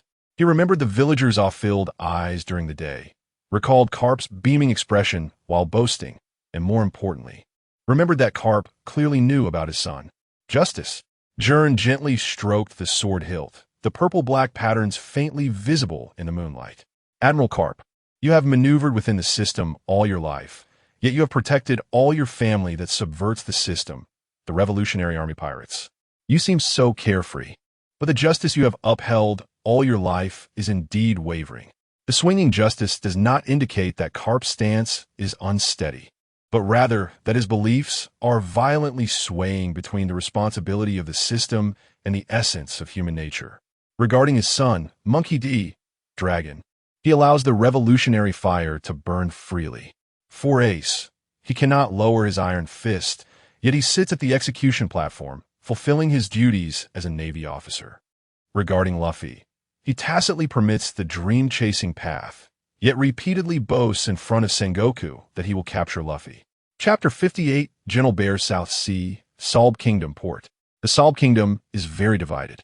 Half of its territory is made up of member states of the world government, where nobles live in luxury and flags flutter, while the other half is lawless territory intertwined with chaos and poverty, where even the world government's tentacles are too lazy to reach. Gern boarded a naval ship from the East Sea Branch and disembarked at the port of a member state of the world government. The officials of the Salb Kingdom were not surprised by this. It was common for naval ships to make short stops for supplies, and as long as they did not interfere with domestic affairs, they were happy to turn a blind eye. Captain Gern, we'll head back now, said Chief Chow from the warship, bowing to Gern, who was dressed in black civilian clothes. Go ahead. Gern smiled and waved his hand. If I need to leave later, I will contact the South Sea Branch directly. Watching the warship slowly sail away from the port, Gern took a deep breath, feeling the unique humid air of the South Sea. He then pulled down the brim of his hat to cover half of his face and stepped deeper into the town. For years ago, amidst the chaos of God Valley, the young Bartholomew Bear and Ginny escaped in the confusion and eventually returned to Bear's hometown, the Salb Kingdom. According to his vague memories, they should be hiding in some abandoned church. For years have passed. Now Bear is 14 and Ginny is 17. I wonder how they're doing now. Gern's lips curled slightly, and a hint of anticipation flashed in his eyes. The lawless territory of the Salb Kingdom is far more desolate than imagined. Dilapidated houses, cracked earth, ragged residence. It feels as if it has been forgotten by the world.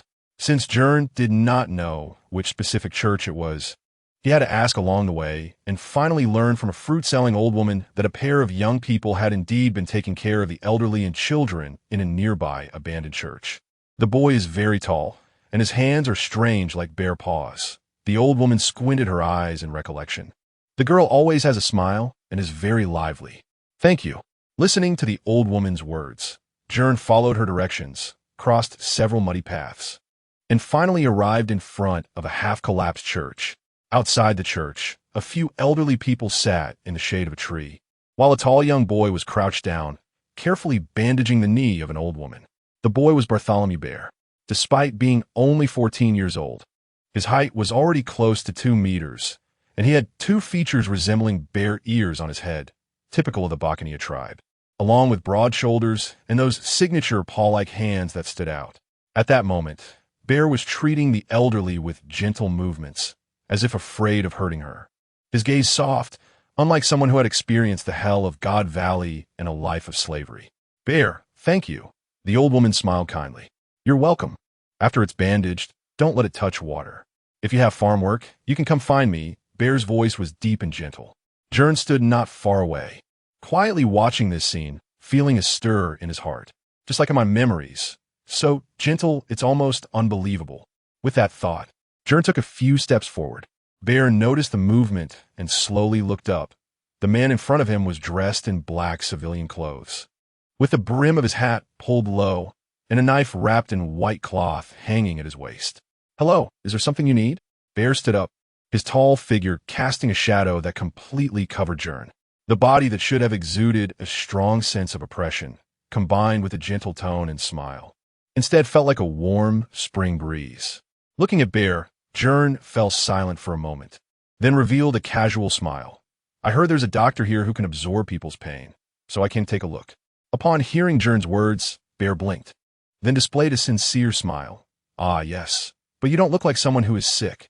Next, Gern falsely claimed to be an ordinary tourist, and Bear Novelli believed him, eagerly engaging in conversation, and eventually took Gern back to the church where he lived.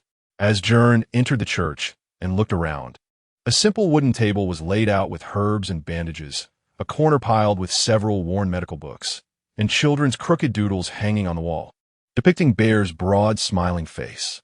Do you live here alone? Gern asked. No. Bear shook his head, but did not mention Jenny's name, continuing, this used to be an abandoned church, but later, we took in some homeless people. Bear's voice was soft, but Gern knew that this place was Bear's true original home. However, since he didn't mention it, Gern assumed it was an unspoken agreement.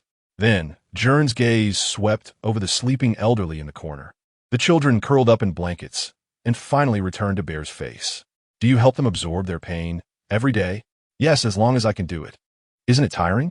Bear shook his head, revealing a gentle smile. Compared to their pain, my exhaustion is nothing. Gern stared at him for a few seconds, then suddenly let out a low laugh. What a foolish answer.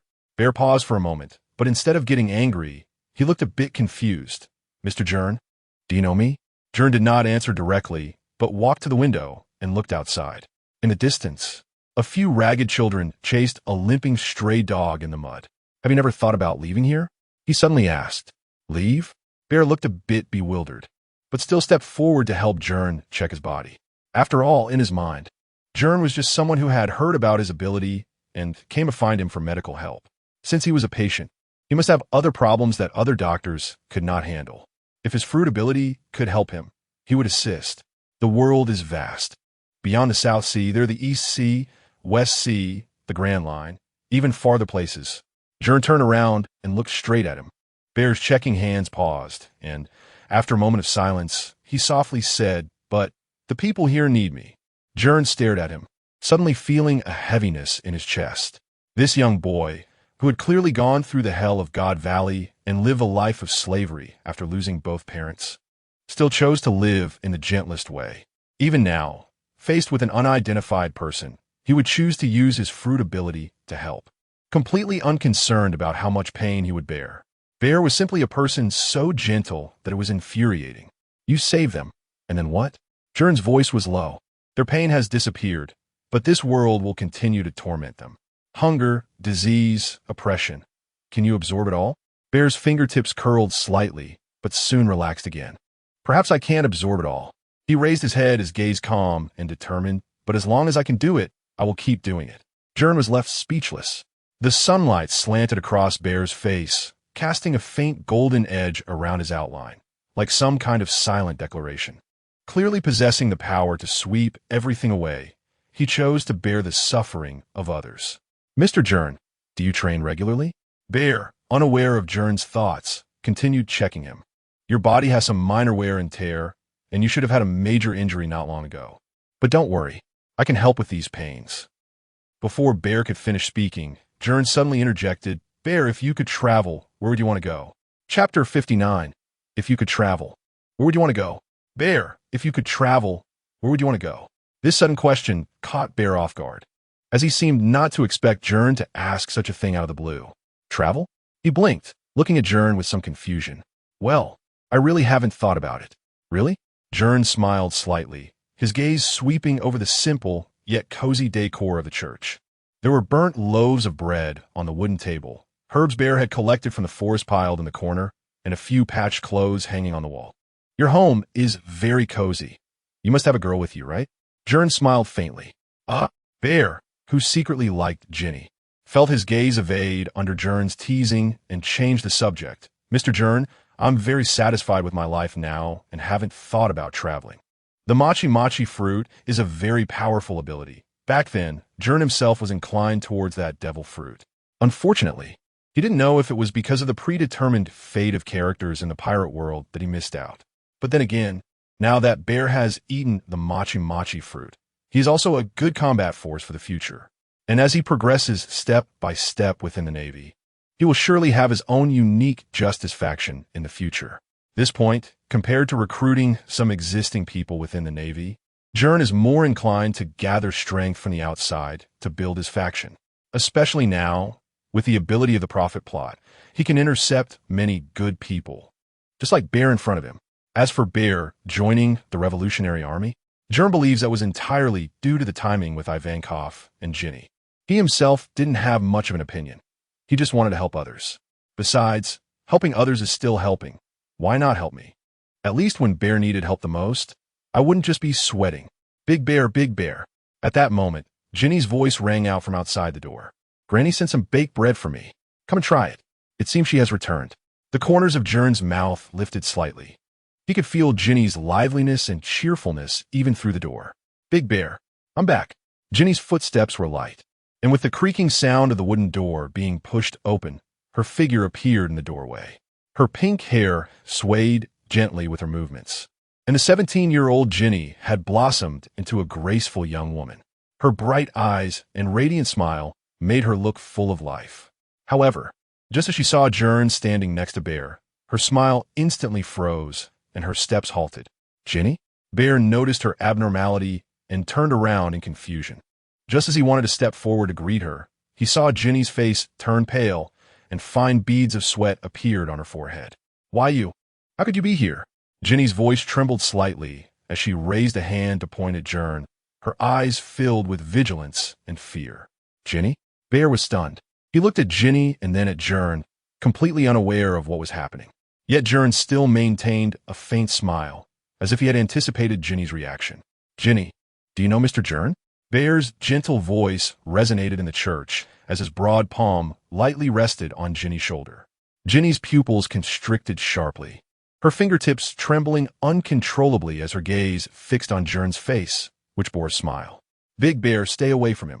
Ginny's voice was taut like a tightened string.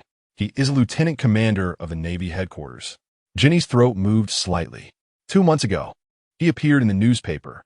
The one who seriously injured the Golden Lion with a single strike, Skyquake. The air instantly froze. Bear, who didn't have the habit of reading newspapers, felt his body stiffen for a moment when he learned Gern's identity as a Navy officer. Because he and Ginny were fugitives as celestial dragons. Gern casually turned his hat, a playful curve at the corner of his mouth. I didn't expect my reputation to be so loud in a place like the South Sea. The promotional strength of the World Economic Journal is indeed different.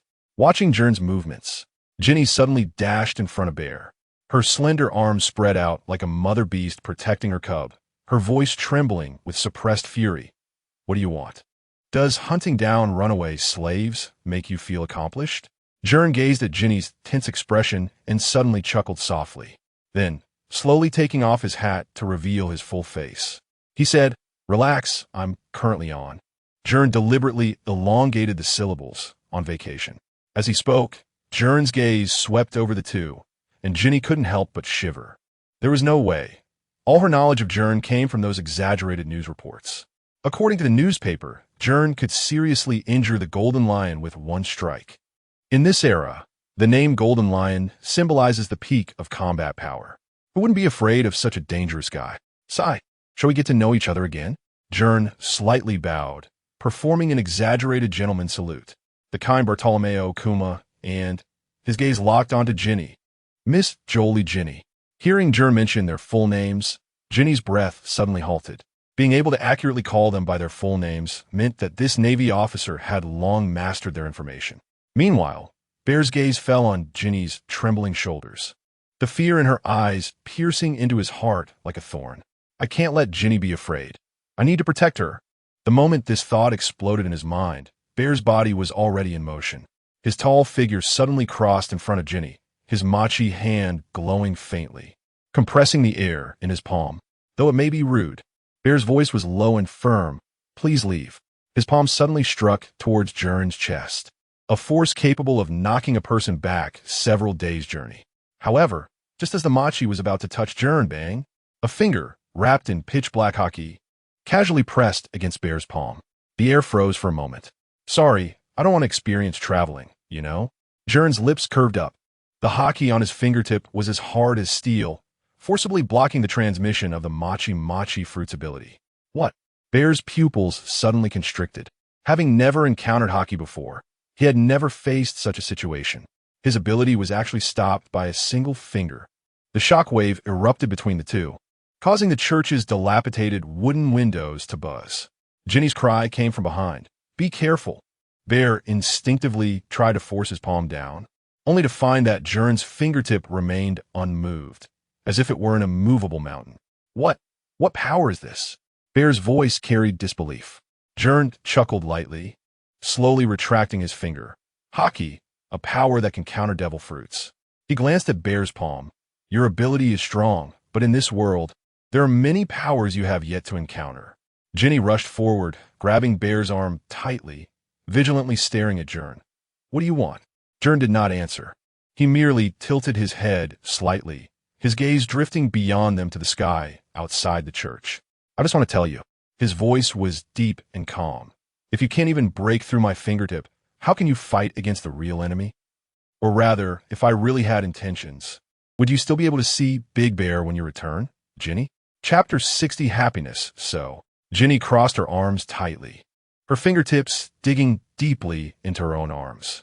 What exactly are you here for? Realizing that resistance was futile, Ginny pulled the Big Bear and sat heavily on the wooden chair, her almond-shaped eyes locked on Gern as if she wanted to burn 2 holes into him. Didn't I tell you? Gern lazily leaned back in the chair by the window, the sunlight casting shadows on his sharply defined profile. I'm here to experience seeing a doctor. At the same time, his gaze casually swept over the Big Bear. Ginny, the Big Bear, gently pressed on the girl's tense shoulders. Mr. Gern, he really did come to see a doctor at first. I was going to help him relieve his pain. Big Bear. Ginny suddenly turned around, her anger making her even tremble at the tips of her hair. This guy. She suddenly dashed in front of Gern, her slender fingers almost poking his nose. No, it's this man. He has a navy. A navy. Big Bear. He just admitted it himself. Seeing Ginny's excited demeanor, the Big Bear scratched his head, revealing his signature honest smile. I know, you just said that he admitted it himself, right? Then Big Bear you. Gern, he doesn't intend to capture us. The Big Bear's gaze met Gern's in the air, his voice steady and incredible. And besides, his eyes are very calm. Calm. Ginny suddenly turned her head, suspiciously examining Gern's eyes. Calm? What a joke. She didn't see any calm at all, but the desire for her future man was practically overflowing. Don't ask why. Just know that a woman's powerful sixth sense was frantically sounding the alarm in her mind. Hey, Navy. Ginny took a step back to the big bear's side, tightly hugging his arm like a protective feline. What exactly are you plotting? You don't have to call me Navy. I have a name. Gern rubbed his brow. My name is Gern. I don't care what you're called. Ginny buried her face in the big bear's arm and shouted in a muffled voice. Oomph. I don't care, anyway. All I see in your eyes is desire for Big Bear. Hey, you can't say that casually, you idiot. Gern suddenly stood up to refute, although he did have ulterior motives. The meatball fruit was out of the question, but he was determined to acquire the Big Bear's combat power. For a moment, Gern and Ginny were at odds, while the Big Bear stood helplessly between them, looking at this one and then that one, just like a large dog that had lost its way. Enough. Ginny suddenly leaned out from behind the Big Bear. Be honest. What do you really want? I want Big Bear to join the Navy. Gern paused for a moment, his eyes suddenly sharp. No, to be precise, to join my camp. This sentence pressed the pause button. Even Ginny's breath momentarily halted. Impossible. Ginny instinctively clenched the corner of the Big Bear's clothing tightly. Big Bear is from the Bacchania tribe, and, just like me. Her voice suddenly lowered. Still, a slave. The last two words were so soft, they were almost inaudible. The world government wouldn't agree. You're just lying to him. Mr. Gern. The Big Bear gently pressed Ginny's trembling hand. I really don't intend to join the Navy. While speaking, he took advantage of being next to Gern and raised his paw, subtly placing it on Gern's arm. In an instant, a pink halo flashed, and a few small red bear paw bubbles floated out from Gern's body. Mr. Gern, your pain is very small. The Big Bear looked at the cherry-sized bubble in his palm. Such weak pain doesn't even need to be particularly endured. The bear just took it casually. Gern stared at the bubble symbolizing pain and suddenly laughed. Yes, after all, my real pain is much heavier than this. Is there still pain? The bear was taken aback. What you just said, I have no intention of joining the Navy, made me very painful.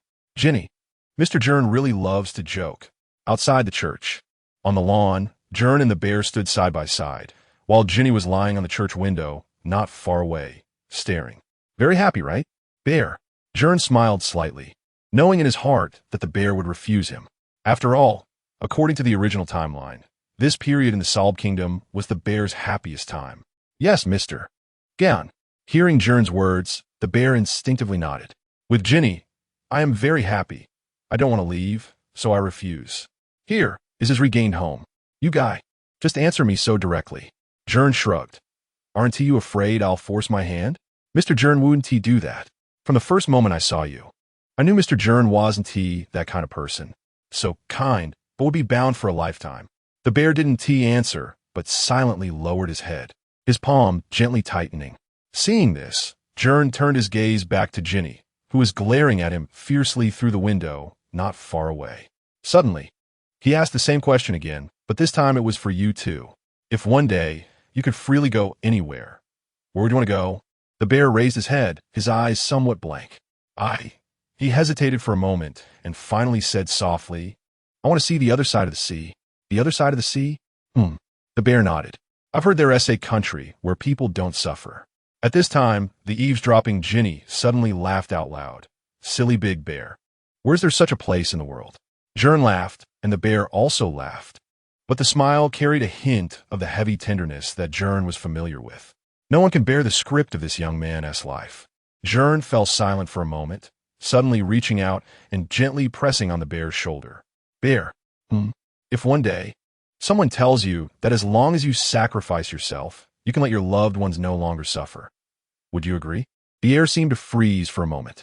The bear's pupils slightly constricted, while Ginny's expression instantly became vigilant. Hey, bastard Navy you. She suddenly stood up excitedly from the window. Gern ignored Ginny's words, just quietly looking at the bear. If it were Ginny. The bear was silent for a long time, and finally he slowly smiled and said, I would accept any fate. Big Bear.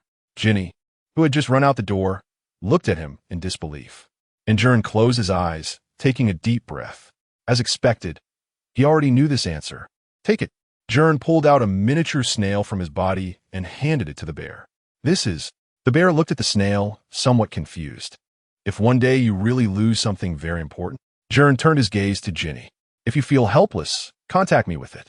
But, no, but, this is your reward for helping me relieve pain.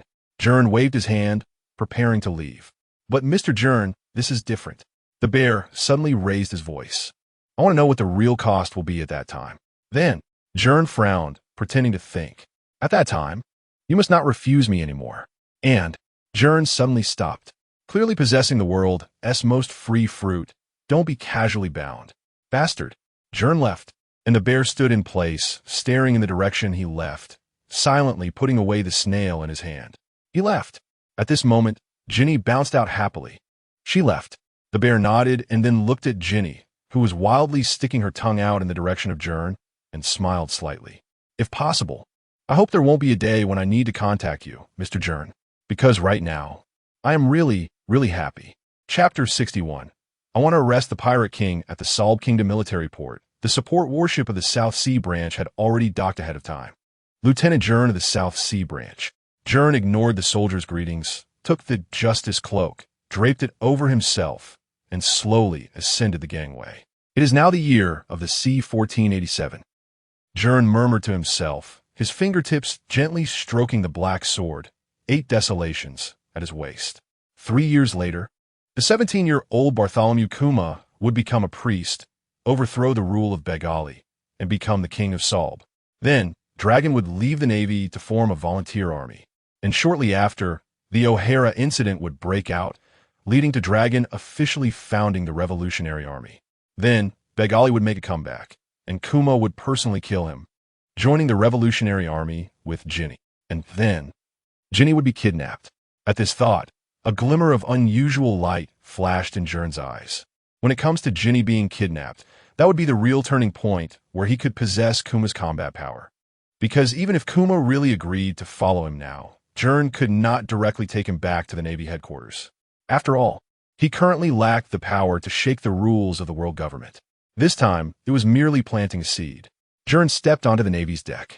By the time this seed truly germinates, Roger's era would have long since ended, and the Great Pirate Era would have fully erupted. Although the recent incident with the Lion's Roar had given Gern some fame, what he was truly scheming in his heart, which would allow him to fully step into the power of the Navy, was to use his foreknowledge of Roger's surrender in the future to arrest the Pirate King Roger, turning surrender into arrest. A dangerous smile curled at the corners of Gern's mouth. This plan had already been brewing in his mind, because this would solidify his future position in the Navy far more than repelling the Lion's Roar or anything else.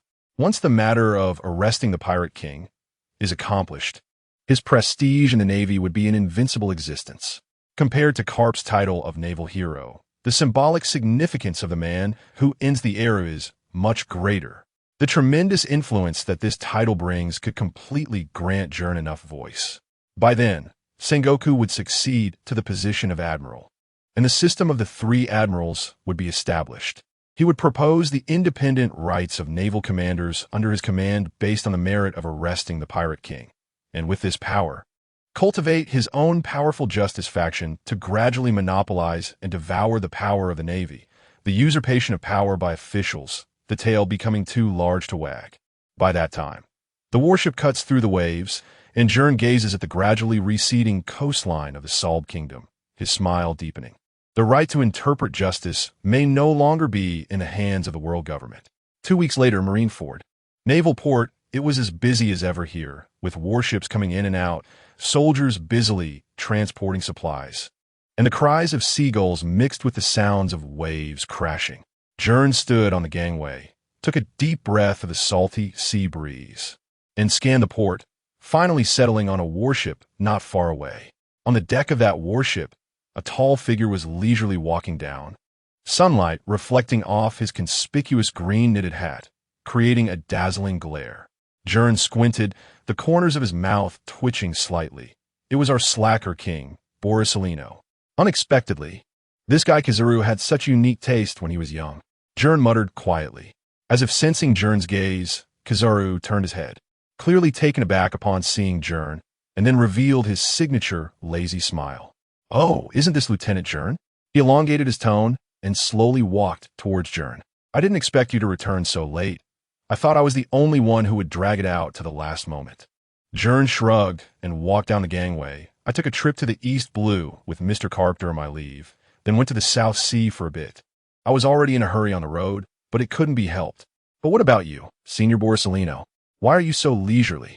I remember you were on a mission, right? I really envy those on leave. Kizaru shrugged casually. Well, missions have to be completed, but there's no need to rush, right? Saying this, he raised his hand to adjust his green knitted hat, his eyes slightly squinting as if evaluating Gern's reaction. Gern's gaze unconsciously fell back on that hat. Unable to help but click his tongue. That hat of yours is quite unique. Upon hearing this, Kizaru's eyes lit up, as if he had found a kindred spirit, and immediately pulled out another identical green knitted hat from his pocket, presenting it to Gern. Do you like it? I have another one. Want me to give you one? Forget it, forget it. Gern hurriedly waved his hand, chuckling dryly. I don't have the habit of wearing green hats. TSK, TSK, TSK. Today's youth really isn't fashionable at all. Kizaru feigned regret and shook his head, shoving the hat back into his pocket, his tone carrying a hint of teasing. Gern rolled his eyes, too lazy to respond. The two walked side by side towards the headquarters building, attracting the attention of many Navy soldiers along the way. After all, one was the recently famous Tremor, and the other was the notoriously lazy king of the Navy, making such a combination quite rare. I heard you heavily injured and repelled the lion's roar with a single blow. Kizaru suddenly spoke, his tone still lazy. Gern nodded, his tone flat. Just luck, the lion's roar underestimated me. Oh, really? Kizaru elongated his tone, looking at Gern with a half-smile. That blow even got praised by Mr. Sengoku. Gern didn't respond, merely smiling faintly. By the way, Kizaru suddenly changed the subject. Did you see the battle arrangements for the elite training camp? Gern raised an eyebrow. Yeah, I'm scheduled to have a demonstration match with Senior Borsalino. It's quite terrifying. Kizaru exaggeratedly sighed. I really don't want to be torn apart by your tremor ability. Likewise. Gern shot him a glance. Your Pika Pika Nomi isn't exactly a pushover either. The two exchanged glances and laughed together. Arriving in front of the headquarters building, Kizaru stopped, lazily stretching. All right, I have to report in. If I'm late, Sengoku will start nagging again. Gern nodded. See you. Kizaru waved his hand and turned to walk into the building, his green knitted hat particularly eye-catching in the sunlight. Gern watched his back, shaking his head and muttering to himself. What on earth is this guy thinking? He withdrew his gaze, just about to leave when he suddenly felt a gaze upon him. Gern turned to look, and sure enough, not far away stood a familiar figure, Sakazuki. Especially since Akainu was currently looking at him with a smile that he thought was very harmonious. No, big brother, we really won't have any results. Chapter 62. Finding a Fur Tribe officer? Sunlight streamed through the windows, illuminating the corridors of the headquarters building. Sakazuki's lips rarely curved into a slight smile as he held the document titled G3 Base 5-Year Development Plan. His voice was deep as he called out. The repair work at G3 Base is nearing completion. He stepped closer, his tone firm and unyielding. Your performance in our last joint operation impressed me. I truly hope you will consider transferring to G3 Base to guard the front lines of a new world with me. By then, with both of us working together, the pirates on the high seas won't stand a chance against us. Haha, is that so, Colonel Sakazuki? Gern laughed and waved his hand. But I have very little experience right now. I haven't even handled a patrol mission on my own. If I accept your promotion like this, wouldn't it be unfair to the other Navy personnel? That's indeed a bit problematic. Sakazuki nodded, acknowledging the rules. At the same time, he didn't hear Gern directly refuse him, but rather worried that his actions might attract criticism for being unjust, adhering to Navy discipline, being powerful, justice, and himself. A perfect vessel of human strength. No, a perfect colleague. For a moment, Sakazuki increasingly recognized Gern. Although I've said it many times, I still find you quite to my taste. After this performance competition ends, as long as personnel adjustments elevate me to the rank of Admiral, I look forward to the day we can work together. It's this performance competition. Akainu did not oppose promotions based on performance competitions because his own military achievements were already sufficient for him to be promoted to an Admiral in the next personnel adjustment. So, whether he fought or not was irrelevant to him. However, the main reason for his return was due to the direct orders from Fleet Admiral Steelbone Kong. Hearing Sakazuki's words, Gern raised an eyebrow. Then I am a bit opportunistic. You are not opportunistic. You simply belong where you should be. Sakazuki interrupted Gern before he could finish. Gern. Indeed, when facing someone you like, anyone with double standards. Just as Gern was about to respond, a lazy voice suddenly interjected. Hey, Sakazuki, you're making it awkward for everyone. Kuzan strolled over with his hands in his pockets, a faint smile on his face. His gaze swept between Sakazuki and Gern, finally fixing on Sakazuki's cold expression. Huh! Sakazuki snorted coldly, the temperature in his eyes dropping to freezing point. Kuzan, this is none of your business. Kuzan shrugged nonchalantly and walked over to Gern, even intentionally leaning a step closer to Sakazuki. I'm just passing by, but he dragged out the words, provocatively looking at Sakazuki. Forcing others to accept your invitation is not very gentlemanly behavior. Sakazuki's brows twitched violently, and the air around them seemed to heat up with his anger. He shot Kuzan a cold glance and then nodded at Gern. Think it over. You can come find me anytime. With that, he turned and strode away, throwing back a remark as he brushed past Kuzan. In the performance competition, I won T-cheat. Kuzan chuckled lightly, exhaling a chill, just as I like it. Once Sakazuki's figure disappeared around the corner, Gern couldn't help but laugh. If someone didn't know better, they'd think you two were about to settle a score or even fight to the death. Kuzan shrugged helplessly. What can I say? I don't like that cold-blooded guy. After saying that, he directly threw an arm around Gern's shoulders, his smile brightening a bit. Hey, you're still impressive. In a few months I've been on patrol. You managed to pull off such a big deal. The man who shattered the sky. TSK. That title is really something. Facing Kuzan's teasing, Gern sighed and shook his head. That was a joint effort between me, Zephyr-sensei, and Sakazuki to barely drive off the Golden Lion. I didn't expect a newspaper only publish my photo. Ha ha ha. Kuzan laughed loudly. Who told Morgans to love grabbing attention the most? Besides, he winked, his tone laced with teasing. That photo of you cutting down the Golden Lion was quite well taken. Even I couldn't help but want to keep a copy. Huh. Gern rolled his eyes, too lazy to respond. But Kuzan suddenly leaned in and spoke in a lowered voice. Seriously, is Sakazuki particularly fixated on you? I heard he wants you to help write the logistics report for G3 base. Sometimes, being a charismatic person is quite helpless. Gern rested his forehead in his hand, sighing softly. Ha ha ha, you guy. Kuzan laughed even more heartily, drawing the attention of passing soldiers. He patted Gern on the back, his tone lively. Come on, it's rare to see each other. Let me treat you to a drink. By the way, he winked. Let us chat about how you made the Golden Lion look so disgraceful. Gern shook his head helplessly, but the corners of his mouth lifted slightly. At the entrance of the bar in Marineford, Kuzan was enthusiastically pushing the door, but Gern suddenly reached out and pressed down on his shoulder. Wait. Gern interrupted his action. His gaze serious. Kuzan, I just remembered, do you have any news about the thing I asked you last time? Kuzan paused, his brows slightly furrowing as he thought for a moment. You mean the fur tribe? He turned around, a hint of confusion in his voice. Why would you be interested in a place like that? Did you see in a book? That essay country on the back of a giant elephant, constantly moving. I paid special attention while on patrol, but I didn't find any trace of it at all. Is that so?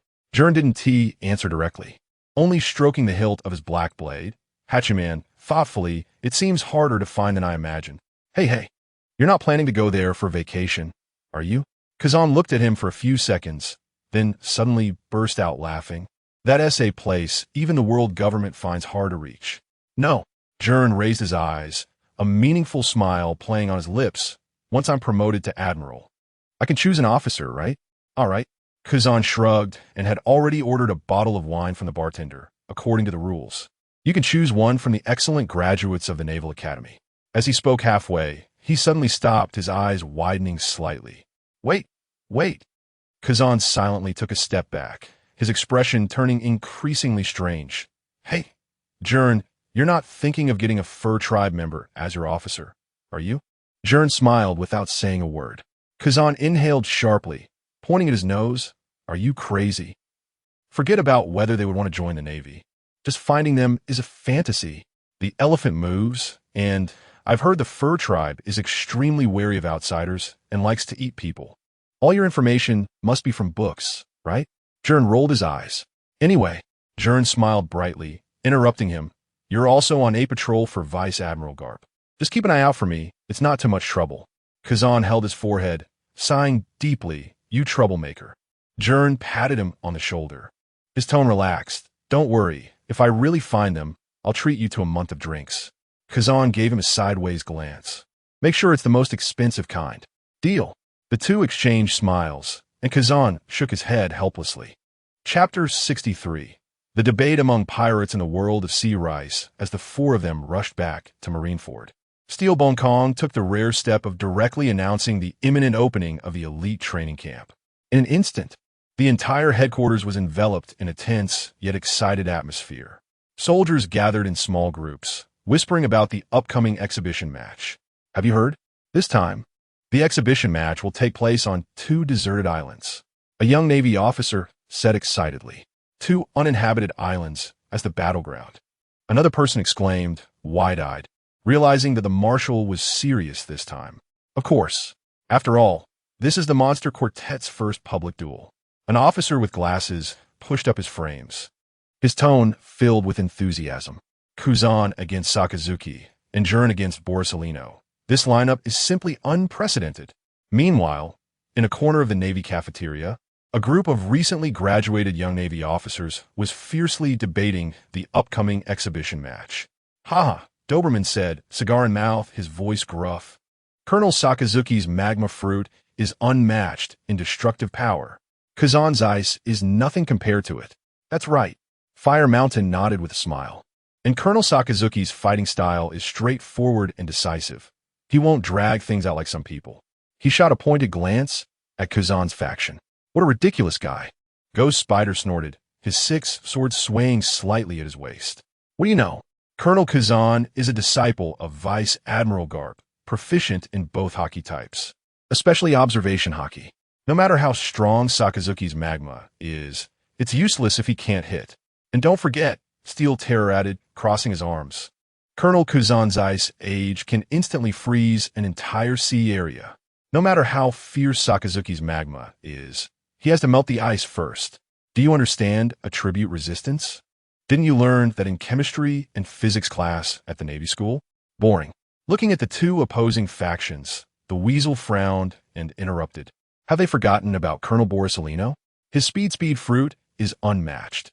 If he gets serious, who can keep up with his lightspeed kick? Speed is power. Chaji scratched his head, grinning as he chimed in. Senior Borsalino's fruit is something even Zifa-sensei finds troublesome. He even said that Borsalino relies on it too much.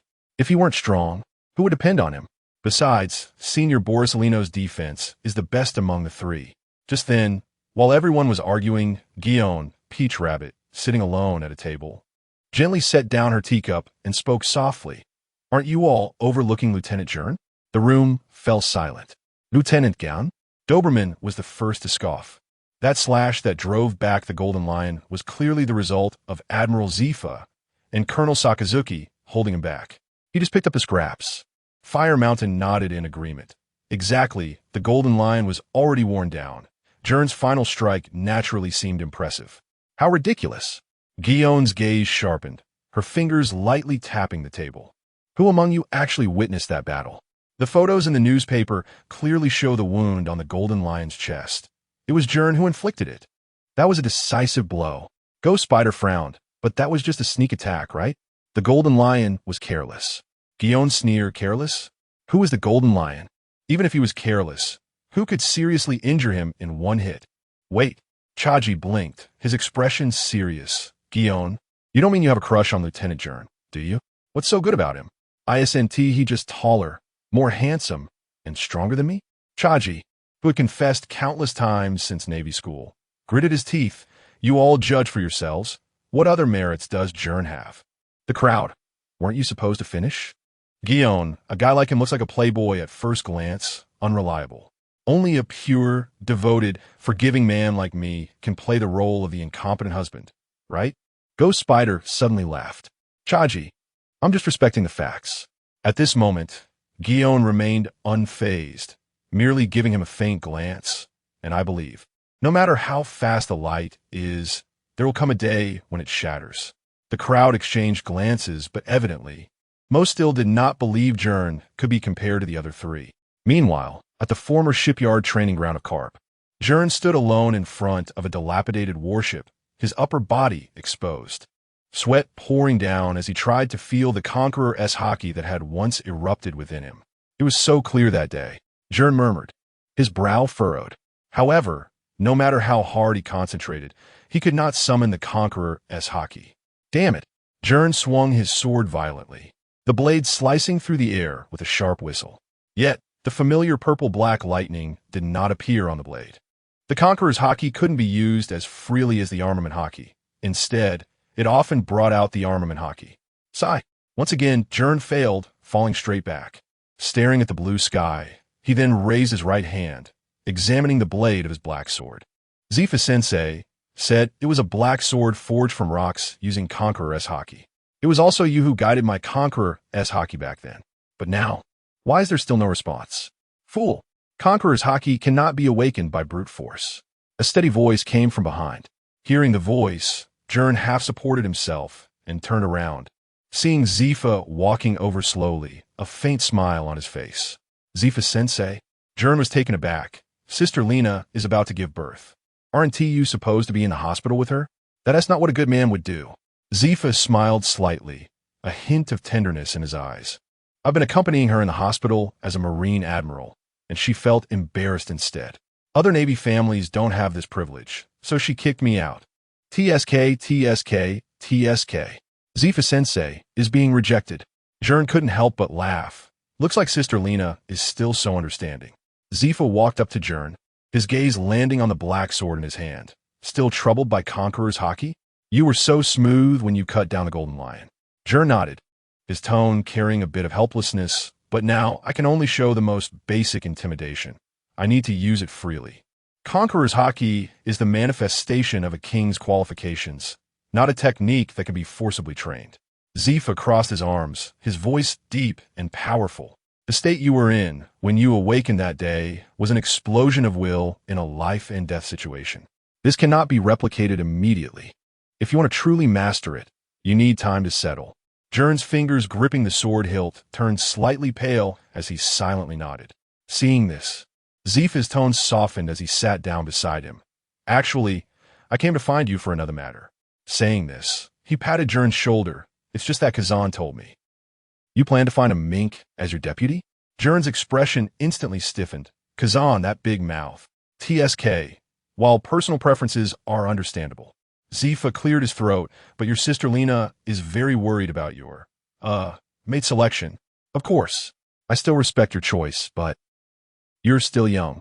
You probably have only seen minks in books, right? Gern, you can't be too reclusive. You need to interact more with girls. At this moment, the iron-willed instructor rarely showed an embarrassed expression. What I mean is that young people should engage more with women of the same age. For example, Guillaume under Crane is quite good. Teacher Zephyr, when did you switch to matchmaking? You little brat. Zephyr's face turned red. I mean, that girl really admires you. Didn't she rush over to you first when you returned from the G3 base last time? I heard she even argued with Dauberman and the others in the cafeteria, turning red in the face for you. In short, Gern couldn't help but laugh out loud. So you're trying to play matchmaker for me? I am. Zephyr stood up in anger and embarrassment. Forget it. Go find your furry aide if you want. After saying that, he turned around angrily to leave, but suddenly stopped at the door. However, after the exhibition match, remember to attend the social event your sister Lena prepared for you. Don't think about refusing. This is an order. Chapter 64. Kizaru. Slacking off? Not a chance. A few days later, the Navy Elite Training Camp's exhibition match opened. In the waters between two deserted islands near Marineford, dozens of warships were lined up neatly, creating a spectacular viewing array. Navy soldiers crowded on the decks, excitedly gazing at the battlefield. At this moment, Island No. 1 had been completely divided by ice and fire. One half was a burning lava hell, while the other half was a frozen glacial world. The battle between Kazan and Sakazuki, who took the stage first, ended in a draw. Even when they were carried off the island by the medical team, they still glared at each other. On the main Navy ship, Admiral Steelbone Kong stood with his hands behind his back, watching the gradually calming island. Admiral Sengoku stood beside Steelbone Kong, adjusted his glasses, and said in a deep voice, "No matter how strong Kazan and Sakazuki are, far exceeding the level of ordinary vice admirals, their personalities, I believe they should be assigned to different posts in the future." Sengoku, everyone's personality is different, Carp interrupted nonchalantly. It's normal for young people to fight and play around. Don't you and I have different personalities? You were getting along just fine, aren't we? Damn, Carp. That's because I tolerate you. Sengoku shouted as he turned his head. Really? Sengoku, do you tolerate me? Shouldn't it be me acting as your comic relief? Carp retorted. Sengoku-chan, Carp exclaimed, and the clever Sengoku's defenses were immediately breached. You bastard. If you use the tricks you learned from Gern again, I swear. Hey, seeing Sengoku about to lose his temper, Steelbone Kong quickly raised his hand to stop him. The main characters today aren't you two. Haha. Crane watched the scene of the three, covering her mouth and chuckling, then turned to Zifa beside her and said, "Your disciple has taught Carp some incredible tactics." Zifa. That was Carp asking him. Zifa said, pretending to cough a few times, a bit embarrassed. But Carp is also bold enough to use them. He's over 40 and not even ashamed. Don't you know him? That guy Carp doesn't care about his face at all. Crane smiled and continued. Next up is your direct disciple against your student, Gern and Kizaru, huh? Zifa snorted coldly, a glint of sharpness in his eyes. Kizaru probably wants to slack off again. That's just his personality, but since he's once your student, you should know him well, right?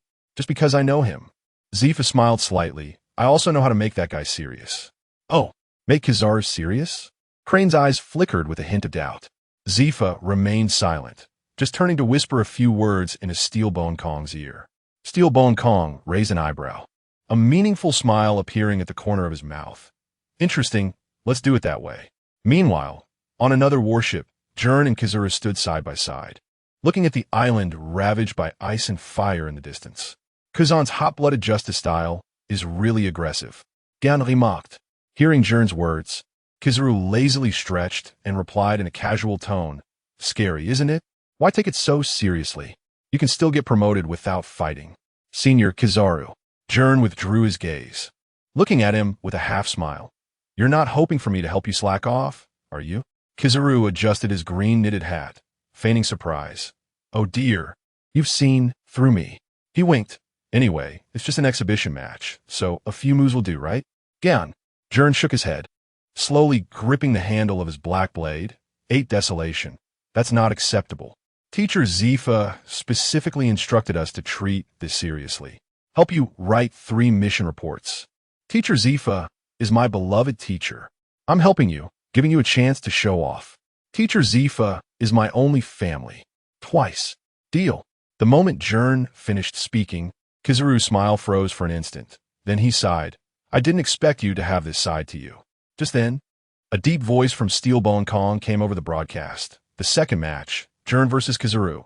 Please both parties go to the island. Kizaru shrugged, his body gradually transforming into golden light. "See you later?" Before he finished speaking, he had already turned into a beam of light flying toward island number 2.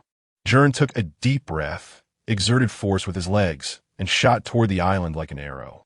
In mid-air, his body instantly elementalized, transforming into countless white particles, contrasting sharply with Kizaru's golden beam.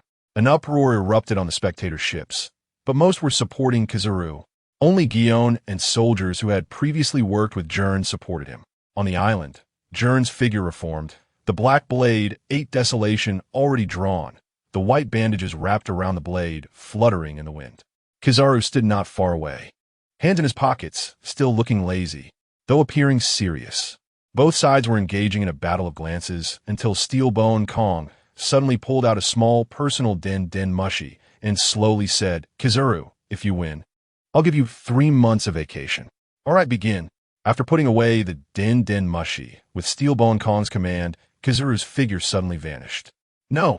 Gern's pupils constricted, his observation haki fully activated, barely catching a glimpse of a golden trajectory attacking from the side. He didn't hesitate to raise his unsheathed 8 Desolation to block. The moment the blade collided with the lightspeed kick, a fierce clash of vibrating power and flashes erupted. Boom! The shockwave exploded, sending Gern stumbling back a few steps. Kizaru, however, landed lightly, retracting his foot and tilting his head, saying, "Not bad. Your reaction?" "Senior Kizaru, this isn't what you just said, is it?" Gern shook his tingling wrist, looking displeased. "Lieutenant Gern." Kizaru's expression suddenly turned serious, his eyes narrowing slightly behind his sunglasses. "Please don't say things that can be misunderstood. I think you're right. Teacher Zifa is a man we all respect. Teacher Zifa holds you in such high regard. Yet you want to collaborate with me like this? Do you think you deserve it?" "Lieutenant Gern, I didn't expect my junior to be this kind of person." "Hey, Kizaru." In the next moment, both figures simultaneously vanished from their spots. On the island, golden light and white shadows intertwined continuously, the sounds of their collisions echoing relentlessly. The soldiers watching were dazzled, only able to gauge the intensity of the battle by the waves of explosions. "Is this for real?" On the main ship, Sengoku frowned. "That kid Kizaru is actually taking it seriously?" Zifa revealed a satisfied smile. "Now that's more like it." Karp laughed heartily. "It seems this exhibition match is more interesting than expected." Steelbone Kong gazed deeply at Gern's figure, internally marveling, combining fruit and hockey without neglecting either side. "I thought Kizaru, relying on light speed, would completely suppress Gern, who knew he could fully defend and keep up." On the spectator ships, the soldiers held their breath, afraid to miss a single moment. Guillaume clenched his fists, eyes sparkling with excitement. "Lieutenant Gern, go for it." Doberman and the others, however, looked serious, realizing at that moment that Gern's strength was no mere fluke. Chapter 65, Have You Ever Been Hit by Lightspeed? In the sea between 2 deserted islands, warships stood like a forest of steel. The soldiers' breaths were nearly frozen, their gazes fixed on island number 2. In the center of the deserted island, Gern and Borsalino separated after clashing again. Gern's military boots plowed 2 deep grooves in the scorched earth. He then tugged at the button of his cloak with his left hand, gently pulling it off, letting the white cloak fall to the ground like a drooping flag. It seemed he was getting serious. Gern raised his gaze, his fingertips brushing over the bandages wrapped around the 8 wastelands. Suddenly, the bandages trembled, spiraling apart from the hilt to the tip of the blade, transforming into gray-white fragments that floated in the air. The pitch-black blade was completely exposed, dark red patterns shining blindingly under the sunlight. Borsalino stood 30 meters away, his green knitted cap long gone, revealing his messy curly hair, and for the first time, his eyes squinted behind his sunglasses. "What a hassle." He drawled slowly, his hands slowly pulling out his pockets. "Do you really want to force me to get serious? You old salted fish." Gern flicked his wrist, shaking the blade, and decided he had to be serious from here on. Seeing this, Borsalino smiled slightly, golden light exploding at his feet as he transformed into a beam of light, shooting up into the sky. "Since that's the case, let us contribute to my 3-month vacation." "Lord Gern, Eichako Cheonjade." The sky suddenly flashed. Hundreds of light bullets rained down from the clouds, a golden downpour engulfing the entire deserted island. The Navy on the observing warships collectively lost their voices. This was definitely not a display match, but a large-scale annihilation battle. "Heh!" Gern sneered, thrusting the black blade 8 wastelands into the ground. Heaven quake, earth rumble. Boom crack. The moment the blade touched the earth, a white shockwave exploded in a circular pattern. The ground heaved like a giant beast flipping over, sending up 10-meter-high waves of earth, with every speck of dust vibrating at a high frequency. The group of light bullets shattered one after another in the shockwave, golden fire rain clashing with the gray-white shockwave, causing the ground to sink 3 inches with a roar. This ability, Borsalino hovered in the air, his pupils slightly constricting behind his lenses. As the dust settled, Gern stood in place, the blade still embedded in the cracked earth. Hearing Borsalino's words, Gern tilted his head with a grin. "Is it terrifying?" He then slowly withdrew the black blade 8 wastelands, his right hand slightly opening to condense vibrating particles. What is even more terrifying is yet to come. As he spoke, Gern's right hand suddenly opened wide, a blinding white light erupting from his fingertips. Heavenquake rift, swish. 5 parallel rifts in space instantly tore through the atmosphere. The shockwave cutting through everything in its path like an invisible blade. Rocks, trees, and even air disintegrated into powder under the high-frequency vibrations. And the surface of the deserted island was plowed with 5 trenches several meters deep, extending straight toward Borsalino. Oh no! Borsalino's observation hockey went wild. Golden light swirling in his pupils. If I get hit, it will be quite painful. His body transformed into photons in advance, and the 5 slashes penetrated his afterimage, neatly cutting a massive cliff rock 100 meters behind him into 6 segments, causing the crumbling rock wall to kick up a cloud of dust. On the observing warship, the 6 knives of Ghost Spider clattered to the ground. This is way more useful than a slash. In the dust, Gern's figure had long since vanished. Whoosh! Sonic booms exploded all over the deserted island as Gern, transformed into a stream of particles, darted through at high speed, leaving afterimages with each flash. Just as Borsalino reformed 100 meters away, his sunglasses reflected the cold light coming from the left side. Compared to light, you're too slow. He chuckled, his figure once again turning into photons, reappearing above Gern, then spinning 360 degrees, his toes gathering light. In an instant, a golden flash of light sped toward him from the completely opposite direction. Sorry, my observation hockey is stronger than yours. At the critical moment, Gern pushed upward with one hand. Shock wall flawless sphere. Buzz. Countless white shock rings intertwined into a spherical barrier. The moment Borsalino's light speed kick hit the barrier, the high-frequency vibrations geometrically rebounded the impact. What? A crack appeared in Borsalino's sunglasses, and he was thrown backward, his golden suit sleeves ripping with a loud sound. Wow! The observing Navy collectively stood up, shy and digging her nails deep into her palm. Even Colonel Borsalino's lightspeed kick can be rebounded. Borsalino adjusted his posture in midair, his toes slightly rotating. That must hurt, huh? Just as he was regaining his composure, Gern's low shout suddenly echoed from the ground. After all, the force of action is opposite, not to mention at light speed. And you didn't elementalize just now. The black blade 8 wastelands swung upward with all its might. And the moment the blade edge made contact with Borsalino, boom, crack. The spherical shockwave sent the ground within 50 meters into a massive wave. The space beneath Borsalino's feet violently twisting, causing him to be lifted off the ground. I've got you. Gern's figure appeared like a ghost above him. The dark red patterns on the 8 wastelands blade completely turning black, armed hockey crackling with lightning at the edge. Not good. Borsalino's pupil shrank. Heavenquake collapse world.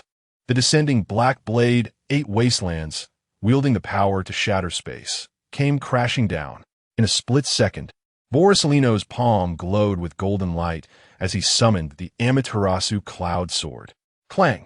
The explosion of the collision between the Sword of Light and the black blade echoed through the skies, the shockwave tearing the clouds apart into a massive circular hollow. The two plummeted rapidly in a contest of strength, the energy erupting from the clash of blades causing the center of the deserted island to sink into a bowl shape. Clang! Clang! Clang! The moment they landed, both had exchanged dozens of blows. Each collision between the Sword of Light and the black blade erupted blinding sparks. The simple and unadorned duel leaving the observing seats in complete silence. Your swordsmanship, a sword conjured from your ability, can't withstand armed hockey. Suddenly, Borsalino took a half step back, the Amaterasu Cloud sword horizontally blocking a diagonal slash. Who did you learn it from? Self-taught, commonly known as random swinging. Gern, the blade edge suddenly changing direction to sweep upward, the shockwave pushing the light sword half an inch away. The speed advantage of a shiny fruit was strong, but in short-distance explosive clashes, Gern's Heavenquake had the upper hand. Vibrations so annoying. Borsalino sighed, but his figure suddenly blurred, creating distance to establish his advantage. Immediately afterward, 10 golden light beams erupted from his fingertips, forming a net that covered Gern's vital points. Seeing this, Gern actually threw the 8 wastelands aside, his hands crossing in a triangle in front of him, forcibly vibrating the space in front of him. Mirror full vibration prism. Crack! The high-frequency vibrations briefly twisted the space into shape, preventing the light from shooting straight. In just an instant, Borisolino's rays were refracted into a rain of golden light. Swish! Swish! Swish! The refracted beams blasted dozens of lava pits at the edge of the deserted island, and the mast of an observing warship was grazed, instantly vaporizing into green smoke. What a joke! The cigar in the burning mountain fell in my pants, and even light can be distorted. Borisolino hovered in midair, the lenses of his sunglasses already shattered. At the same time, his suit had turned into a battle-damaged version. But he looked increasingly dangerous with a smile. It seems this 3-month vacation is indeed hard to get. Gern caught the falling 8 wastelands, the shockwave shaking the dust around him into powder. It's still not too late to admit defeat, Senior. That won't do. Borisolino clasped his hands together, blinding golden light gathering in his palms, his gaze sharpening as his laziness faded. Lord Gern, have you ever been hit by light speed? 8 Shako mirror light speed corridor. Countless mirrors of light formed in the air, Borisolino's figure infinitely refracting between the mirrors, and in an instant, over 100 golden afterimages rushed in from all directions. Chapter 66, Confinement, Absolute Zero. Above the deserted island, Kizaru's figure was wildly refracted among countless mirrors of light. Hundreds of golden afterimages surged from all directions, each carrying the terrifying power propelled by the speed of light. Gern's observation hockey was fully activated, but Kizaru's speed was already approaching its limit. The trajectory of his light speed movement transformed into blurred golden lines in perception, making it impossible to lock onto his true form. This is troublesome. Gern's pupils contracted after taking over 10 hits, the blade of his black knife trembling slightly. In the next moment, his gaze suddenly hardened. Since I can't find him. Gern's right hand spread open, pressing against the air before him. Then let S destroy everything. Tremor, space collapse. Boom! Centered around Gern, the spatial structure within a kilometer suddenly twisted. The ground cracked like fragile glass. Countless spiderweb-like fissures rapidly spreading, rocks, soil, and even space disintegrating into dust under the high-frequency vibrations. The entire deserted island trembled violently, the aftershocks raising giant waves dozens of meters high on the sea, tilting the decks of the observing warships to nearly 45 degrees. Steady the helm. Is this a natural disaster? Soldiers clung to the railing in terror, watching helplessly as the surface of the deserted island shattered like cookies, floating, then turning to dust in the shock waves. In an instant, the space seemed to be crumpled by an invisible hand, light refracting into bizarre rainbow-colored ripples in the distorted air. On the main ship, the steel-boned cloak fluttered loudly in the gusts, and for a rare moment, a hint of astonishment flashed in his eyes. This level of destruction has far surpassed the range of Kazan and the others. For the first time, Sengoku felt the destructive power of Gern directly, his expression grave. It is known that he was responsible for restraining Whitebeard, having faced him before, but Whitebeard couldn't achieve such precise and transformative vibrations. Zifa stared intensely at the battlefield, his sunglasses reflecting the shattering sky. That little brat, Kizu. It seems he was sent flying by Gern? Garp squinted his eyes. On the deserted island, amidst the billowing dust, Gern gasped for breath as he stood up. The collapse of his space had drained a lot of his stamina, but he still couldn't see Kizaru's figure in his line of sight. Where did he hide?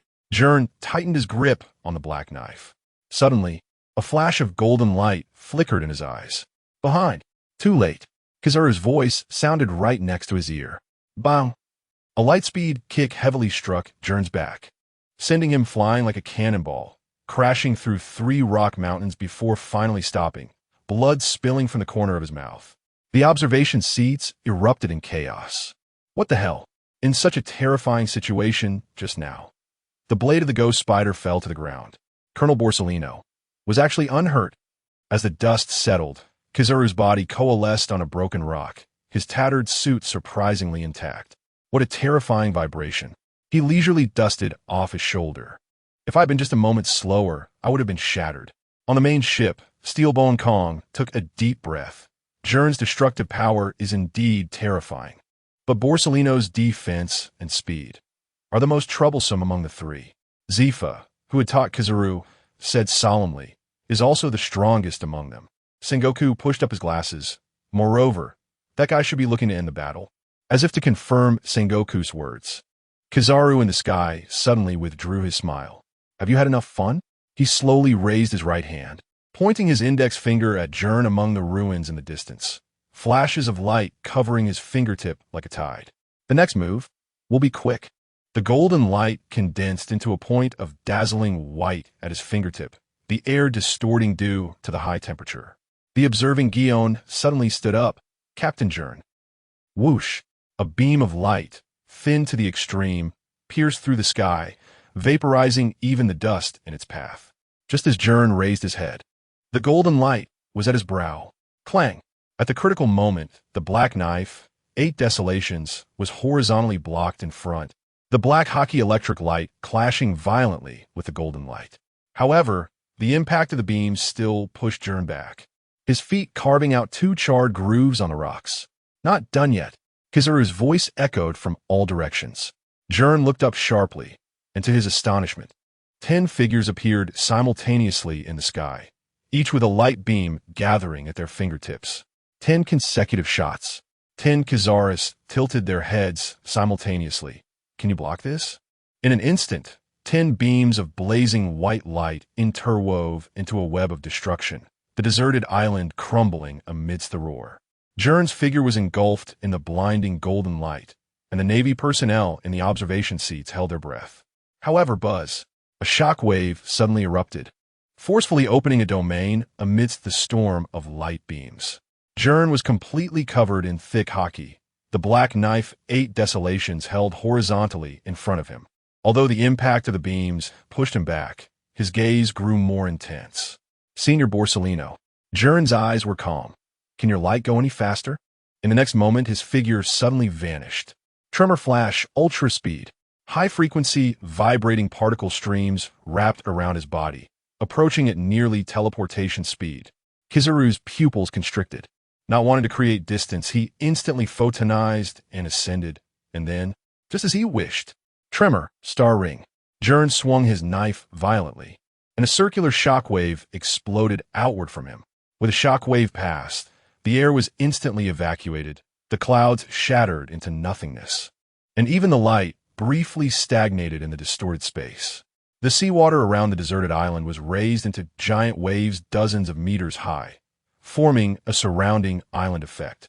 Meanwhile, above the sky, briefly formed a vacuum zone. Although light speed cannot be stopped, Gern didn't need to intercept light. He just needed to intercept Kizaru. Sure enough, the sudden difficulty in breathing caused the moving Kizaru to instinctively slow down. His photonized body slightly lagged in a vacuum, his speed forcibly reduced. Got you. Gern's voice was cold and calm.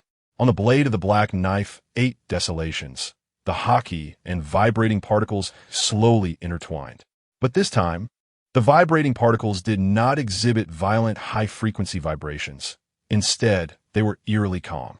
Kizaru's observation hockey went into overdrive, but he couldn't evade immediately.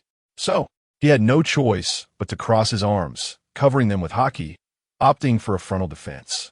In an instant, as the blade sliced through the air, there were no violent shock waves, no spatial shattering, only a low hum that was almost inaudible. In the blink of an eye, the blade light flashed by. Kizaru touched himself, feeling somewhat confused. After all, Gern's fruit had been filled with powerful destructive power from the beginning, but now nothing had happened, and there was no response of space shattering. Not only was Kizaru bewildered, but all the observing Navy personnel were also left in a fog. Hey, did Gern decide to surrender? Kizaru smiled slightly, but Gern did not respond. Instead, he slowly sheathed the black knife 8 desolations, flicking out a flower of the blade.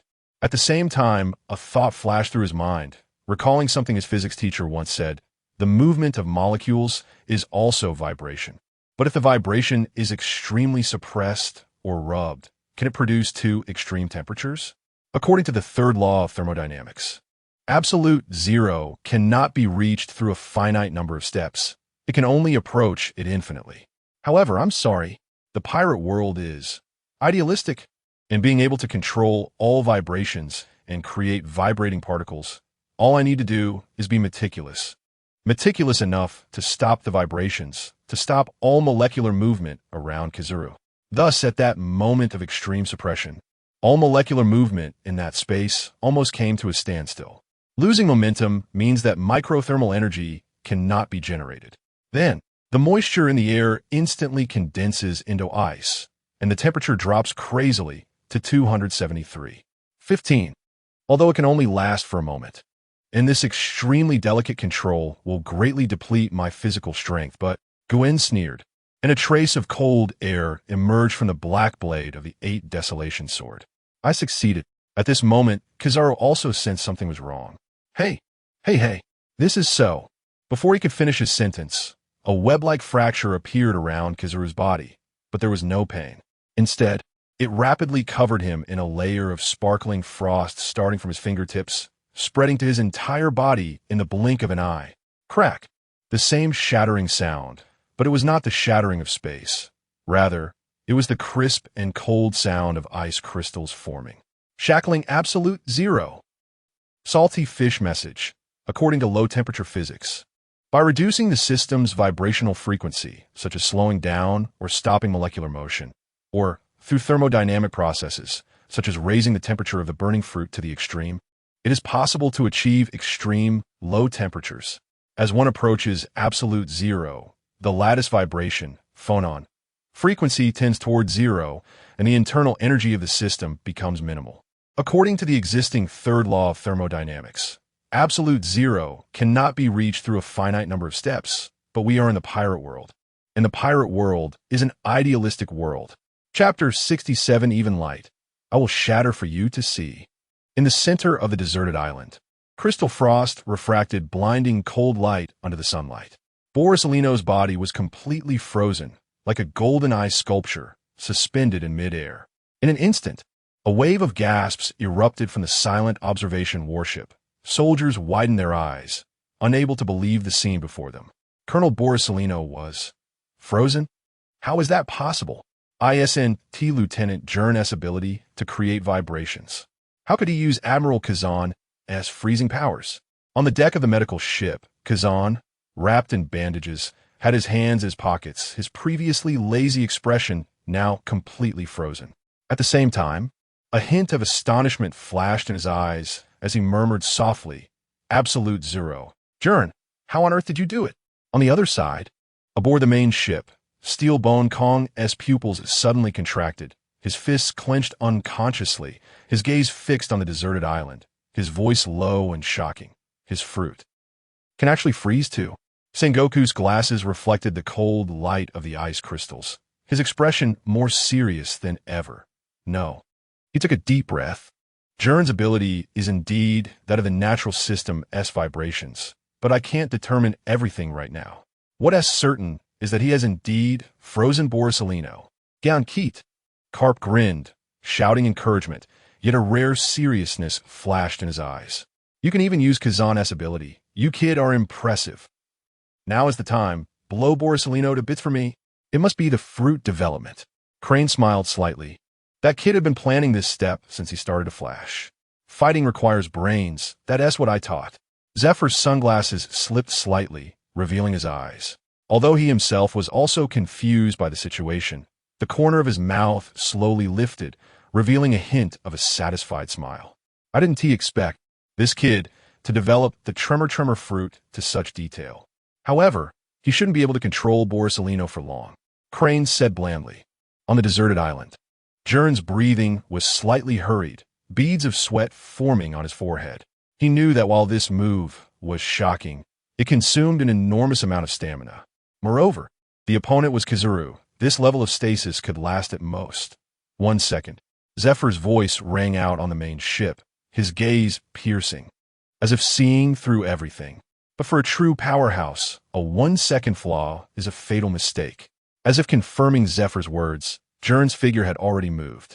He turned, unleashing his full strength with a powerful strike, his right fist tightly clenched, dark red, flowing cherry blossom haki wrapping around like lava. The vibrating particles at the tip of his fist collapsed wildly, condensing into a point as sharp as a needle. The speed of light cannot be surpassed. Gern's voice was deep and cold, but what if it's faster?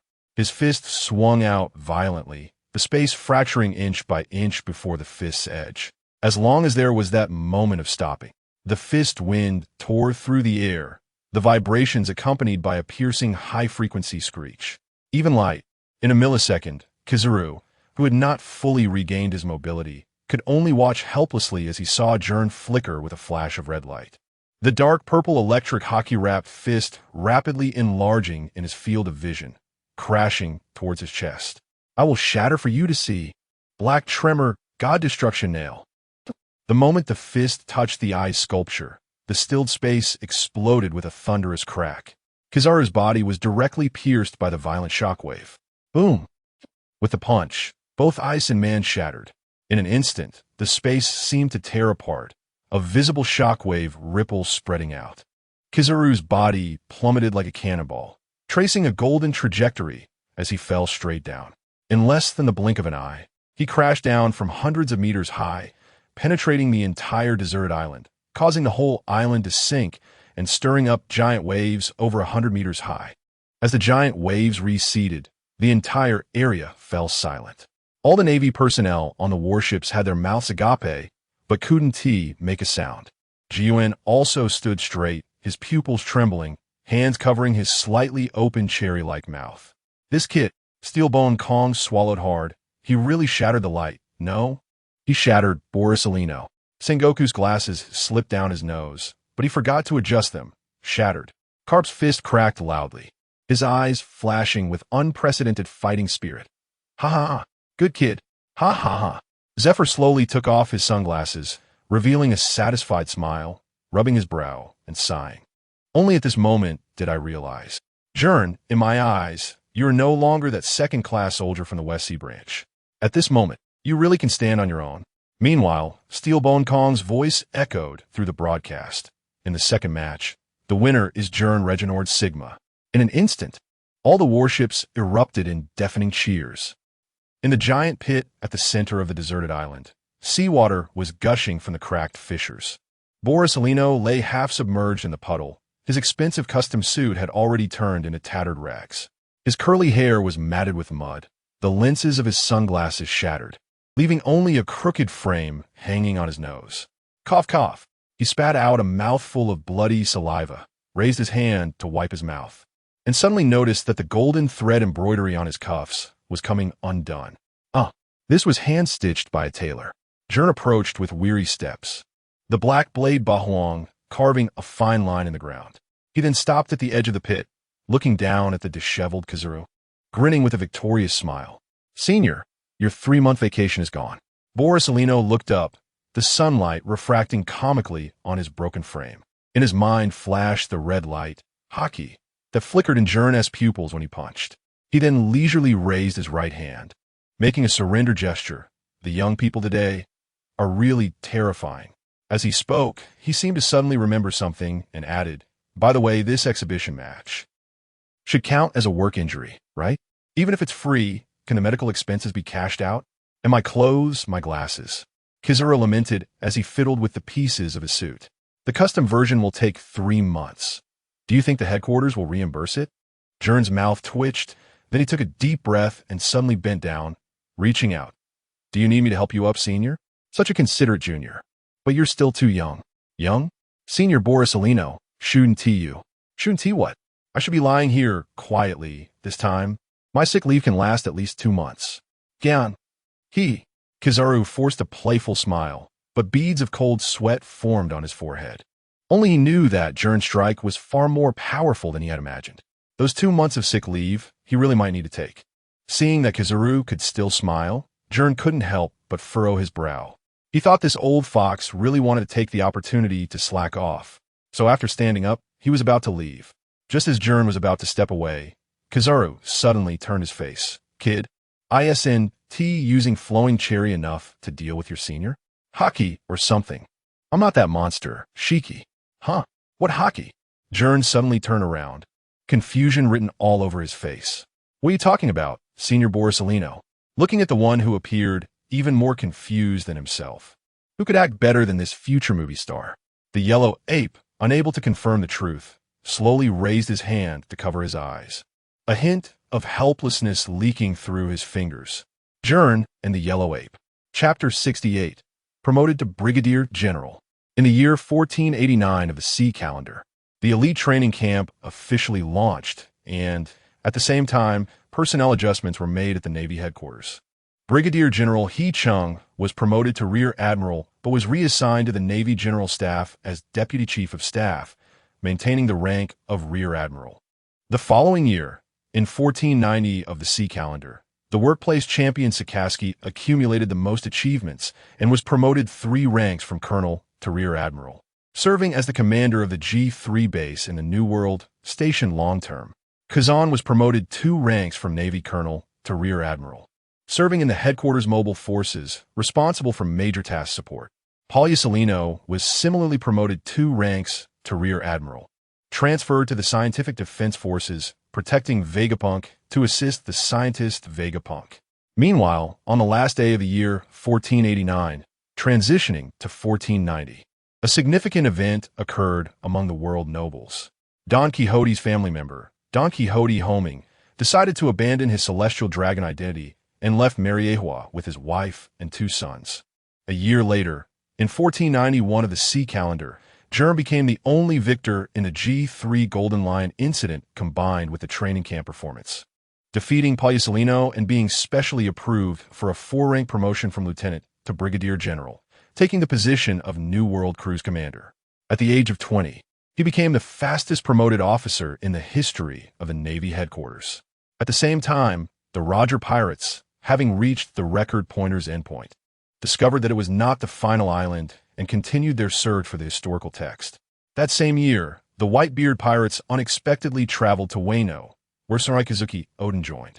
As soon as they set sail, they sank 4 warships in a single day and killed 2 rear admirals, achieving a terrifying record and receiving a bounty of 1.87 billion berries.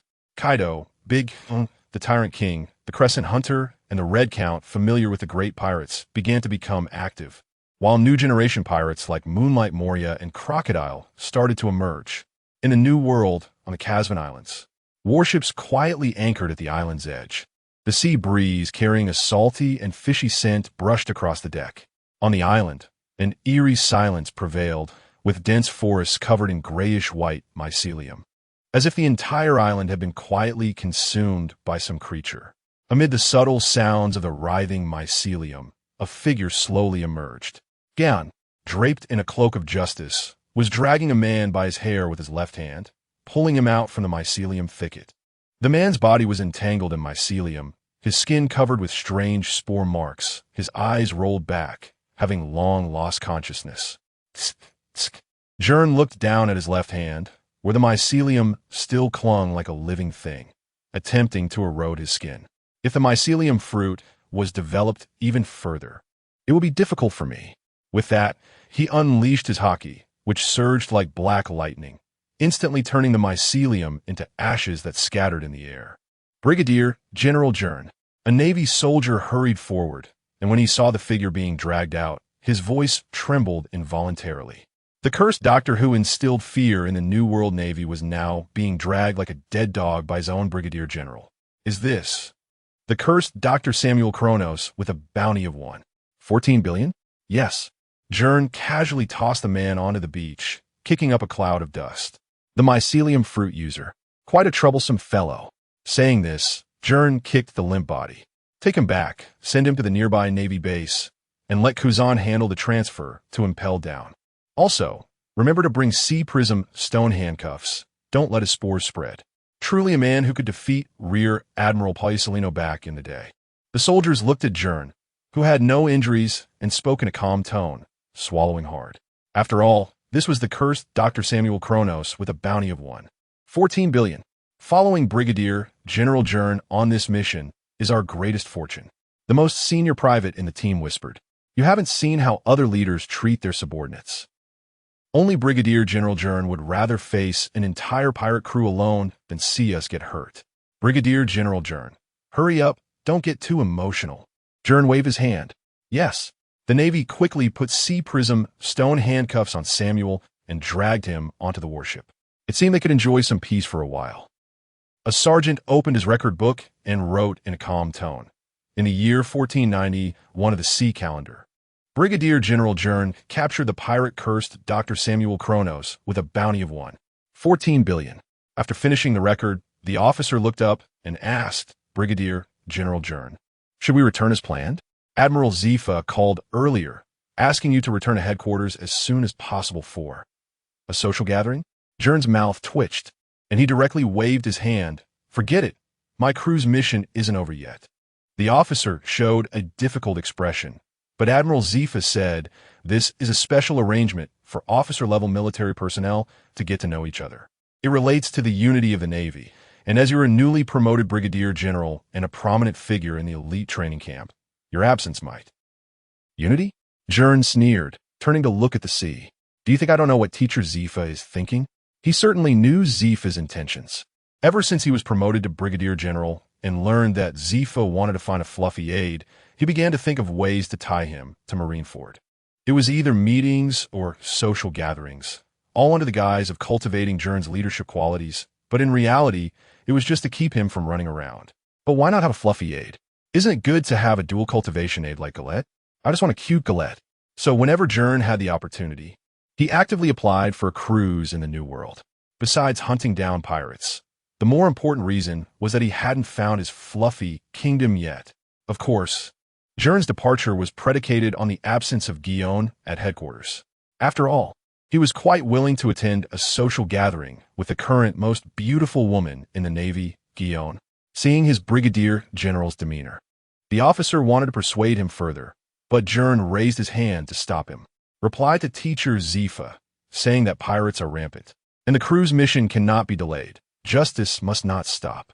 As for the social gathering he mentioned, if Gern isn't there, then I won't be either." Gern shrugged. He might as well go find Poliusolino. That guy is idle in the scientific unit. "No, wait. Add one more thing at the end. Tell Teacher Zifa, if the pirates are not eliminated, how can we have a home?"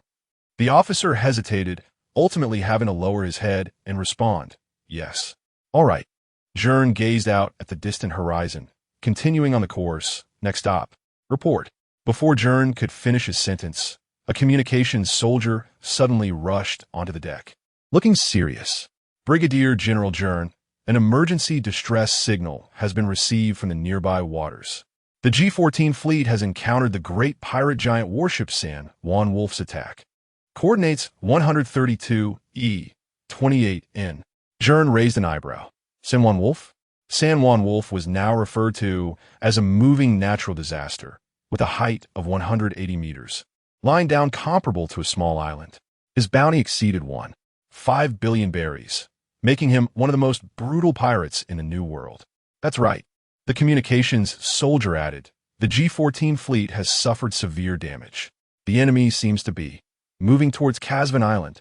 Coming here?" Gern's lips slowly curled into a cold smile. "Interesting." He then turned and walked towards the ship's side, placing one hand on the hilt of his black sword. "All ships, change course to the distress coordinates." "Yes." The warship quickly adjusted its course, breaking through the waves and speeding away. "Teacher Zifa, you have no reason to urge me to return now, right?" Chapter 69. San Juan Wolf in a coastal area of the New World, longitude 132 east, latitude 28 north. The sea surface trembled. It was not caused by wind or waves, nor was it a tsunami, but rather the natural disturbance triggered by the movement of a colossal creature. San Juan Wolf, a moving disaster with a bounty of 1.67 billion berries, was currently striding through the water. Having consumed the expansion fruit, he stood an astounding 180 meters tall, which should be his limit, with muscles bulging like mountains and rough skin. Each step he took sent waves erupting tens of meters high. In front of him, the G-14 fleet appeared as insignificant as a small boat. "Ha ha ha, this is just terrible." On the deck of the warship, Haguver D. Sauron, although still laughing heartily, had cold sweat beading on his forehead. betraying his true emotions. As a Navy giant brigadier general, standing 22 meters tall, he now looked like a child gazing up at the shadow that blocked out the sun. Sauron. The main cannon fire was ineffective. His skin is harder than the warship's armor, and we didn't bring any other ammunition. A naval soldier reported hoarsely. Continue firing. At least by some time. Sauron gritted his teeth and shouted, gripping his giant axe tightly. And what about the support message? Did anyone respond? A nearby warship from Caswan Island responded, but it was only a cruiser, and the commander's identity was unknown. That's a big problem. It seems today we're going to bury the sea. Meanwhile, Sanwan Wolf looked down, a sinister grin spreading across his face. Those little Navy bugs, so noisy. With that, he slowly lifted his foot, casting a shadow over the entire warship. It's over. Sauron's pupils contracted, and for the first time, his laughter turned bitter. How could a giant have such a massive figure? This monster, he gazed up at the enormous foot that overshadowed him. His 22-meter-tall body appearing as small as a baby in front of the 180-meter beast. The deck of the warship groaned under the shadow's weight, and the cries of the Marines were drowned out by the roaring waves. Just as the giant foot was about to crush the warship, quake step, air tread. A cold voice pierced the sky. Before the sound reached them, the attack had already arrived. Gern's figure dove down from the sky like a shooting star, transforming into a red and dark lightning bolt. His right leg was enveloped in armament color and spiral-shaped vibration particles, tearing through the air with a piercing shriek. Upon contact with Sanwan Wolf's chest, quake justice execute. Boom! The space froze for 1,000th of a second. Immediately after, the area within 100 meters around the point of contact shattered. Crack, crack. Web-like cracks appeared out of thin air, each crack bursting forth with pale shockwaves. Sanwan Wolf's skin rippled like water under ultra-high frequency vibrations, and his heavy muscles emitted a mournful wail as if struck by an invisible giant hammer. The materialized spatial cracks spread across his chest, and Sanwan Wolf looked down in shock, seeing the proud body he had was now covered in cracks like fragile glass. The shockwaves penetrated his skin and reached his organs, causing his insides to resonate and tremble. Ugh! He let out a painful cry, his massive body being forced back several steps. Each step backward created a 100-meter-high wall of water, and the waves transformed into sky-high ice crystals that refracted a colorful halo under the sunlight. Gern used the momentum to flip backward, his white figure performing a graceful turn and landing lightly on the deck of Sauron's warship, his just-thick cloak billowing and his black knife hanging at his waist. It seems not only is he big, but his defense is also ridiculously strong. Gern squinted, his tone filled with eager excitement. Looking at the figure before him, Sauron was momentarily stunned before bursting into his signature hearty laugh. Ha ha ha! I didn't expect the reinforcements to be Brigadier General Gern. Gern had no time for idle chatter. He merely glanced at him and said, Sauron, take your men back to a safe distance. But staying here will only hinder me and drag me down. Gern interrupted, his gaze locked onto the distant Sanwan Wolf. To deal with a monster of this size, I'll need to use some special methods. It really is just as the rumors said. Hearing Gern's words, Sauron thought to himself, showing no mercy in the face of battle. In that case, I'll leave this to Brigadier General Gern. At the same time, as if to validate Gern's words, Sanwan Wolf had stabilized his form. He looked down at the slight wound on his chest, which was quickly covered by regenerating muscle. You little Navy bug, you hurt me. Sanwan Wolf's voice rumbled like thunder. Hurt? This is just the beginning, Gern sneered, gathering vibration particles in his hands. To me, you are nothing but Sanwan Wolf's armed, colored giant fist came crashing down. Fly! The air compressed into visible shockwaves before the fist, and the sea surface was plowed into a deep trench, the waves not even having time to splash before being crushed into white mist by the air pressure. Ha ha! Seeing this, Gern showed no intention of retreating. Air tread, continuous flash. His figure suddenly blurred, and he stepped in the air repeatedly, each landing causing a circle of pale, shockwave ripples to explode. Using the recoil, Gern's figure moved like a phantom within the shadow of the giant fist, his speed so fast that it almost left afterimages. Boom!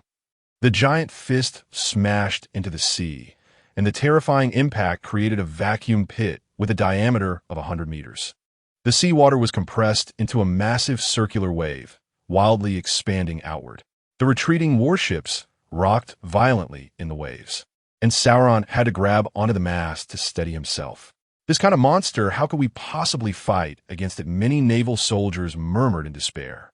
Others might not be able to, but that man will definitely have no problem, Sauron remarked calmly, watching the battle unfold.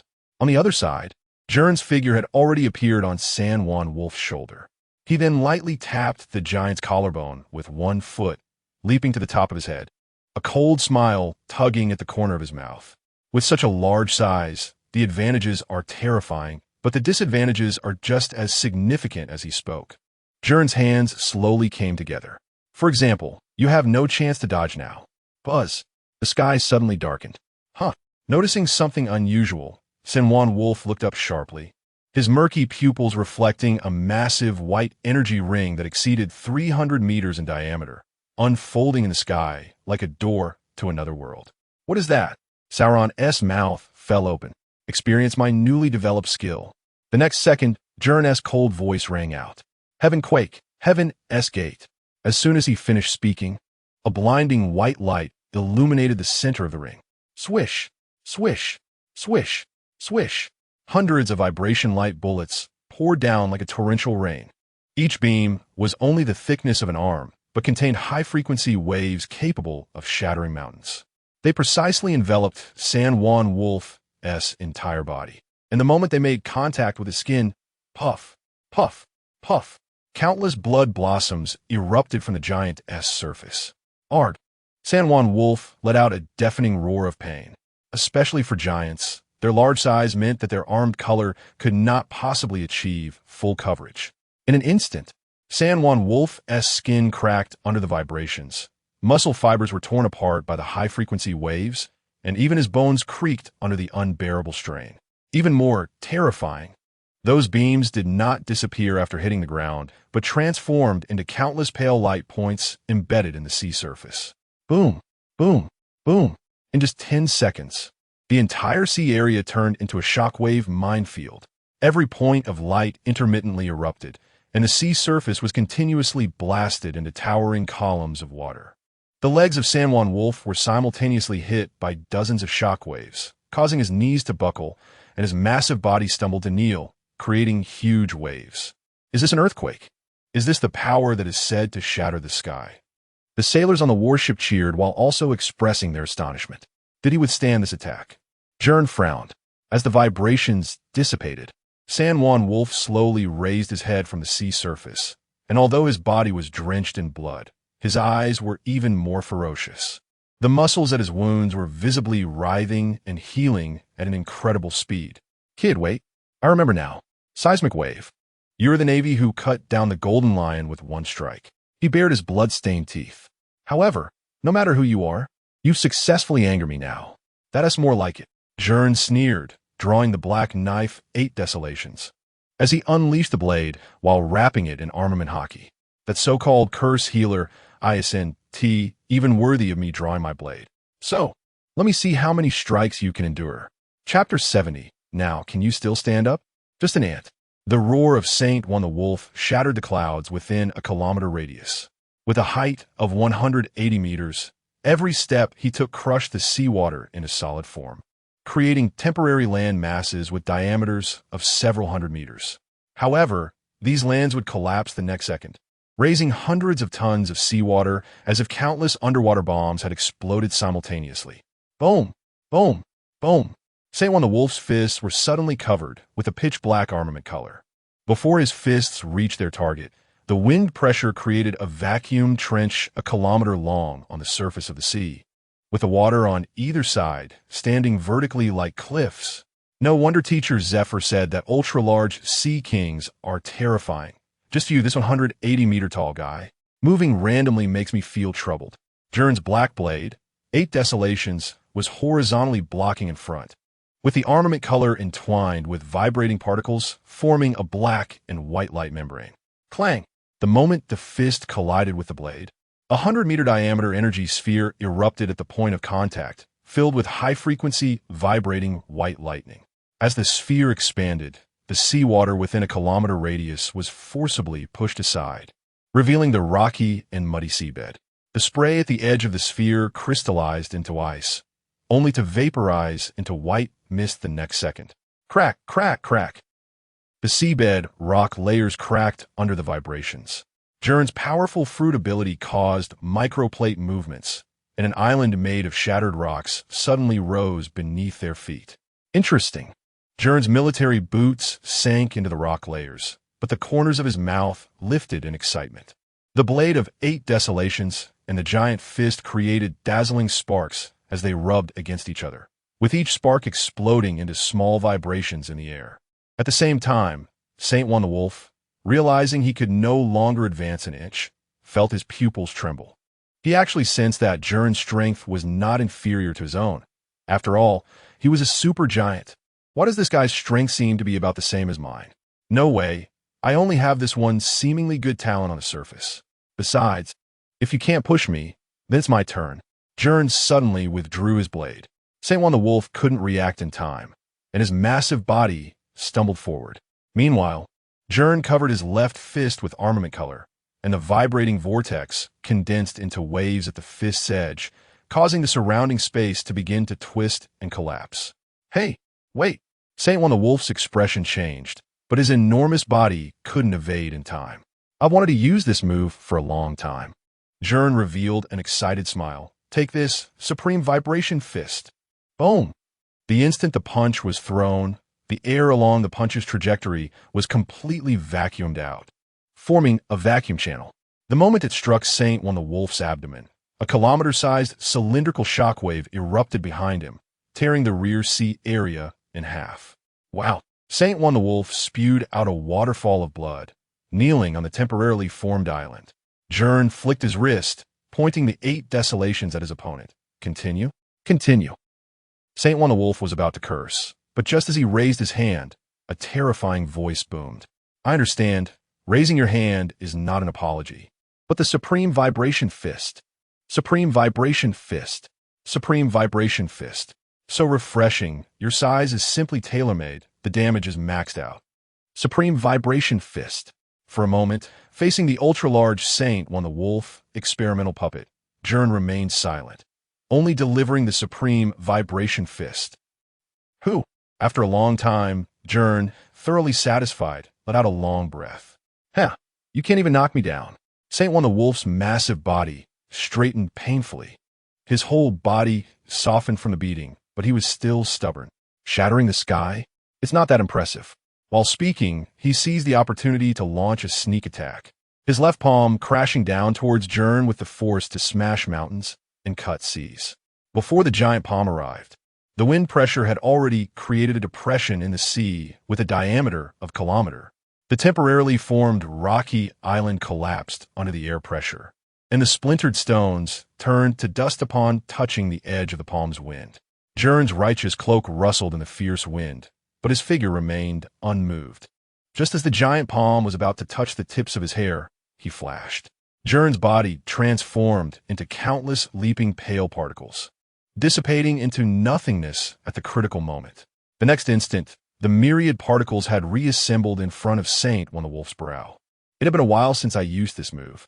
Gern gently stroked the blade of 8 desolations with his left hand. Where his fingertips passed, the air began to exhibit unnatural distortions. The vibrating particles gathered towards the blade like rivers returning to the sea, the compressed energy causing the surrounding space to emit a low-frequency hum. Saint Juan the Wolf's pupils suddenly contracted. As a strong man of the New World, even his not-so-strong observation hockey instinctively sensed a life-threatening danger. This is definitely going to eat the Supreme Vibration Fist.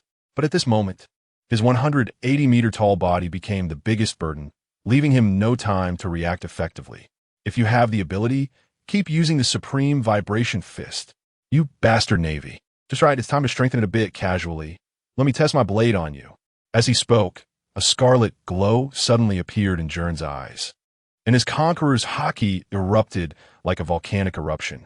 But unlike before, this overwhelming pressure did not spread. Instead, The originally intimidating Conqueror's haki transformed into a subtle aura that was guided onto the 8 Desolations, instantly wrapping the blade in armament color. While the flickering lightning was dark purple, I grasped some insights when I fought against Kizura last time. The black blade emitted a pleasant trembling sound, and the dark red patterns at the hilt turned purple-black, actively guiding Gern's slight Conqueror's haki. Buzz, buzz, buzz. The low-frequency hum suddenly shot up to a piercing screech, and the space around the blade began to crack extensively. Every flickering dark purple lightning would tear open spiderweb-like black fractures in the void. Now, with the cooperation of 8 Desolations, Gern gripped the hilt with both hands, slowly raising the black blade. The most basic high stance caused the seawater within a 100-meter radius to defy gravity and levitate. This blade, he gazed into Saint One the Wolf's horrified eyes, his voice eerily calm, will make you remember forever what it means to shatter the sky. Earthquake sky split. The moment the slash was executed, the world froze for an instant. A crisp cracking sound resonated through heaven and earth. Starting from the blade's edge, the entire space cracked like a mirror that had been struck hard. The spiderweb-like cracks instantly spread up to a kilometer high, with each crack bursting forth with purple-black destructive energy. Under the influence of fear, Saint One the Wolf instinctively raised his giant palm, but disintegrated the moment it touched the crack. No way possible. The expression of Saint One the Wolf, with his palm severed, froze on his face. Yet the cracks continued to extend, silently sweeping past his massive body. Time seemed to stretch. On Saint One the Wolf's 180-meter-tall body, countless fine light traces suddenly appeared. The next moment, boom! In a thunderous explosion, the giant's body collapsed like sand sculptures. His chest was sliced open with a massive crack, every piece of flesh disintegrating into dust in the dark purple lightning. And 1,000-meter-high blood mist erupted from the sea. The shockwave evaporated the seawater in the entire area, revealing a seabed several hundred meters deep. As the blood mist dissipated, Saint One the Wolf shrank to a normal-sized broken body floating on the sea, like a whale washed ashore.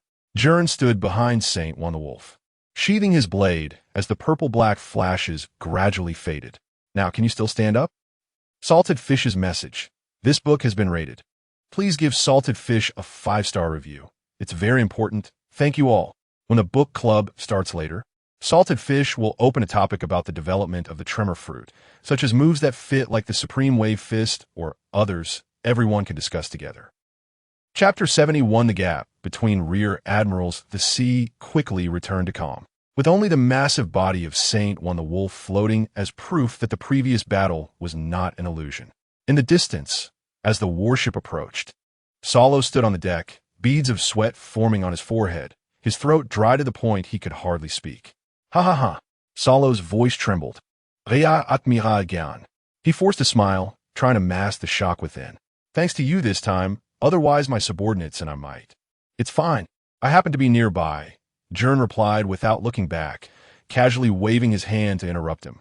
He then lightly leaped back onto his own warship's deck, taking the bandages from the sergeant and skillfully rewrapping his black blade, the 8 Desolations.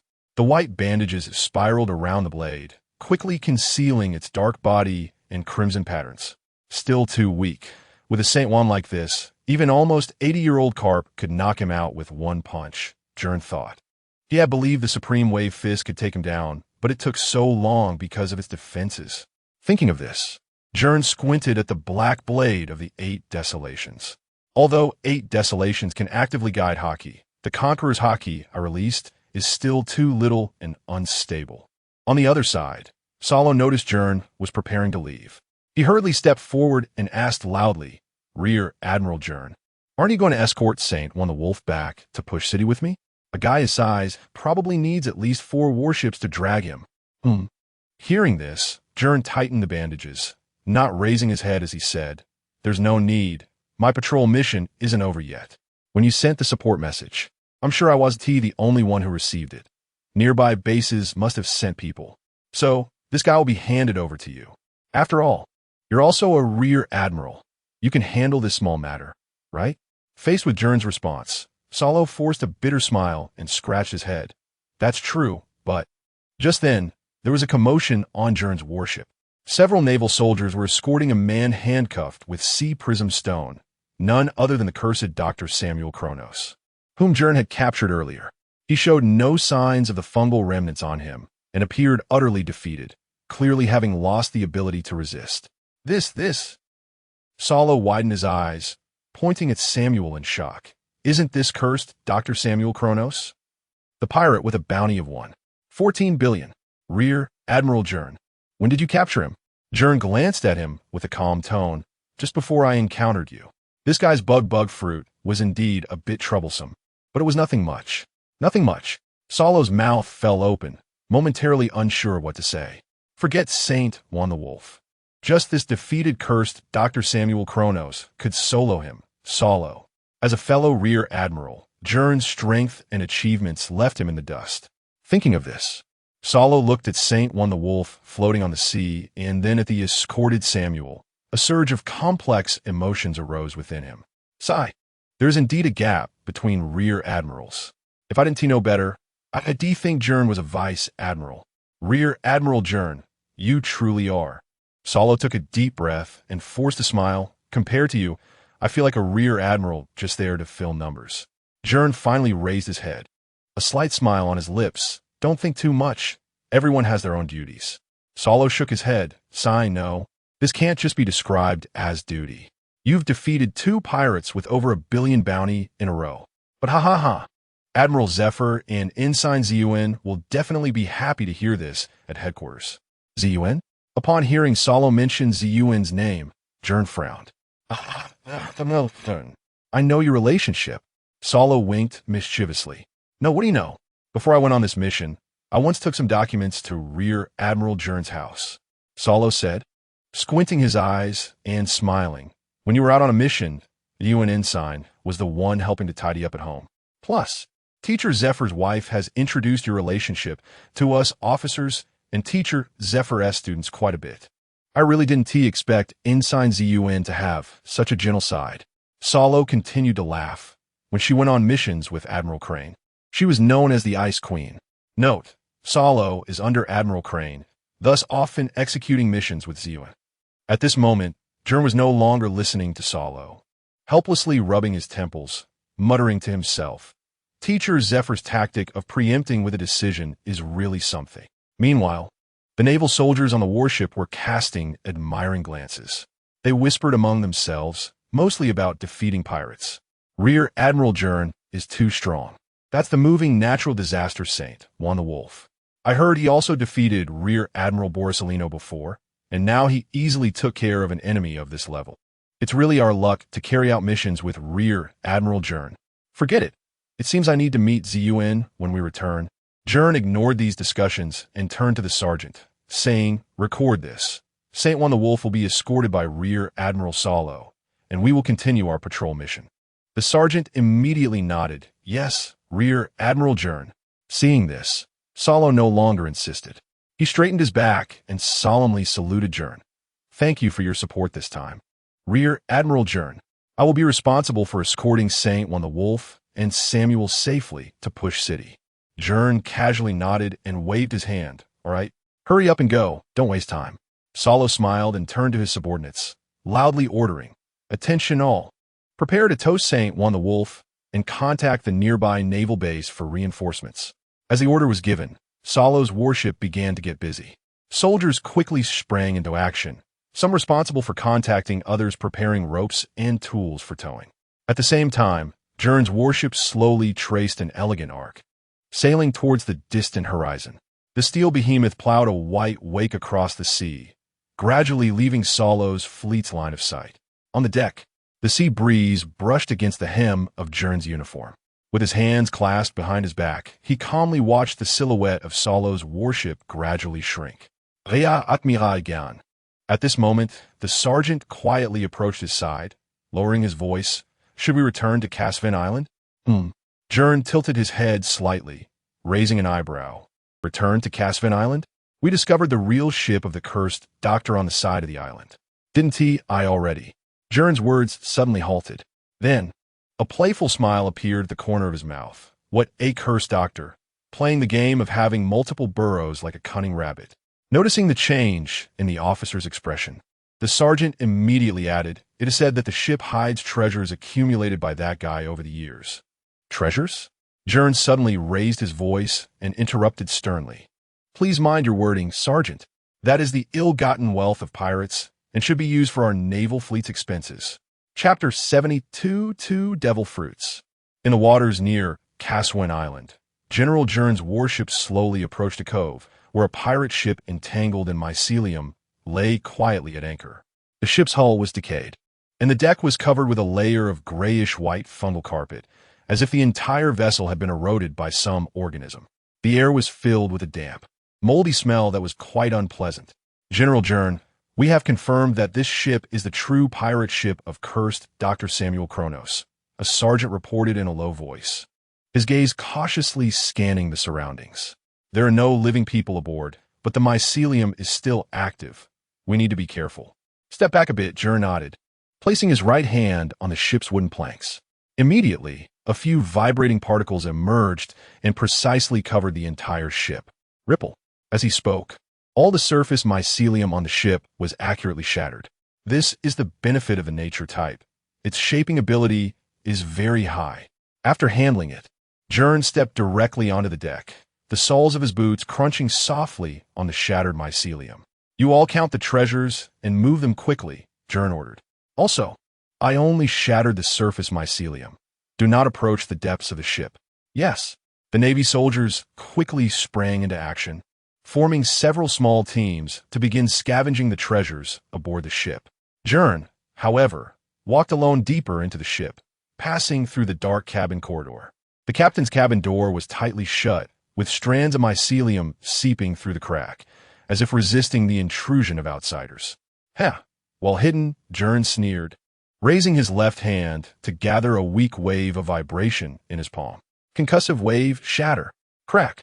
The door lock instantly shattered, and the entire door was reduced to fragments. Inside the captain's cabin, the mycelium writhed like a living thing, but Gern's armed color hockey prevented them from approaching. Gern's gaze quickly scanned the room, locking onto a heavy oak table. Under the table, two exquisite wooden treasure chests were entangled in mycelium, seemingly hidden intentionally. Sure enough, there's something. Gern squinted his eyes, gathering another wave of vibration in his left hand and gently waving it. Bang! The treasure chest shattered, and their contents rolled out, two oddly shaped fruits. One was golden all over, shaped like a gourd, with spiral patterns on its surface. The other was a fluorescent green cherry, its skin shimmering with a faint glow. "Des villes fruits?" Gern's pupils contracted, and a smile appeared on his lips. This cursed doctor actually hid such things. Haha, it seems he was preparing to make a move in the Sabati archipelago. After all, Samuel Kronos is already a mycelium fruit user and cannot consume a second devil fruit. These two fruits are just chips for exchanging benefits. Thinking of this, Gern did not hesitate to reach out and collect the two fruits. "I can't tell what they are. I'll have to check the encyclopedia on the warship." "General Gern." At that moment, the sergeant's voice came from outside the door. "The treasures have all been moved onto the warship. Should we withdraw?" Let's go." Gern turned and left the captain's cabin, striding towards the deck. The soldiers had completed their task, and the treasures in the cabin had been cleared out. Gern stood at the bow of the ship, his gaze sweeping over the mycelium-infested vessel, and said lightly, "Burn it." "Yes." The Navy soldiers quickly lit torches and tossed them at the ship. The flames spread instantly, and the mycelium hissed under the high temperature, as if mourning. Gern lightly leaped back onto the deck of the warship, where piles of loot greeted his eyes, glimmering gold bars, dazzling jewels, priceless artworks, and even several crates of well-sealed aged rum. In the sunlight, these treasures sparkled enticingly. "General Gern, about these treasures." The sergeant hesitated, his gaze shifting between Gern and the spoils. "I remember in the mission report." Gern crossed his arms and spoke calmly. "The pirate ship of cursed Dr. Samuel Kronos was shattered along with the crew by me, right?" "And no, that's correct." The sergeant was taken aback at first, but quickly straightened his back. "All of us officers and soldiers can testify." He then turned to look around. "Everyone saw it with their own eyes, right?" "Yes." The Navy's soldiers echoed in unison, their voices harmonious. "Oh my, you guys like this?" Gern feigned embarrassment. "Isn't this putting me in a difficult position?" "General Gern, we are your most loyal subordinates," the sergeant said earnestly. This statement came from the heart. Following this officer was the luckiest thing in their naval careers. In every battle, Gern always charged ahead, taking on the dangers himself, leaving them only with the finishing work. Such a commander was worth their unwavering loyalty. All right, Gern waved his hand helplessly. "Everyone pick one piece you like. But General Gern, this. You don't take it, and I won't either. Is this stuff safe?" And Gern raised an eyebrow. "Do you want these unidentified treasures to continue harming the sea?"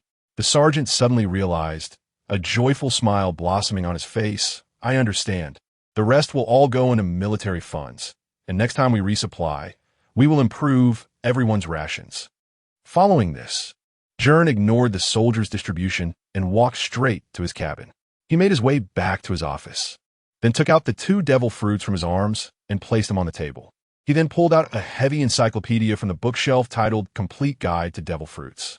"Let's see what kind of fruits these are." Gern quickly flipped through the pages, scanning each one. Golden gourd, fluorescent green cherry. Suddenly, his finger stopped on a page. The illustration in the encyclopedia perfectly matching the fruits before him.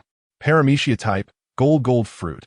After consumption, the user gains a highly compatible physique that exists alongside gold and can manipulate any state of gold that has been touched. Paramecia type, healing fruit.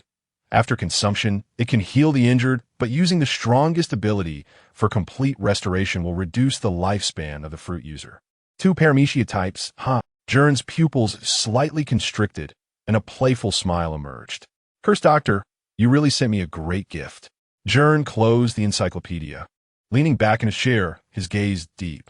If the golden fruit is correct, it will be taken by the Golden Emperor Tesalo from Don Quixote da Flamingo's auction house in the future. And the healing fruit was also eaten by the princess of the little people. But now it's mine. How should I arrange this? With this thought, Gern's lips curled slightly upward. The current Golden Emperor is probably still a gambling addict. It will take another 2 years before he starts to change for his beloved after meeting Stella in front of a human slave shop.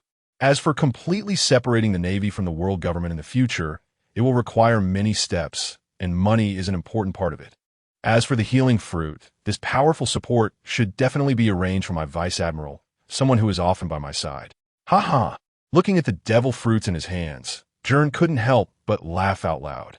What a wonderful gift, an unexpected harvest. Chapter 73, Encountering Death. Nell David again on the Azure Sea. Admiral Gern's warship was slowly sailing. For several weeks, they had been following the naval patrol route while searching for traces of the Elephant Master. "Admiral Gern." Suddenly, the lookout shouted loudly. "An anomaly has been detected ahead." "What anomaly?" Gern raised an eyebrow and quickly walked to the bow. Meanwhile, through the lookout's telescope, a ship flying a pirate flag slowly appeared on the distant horizon. This flag, the naval soldier at the lookout gasped, nearly dropping his telescope. "Alert! All hands on deck." His voice trembled with barely concealed fear. "We have spotted the ship of the Golden Lion flying pirates." As soon as he finished speaking, the deck fell silent. All the naval soldiers froze in place, and someone dropped an ammunition box onto the deck with a thud. A few new recruits began to tremble uncontrollably, while the veterans instinctively reached for their weapons at their waists. "The Golden Lion. Is it that Golden Lion?" a young soldier asked, trembling. "Shut up. It's just a pirate crew under the Golden Lion." The sergeant scolded sharply, then hurried to Gern's side, lowering his voice. "Admiral Gern, the lookout has confirmed it's the flying pirate crew Before the sergeant could finish, Gern interrupted. "Apart from the pirate ship, have you seen anything else?" "Anything else?" Hearing Gern's question, the lookout picked up the telescope again, and sure enough, not far away was a large shadow that seemed to be moving but was hard to discern. He reported this accurately. Hearing this, Gern was even more excited than when he first spotted the pirate ship, taking the telescope from the sergeant. In his line of sight, not far from the pirate ship, a huge shadow was slowly moving. The outline of the shadow was clearly that of an elephant. "Finally found it, the Elephant Master," Gern murmured softly. After confirming that the shadow was indeed the Elephant Master, Gern slightly adjusted the telescope. It really is the flying pirate crew. Gern's lips curled up slightly. What a narrow path for enemies. At that moment, a familiar figure appeared on the deck of the pirate ship through the telescope. The man wore a black top hat, a dark red coat, and carried a golden spear intricately carved with patterns on his shoulder, while playing with a small pocket watch in the other hand. I thought it was someone else. Turns out it's you. Gern put down the telescope and sneered. Now, with a bounty of 9 billion berries. The captain of the Golden Lion Flying Pirates, Death Knell David. Meanwhile, on the pirate ship, David seemed to sense something, slowly raising his head. His gaze pierced through the sea, and his observation hockey-locked onto Gern on the warship. He adjusted his hat, revealing a grim face, the corners of his mouth curling into a cold smile. "Ha!" David gently shook the pocket watch in his hand, producing a crisp, ticking sound. "Looks like we've run into an old acquaintance." His voice was low, but it clearly reached the ears of the nearby pirates. "Captain David, that's—" A pirate swallowed hard, his voice trembling, the Navy's thunder. "That's right." David's lips curled into a sinister smile as he elegantly twirled the golden spear in his hand. "That's the little brat who only hid behind Zephyr to sneak attack when Admiral attacked the Navy's G3 base." David leisurely adjusted his grip, every movement exuding a calmness akin to a cat playing with a mouse. "He got way back then, but this time—" David suddenly lowered his voice, a glint of murderous intent flashing in his eyes. It won't be so easy. In David's mind, Gern was merely a lucky rookie. The Golden Lion himself had told him that the injuries that day were clearly inflicted by Black Arm Zephyr. This naval brat was at most an opportunist who took advantage of the chaos. Thus, even though the Golden Lion was being stubborn, the crew of the Golden Lion pirates believed that their captain was injured because of Black Arm Zephyr, especially since the bounty on Gern that the Golden Lion had placed had always circulated within the flying pirate crew. This led to David not taking Gern seriously at all. On the deck of the warship, the air seemed to freeze. "Admiral Gern." The sergeant's voice trembled noticeably, beads of sweat forming on his forehead as he crumpled the documents in his hand. "The lookout has confirmed it's the flying pirate crew's ship. They have locked onto us." He stepped forward quickly, lowering his voice, and, according to the latest orders from headquarters, without a general present, "We are not to engage the flying pirate crew directly. Should we temporarily avoid them?" "Ha!" Gern's fingers lightly rubbed the hilt of his sword, a dangerous smile forming at the corner of his mouth. "You want me to?" His voice suddenly turned cold. "Avoid him?" The cape fluttered in the sea breeze as Gern slowly turned, exuding an oppressive presence. The sergeant unconsciously took a half-step back, his throat moving with difficulty. "But Admiral Gern, the headquarters orders clearly state that without a general present, we cannot engage the flying." "So what?" Gern suddenly interrupted, a chilling smile appearing on his face. "Do you think I will follow headquarters orders?" Faced with Gern's decisiveness, the sergeant sighed. "Report to Admiral Gern, an unidentified pirate ship ahead requests to be destroyed." "Really good." Gern's gaze sharpened like a sword, piercing towards David in the distance, memories of their brief encounter flashing in his mind. "Since that's the case, relay the orders." Gern's voice suddenly became unusually calm, causing everyone's hearts to tremble. "All hands, battle stations." He paused for a moment, then added, "Remember, do not let the cannon fire near the Elephant Master. That guy, when enraged, is far more terrifying than the Golden Lion." "Yes." On the pirate ship, David stood like a statue at the bow, the golden spear's gilded tip rhythmically tapping the deck, producing crisp sounds. At the same time, his narrow eyes slightly squinted, his gaze, like a venomous snake, used observation hockey to lock on a Gern in the distance, a cruel smile curling at the corners of his mouth. "Captain David, should we directly?" a pirate began to ask, only to be tugged back by a companion. "Shoo," the older pirate whispered, "the captain is timing." David's long fingers gracefully toyed with the silver pocket watch, the chain glinting coldly in the light. Suddenly, his icy smile froze, the watch cover snapping shut with a crisp sound. "Time's up." Before the words of the death knell finished, David's figure had already turned into a blur. The golden spear drew a perfect arc in his hand, and at the moment the spear flower bloomed, a blinding flash erupted from the tip. "Sound the knell."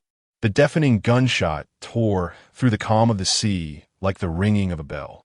The specially made sea stone bullet infused with armament hockey shot out at an indistinguishable speed, heading straight for Gern's forehead. This shot was so fast that even the sound couldn't catch up to the bullet. It was David's signature move, the instant prison sniper. Chapter 74, The Death Knell at Sea Clang. The piercing sound of metal clashing erupted as David's hockey-wrapped sea stone bullet was pinched between Gern's fingers, bursting forth with a wave of air, scattering sparks, and ultimately turning to powder. Blocked it? A pirate stammered, disbelief filling his voice. He caught my instant prison sniper with bare hands? David's smile froze for a moment, his pupils slightly constricting. Then, his fingers unconsciously rubbed the trigger of his golden spear. But soon his expression relaxed again, because Gern had yet to counterattack. Did David think Gern was afraid of the flying sky pirates and the golden lion? The corners of his mouth curled back up, his smile even more radiant than before, even carrying a hint of madness. He slowly raised his gun, pointing it in Gern's direction, his voice elongated. Oh dear, why isn't Lord Tianzhong taking action? He even deliberately tilted his ear, putting on an exaggerated listening posture. Could it be afraid? On the warship, Gern slowly lowered his hand, his brow furrowing slightly, a flicker of doubt in his eyes.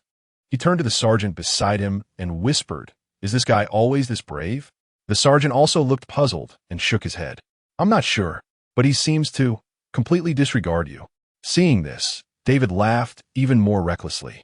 He placed one hand on his hip, slung the golden spear over his shoulder, and exaggeratedly waved the other hand. Hey, no way. The great man, known as Sky Shatter, doesn't even have the courage to shoot at me." He suddenly swung his coat, revealing the flying sky pirate's flag embroidered on his chest. "Did you see that? This is Admiral Golden Lion's flag." David grinned menacingly. "I'm giving you a chance. Feel free to make a move. Life and death are fated, haha." On the warship's deck, the Navy soldiers clenched their fists, making cracking sounds, but Gern remained silent. David's smile grew increasingly sinister. "What's wrong? Lost your voice?" He deliberately tapped the barrel of his gun against his temple. "Or do you actually know that your ability to injure the Admiral back then was purely luck?" Then David suddenly lowered his voice, his tone chilling. "Kid, do you think you can challenge the flying sky pirates just because you have a reputation from sneak attacks?" The sea breeze grew still. Gern finally raised his head, his gaze terrifyingly calm. "Are you done?" "What?" David was taken aback, then burst into laughter. Finally managed to say something. "Gern, do you know why I haven't made a move until now?" Gern slowly raised his right hand, palm up, white vibration particles silently gathering. David scoffed, afraid. "No, just a bit curious." Gern sighed, his gaze returning to David, his tone flat. "Because you are merely a sniper who barely qualifies as proficient in observation hockey, without a devil fruit, or any martial arts to compensate for your shortcomings. Your bounty of 1.09 billion berries is at least half due to the Golden Lion's influence." Gern's voice wasn't loud, but it clearly reached the pirate ship. David's smile momentarily faltered, but he quickly regained his arrogant demeanor. "Don't act tough. Back at G3 base, you were just hiding behind Zifa, but now the most important thing is..." Gern's 5 fingers suddenly closed. "You dare to provoke someone who can also unleash tsunamis in the vast ocean? So, who is really tired of living here? So hard to guess." After Gern's words, David's smile completely froze. It seemed he had truly forgotten something very important. Anyway, commendable courage. Gern shook his head, too lazy to waste more words with him. He directly raised his hand slowly, palm up, as white vibration particles began to gather in his palm, the surrounding air shattering. "Since you want to seek death so badly, I'll grant you your wish." On the pirate ship, David's smile finally vanished completely, replaced by a hint of panic. "Fire! Fire with all your might!" he shouted, the golden spear firing continuously, bullets and cannonballs pouring out like a torrential rain. However, it was all too late. Gern's right hand compressed the vibration particles into an energy sphere and then punched directly towards David's pirate ship, causing a seismic shock. In an instant, the air shattered. The next moment, the entire sea area was as if lifted by an invisible giant hand, monstrous waves spreading wildly outward from the warship. The height of the waves instantly surpassed 100 meters, like a wall of water, crashing down towards the pirate ship. "Captain!" David's pupils suddenly contracted, his bullets appearing as insignificant as ants before the giant wave, instantly swallowed. The pirate ship groaned under the impact of the waves, its hull beginning to break apart. "Run!" The pirates screamed in terror, but in this sea dominated by vibrations, there was nowhere to escape. As the giant wave crashed down, the pirate ship was torn to shreds like paper. David's figure suddenly shot up, his coat tracing a dazzling arc in the sunlight. He stepped into the air, charging upward, the golden spear rotating in his hand, creating deadly gunflowers. This was the sniper's last desperate struggle. "Sorry, this isn't land, and you haven't eaten the instant fruit." Gern's hands had unknowingly taken on a pistol pose, the pale particles at his fingertips twisting the air into spiral waves. Moreover, when a sniper's observation hockey is weaker than the opponent's, he slightly tilted his head, the corners of his mouth curving into a cold arc. That means you have no other means left, especially in a vast ocean without landing points. You agree, right? David. Bang, with a sound that Gern mimicked. Light as a sigh, 10 spiral shock waves tore through the air. David's pupils suddenly contracted. Those pale rays wrapped in high-frequency vibrations pierced through his body. Puffed. The first shock wave penetrated his right shoulder, and David heard the brittle sound of his collarbone shattering. Then came his left knee, right wrist, lumbar vertebrae. Every joint exploded in a spray of blood under the precise particle shots. In an instant, David's body moved like a puppet controlled by invisible threads, spasming and twisting in the air with the shockwave rays. This is Tianzhong. The golden spear slipped from his twitching fingers. The beautifully engraved barrel shone one last time under the sunlight before being devoured by the greedy waves. David watched as his blood splattered in a tragic arc against the clear blue sky, suddenly recalling a drunken remark from Admiral years ago at a banquet. "I don't fight with Newgate, not just because I can't win, but also because provoking the Tremor-Tremor Fruit on the sea. I can fly, that's fine, but you guys can only jump into the sea and feed the fish." Now Tianzhong is the same. Damn natural type. Before his final consciousness faded, he heard Gern's whisper carried by the wind. "The death knell tolls for you." After the waves calmed, the sea surface was left with only wreckage and a few struggling pirates. Gern stood at the bow of the warship, his gaze coldly sweeping over everything. "It's over," he said. "Gern, Major," the sergeant gulped nervously and asked cautiously, "Should we capture the survivors?" Gern shook his head. "No need, he won't survive." After saying that, he turned and walked towards the cabin, as if everything that just happened was merely a trivial matter. The warship slowly sailed away from the area, leaving behind broken wreckage and a gradually calming sea. Chapter 75. The fluffy kingdom. The azure sea surface rippled under the footsteps of the Elephant Lord, and a massive shadow loomed over Gern's warship, as if a moving landmass lay ahead. Gern stood at the bow of the ship, gazing up at the mountain-like giant elephant, feeling a deep sense of awe for the first time. Due to its enormous size, the Elephant Lord's every movement went unnoticed by ordinary people. It seemed still, yet it had never stopped. "Is this the Elephant Lord?" Gern stood at the bow, looking up at the towering giant, a hint of shock flashing in his eyes. The Elephant Lord's limbs resembled colossal pillars, stirring up towering waves as the sea flowed around it, and its skin was riddled with the ravages of time, as if it recorded 1,000 years of history. The military sergeant stood beside Gern, equally stunned by the sight before them. He swallowed hard, his voice trembling. "Brigadier General Gern, do you really think there is a country on its back?" Gern nodded, his gaze still fixed on the Elephant Lord's cloud-piercing back. The fluffy kingdom, a secluded realm. The sailors on the warship exchanged glances, excited to witness an unknown land, but regretting they couldn't land there themselves. "Brigadier General Gern, if there really is a country up there, then they certainly aren't a part of the world government." The sergeant hesitated for a moment before speaking. "Isn't it too dangerous for you to go alone?" "Don't worry, I'm just going to take a look." Gern chuckled lightly, patting the sergeant's shoulder. "If there is real danger, I'll withdraw immediately."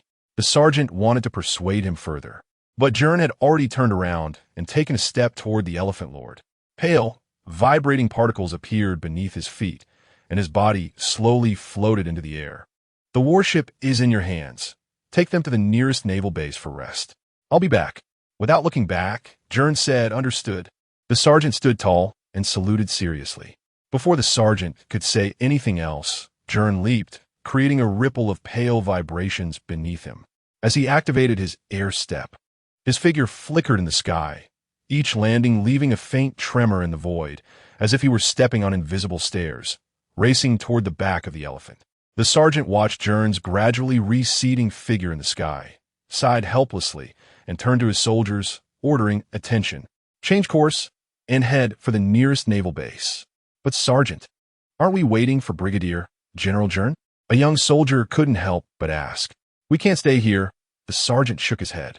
This is the sea of the New World. If we linger too long without Brigadier General Gern here, we will be sitting ducks. Meanwhile, Gern had ascended to several hundred meters in height. As he climbed higher, the sea breeze became increasingly fierce, but his steps remained steady. The vibrating particles rhythmically erupted beneath his feet, providing him with a continuous thrust. Such a size, Gern marveled as he ascended, realizing why it could walk on the sea for 1,000 years. As he got closer, he gradually saw the scene on the elephant's back. Dense forests covered its vast spine, and outlines of buildings and roads could be seen, with wisps of smoke rising into the air. This nation, established for hundreds of years, had not yet been destroyed by the drought behind it, so it was filled with harmony. The fluffy kingdom. Gern squinted, quickening his pace. Just as he was about to land, a shadow suddenly darted out from the forest, rushing toward him at an astonishing speed. Moonstep? No, this is... Gern's pupils contracted, his observation hockey instantly locking onto the figure. At that moment, the shadow became clearer in the sunlight. It was a white-haired, golden-haired, rabbit-eared girl performing a mid-air flip, her drooping ears dancing in the wind, and the tip of her snow-white tail tracing a graceful arc. She used the air's bounce to change direction 3 times in mid-air before landing steadily on a branch right in front of Gern, her pink eyes glimmering with a mischievous light. Ha! A hairless stranger, you've trespassed into the territory of Crescent Village. Are you here to steal my carrots? She tilted her head, her left ear's bronze earring jingling, playing with a short sword engraved with a carrot pattern. Seeing this rabbit folk, Gern was taken aback and blurted out instinctively, Gallet? Upon hearing Gern's words, the girl's ears perked up, her tail fluffed up, and she did a backflip to a higher branch, glaring down at him. Who is Gallet? My name is Lippo Hop, who can jump to the moon. She angrily threw 3 daggers, accurately pinning them in front of Gern's feet. It's one thing to come to my carrot field to steal, but to get my name wrong. Next time, it won't just be a warning. Gern raised an eyebrow, a smile forming at the corner of his mouth. Interesting. It seems the rabbits of Zo aren't just one-that-bites. Thieving carrot thief. Lippo huffed coldly, suddenly diving down from the branch. Her short sword aimed directly at Gern's throat. Gern's observation hockey had already predicted her move. He slightly shifted his body, and the short sword grazed past his collar. Lippo missed her strike, a flash of surprise in her eyes, but she didn't stop. As soon as she landed, she used the momentum to leap, her legs springing toward Gern's chest. Not bad speed. Gern chuckled lightly, raising his right hand. Vibrating particles gathered in his palm, forming an invisible barrier. Lippo's kick collided with the barrier, and a shockwave spread, sending her flying back, but she adeptly adjusted her body in midair and landed steadily on a branch. Oof, you got some skills. Lippo shook her slightly numb foot, her fighting spirit intensifying. Gern did not pursue, but instead watched her with interest. The current fluffy kingdom. Small vipers and dog storms are probably on the ship with Whitebeard, and Roger hasn't landed. That means the fluffy kingdom is in a period of pure curiosity towards everything, not loyal to anyone. Thinking of this, Gern paused, his gaze deepening. They maintain an animal's pure nature, especially when it comes to loyalty, truly admirable. Lippo tilted her head, seemingly not understanding his words, but soon took a fighting stance. Stop saying strange things. Come again. Gern smiled, raising his hand to signal for a ceasefire. I'm not here to fight, Lippo Hop. Then what are you here for? Lippo watched him warily. To find you, Gern smiled slightly. Wait, you can't find me? Lippo exclaimed, her ears perked up, momentarily halting in surprise. Chapter 76. Nearly killed by a single blow, are you really here to find me? Lippo was a bit confused when she heard that Gern was looking for her. She tilted her head, her pink pupils flickering with doubt, while she secretly thought, if this person in front of me is really here for me, then did I misunderstand him? The pure-hearted fur tribe is terrifyingly innocent. With this in mind, she circled around Gern, her petite 168 centimeters figure appearing especially tiny next to his towering 221 centimeter stature. The long ears of her floppy-eared rabbit gently swayed with her movements. When Lippo's gaze fell on the justice cloak behind Gern, her brows furrowed slightly. I recognize those two characters on the cloak. That little brat Pedro has mentioned it. Lippo pointed at the white cloak, her tone slightly confused, as if it was justice? It's worth noting that at this time, most of the fur tribe in the Fluffy Kingdom knew nothing about the outside world, except for a few. This is also why the Cat Viper and Dogstorm went out to take risks and almost got caught and roasted in the Land of Harmony. Want to know my identity? Gern noticed her look and smiled slightly. Yes, yes. Lippo nodded frantically. Watch closely, Gern whispered, suddenly bending down and striking an exaggerated pose like a middle schooler. He clenched his right fist and swung it, as if he were transforming like a masked rider, the justice cloak fluttering in the wind, and shouted, That's right, I am a hero of justice, Gern. Meanwhile, far away at the Marine headquarters in Marineford, Zephyr, who had no tasks and was teaching new recruits, suddenly sneezed, frowned, and muttered darkly to himself, That bastard Gern. Don't think that capturing 2 super billion-dollar pirates will make me acknowledge your search for some fluffy sidekick. Back in the Fluffy Kingdom, Lippo looked at Gern's exaggerated pose. Hero of justice, Gern. Her eyes suddenly lit up, and her ears perked up. That's amazing. So you're not the thief stealing carrots? That's right. Gern composed himself, shrugging his shoulders casually. And with my strength, do I really need to steal your carrots? Lippo? Lippo recalled their brief confrontation earlier and realized she had indeed misunderstood him. She scratched her head in embarrassment, then quickly returned to her lively self and patted Gern's arm with familiarity. I didn't expect I could also make mistakes, she said with a cheerful smile. Then she suddenly jumped up and hugged Gern, rubbing her face against him, a special greeting among the fur tribe, completely forgetting the previous hostility. But since you're a hero of justice, why did you come to the Fluffy Kingdom? Because, just as Gern was about to explain his purpose for coming to the Fluffy Kingdom, his stomach suddenly let out a loud protest. Grr. Lippo's ears perked up instantly, her pink eyes widening. Are you hungry? Ahem. Gern coughed lightly, trying to cover his embarrassment. I used a lot of energy jumping over here. Oh, I see. Lippo blinked, suddenly showing a radiant smile. You should have said so earlier. She grabbed Gern's wrist excitedly and shook it. Let's go. I'll take you to eat something delicious. It's my way of apologizing for the misunderstanding earlier.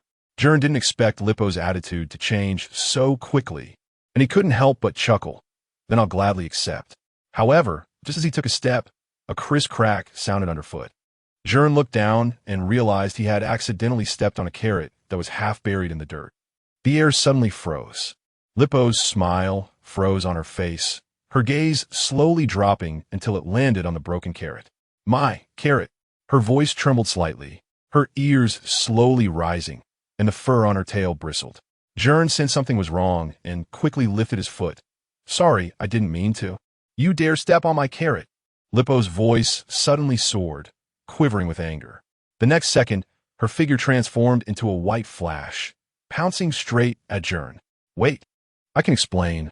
Before Gern could finish his sentence, Lippo had already tackled him to the ground, on the way to Crescent Village. How ridiculous! Gern rubbed his neck, his Adam's apple rolling slightly as he swallowed hard, muttering to himself, Did my observation hockey and elementalization just fail? Damn, I almost got killed by a rabbit.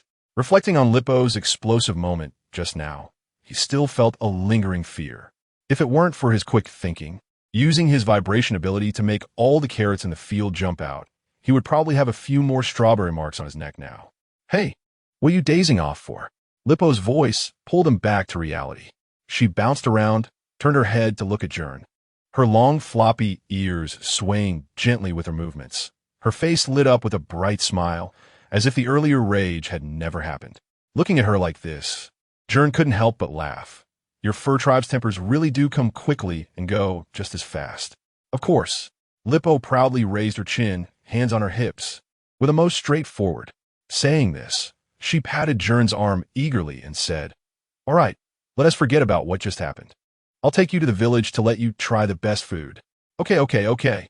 Gern nodded, ready to follow, but Lippo suddenly leaned in again, her big eyes filled with curiosity, and asked, "By the way, how did you make all the carrots in the field jump out just now?" "Well," Gern smiled mysteriously, raising his hand, and a faint vibration particle gathered at his fingertips. "This is my ability. I can control vibrations." "Wow." Lippo's ears perked up instantly, her eyes sparkling. "So they were shaken out by you?" "Pretty much." Gern shrugged. "I just made the soil vibrate slightly, and the carrots loosened themselves." Lippo nodded thoughtfully, then leaned in closer and grinned mischievously. "Then if I bite you again next time, can you make the carrots jump out by themselves?" "Gern." This rabbit's thought process jumps faster than her actions. "Lippo, I think we can establish a more peaceful way of getting along." Gern attempted to guide her, for example. "You could directly tell me what you want instead of biting." Lippo tilted her head and thought for a moment, then grinned widely. "Okay, then right now, I want you to teach me that ability to make the carrots jump out." Gern raised an eyebrow. "You want to learn the vibration ability?" "Yes." Lippo nodded excitedly. "That way, harvesting carrots won't be so troublesome." Looking at her eager expression, Gern couldn't help but smile. The innocence and straightforwardness of the fur tribe indeed make it hard to refuse. "I can teach you, but," he deliberately prolonged his tone, "you have to take me to the village first, so I can eat my fill." "Deal." Lippo cheered, grabbing Gern's hand and pulling him forward. "Hurry up. There are tons of delicious food in the village." Lippo giggled, bouncing ahead to lead the way, her long floppy ears swaying gently with her movements. The two followed the forest path, and the trees around them gradually became sparse, replaced by a wide expanse of farmland. Lippo pointed to the village in the distance, excitedly saying, "Look, that's Crescent Village." Gern followed her, only to see a village made up of stone and wooden buildings nestled there, with curling smoke rising and the faint sounds of cheerful laughter and singing. "Let's go." Lippo grabbed Gern's wrist and dragged him forward. Gern stumbled a few steps as she pulled him, looking at the lively rabbit-eared girl in front of him, his lips unconsciously curving into a smile. Perhaps this trip to the furry kingdom would be much more interesting than he had imagined. Chapter 77. Lippo bankrupted by eating in a regular restaurant in the furry kingdom's New Moon village. A wooden long table was piled high with empty plates, every dish having been devoured. Gern's eating speed was terrifying. His fork became a blur, and as soon as a plate of roasted meat was served, it was reduced to bones in the blink of an eye. The chefs in the restaurant were busy running around, beads of sweat rolling down their foreheads. Yet they still couldn't keep up with Gern's pace. Another giant roast. Gern raised his hand, his mouth full of food, mumbling indistinctly. Still want more?" The restaurant owner widened his eyes, nearly dropping his spatula. "Sir, we've run out of our meat supplies." "Then bring me 10 servings of cake." Gern grinned, his gaze sweeping the menu for dishes he hadn't tried yet. The furry patrons in the restaurant all paused, staring in shock at the scene. Whispers arose. Does this guy have a bottomless stomach? He.s. eating all the food in the restaurant. Where did Lippo bring this guy from? Is he here to eat us bankrupt? Meanwhile, sitting at the dining table, Lippo clutched her small carrot-shaped wallet tightly. It had been plump, but now it looked as wilted as sun-dried leaves. Ugh! She trembled as she flipped her wallet. A solitary coin clinked and rolled onto the table. Her droopy ears hung low, and her pink pupils shimmered with tears. At the table, Gern was finishing off his 27th plate of roast meat, while the head chef, panting, handed over the 30th serving of stew. When Gern reached for the last piece of carrot cake in front of Lippo, the rabbit girl finally erupted. "Wah!" Lippo leaped onto Gern's back, her legs tightly wrapping around his waist, her hands desperately tugging at his collar. "No more eating. My wallet is going to starve."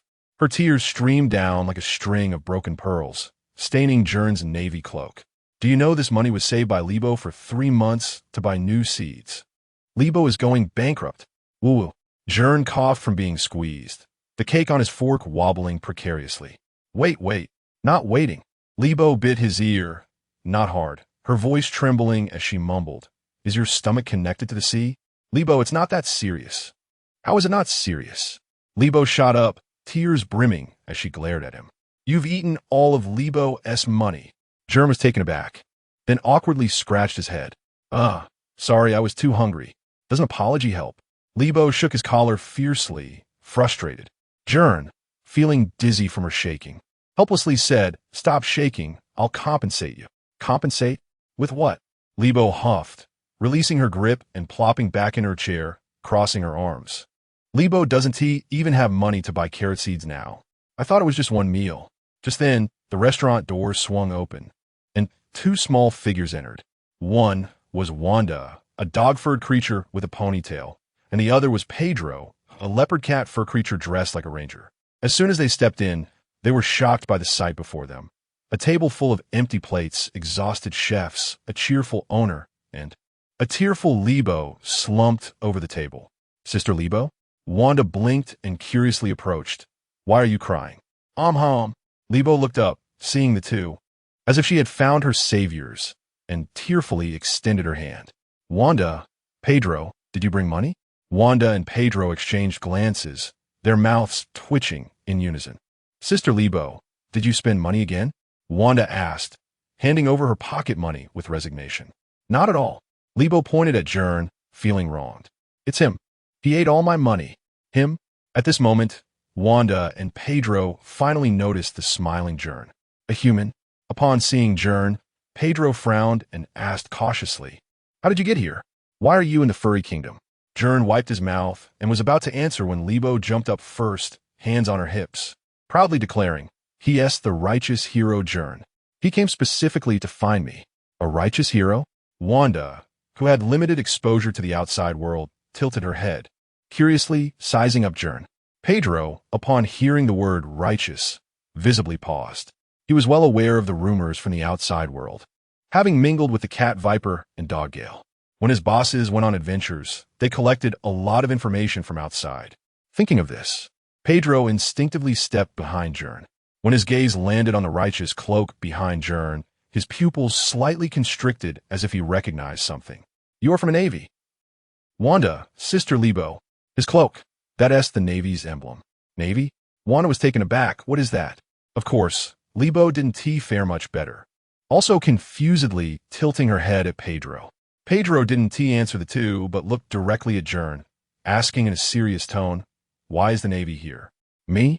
Gern set down his utensils and slowly stood up, a faint smile playing at his lips. Don't worry, I'm not here to capture anyone. He paused, glancing around at everyone before finally settling on Pedro. I'm just interested in the furry kingdom. And by the way, looking for a suitable partner. Partner? Lebo blinked and suddenly leaned closer. Do you want Lebo to be your partner? Gern looked at her and chuckled softly, if you're willing. Lebo's eyes instantly lit up, her excitement causing her eyes to squint in joy. Then Lebo will be the partner of a hero. Seeing the naive Lebo, Pedro frowned and stepped forward. Sister Lebo, don't be impulsive. The Navy isn't on our side. Gern looked at Pedro, his tone calm. Pedro, right? You seem to have some understanding of the outside world. Pedro tightened his grip on the sword hilt on his back, not denying it. At that moment, Wanda tugged at Pedro's sleeve and whispered, Pedro, he doesn't seem like a bad person. He smiles so gently. Wanda, just because someone smiles gently doesn't mean they're a good person. Pedro replied helplessly. Just then, the restaurant owner approached, holding a large bag of coins, smiling broadly at Lebo. Lebo, this is your money. Lebo looked at the bag of money, tears welling up again. My money has returned? This guest gave me several gold coins as soon as he walked in, so you don't need to pay. The furry kingdom doesn't use berries. But gold is hard currency. Besides, thanks to you bringing this guest, we sold out all our ingredients. I know how much I can eat. Gern patted her shoulder, grinning. Your little carrot wallet isn't enough to fill my teeth. Sister Lebo, Pedro wanted to say something, but Lebo interrupted him directly. Pedro, no need to say anything. Gern is definitely a good person. Chapter 78, Gaining Trust. New Moon Village. Outside the restaurant, sunlight filtered through the gaps in the leaves, casting mottled shadows. Pedro led Wanda and Lebo under a large tree, his expression serious as he lowered his voice. Listen to me. The Navy is not made up of heroes. They're the military of the world government, specifically tasked with capturing pirates. Pirates? Wanda tilted her head, her fluffy tail swaying gently. What are pirates? Bad people. Pedro clenched his fists, trying to recall the information Cat, Viper, and Dogstorm had mentioned. They burn, kill, and loot. They're capable of anything. But if the Navy captures bad people, aren't they heroes? Lebo blinked her pink eyes, asking innocently. Pedro was momentarily speechless, his ears twitching involuntarily. Well, I've heard that adventurers also get. Hey, Pedro. At this moment, Wanda's expression darkened. You don't like those pirates who burn, kill, and loot, do you? No. Pedro waved his hands hurriedly. I. He found himself tangled in his words. It was clearly Lebo who was treating, but Gern had paid for the meal in advance. Lebo put her hands on her hips, speaking assertively. So he is definitely a good person. You said the Navy is just. Sister Lebo, things aren't that simple, Pedro exclaimed, scratching his head in frustration. Cat Viper said that while the Navy captures pirates, they also. Also what? Wanda pressed coldly, now doubting whether her friend had been led astray. Pedro opened his mouth, but realized his understanding of the Navy was limited to snippets. After stammering for a long time, he could only blurt out, anyway, they're not good people. Oomph. Lebo puffed up her cheeks and gave Pedro a light smack on the head. Cat Viper and Dogstorm went out to adventure themselves. Now their lives are uncertain, and you still listen to them? Do you want to sneak out too? Pedro covered his sore head, momentarily at a loss for words. And Lebo's eyes suddenly lit up as she jumped up excitedly. Gern can make the carrots jump out of the ground by themselves. Such an amazing person. How could he be a bad guy? Carrots jump out by themselves? Pedro and Wanda, being children, instinctively exclaimed in unison, their faces filled with disbelief. Really? Lebo gestured animatedly. He just did this. She mimicked Gern's actions, waving her hands, and then whoosh. All the carrots jumped out of the ground. Jumping out by themselves? Pedro and Wanda exchanged glances, clearly shocked by this miraculous ability. Wanda's tail wagged excitedly. That's amazing. I want to see too. Could it be a trick? There are people in town who perform like that. Although Pedro still had doubts, Lebo's description piqued his curiosity. It's definitely not a trick, Lebo insisted. He didn't have any time to prepare. It was spontaneous. Seeing Lebo's confident expression, Pedro hesitated for a moment before finally sighing. All right. But if there's anything wrong, we must tell the elder immediately. Don't worry. Lebo patted her chest. Sister Lebo can read people very well. Meanwhile, inside the restaurant, Gern leaned against the window, watching the three arguing outside with a gentle gaze. A slight smile played on his lips as a glimmer of deep light flashed in his eyes. The Fur Nation really is as innocent as rumored. If such a country could become my ally. With that thought, a brief future plan formed in Gern's mind, using the Fur Nation as an external force, leveraging the strong combat capabilities and loyalty of the Fur Tribe to provide more possibilities for his actions within the Navy. Especially with the Moon Lion form and the ability to electrify everyone, they're a natural warrior race. Rather than being deceived by Cat Viper and Dogstorm into trusting the useless father-son duo of the Kazuki family, it's better to be with myself. Especially Momonosuke, completely useless. He did nothing throughout, relying entirely on Kinemon, including begging Luffy while Kinemon cried on his knees. Even Kinemon knew that entrusting his country to Luffy was shameful. During the great battle, he could only say he had to surrender. Later, when he saw Luffy about to lose, he casually dismissed Luffy's efforts as a misjudgment of strength. If it weren't for Luffy nearly dying and needing to unlock Gear 5th to liberate Wano, Momonosuke, what gives you the right? Not to mention that he later did nothing and took all the credit for liberating Wano. Kazuki Oden is already on Whitebeard's ship. Now, calculating the time, Momonosuke will probably be born in just 2 or 3 years. Gern withdrew his gaze, lightly tapping the table. Let's not think about these distressing issues for now. What needs to be done is to win the trust of the fur tribe, especially straightforward young people like Lebo. Just then, the restaurant door swung open, and Lebo bounced in, followed by a curious Wanda and a still vigilant Pedro. "Gern," Lebo exclaimed excitedly. "Pedro and Wanda also want to see how you make the carrots jump out." Hearing Lebo's words, Gern smiled slightly and stood up. "Haha, of course I can." As Gern spoke, he extended his hand, gathering weak, vibrating particles in his palm, then gently pressed into the flower pot by the window. In an instant, the roots of several green plants suddenly loosened, and with a pop, they bounced out of the soil and landed steadily in Lebo's hands. "Wow!" Wanda and Lebo exclaimed simultaneously, their eyes wide open in amazement. "That's amazing!" Although Pedro tried to maintain his composure, his trembling ears betrayed his shock. "I can do more than just make carrots jump out," Gern said, directing his gaze to the cup on the table. He then injected a small wave into the cup from a distance, causing it to silently disintegrate while the water remained intact under the influence of the vibrations. This move is way more impressive than just shaking carrots. Pedro, Wanda, and Lebo, along with other members of the fur tribe in the restaurant, were left wide-eyed. "This is just a small trick." Gern smiled modestly. "If you like, I could teach you even more powerful ones." With that, Gern directly armed his hands with hockey, and a black sheen flickered in the eyes of the three. "Really? As hard as iron?" Lebo excitedly grabbed Gern's arm. "Lebo wants to learn." "Sister Lebo." At that moment, Pedro, filled with admiration, finally reacted and couldn't help but remind her. But Lebo was completely immersed in her joy and couldn't hear him. Gern looked at Pedro and smiled. "Pedro, I know you have concerns about the Navy, but I assure you, I'm here only to make friends with no ill intentions." Pedro stared into Gern's eyes, trying to find a hint of insincerity, but Gern's gaze was honest and firm. In the end, Pedro nodded slightly.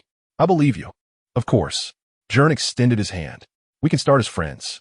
Pedro decisively shook Gern's hand, then suddenly leaned in closer and whispered, "And I want to learn that trick too."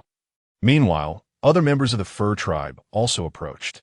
A sheep member of the fur tribe, wearing a straw hat, suddenly popped out from the corner of the restaurant. "Can you help me with my potato field?" "And my carrot field?" An elderly rabbit lady trembled as she raised her hand. "My old bones are really struggling to bend down." "My cabbage." "My onion." In the blink of an eye, the entire restaurant was surrounded by furry residents, all chattering and making requests. Lebo was pushed aside, stomping her foot in frustration. "Hey, I was the first to meet Gern." Gern looked at the group of furry residents eagerly rubbing their faces against him, and couldn't help but raise his hands to signal for quiet, everyone, one at a time. "I'm willing to pay." The sheep residents pulled out a few shiny metal coins. "I can trade the best carrots." The rabbit lady brought out a basket of bright red carrots. Gern shook his head and smiled gently. "No need for payment. This little thing is easy for me." Perhaps, in this simple country, establishing true friendship is more important than any plan. Chapter 79. Sorry for scaring you in the vast fields outside New Moon Village. Sunlight bathed the lush green farmland, and a gentle breeze carried a refreshing scent of soil. The fur tribe gathered beside the ridges of the fields, their eyes fixed on Gern, who stood in the center of the field. "Go for it." Lebo, standing in the front row, clenched her fists and waved excitedly. "Gern, you can do it. We are the heroes of justice." As she spoke, she mimicked the transformation pose of a caiman rider that Gern had shown her, her droopy ears swaying gently with emotion, and her pink pupils sparkling with light. Beside her, Wanda and Pedro looked at the excited Lebo with some hesitation. Wanda tugged at Lebo's clothing and whispered, "Sister Lebo, with such a large field, can he really do it?" "Yeah." Pedro crossed his arms, his brow furrowed. Potted plants and farmland are completely different levels. Meanwhile, Gern, standing in front of the farmland, smiled slightly, his gaze sweeping over the crowd and finally resting on Lebo. Giving her a thumbs up, he then slowly closed his eyes, took a deep breath, and felt the subtle movements of the land beneath his feet. The surrounding air seemed to freeze at that moment, and all the onlookers unconsciously eased their breathing. Suddenly, Gern gently stepped with his left foot, causing the ground to tremble slightly. He then raised his left hand slowly, palm facing up, as if he was lifting some invisible force. "Rise." No sooner had he spoken than the entire field shook violently. The soil seemed to be gently turned by an invisible hand, and carrots and potatoes flew out of the ground, neatly suspended in the air. The green vegetable leaves, bright red carrots, and golden potatoes shimmered enticingly under the sunlight. Wow! The fur tribe exclaimed in unison, their eyes wide and mouths agape, as if they could fit an egg inside. Even the dentures of the 80-year-old old goat flew into the mouth of the 90-year-old old gorilla. Did you see that? Did you see that? Lebo jumped up excitedly, her tail held high. She turned to Wanda and Pedro, proudly lifting her chin. See? I told you he could do it. Wanda and Pedro were completely stunned.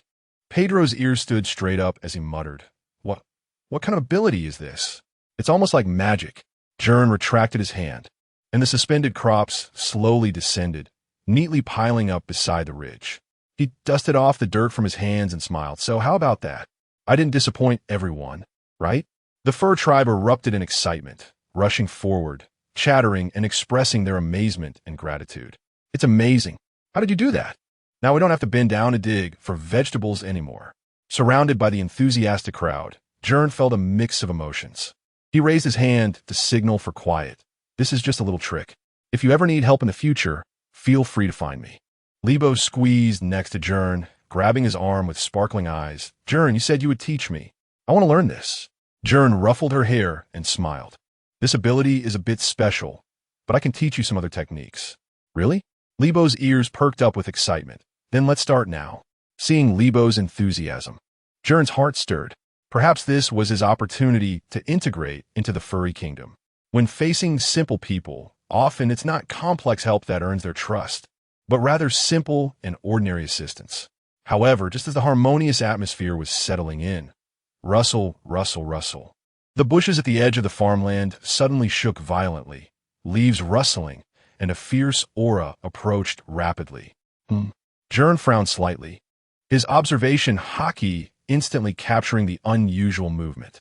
The next second, boom, boom, boom, three massive beasts suddenly charged out of the bushes. They resembled wild boars but were the size of small sea kings, with tusks as sharp as curved knives, their crimson eyes fixed on the crowd, exhaling foul-smelling hot air. It's the steel-maned beasts. Pedro's face changed drastically as he immediately drew the short sword from his back, charged with lightning. How could they appear here? Oh no! Wanda's tail bristled, instinctively taking a step back. They usually don't come near the village. Gern, be careful. Lebo's expression changed in an instant as she shouted. Electricity crackling in her palms, propelling herself forward, but it was already too late. The three charging steel-maned beasts let out a low roar, their hind hooves stomping the ground, like three out-of-control war chariots, charging straight at Gern. Dust flew, the ground trembled, and the sharp tusks glinted coldly in the sunlight. However, Gern merely tilted his head slightly, his gaze suddenly turning icy. Get lost. In an instant, a wave of invisible pressure erupted like a tsunami. The air seemed to freeze for a moment, and then the terrifying conqueror's hockey swept out. Thud, thud, thud. The three charging steel-maned beasts instantly froze, their crimson eyes rolling back, their massive bodies sliding a few meters due to inertia before crashing heavily to the ground, completely unconscious. As the dust slowly settled, the farmland fell into a dead silence. Lebo, Wanda, and Pedro stood frozen in place, their pupils constricted, their breathing nearly halted. Though they weren't knocked out by the conqueror's hockey, the terrifying sense of oppression left them stiff, as if an invisible giant hand had grasped their throats. What was that just now? Wanda's voice trembled slightly, her instinctive fear causing her to curl her tail tightly. I feel like I saw something even more terrifying than the steel-maned beasts. Gern, Pedro swallowed hard, cold sweat beading on his forehead, his hand gripping the sword, trembling slightly. Just a single glance. The droopy ears of Lebo, halted midway, stood upright, her pink pupils reflecting Gern's silhouette. Her heart raced, both shocked and confused. Gern, you seem like a different person just now, though he had already controlled it quite well. He didn't expect you all to be so close. Gern retracted his aura and turned to look at the three, seeing their pale faces, and smiled apologetically. Sorry, I seem to have scared you all. Chapter 80. Libo is a partner of Gern. Sorry, I scared you all. Gern retracted his conqueror's haki, and the once still air began to flow again. He then looked around and found Wanda and Pedro frozen in place, their pupils constricted, tails fluffed up, and their breathing became cautious. The other fur tribes further away looked pale, some even trembling and leaning on each other to barely stand. Gern scratched his head, feeling a bit awkward. Did I go too far? Libo was the only one who wasn't stunned into immobility, but she was still affected by Gern's earlier aura. However, she quickly blinked, her ears twitching slightly, and then suddenly snapped back to reality, grabbing Gern's arm and shaking it. Gern, what was that just now? So amazing. I want to learn too. Gern smiled wryly. I really can't teach you that. Meanwhile, the still young Wanda and Pedro finally recovered from their shock, exchanging glances and instinctively taking a step back. Pedro. Wanda lowered her voice, her tail curling up unconsciously. It can't be. Did he just scare the steel-maned beast into fainting with just his gaze? Pedro swallowed hard, his hand gripping the short sword, trembling slightly. I heard from the cat belly snake boss that some strong people outside can intimidate enemies with their aura, but seeing it in person is still a first.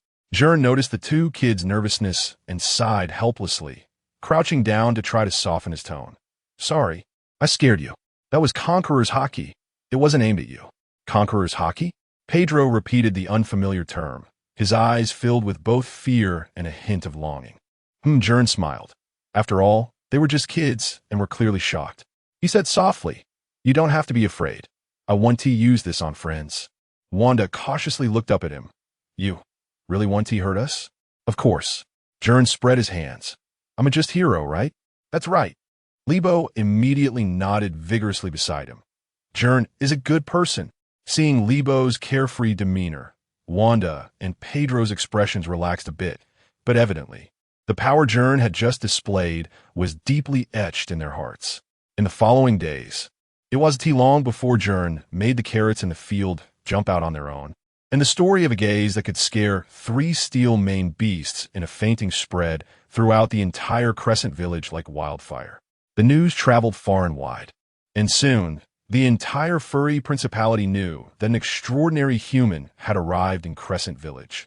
A few days later, at the edge of Crescent Village, in Libo's small house, the last rays of the setting sun cast a warm golden hue on the wooden roof. Gern stood by the field, watching Libo dance in front of her carrot patch, trying to mimic his earlier actions. Up, up, up. Libo raised her hands high and shouted at the field, her droopy ears bobbing with her movements. However, the carrots in the field remained completely still. Why isn't it working? Libo stomped her foot in frustration and turned to Gern, her pink eyes filled with grievance. Gern, are you tricking me? I'm not tricking you. Looking at the naturally oblivious rabbit, Gern couldn't help but laugh, walking over to her and ruffling her head. I already told you, this ability is my devil fruit ability. You can't learn it. Devil fruit ability? Libo tilted her head, looking confused. The devil fruit is something you eat that grants you special abilities. Gern explained, but the downside is that you can't swim. Gern. When you take a bath at night, you end up feeling weak like the 90-year-old goat uncle. Libo seemed to have thought of something, stroking her chin. That's right. Actually, you can't stay in water for too long. Gern was about to explain further when he suddenly paused. Wait, Libo. How do you know I feel weak when I take a bath? Libo whistled, I guessed. Libo, okay. Libo's face turned red. I was just curious. After all, it's my first time seeing a human. Besides, Gern, you're different from me. You don't have any fur. So I was curious and specially ran outside, then jumped high to look through the small window. Speaking of which, Libo suddenly turned back and smiled. But I still confirmed that you're not completely without. Stop. Gern quickly covered her mouth with a sudden movement. You can't say that. All right. Libo stuck out her tongue. Then you said you'd teach me. It's impossible to let you freely make carrots jump out. Gern smiled, then changed the subject, but I can teach you something even more powerful. Something more powerful? Libo jumped up excitedly. What is it? Tell me quickly. Armament haki. Gern raised his hand, and a black sheen instantly covered his palm. It can make your attacks much stronger. Lebo, who had seen it in the restaurant, stared at Gern's hand with sparkling eyes filled with admiration. I want to learn. I want to learn. Learning is fine, but Gern deliberately elongated the tone, a sly smile forming at the corner of his mouth. You have to become my partner first. Aren't I already your partner? Gern? Lebo blinked innocently. You. Lebo's Navi answer left Gern momentarily speechless. Aren't you going to ask what being a partner entails? No need to ask. Lebo placed her hands on her hips and struck the signature pose she made when Gern first met her, declaring, because Gern is a just hero. Seeing Lebo become more familiar with the action, Gern couldn't help but chuckle at her words, extending his hand. Then from today, you're my partner. Without hesitation, Lebo raised her hand for a high five, her smile radiant like sunlight. Yes, Lebo and Gern are partners. At the moment their palms met, Lebo suddenly felt a strange sensation in her palm. She looked down and discovered that a cherry had appeared in her palm without her noticing. The greenish fruit shimmered with a faint glow, its surface covered in spiral patterns. Huh? Lebo curiously picked up the cherry, turning it under the sunset to observe. Gern, what is this? Did you give it to me when we high-fived just now? Gern's expression suddenly turned serious as he gently held Lebo's wrist, lifting the cherry between them. Lebo, this is the devil fruit. Lebo's eyes widened instantly. Her droopy ears perked up. Is it the one Gern just mentioned? That's right. Gern nodded slightly, a mysterious smile appearing at the corner of his mouth. The ability of this fruit is very special. If you eat it, you'll gain the power to heal everything. But, he deliberately paused, you'll also become like me and unable to swim. Lebo's hands holding the fruit trembled slightly, her pink eyes reflecting the flowing light on the fruit. She suddenly looked up, her eyes sparkling with expectation. So that means if Gern gets hurt, I can save you myself even if I don't know any healing techniques? Gern was momentarily stunned. He expected Lebo to think of something like that first. The last rays of the setting sun fell on the serious face of the girl, casting a warm golden edge on her snowy white fur. What a silly rabbit. Gern chuckled softly, reaching out to ruffle Lebo's head, his voice unconsciously softening. Shouldn't you be considering your own abilities first at times like this? Because Gern is a righteous hero, heroes always charge to the front. Lebo puffed her cheeks. Last time when dealing with the steel-maned beast, she clearly could have waited for everyone. All right. Gern smiled helplessly and interrupted her. But you need to think carefully. Eating this fruit means you can never swim again. As a fur tribe member, this cost. I don't know how it's different from a carrot. Lebo bit into it without hesitation. The next second, her face instantly turned pale. What is this taste? Gern, you. Looking at Lebo gagging while holding onto the tree trunk, Gern laughed so hard he doubled over. Gern, you knew all along, didn't you? Lebo wiped her mouth and was about to say something when she suddenly felt a strange power surging within her. She looked at her hands in surprise, a soft green light emerging from her palms. Huh? Lebo also noticed this change and curiously lowered her eyes. My palm is glowing. Chapter 81. The teacher is my support. Time flies, and another 2 weeks have passed. The morning light shines over the village of the Fluffy Kingdom. Lippo hums a cheerful tune, bouncing along the stone path. Her palm glows with a soft green light, and each time she passes an elderly member of the fur tribe, she cheerfully approaches them.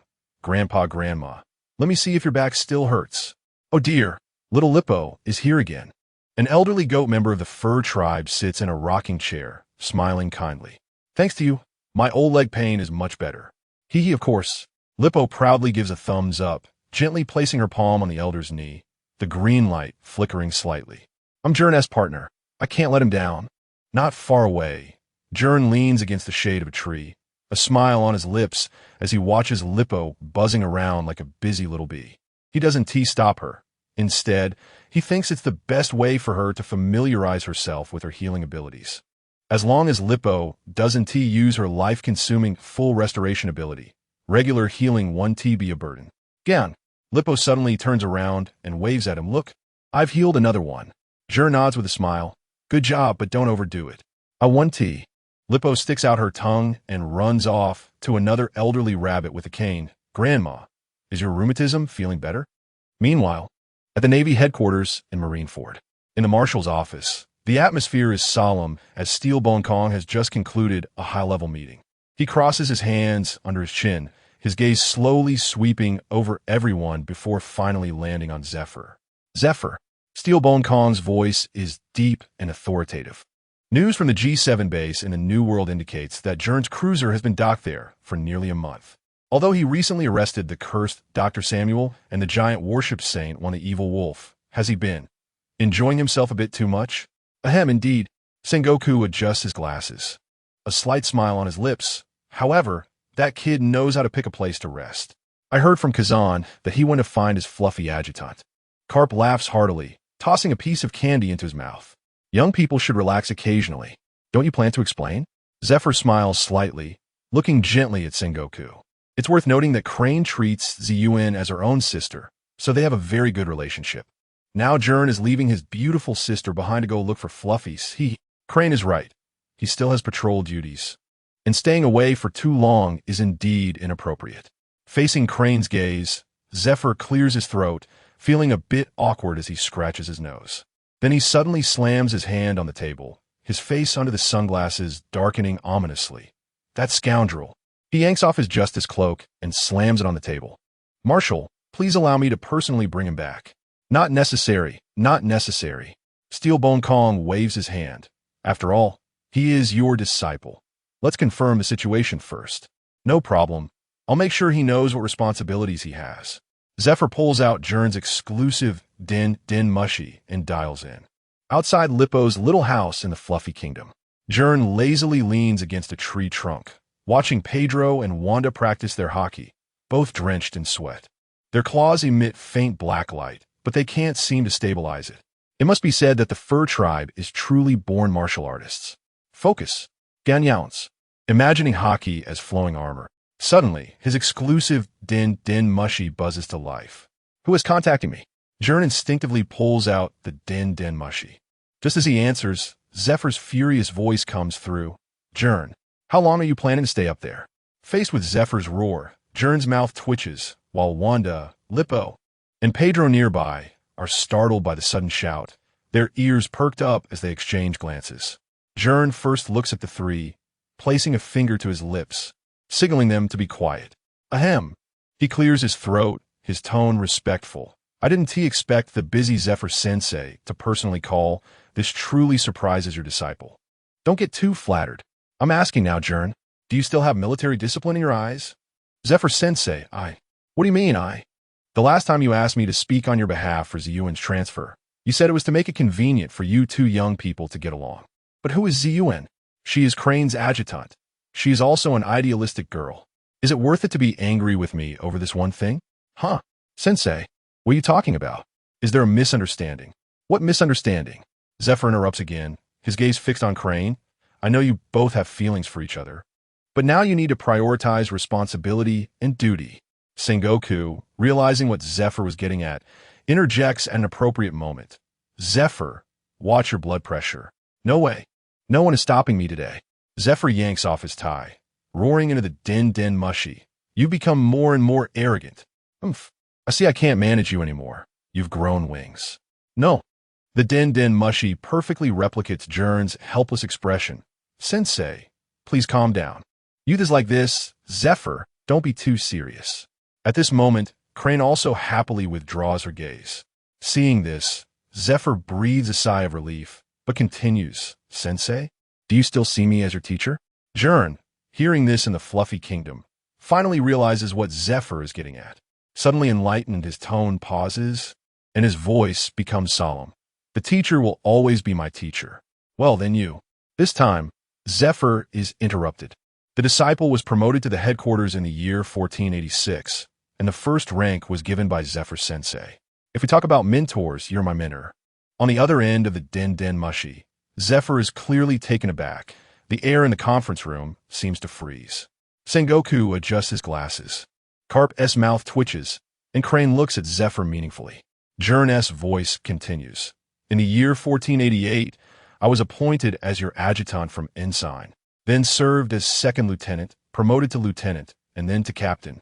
Up until the year 1491, I was specially approved to jump 4 ranks, becoming the fastest promoted officer in the history of the Navy headquarters. Every step during this period was due to your promotion from ensign to general. Every appointment document was stamped by your hand. I am your disciple, Sensei. Gern's tone grows increasingly firm. If we talk about support, the teacher is my support. If we talk about allies, I can only be the teacher's ally. If we talk about justice, I only know the teacher's justice. This statement detonates like a bomb in the conference room. Crash! Sengoku's teacup shatters into pieces, his pupils behind the lenses constricting sharply. Cough, cough. This kid really dares to say it. Carp chokes on his snack, patting his chest, and then takes the opportunity to lean toward Sengoku, whispering, "Even a political idiot like me can see it. Sengoku, if you want to stage a coup to bring down Kong, Zephyr must." Before Carp could finish, Sengoku sealed his mouth with a snack. Meanwhile, Crane is also slightly agape, looking at Zephyr in disbelief. In an instant, the expressions of everyone in the conference room change drastically, and Steelbone Kong's sharp gaze sweeps towards Zephyr, as if questioning, "Zephyr, what the hell do you want to do?" To know the current status of Zephyr in the Navy is quite remarkable. He is a vice admiral of the Navy headquarters, the chief instructor of the Naval Academy, and the head teacher of the elite training camp. In other words, as long as Zephyr doesn't commit betrayal in the future, he will surely have a wide network of disciples. Zephyr's forehead was dripping with cold sweat as he hurriedly shouted into the transponder snail, "Gern, what are you talking about?" Gern seemed to have anticipated Zephyr's reaction and chuckled lightly. "Teacher, don't be nervous. I'm just speaking the truth. Rest assured, I will continue the patrol mission, but..." He glanced at Rebe. "I need to delay for a few more days. Some matters must be handled." Zephyr took a deep breath, suppressing his helplessness. "As soon as possible, don't make it difficult for the headquarters." "Yes, teacher." Gern readily agreed, and then hung up the phone. In the marshal's office, Zephyr adjusted his collar and instantly regained his calm, vice admiral demeanor. "Apologies for the disturbance." "It's fine." Sengoku and the others stared at Zephyr, as if saying, "You are the one hiding the deepest secrets." Meanwhile, our Navy Marshal Steelbone rubbed his forehead. "The others may leave. Zephyr, you stay." Zephyr. Chapter 82. The furry ones have their own. Just as Furry Dutchy Gern put away the phone bug and looked up at Lebo, Pedro, and Wanda. "Sorry. My teacher has a pretty loud voice, haha." Seeing Gern laughing heartily, Wanda was the first to speak, a hint of reluctance in her voice. "Gern, are you leaving?" Hearing Wanda's words, Gern instinctively paused. Indeed, it couldn't be hidden. After all, Zephyr's voice was quite loud just now. However, although he had been in the Furry Dutchy for a while, the positive feedback he received was quite good. Thinking of this, Gern smiled slightly and said casually, "Sorry, Wanda. A hero of justice can't stay in one place forever." "That's right," Lebo immediately echoed, bouncing over to Gern's side, her ears gently swaying with her movements. "Gern is going to save the world." Exactly. Gern's justice needs to spread across the world. Gern was also rarely in a spirited mood. By the way, during his time in the Furry Dutchy, he had not mentioned the world government in either his promotions or his work, but rather focused on himself. Therefore, the furry tribe only knew of Gern's justice, which led to the future creation of story and actions, like transforming into a masked hero, about a justice hero here, rather than the friendship of the Kazuki family recounted by the snake and dog who returned later. Just as Gern and Lebo were pretending to transform into masked riders and laughing heartily, Pedro lowered his head in the distance. His long sword slipping from his hand and falling to the ground, his fists clenched tightly. After spending several days together, he had gone from initially doubting Gern to now feeling genuine admiration. During this time, Gern not only helped the furry tribe solve many problems, like using his vibration ability to clear land and build roads, but also enabled Lebo to have the ability to heal others, and even took the lead in forming the so-called Kingsguard, teaching them armed color hockey, establishing an invisible defensive line against pirates for the Furry Dutchy. Just when he had just started to like you, you're already leaving. On the other side, Gern noticed Pedro's unusual behavior and walked slowly in front of him, gently placing his hand on his head. "What's wrong, Pedro? You're my chosen captain." Gern. Hearing Gern's words, The straightforward Pedro suddenly raised his head, his eyes shining with determination. Take me with you. Take you with me? Gern was taken aback for a moment, then shook his head and chuckled. Pedro, everyone has their own time to shine, and yours hasn't arrived yet. He paused, his tone becoming serious. Besides, I will leave. But my justice will not leave. As he spoke, Gern took off Pedro's green little ranger cape and untied the justice cape from his back, personally draping it over Pedro's shoulders. The cape rustled in the wind, and the words justice in white shone brightly in the sunlight. Remember, justice has come to the furry ones. Gern's voice was deep and powerful. It is not the justice of the world government. It is the justice of the hero Gern. While I'm not here, you will protect this place. Gern, your justice. Pedro's pupils trembled slightly. He looked down at the cape on his shoulders, as if he felt the heavy responsibility. I understand. Pedro took a deep breath, straightened his back, and nodded vigorously. You told me that the justice here belongs only to the furry duchy. The justice of the furry duchy is only for the furry tribe. I will not let you down. I will work hard to study the cultivation notes you left behind, and I will show everyone the justice that a hero brings. As he spoke at the end, Pedro gritted his teeth to hold back his tears. 3 days later, the sunset's afterglow spilled over the square in the center of Crescent Village. The bonfire had long been lit, and the aroma of roasted meat mixed with the sweetness of fruit wine filled the air. The furry tribe members formed a large circle, singing and dancing, their laughter echoing. Gern sat on a wooden stump in the center, surrounded by little furry ones. Gern, tell us again about how you defeated that giant battleship. A little squirrel furry tribe member tugged at his pants, his eyes sparkling. Yeah. And that glowing navy. Another little reindeer furry tribe member jumped in agreement. Gern laughed heartily, reaching out to ruffle their heads. All right, let me tell it again. As he began, an old goat furry tribe member trembled over, patting his shoulder with a rough hand. Gern, remember to bring some seeds from the outside next time. I want to plant something new. If there's a chance. No problem. Gern readily agreed, casually accepting the fruit wine handed to him and downing it in one go. Gern, try my special carrot cake. Lebo had somehow emerged from the crowd, holding a lopsided piece of cake with a crooked carrot candle stuck on top. You made this? Gern raised an eyebrow. Of course. Lebo puffed out her chest proudly. Even if it doesn't look great, the taste is definitely. Gern took a bite directly, chewed a couple of times, and his expression froze awkwardly. How is it? Lebo looked at him expectantly. It has a lot of character. Gern struggled to swallow, the corners of his mouth twitching. Really? Lebo jumped up excitedly. Then I'll get you another piece. No need. Gern quickly waved his hand, but Lebo had already turned and run toward the food area, mumbling about adding more honey this time. Gern shook his head with a helpless smile, and when he turned around, he found Pedro had somehow stood behind him, holding a hand-woven medal. This is for you, the Medal of the King's Guard. Pedro turned his face away, his ears twitching slightly. You are the founder. Is that so? Gern was taken aback for a moment, took the medal, and gently wore it on the side of his collar, smiling. Thanks, Captain. Pedro's lips curved slightly, but quickly turned serious again. Next time, remember to come back and visit. Definitely. Gern nodded earnestly. The feast continued until late at night, with Gern being pulled by the furry tribe members to dance, drink, and tell stories, even being used as a climbing frame by a bunch of little furry ones who hung all over his shoulders and back. As the night wore on, the bonfire gradually dimmed, and the sounds of revelry slowly quieted.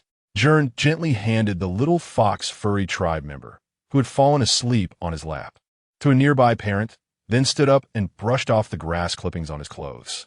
He looked around at the furry tribe members sprawled on the grass, and a smile unconsciously appeared on his face. It's time to go, he murmured to himself, and turned to walk out of the village. Under the moonlight, Gern arrived alone at the edge of the furry duchy, standing at the cliff's edge, gazing down at the dark sea below. The warship had long been waiting at the agreed location, ready for him to board. Chapter 83. Partners of Justice set off.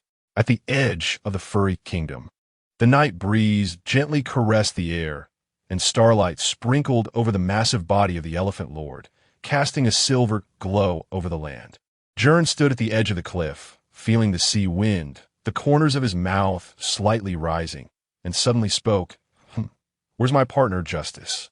His tone carried a hint of teasing. "Unexpectedly, you found me." Lippo jumped out from the shadows, whistling and pretending to be nonchalant. She wore a dress and carried a small backpack with a carrot pattern, her droopy ears swaying gently with her steps. Gern stood at the cliff's edge, the moonlight illuminating his sharply defined profile. He then looked down at Lippo, the corners of his mouth twitching, crossing his arms and feigning seriousness as he said, "You."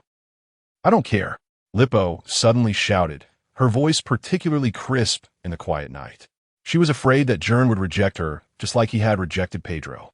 So she jumped up and grabbed Gern, her pink eyes wide open, as if afraid he would disappear in the next moment. "You said you were coming to find me from start, and we shook on it." She spoke rapidly, her droopy ears trembling with excitement. "I'm already your partner of justice, and I'm easy to take care of. I just need to eat carrots and carrot juice, and for sleeping, I could just squeeze in with you." Lippo grew more anxious as she spoke, almost stamping her foot as she shouted, "In short, you can't get rid of me." Gern bestimmt. The night breeze rustled their clothes. Lippo stared at him, her chest rising and falling with quick breaths, her fingers tightly gripping his clothing. After a moment of silence, PFF, Gern looked at her and finally couldn't help but laugh, reaching out to ruffle Lippo's head, her droopy ears feeling soft and making him happy. "I never said I wanted to get rid of you." Lippo blinked, her ears instantly perked up. "Really? Really?" Gern nodded, a sly glint in his eyes. "However, I must warn you, it might get a bit thrilling from here on." "Thrilling?" Lippo tilted her head, still processing it when Gern suddenly bent down and swept her up in his arms, cradling her like a package. Then, with a leap, he jumped off the edge of the elephant's back, plummeting down from 1,000 meters high. Lippo's scream instantly pierced the night sky. The howling wind rushed into her ears, her droopy ears blown straight. She tightly closed her eyes, instinctively clutching Gern's arm, her heart racing. The sound of the wind whistled in her ears, and the feeling of weightlessness made her body tense. However, the anticipated feeling of falling did not last long. She secretly opened one eye and found that Gern's feet were stepping on a circle of pale shock waves, as if they were walking down an invisible staircase, slowly descending. "How is it thrilling?" Gern looked down at Lippo in his arms, his smile deepening. "Gern, you big idiot." But Lippo's cheeks flushed with excitement. She released her grip and waved her arms enthusiastically. "This is so much fun. Let us do it again. Next time." Gern chuckled lightly, his gaze shifting to the distant sea. A warship was quietly anchored there, its deck lights particularly bright in the night. "Is that your ship?" Lippo looked around curiously. "Yes. The place we are heading to is much more dangerous than the Furry Kingdom." Gern's tone became serious. "Are you sure you want to follow me?" Lippo nodded without hesitation, her pink eyes filled with determination. "Of course. I'm your partner of justice, Lippo." Gern looked at her. A warm feeling surged in his heart. He said no more and landed steadily on the deck of the warship with Lippo. The sergeant, who had been waiting for a long time, stepped forward quickly and saluted respectfully. "Brigadier General Gern, everything is ready." His gaze swept over Lippo, a hint of surprise flashing in his eyes. But he quickly regained his composure. "This is Lippo Hop, my aide," Gern introduced briefly. "The sergeant's eyes widened, but he soon realized his gaffe and hurriedly lowered his head. "Welcome, Miss Lippo." Lippo waved her hand cheerfully. "Hello. Please take care of me from now on." The sergeant chuckled awkwardly, thinking to himself, Gern's aide is actually a rabbit? And Ensign Gun has also been boasting about a rabbit recently. Isn't this rabbits on top of rabbits? What are you thinking? Gern patted the sergeant's shoulder, interrupting his train of thought. "Set sail." "Yes." The sergeant immediately turned and loudly relayed the order. The warship slowly departed from the Elephant Lord, the sea breeze brushing against them as Lippo stood at the bow of the ship, excitedly looking around. This was her first time leaving the Furry Kingdom, and everything in front of her felt novel. Gern, the sea is so big. She spread her arms wide, as if to embrace the whole world. "Yeah, it's big." Gern stood beside her, his gaze distant, but it's also very dangerous. Lippo turned her head and blinked at him. "It's okay with you here?" "I'm not afraid."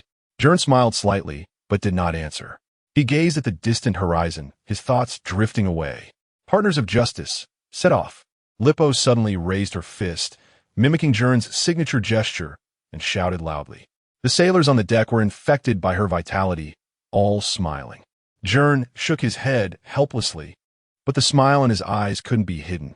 Meanwhile, just after Gern jumped with Lippo from the Elephant Lord, rustling sounds came from the nearby bushes.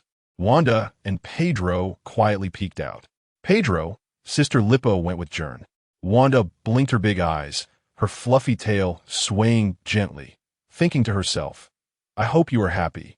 Sister Lippo, it's okay, because the heroes of justice would not let their partners get hurt. Pedro touched the justice cape draped over his shoulders, then took out the personal phone bug Gern had left for him, a warm smile curling at the corners of his mouth. From then on, the young Pedro carried an additional sense of responsibility, which later caused resistance when Roger brought Odin, Cat Viper, and Dogstorm to the furry kingdom. Fortunately, with Roger's charisma and kindness as the Pirate King, the misunderstanding was successfully resolved. However, the subsequent demand from Cat Viper and Dogstorm for the furry tribe to submit to the Kazuki Odin family, and for the two to serve as retainers triggered a strong rejection throughout the furry kingdom. And Pedro was the leading figure in that rejection. The justification was for the furry justice. Lazyfish's message. Thank you all for the 5-star reviews. Generally, for transitional plots, Lazyfish will add an extra chapter on the principle of 3 updates to finish quickly. So please encourage me to update more and add to your bookshelf. Of course, you can also choose to give free little gifts. Chapter 84. Officer Lippo in the New World. The flying pirate cruise ship, the Sky Lion, floated high above the clouds at an altitude of 10,000 meters, with clouds swirling beneath it like a silver sea. On the deck, a group of officers from the flying pirate crew gathered, the atmosphere tense and oppressive. Captain Gold Lion Shiki sat in his golden-embellished captain's chair, his golden mane dancing wildly in the wind, and the grotesque scar on his chest glimmering painfully under the sunlight. You guys are too slow. His gaze swept over every officer present, his brow gradually furrowing. Wait a minute. Gold Lion's voice was low as he looked at the empty spot in the crowd below. Puzzled, where's that guy David? Hearing Gold Lion's words, the officers exchanged glances, no one daring to respond. After all, the internal dynamics of the flying pirate crew were not like a family under Whitebeard, nor were they like Roger's crew. It was a true hierarchy. Finally, the captain of the 1st Division, Galvin, stepped forward with a stiff expression and said in a deep voice, Admiral David has been missing for several dozen days. Missing?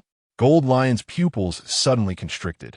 Taking a deep puff from the cigar hanging from his mouth, he crushed the wine glass in his hand, red wine dripping through his fingers. Are you saying my 3rd Division captain just vanished without a trace? And you useless lot have no information at all? The air on the deck seemed to freeze, and the officers all lowered their heads, not daring to meet Gold Lion's gaze.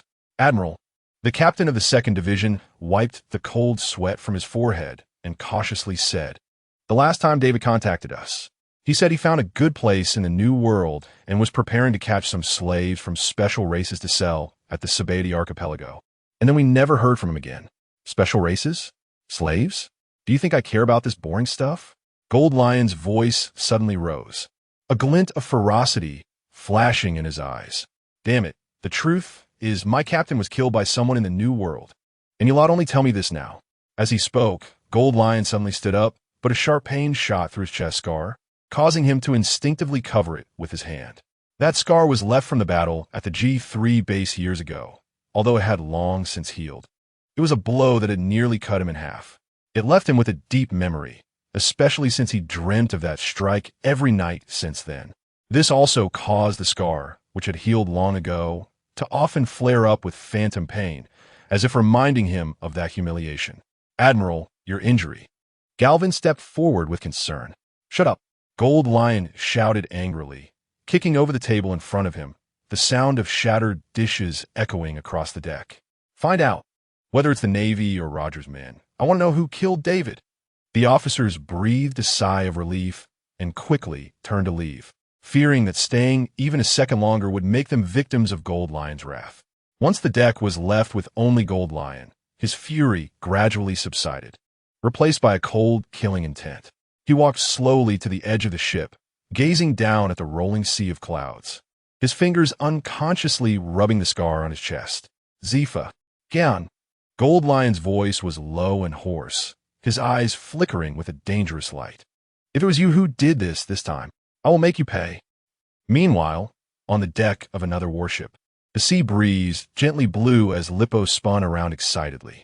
Then, she looked down and tugged at her Navy uniform, adjusting her hat, her pink eyes filled with curiosity. I have clothes just like Gern's now. Ha! Gern, look. Lippo bounced over to Gern, twirled around, and asked, do I look good in this? Very cute. Gern leaned against the ship's railing, a smile tugging at the corners of his mouth. It suits you well. Really? Lippo's uniform was temporarily altered to fit her, but still appeared loose. The collar of her shirt was slightly open, revealing the white fluff at her collarbone. The cuffs were rolled up a few times, her slender wrists peeking through. The most eye-catching part was her navy hat, which had 2 holes for her floppy ears, adding a playful touch. Miss Lippo is truly adorable. A sergeant standing nearby couldn't help but laugh and praise her. Right. She shook her head proudly, her fluffy ears following suit. I'm now a justice-loving Navy. No, wait. Suddenly, she straightened her face and cleared her throat. Sergeant, please call me Ensign Lippo. The sergeant. Ha! Seeing the sergeant's awkward expression, Lippo laughed. Then she suddenly thought of something, jumped onto Gern's back, shook her head, and blinked her eyes. Gern, where are we going next? Of course, we continue our patrol mission. Gern ruffled her hair, but before that, report. At this moment, a communications soldier rushed over. General Gern, we have an urgent dispatch from headquarters requesting us to return immediately. Suddenly returning? Gern's brow furrowed. What happened? Admiral's urgent dispatch. The flying pirate crew is making a move. Gold Lion seems to be gathering forces. Isn't Gold Lion under the command of Sengoku? Sengoku and Vice Admiral Garp have gone to the New World, to the seas of the kingdom of Saisur to deal with the Roger pirates. So headquarters urgently summoned you back. Roger is causing trouble too. Gern's expression darkened. Lippo keenly sensed the change in atmosphere. Her ears instantly perked up. What's wrong? Nothing.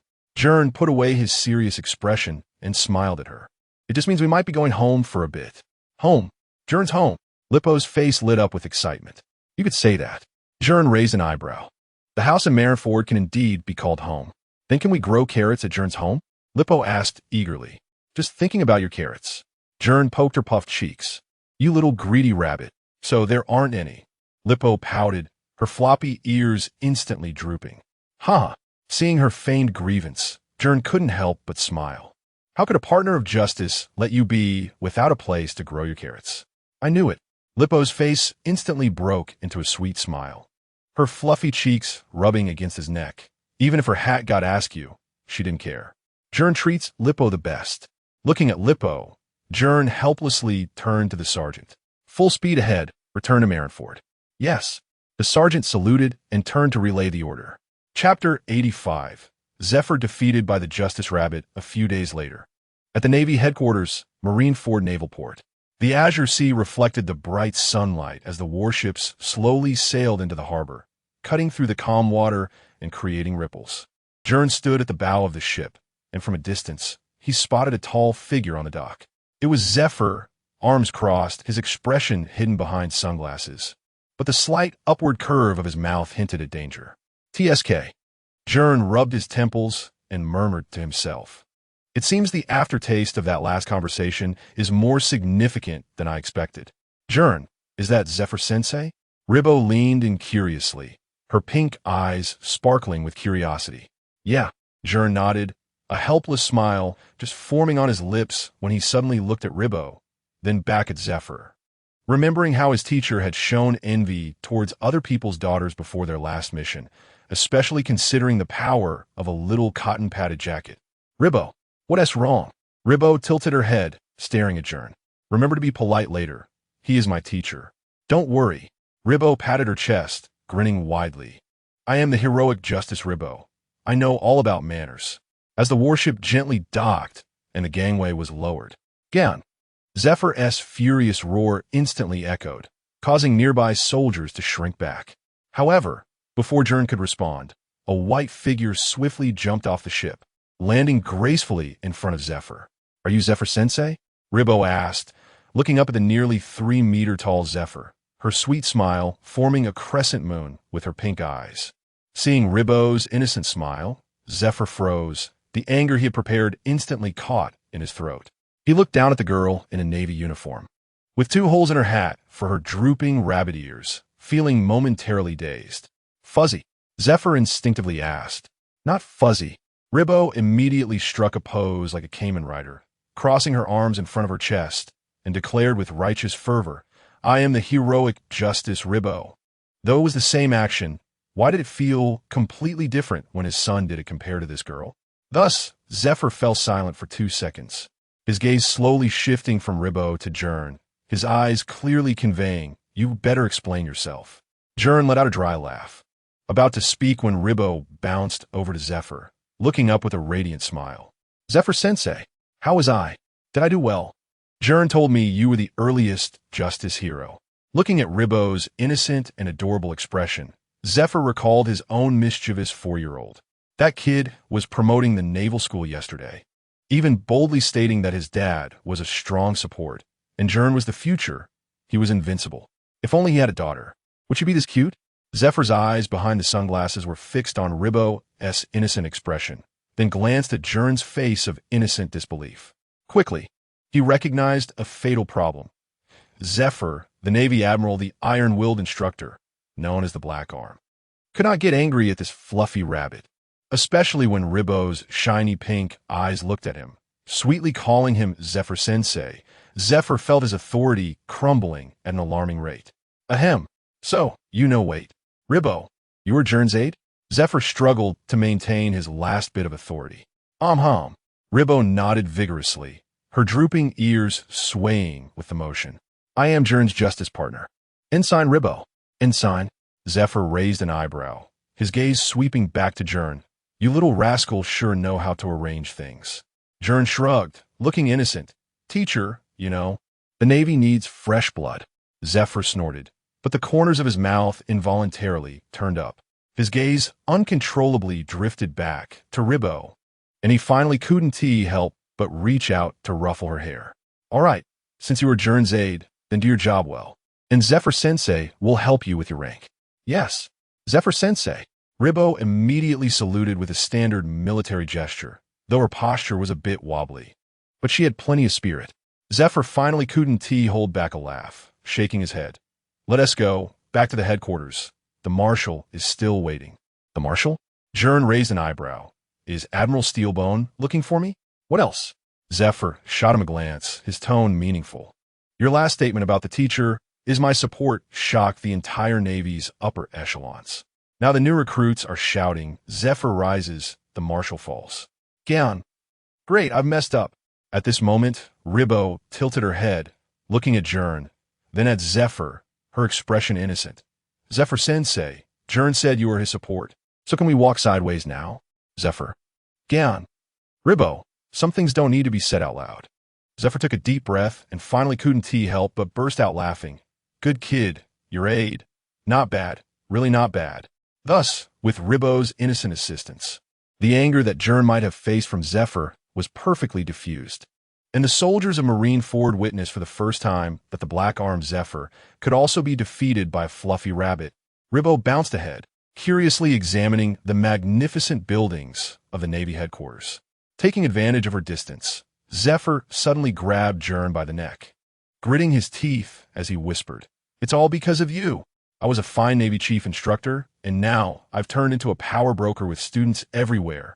Even that bastard Sengoku is privately telling me to support the old comrade every day." Although Admiral Steelbone hasn't said anything publicly, his gaze towards me is definitely off. "Zephyr-sensei, I didn't know you were in the Marshal's office at that time." Gern struggled to explain. "You little rascal are definitely doing this on purpose." Zephyr was about to continue lecturing when he suddenly noticed Ribbo turning around. "Zephyr-sensei, this fountain is so beautiful." Ribbo excitedly pointed at the fountain in the center of the square. Zephyr instantly changed his expression, releasing Gern and affectionately stroking Ribbo's head, his voice gentle enough to drip water. Yes, this is Marineford's iconic building. Gern. As Ribbo was distracted by the new attraction, Gern quickly said, Zephyr-sensei, Ribbo is from the fur tribe and has the ability of the healing fruit. Her physical combat talent is very strong. The fur tribe of the Fluffy Kingdom has been warriors since childhood. I hope you can guide her when you have time. Do I need you to say that? Zephyr snorted. She just called me Zephyr-sensei. The implication was clear. Gern looked at his teacher, who clearly had a face of disdain but could not hide the smile at the corners of his mouth, suddenly feeling worried about his junior's future. That little rascal. Your father's love might be shifting.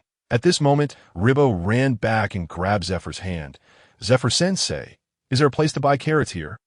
Looking at little Ribbo, 168 centimeters, gazing up at him, Zephyr suddenly burst into laughter. Of course there is, and a lot of them. Zephyr picked Ribbo up and placed her on his shoulder. Let us go. Zephyr-sensei will take you to eat the best carrot cake in Marineford. Great. Ribbo cheered, swinging her legs, her drooping ears brushing against Zephyr's cheek. The iron-blooded instructor was laughing like a doting father, completely forgetting that he had come to seek justice. Gern looked at the joyful figures of the old and the young, and suddenly realized that not only would his junior brother lose a father's love, but he, as a disciple, might be even less favored than a rabbit. Chapter 86. Confident maneuver of Steelbone Kong in front of the headquarters building. Gern was about to enter when Zephyr stopped him. Teacher? Gern paused it. Don't think you could just fool around because you're back. Zephyr snorted coldly and lowered his voice. The marshal's office isn't that easy to get into. He didn't call you over just to reward you. Gern smiled slightly, I know. Zephyr stared at him for a few seconds, then suddenly placed a hand on his shoulder. Remember, no matter what you say, don't admit anything. Especially about David. Not a word. Hearing Zephyr mention David, Gern clearly froze for a moment. You think I don't know your personality? Anyway, because of this incident, the Flying Sky Pirates have stirred up chaos in the allied countries, and the world government is putting pressure every day. Gern nodded, understood. That's good to hear. Zephyr's gaze softened as he turned to Ribbo, who was gnawing on a carrot. I'll take this girl back first. Remember, no matter what Kong says, keep your composure. Send my regards to Sister Lena. Gern watched Zephyr leave, and as he turned, the smile on his face instantly disappeared. He adjusted his collar and stepped toward the white building that symbolized the highest power of the Navy. Navy headquarters. Marshal's office. When Gern stepped into the marshal's office, Steelbone Kong was standing with his back to him, looking out over the panoramic view of Marineford from the large floor-to-ceiling window.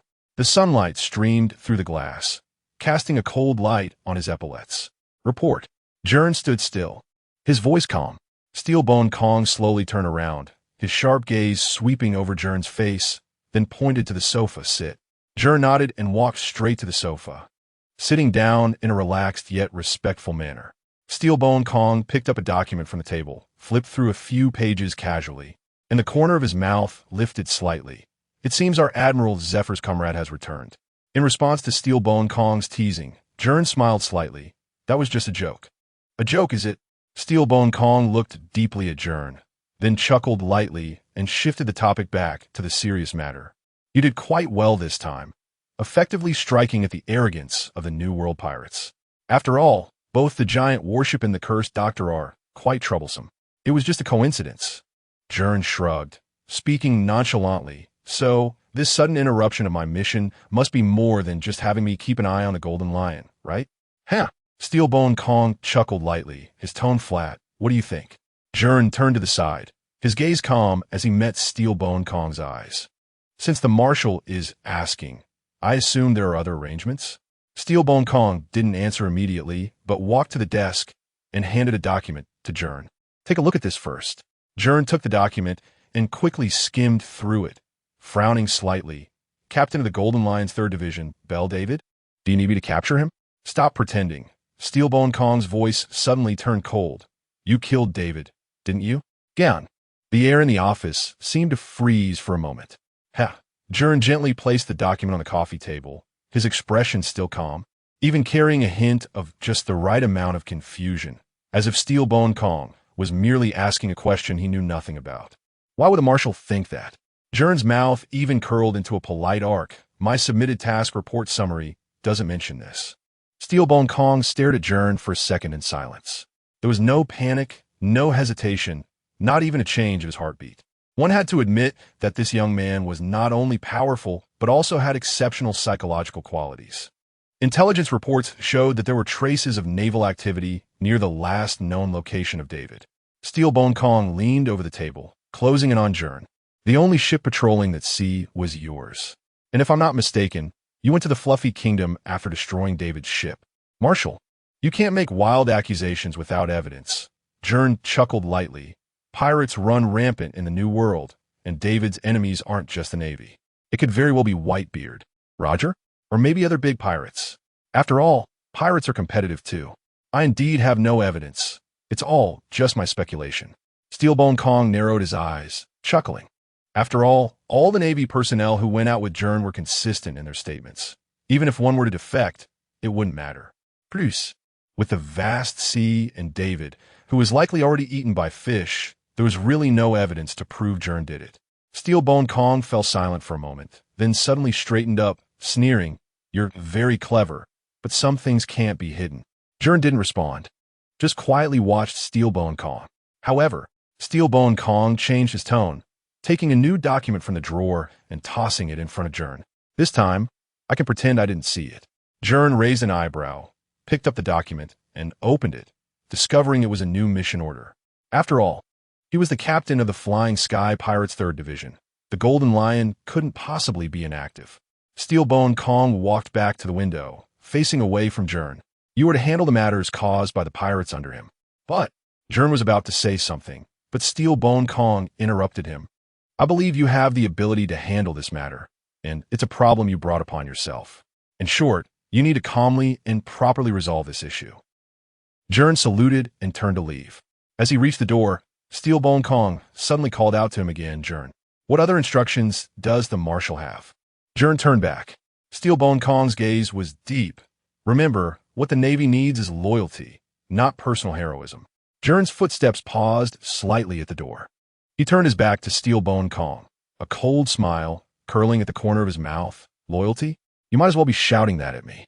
Steelbone Kong's brow instantly furrowed. What did you say? I said I will handle everything well. Gern waved his hand and pushed the door open. The corridor's lights stretched his shadow long as he walked, flipping open the task document in his hand. When he saw the content of the transfer order, his pupils suddenly constricted. The document clearly stated, as of today, Brigadier General Gern is reassigned to New World G3 Base, with direct superior being Vice Admiral Sakazuki. G3 Base. Vice Admiral Sakazuki? Damn it. Gern's knuckles turned white as he clenched his fist, realizing that your loyalty meant this? Damn. And me and Akainu. The two of us? Calm? Unremarkable? Brupe. Huh. Meanwhile, in the office, Steelbone Kong contentedly lifted his teacup, softly speaking to the air, "Young man, you should learn what discipline is from Sakazuki. I believe, under Sakazuki's leadership, the issues caused by the forces under the Flying Sky Pirates will be properly resolved." At this moment, the Navy Marshal still had no idea what kind of confident maneuver it was to stuff two of the most extreme characters into one base, and what it would ultimately lead to. Chapter 87. Daily life of the Zephyr family. The sunset glow bathed the naval housing area of Marineford, and a warm atmosphere filled the Zephyr family's yard. Laughter echoed from inside the house, where Lebo was having a great time playing with Zephyr's wife, Lena, and their 4-year-old son. Big sister Lebo, do it again. The little boy with purple hair like Zephyr's bounced excitedly, tugging at Lebo's hand with admiration in his eyes. Okay. Lebo smiled as she bent down, supporting herself with her hands on the ground, and performed a backflip, landing gracefully. Her long ears swayed gently with the movement. How was that? Impressive, right? Wow. Amazing. The little boy clapped his hands in cheer, turning to his mother. Mom, I want to learn too. Lena gently ruffled her son's hair and smiled. Wait until you grow a bit older, and I'll let your dad teach you. But Dad is always so busy. The little boy pouted, but quickly brightened up again. But now I have big sister Lebo to play with. Lebo squatted down and pinched his cheek. Don't worry, I'll come and play with you often. In stark contrast to the cheerful sounds inside the house, outside in the yard, Zephyr and Gern sat across from each other at a stone table, with a transfer document placed between them, the atmosphere slightly tense. Zephyr frowned, his fingers tapping restlessly on the table, clearly incredulous about the arrangement. What is the fleet admiral thinking? Transferring you to Sakazuki? Having you two deal with the Golden Lion pirates together? Seeing Zephyr's expression, Gern shrugged, lifted his teacup, and took a sip, speaking nonchalantly. Teacher Zephyr, are you doubting my abilities? It's not about ability.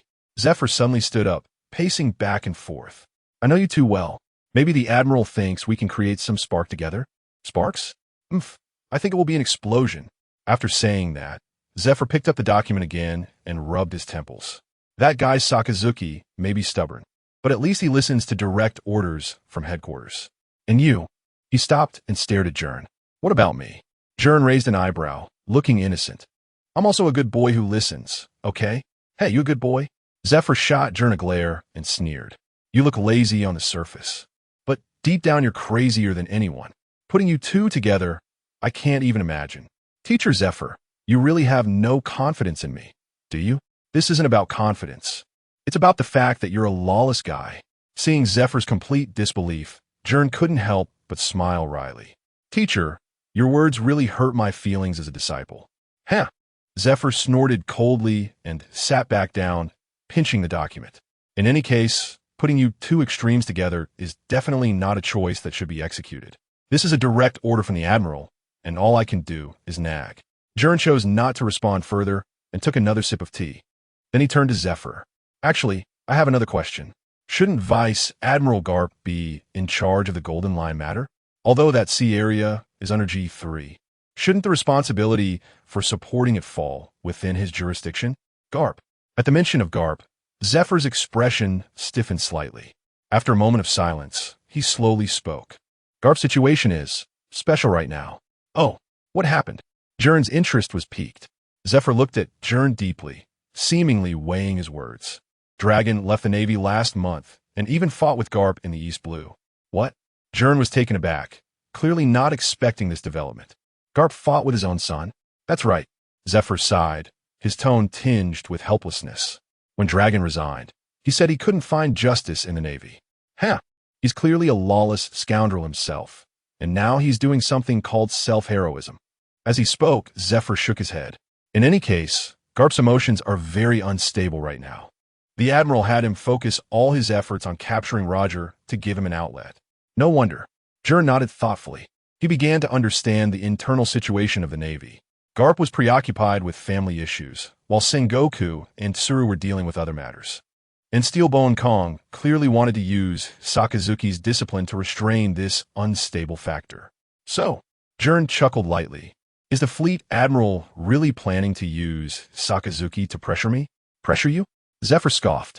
He's playing with fire. The extremism of Sakazuki and your recklessness together will only lead to an explosion. In any case, when you go to G3, tone it down a bit and don't make too much noise. Gern grinned. I'll try my best. Zephyr glared at him. Not try your best, but must. Gern acted as if he hadn't heard, his gaze returning to the room. This time, Libo seemed to sense his gaze, turned her head, and waved at him, her smile radiant as sunshine. For a moment, the wind in the courtyard suddenly fell silent. Zephyr heard his wife Lena's laughter from inside, along with her son's excited shouts, mixed with Libo's light footsteps. He turned his head and saw through the half-open window that Libo was standing on one foot on the coffee table, the other leg raised high, maintaining perfect balance, while the little boy clumsily imitated her movements. However, he lost his balance and fell right into Lena's arms, causing both mother and son to burst into laughter. Seeing this warm scene, Zephyr's lips involuntarily curled up, softening his hardened features. Gern followed his gaze and chuckled softly. Teacher Zephyr, Libo's talent should be quite good, right? Zephyr retracted his gaze and huffed. A perfect candidate for martial arts. Plus, her fruit ability is supportive in nature, so her potential is great. At this point, he paused, his tone suddenly turning disdainful. But your deputy is quite pitiful. Huh? Gern raised an eyebrow. What do you mean by pitiful? Zephyr snorted coldly, crossing his arms. You may be my disciple, but you aren't following my martial arts path at all, always messing around with those vibration tricks. He glanced at the room. where Libo smiled slightly. But Libo is different. As a mink, her body coordination, explosive power, and even battle instincts are all very suitable for orthodox martial arts training. Gern's lips twitched. So, during your time at headquarters, I'll personally train Libo, Zephyr declared firmly, his tone not allowing for rebuttal. It's just right for her to solidify her foundation, so she won't be led astray by you. Gern opened his mouth, but could only shake his head helplessly. You clearly said I shouldn't find a furry deputy before. And now? Now what? Zephyr narrowed his eyes, his tone dangerous. Haha, nothing.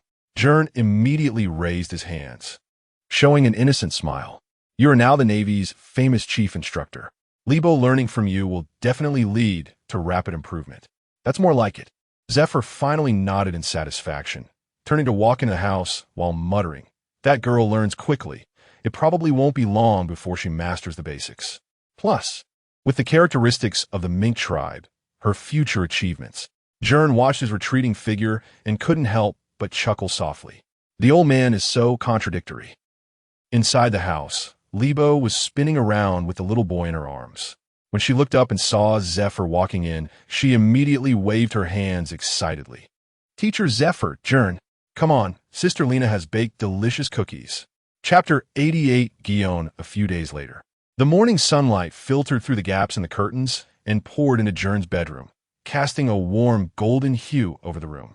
The originally simple bedroom now featured many carrot-themed elements, carrot-pattern cushions, curtains printed with carrot designs, and even the wall art had been replaced by a scenic view of a carrot field by Libo. On the large bed, Gern slowly opened his eyes, feeling a tingling sensation in his right arm. He turned his head to see that Libo was curled up beside him, her fluffy, droopy ears resting on his chest, breathing evenly and deeply. She was wearing carrot-patterned pajamas, her cheeks slightly flushed from sleep, and a faint smile lingered at the corners of her mouth, as if she were dreaming of munching on her favorite carrots. Back on my bed again? Gern gently nudged her shoulder. Libo, wake up. 5 more minutes. Libo mumbled groggily, turning over and using Gern's arm as a pillow, hugging it tighter. Gern couldn't help but smile. The intense training sessions with Zephyr these past few days had worn Libo out. She came home every day and fell asleep immediately. Even her favorite carrot cake could only be half finished. Seeing this, Gern decided not to call her again, carefully pulling his arm away and getting out of bed quietly. Of course, before leaving, he rubbed her head lightly. The soft feel of her droopy ears still brought him joy. After washing up, Gern changed his clothes and glanced at the mountain of documents piled on the table, his mouth twitching slightly. Teacher Zephyr truly lived up to his reputation as a hard taskmaster. Not only was he relentless in training, but he also turned Gern's administrative work upside down. Taking advantage of the time before his transfer to the G3 base, Zephyr had dumped all the backlog of reports and approval forms onto him. If I had known, I shouldn't have said those things on the phone. Gern sighed, picking up the top document and glancing at the title, Secondary Approval of Material Supplementation during the New World Cruise. Just this kind of headache-inducing stuff? Gern rubbed his forehead and was about to head out when he suddenly heard a thud from the bedroom, followed by Libo's sleepy complaint, ugh. The floor is so hard. Sighing, Gern shook his head with a chuckle and left the room. Meanwhile, at the Marineford Naval Base, Admiral Crane's ship slowly docked, and Gern stood on the deck, looking at the familiar port with an involuntary smile. After learning that Gern had returned to the headquarters, she completed her tasks ahead of schedule. Even Admiral Crane couldn't help but tease her about her eagerness to return. Gern, I'll handle the report for this mission. You should go rest, Crane said beside her, his gaze gentle yet teasing. After all, someone can't wait to see you. Admiral, Gern's ears turned red, and she instinctively retorted, I'm just returning as planned. Crane chuckled lightly, not calling her out on it, and just patted her shoulder. Go on. Gern hurriedly stepped off the ship, her heart racing. However, as soon as she entered the port square, her footsteps abruptly halted. Before her was a dazzling sea of roses, covering the entire entrance. A man with a sleazy appearance, dressed in a sharp suit, knelt on one knee holding a large bouquet of red roses. Behind him stood a row of naval soldiers holding a banner that read, This is the 36th time of love. Gern, please accept my heart. The gathered sailors erupted in cheers, some even whistling. Watching this scene, Guillaume's expression immediately darkened. Guillaume, the man looked up passionately, his eyes blazing. This is the 36th time I've confessed since graduating from naval school. This time, please say yes. Guillaume took a deep breath, her fists clenched tightly. She glanced at the banner, then at the man's expectant face, and coldly uttered 2 words, rejected. The man looked as if struck by lightning, the roses falling from his hands with a thud. Why? This time, I even ignored the warnings from the great generals of the warring states. Because we have no future, we are not suitable. And, most importantly, Guillaume narrowed her eyes, her tone dangerous. You are my way. With that, she stepped over the scattered roses and left without looking back, leaving the man kneeling in place, petrified like a statue. However, just as Guillaume turned to leave, he quickly regained his composure, darting forward to block her with open arms, his face filled with concern for her well-being. Guillaume, it's fine if you reject me, but you really can't go looking for Brigadier General Gern. He lowered his voice deliberately, his eyes flickering as if he held some earth-shattering secret, and hesitantly added, He's not suitable for you. Guillaume furrowed her brows, initially wanting to push him away, but his hesitant demeanor made her pause. What do you mean? She asked coldly. Seeing that Guillaume was engaging, he immediately adopted a pained expression, clutching his chest tightly.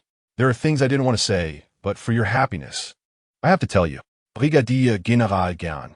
He took a deep breath, dramatically shaking his head and shouting, He brought back a rabbit while you were away. A rabbit? Guillaume nearly laughed in anger. You stopped me just to say this nonsense? It's not an ordinary rabbit. Guillaume. He waved his hands, his tone growing increasingly melodramatic. It's a fur tribe girl named Lebo. She's cute, beautiful, lively, and sticks to Gern all day long. He paused dramatically, covering his heart as if it pained him to say more. They even live together. At this point, he left some things unsaid, deliberately giving Guillaume the chance to imagine the worst. Guillaume's fingers unconsciously tightened around the hilt of her sword, her knuckles turning slightly white. She then shot a cold glance at several onlookers, including Ghost Spider and Doberman, who were leaning against the railing watching the drama unfold. You guys, is what he said true? Guillaume directly asked. Hearing Guillaume's question, Ghost Spider, with a cigar in his mouth, grinned. Brigadier General Gern did indeed bring back a fur tribe girl. Reportedly, she's his aide. Doberman added, that rabbit is pretty tough. General Zephyr personally trained her. The words of the crowd pierced through Guillaume's heart like fine needles. Her expression remained unchanged, but she took a deep breath. The sea breeze carrying the scent of roses into her nostrils, yet it felt inexplicably pungent. I understand, Guillaume said calmly, turning to leave. The man panicked, chasing after her. Fanning the flames, Guillaume. Don't be sad. That wishy-washy man isn't worth it. Shut up. Guillaume interrupted him without looking back. My matters are not for you to meddle in. As Guillaume walked towards Gern's residence, the navy cloak billowed slightly behind her, her steps remaining graceful and steady, but her heart was tumultuous with indescribable emotions. Who is she? What right did a fur tribe rabbit have to stand beside Gern? Guillaume narrowed her eyes slightly, her fingertips unconsciously stroking the hilt of her golden sword. The title of Peach Rabbit was not given lightly. In the Navy headquarters, Guillaume was recognized as a swordsmanship genius, the most trusted aide of Admiral Crane, and the object of admiration for countless naval officers. She was proud, elegant, and never let anyone get too close, except for her idol, Gern. And now, suddenly, a wild rabbit had appeared, not only becoming Gern's aide, but also living in his home?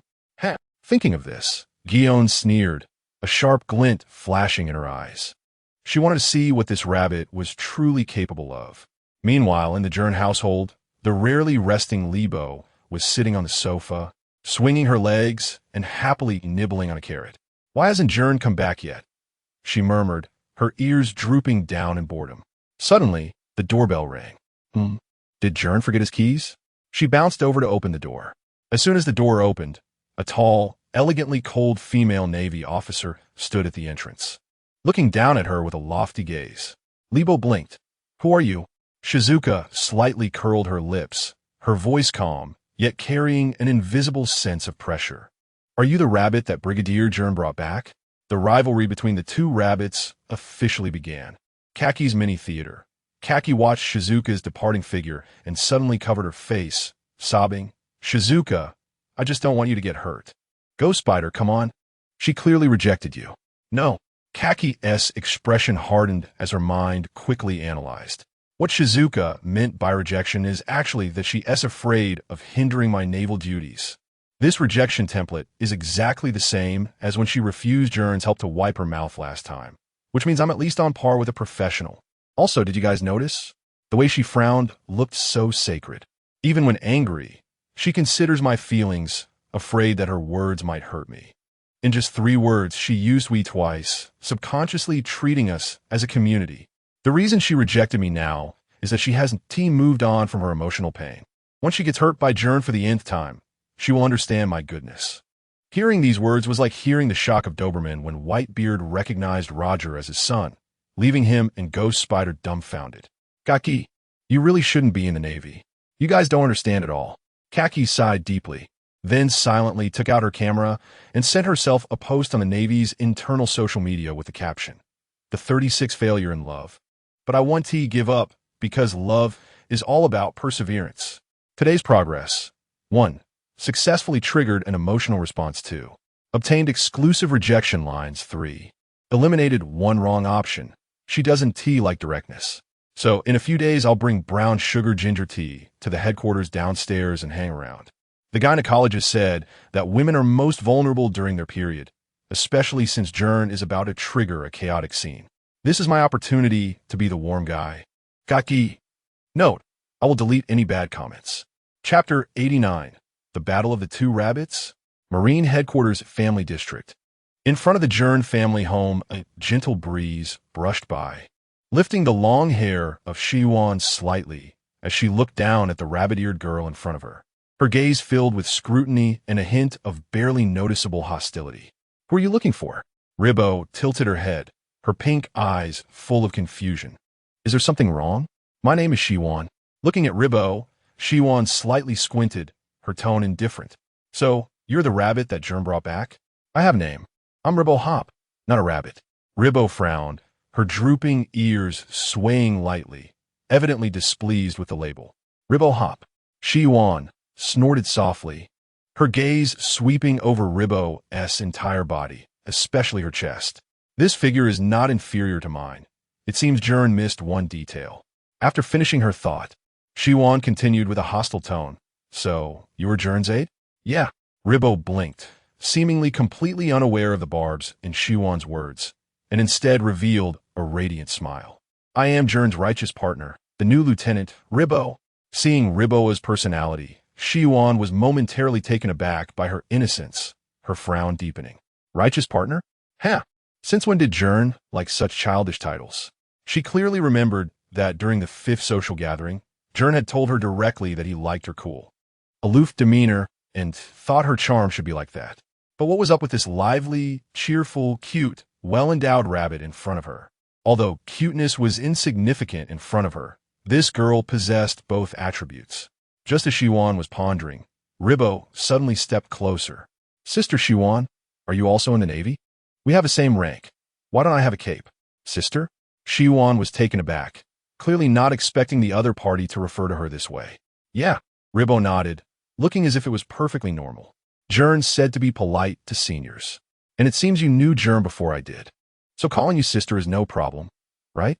A custom of addressing in the Fluffy Kingdom. Ribbo thought it was reasonable, but Shiwan's expression became subtly stiff. The cold words she had prepared were suddenly stuck in her throat by Ribbo's sister. "Wait." Shiwan took a deep breath, trying to regain her rhythm. "Do you know what it means to call me sister?" Now it was Ribbo's turn to be stunned. She blinked, seriously staring at Shiwan, thinking for a moment, and then suddenly realized. Gern and Teacher Zephyr have said that pirates are very despicable and cruel beings. Could it be that your family was? "So I call you sister, and that's why you reacted so much?" Thinking of this, a hint of pity flashed in Ribbo's eyes, and she continued, "Don't worry, Sister Shiwan. I understand what I'm saying. From now on, you are my sister. Shiwan." Watching this scene, Shiwan suddenly felt her hostility hit a wall of cotton. Just then, Ribbo, seeing that Shiwan wasn't speaking, thought she was recalling her lost family. So she quickly stood on her tiptoes, gently patted Shiwan's head, and softly said, "It's okay. You are my sister. I will always be your little sister. Always little." Shiwan took a sudden step back, her cheeks slightly flushed. As a famous Marine headquarters peach rabbit, when had she ever been treated like this? Moreover, the other party was a fluffy rabbit, but Riboa's eyes were pure, without a trace of impurity, completely devoid of any competitive spirit, but rather showing a well-behaved demeanor of "you be the big one, I'll be the small one." Could it be that she knew she couldn't compete with me, so she voluntarily made herself small? Shiwan's originally tense nerves relaxed slightly. For a moment, she was dazed. Had she misunderstood something? Shiwan took a deep breath, tried to suppress the strange feelings in her heart, and coldly said, "Don't touch me." Ribo immediately withdrew her hand, her ears drooping, looking a bit aggrieved. "Sorry, sister." Shiwan. She suddenly felt a sense of guilt for bullying a child. The atmosphere between the two fell into an awkward silence. Shiwan's prepared questioning and intimidation were all shattered by Riboa's natural innocence. She even began to doubt if she had made a mistake. This rabbit didn't seem to have any scheming in her at all. Just then, footsteps came from the end of the corridor. It was Gern returning with a stack of documents. When he saw the two at the door, he paused. "Shiwan, when did you come back?" Shiwan turned to look at Gern, still a bit angry inside. "So," she coldly said, "seems I came back at the wrong time?" Gern raised an eyebrow, his gaze sweeping between the two, seemingly noticing something, and his lips curled slightly. "How could that be? It's just the right time to introduce you to each other." He walked over to Ribo, ruffling her hair. "Ribo, this is Major Shiwan, my." Ribo's eyes lit up, and she immediately nodded. "We already know each other, right? Sister Shiwan?" "Gern, sister? That's right. I'm a big one. Any objections?" Shiwan cleared her throat, her ears slightly reddening. Gern looked at Shiwan, then at the innocent Ribo, waiting to see what had happened. Why Ribo looked at Shiwan with pity, while Shiwan looked at Ribo as if she had won and was the boss. What were these two rabbits up to? Gern was about to say something, but ended up sighing. "Forget it. Don't just stand there. Come in and sit." Shiwan originally wanted to refuse, but was directly pulled inside by Ribo. Once inside, Ribo enthusiastically poured a cup of tea for Shiwan, even adding a carrot-shaped stir. "Sister Shiwan, try this. It's something Gern brought back from outside. It's really delicious." Shiwan took the teacup, looking at the floating carrot decoration inside, her mood complicated. She took a sip. The sweet taste made her frown slightly, but seeing Riboa's expectant gaze, she still nodded reluctantly. "It's okay." Ribo happily shook her drooping ears and ran into the kitchen. "I'll go get some snacks." After she left, Shiwan immediately put down the teacup and coldly looked at Gern. "Explain?" Gern spread his hands. "As you can see, Ribo is my aide and also my partner." "Partner?" Shiwan sneered. "Living together as partners?" Gern helplessly replied. "She is young and just came to Marineford. It's more convenient for her to stay with me for care." Shiwan snorted softly, clearly not believing it. But before she could continue questioning, Ribo returned with snacks. "Sister, these are carrot juice cookies that Sister Lena from Teacher Zephyr's house taught me to make." Ribo pushed the plate in front of Shiwan, her eyes sparkling. "Try them." Shiwan looked at the crooked carrot-shaped cookies on the plate, pausing for a moment. She picked one up, took a bite, and the sweet carrot flavor immediately filled her mouth. "Not bad," Shiwan still said reluctantly. Ribo instantly beamed. "That's great. I was worried that Sister Shiwan wouldn't like it." In the following time, Ribo acted like a warm little host, constantly introducing the decorations in her home to Shiwan and even showing her cherished carrot dolls. From initially being aloof, Shiwan gradually became infected by Riboa's innocence and softened her expression significantly. In other words, Shiwan, suddenly, it seemed, had been managed by this rabbit. "Please give me a free little gift." Chapter 90 transfer to G3 in the following days. The Marineford Naval Headquarters was stirred by a strange storm. Cheyenne began to frequently visit Gern's residence, each time with a grand reason, either to check on the training progress of the new lieutenant or to deliver documents from Admiral True. There was even one time she came holding a stack of books, seriously stating that the fur tribe needed cultural courses.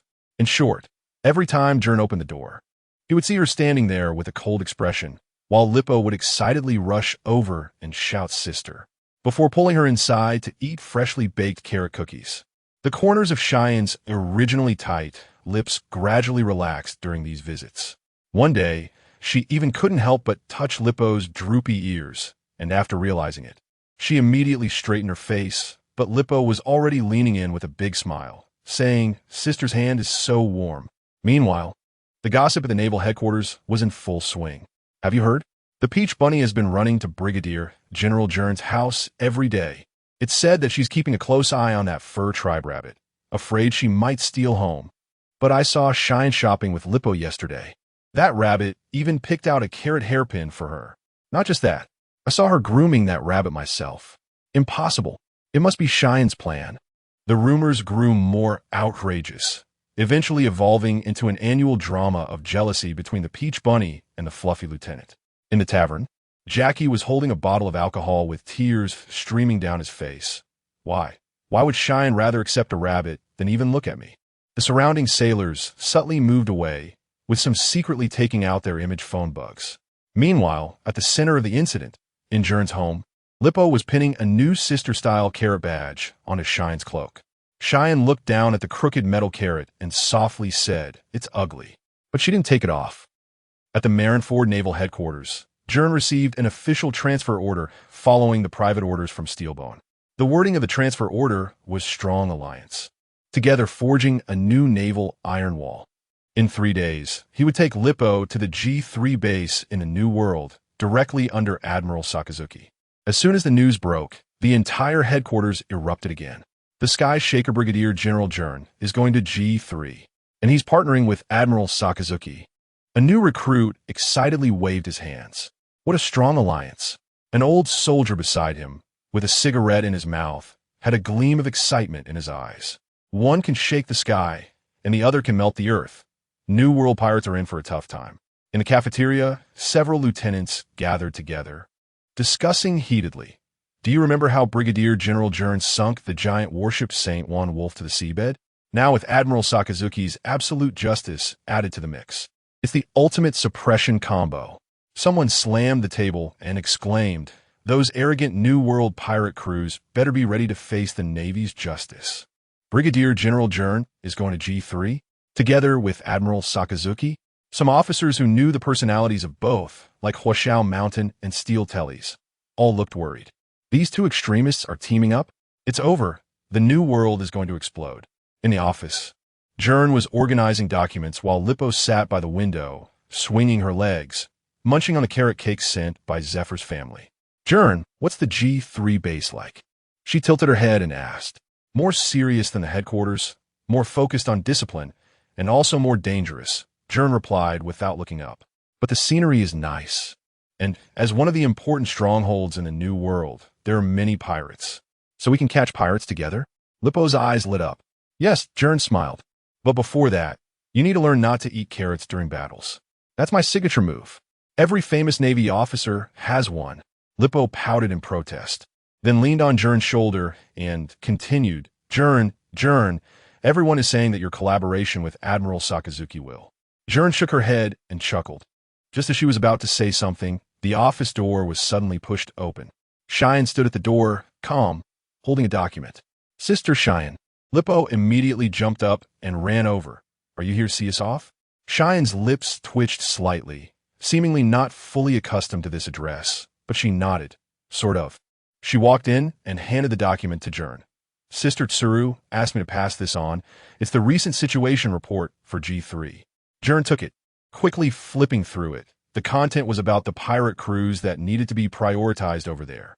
Cheyenne paused for a moment, her gaze sweeping over Lippo, and finally spoke. "When are you leaving?" "In 3 days." Gern closed the document. "The ship supplies are already prepared." Cheyenne softly acknowledged, her gaze drifting out the window as if lost in thought. Lippo blinked and suddenly leaned over, grabbing Cheyenne's hand. "Sister Cheyenne, do you want to come to G3 too?" "Me?" Cheyenne was taken aback. "Yeah." Lippo smiled broadly. "We can catch pirates together, train together, and—" She lowered her voice, "sleep together." Sister Cheyenne's chest is softer than a pillow. By the way, after Cheyenne returned, Lippo had been forcibly taken back home every night by her to sleep together. Cheyenne. Gern almost laughed out loud, but was quickly shot a glare by Cheyenne. My duties are not in the new world. And the next phase of tasks is about to begin, Cheyenne finally said lightly. However, she paused. If you need support, you can contact me. Lippo's eyes lit up. Really? Then Sister Cheyenne has to come visit us often. Cheyenne didn't answer, but her gaze softened for a moment. 3 days later, at the naval port, Zephyr came to see them off in person, followed by a group of soldiers brought over by Gern and Cheyenne, who was hiding in the distance, pretending to pass by, but secretly observing. Remember, don't confront Sakazuki head-on, Zephyr reminded in a low voice. That guy is very stubborn. But he's not entirely uncommunicative. Gern smiled. Don't worry, teacher, I know my limits. Zephyr snorted. You know your limits? Then the naval headquarters wouldn't have so many messes. Not at all. Besides, Admiral Sakazuki really likes me, Gern shrugged. That's what I'm most afraid of. You mustn't be a fire starter. After that, Zephyr turned his gaze to the lovely Lippo, rarely showing a smile as he ruffled her hair. Train well. The next time we meet, I want to check your hockey. Lippo nodded vigorously. Before boarding the ship, a group of young soldiers gathered their courage to surround Gern. Brigadier General, please make sure to give those pirates a hard time. With you and Admiral Sakazuki, G3 will definitely become the strongest fortress. Gern maintained a perfect commander smile, nodding gently, for justice. After saying that, Gern turned to take a last look. Cheyenne was still standing in the distance, her long hair blowing in the sea breeze. Her expression still proud, but her gaze remained fixed here. Gern raised her hand, signaling go back. Contact me if there's anything. Was she saying she would miss me? In public. Cheyenne was slightly taken aback, then turned her face away, but the corner of her mouth lifted subtly for a moment. Chapter 91, Strong Alliance, New World, G3 Naval Base. Since the Gold Line's attack that destroyed and rebuilt it years ago, it has become even more imposing and formidable, resembling a true maritime stronghold. On the military port's dock, the sea breeze carries a salty scent as warships slowly dock, the sound of anchors hitting the seabed accompanied by the crashing waves. Gern stands at the bow of the ship, his gaze sweeping over the neatly lined-up naval soldiers on the dock, finally landing on a figure standing straight like a gun. It was Admiral Sakazuki, arms crossed, his justice cloak billowing in the wind, his stern face showing no emotion. Admiral Sakazuki actually came to the dock to welcome us? A G3 soldier whispered, his tone filled with disbelief. Shoo, don't talk recklessly. Another soldier nervously glanced at Sakazuki's back. But it's indeed strange. Usually, even if a fleet admiral visits, the rear admiral only waits in the office. Didn't you know that Admiral Sakazuki has personally welcomed only 2 people at the G3 base? 2. That's right, and both were the same person. As the conversation ended, the warship docked, the gangway lowered, and Gern stepped down, followed by the bouncy Lippo. Seeing this, Sakazuki immediately stepped forward, the cold corners of his mouth rarely curving into a slight smile, his voice deep. Gern, welcome back to G3. It's been a while. Gern smiled slightly, acknowledging the face-saving gesture from Sakazuki, and then raised his hand in salute. Admiral Sakazuki, I'm here to report for duty. The moment the words report for duty fell into Sakazuki's ears, it seemed to trigger a nerve, causing his eyes to brighten slightly. A sense of indescribable satisfaction surging from his heart. This voice is even more pleasant than the wails of pirates. Thus, Sakazuki's mouth uncontrollably curved up, and he heavily patted Gern's shoulder. Very good. Sakazuki's tone unusually carried a hint of warmth. I've been looking forward to this day. Gern raised an eyebrow. Oh, Admiral is so eager for my arrival?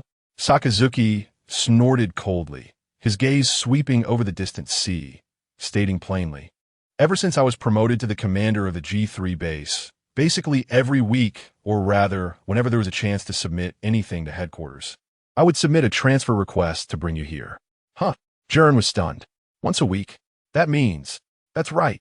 Sakazuki's tone had a hint of pride. Back then, due to procedural issues, you were worried about what other generals might say. Now you don't need to worry at all. I don't need to worry. Gern suddenly froze, then quickly realized, wait, The reason you were promoted to Admiral. By the way, actually, Sakazuki should have been promoted to Rear Admiral after Steelbone Kong planned to let the younger ones, like Kazan, be promoted to Rear Admiral first to gain experience. But our comrade Sakazuki worked hard to ensure he could justifiably have Gern one day, accumulating so many achievements that Steelbone Kong couldn't deny him the Admiral title. Exactly. Seeing Gern's shocked expression, Sakazuki smiled confidently, as if to say, see, it's all my credit. Now everything is fine. Sakazuki sighed deeply. The pirates of this new world need to be completely eradicated. Relying on just me is too inefficient. After saying that, he stared into Gern's eyes, his tone carrying an undeniable firmness. But with you, Gern, everything will be different. Gern chuckled awkwardly, silently complaining in his heart.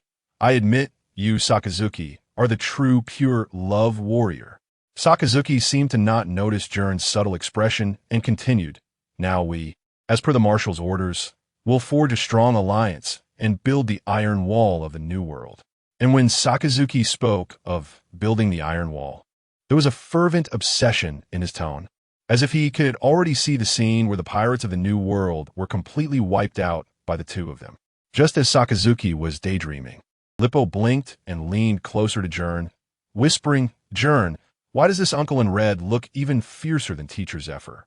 Hearing the voice, Sakazuki's ears twitched slightly, and his gaze instantly locked onto Lippo. Seeing this, Gern quickly cleared his throat and introduced, Admiral Sakazuki, this is my aide, Ensign Lippo.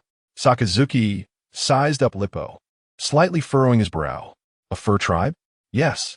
Lippo puffed out her chest, grinning. I'm Gern's justice partner. Justice partner. Sakazuki was silent for a moment.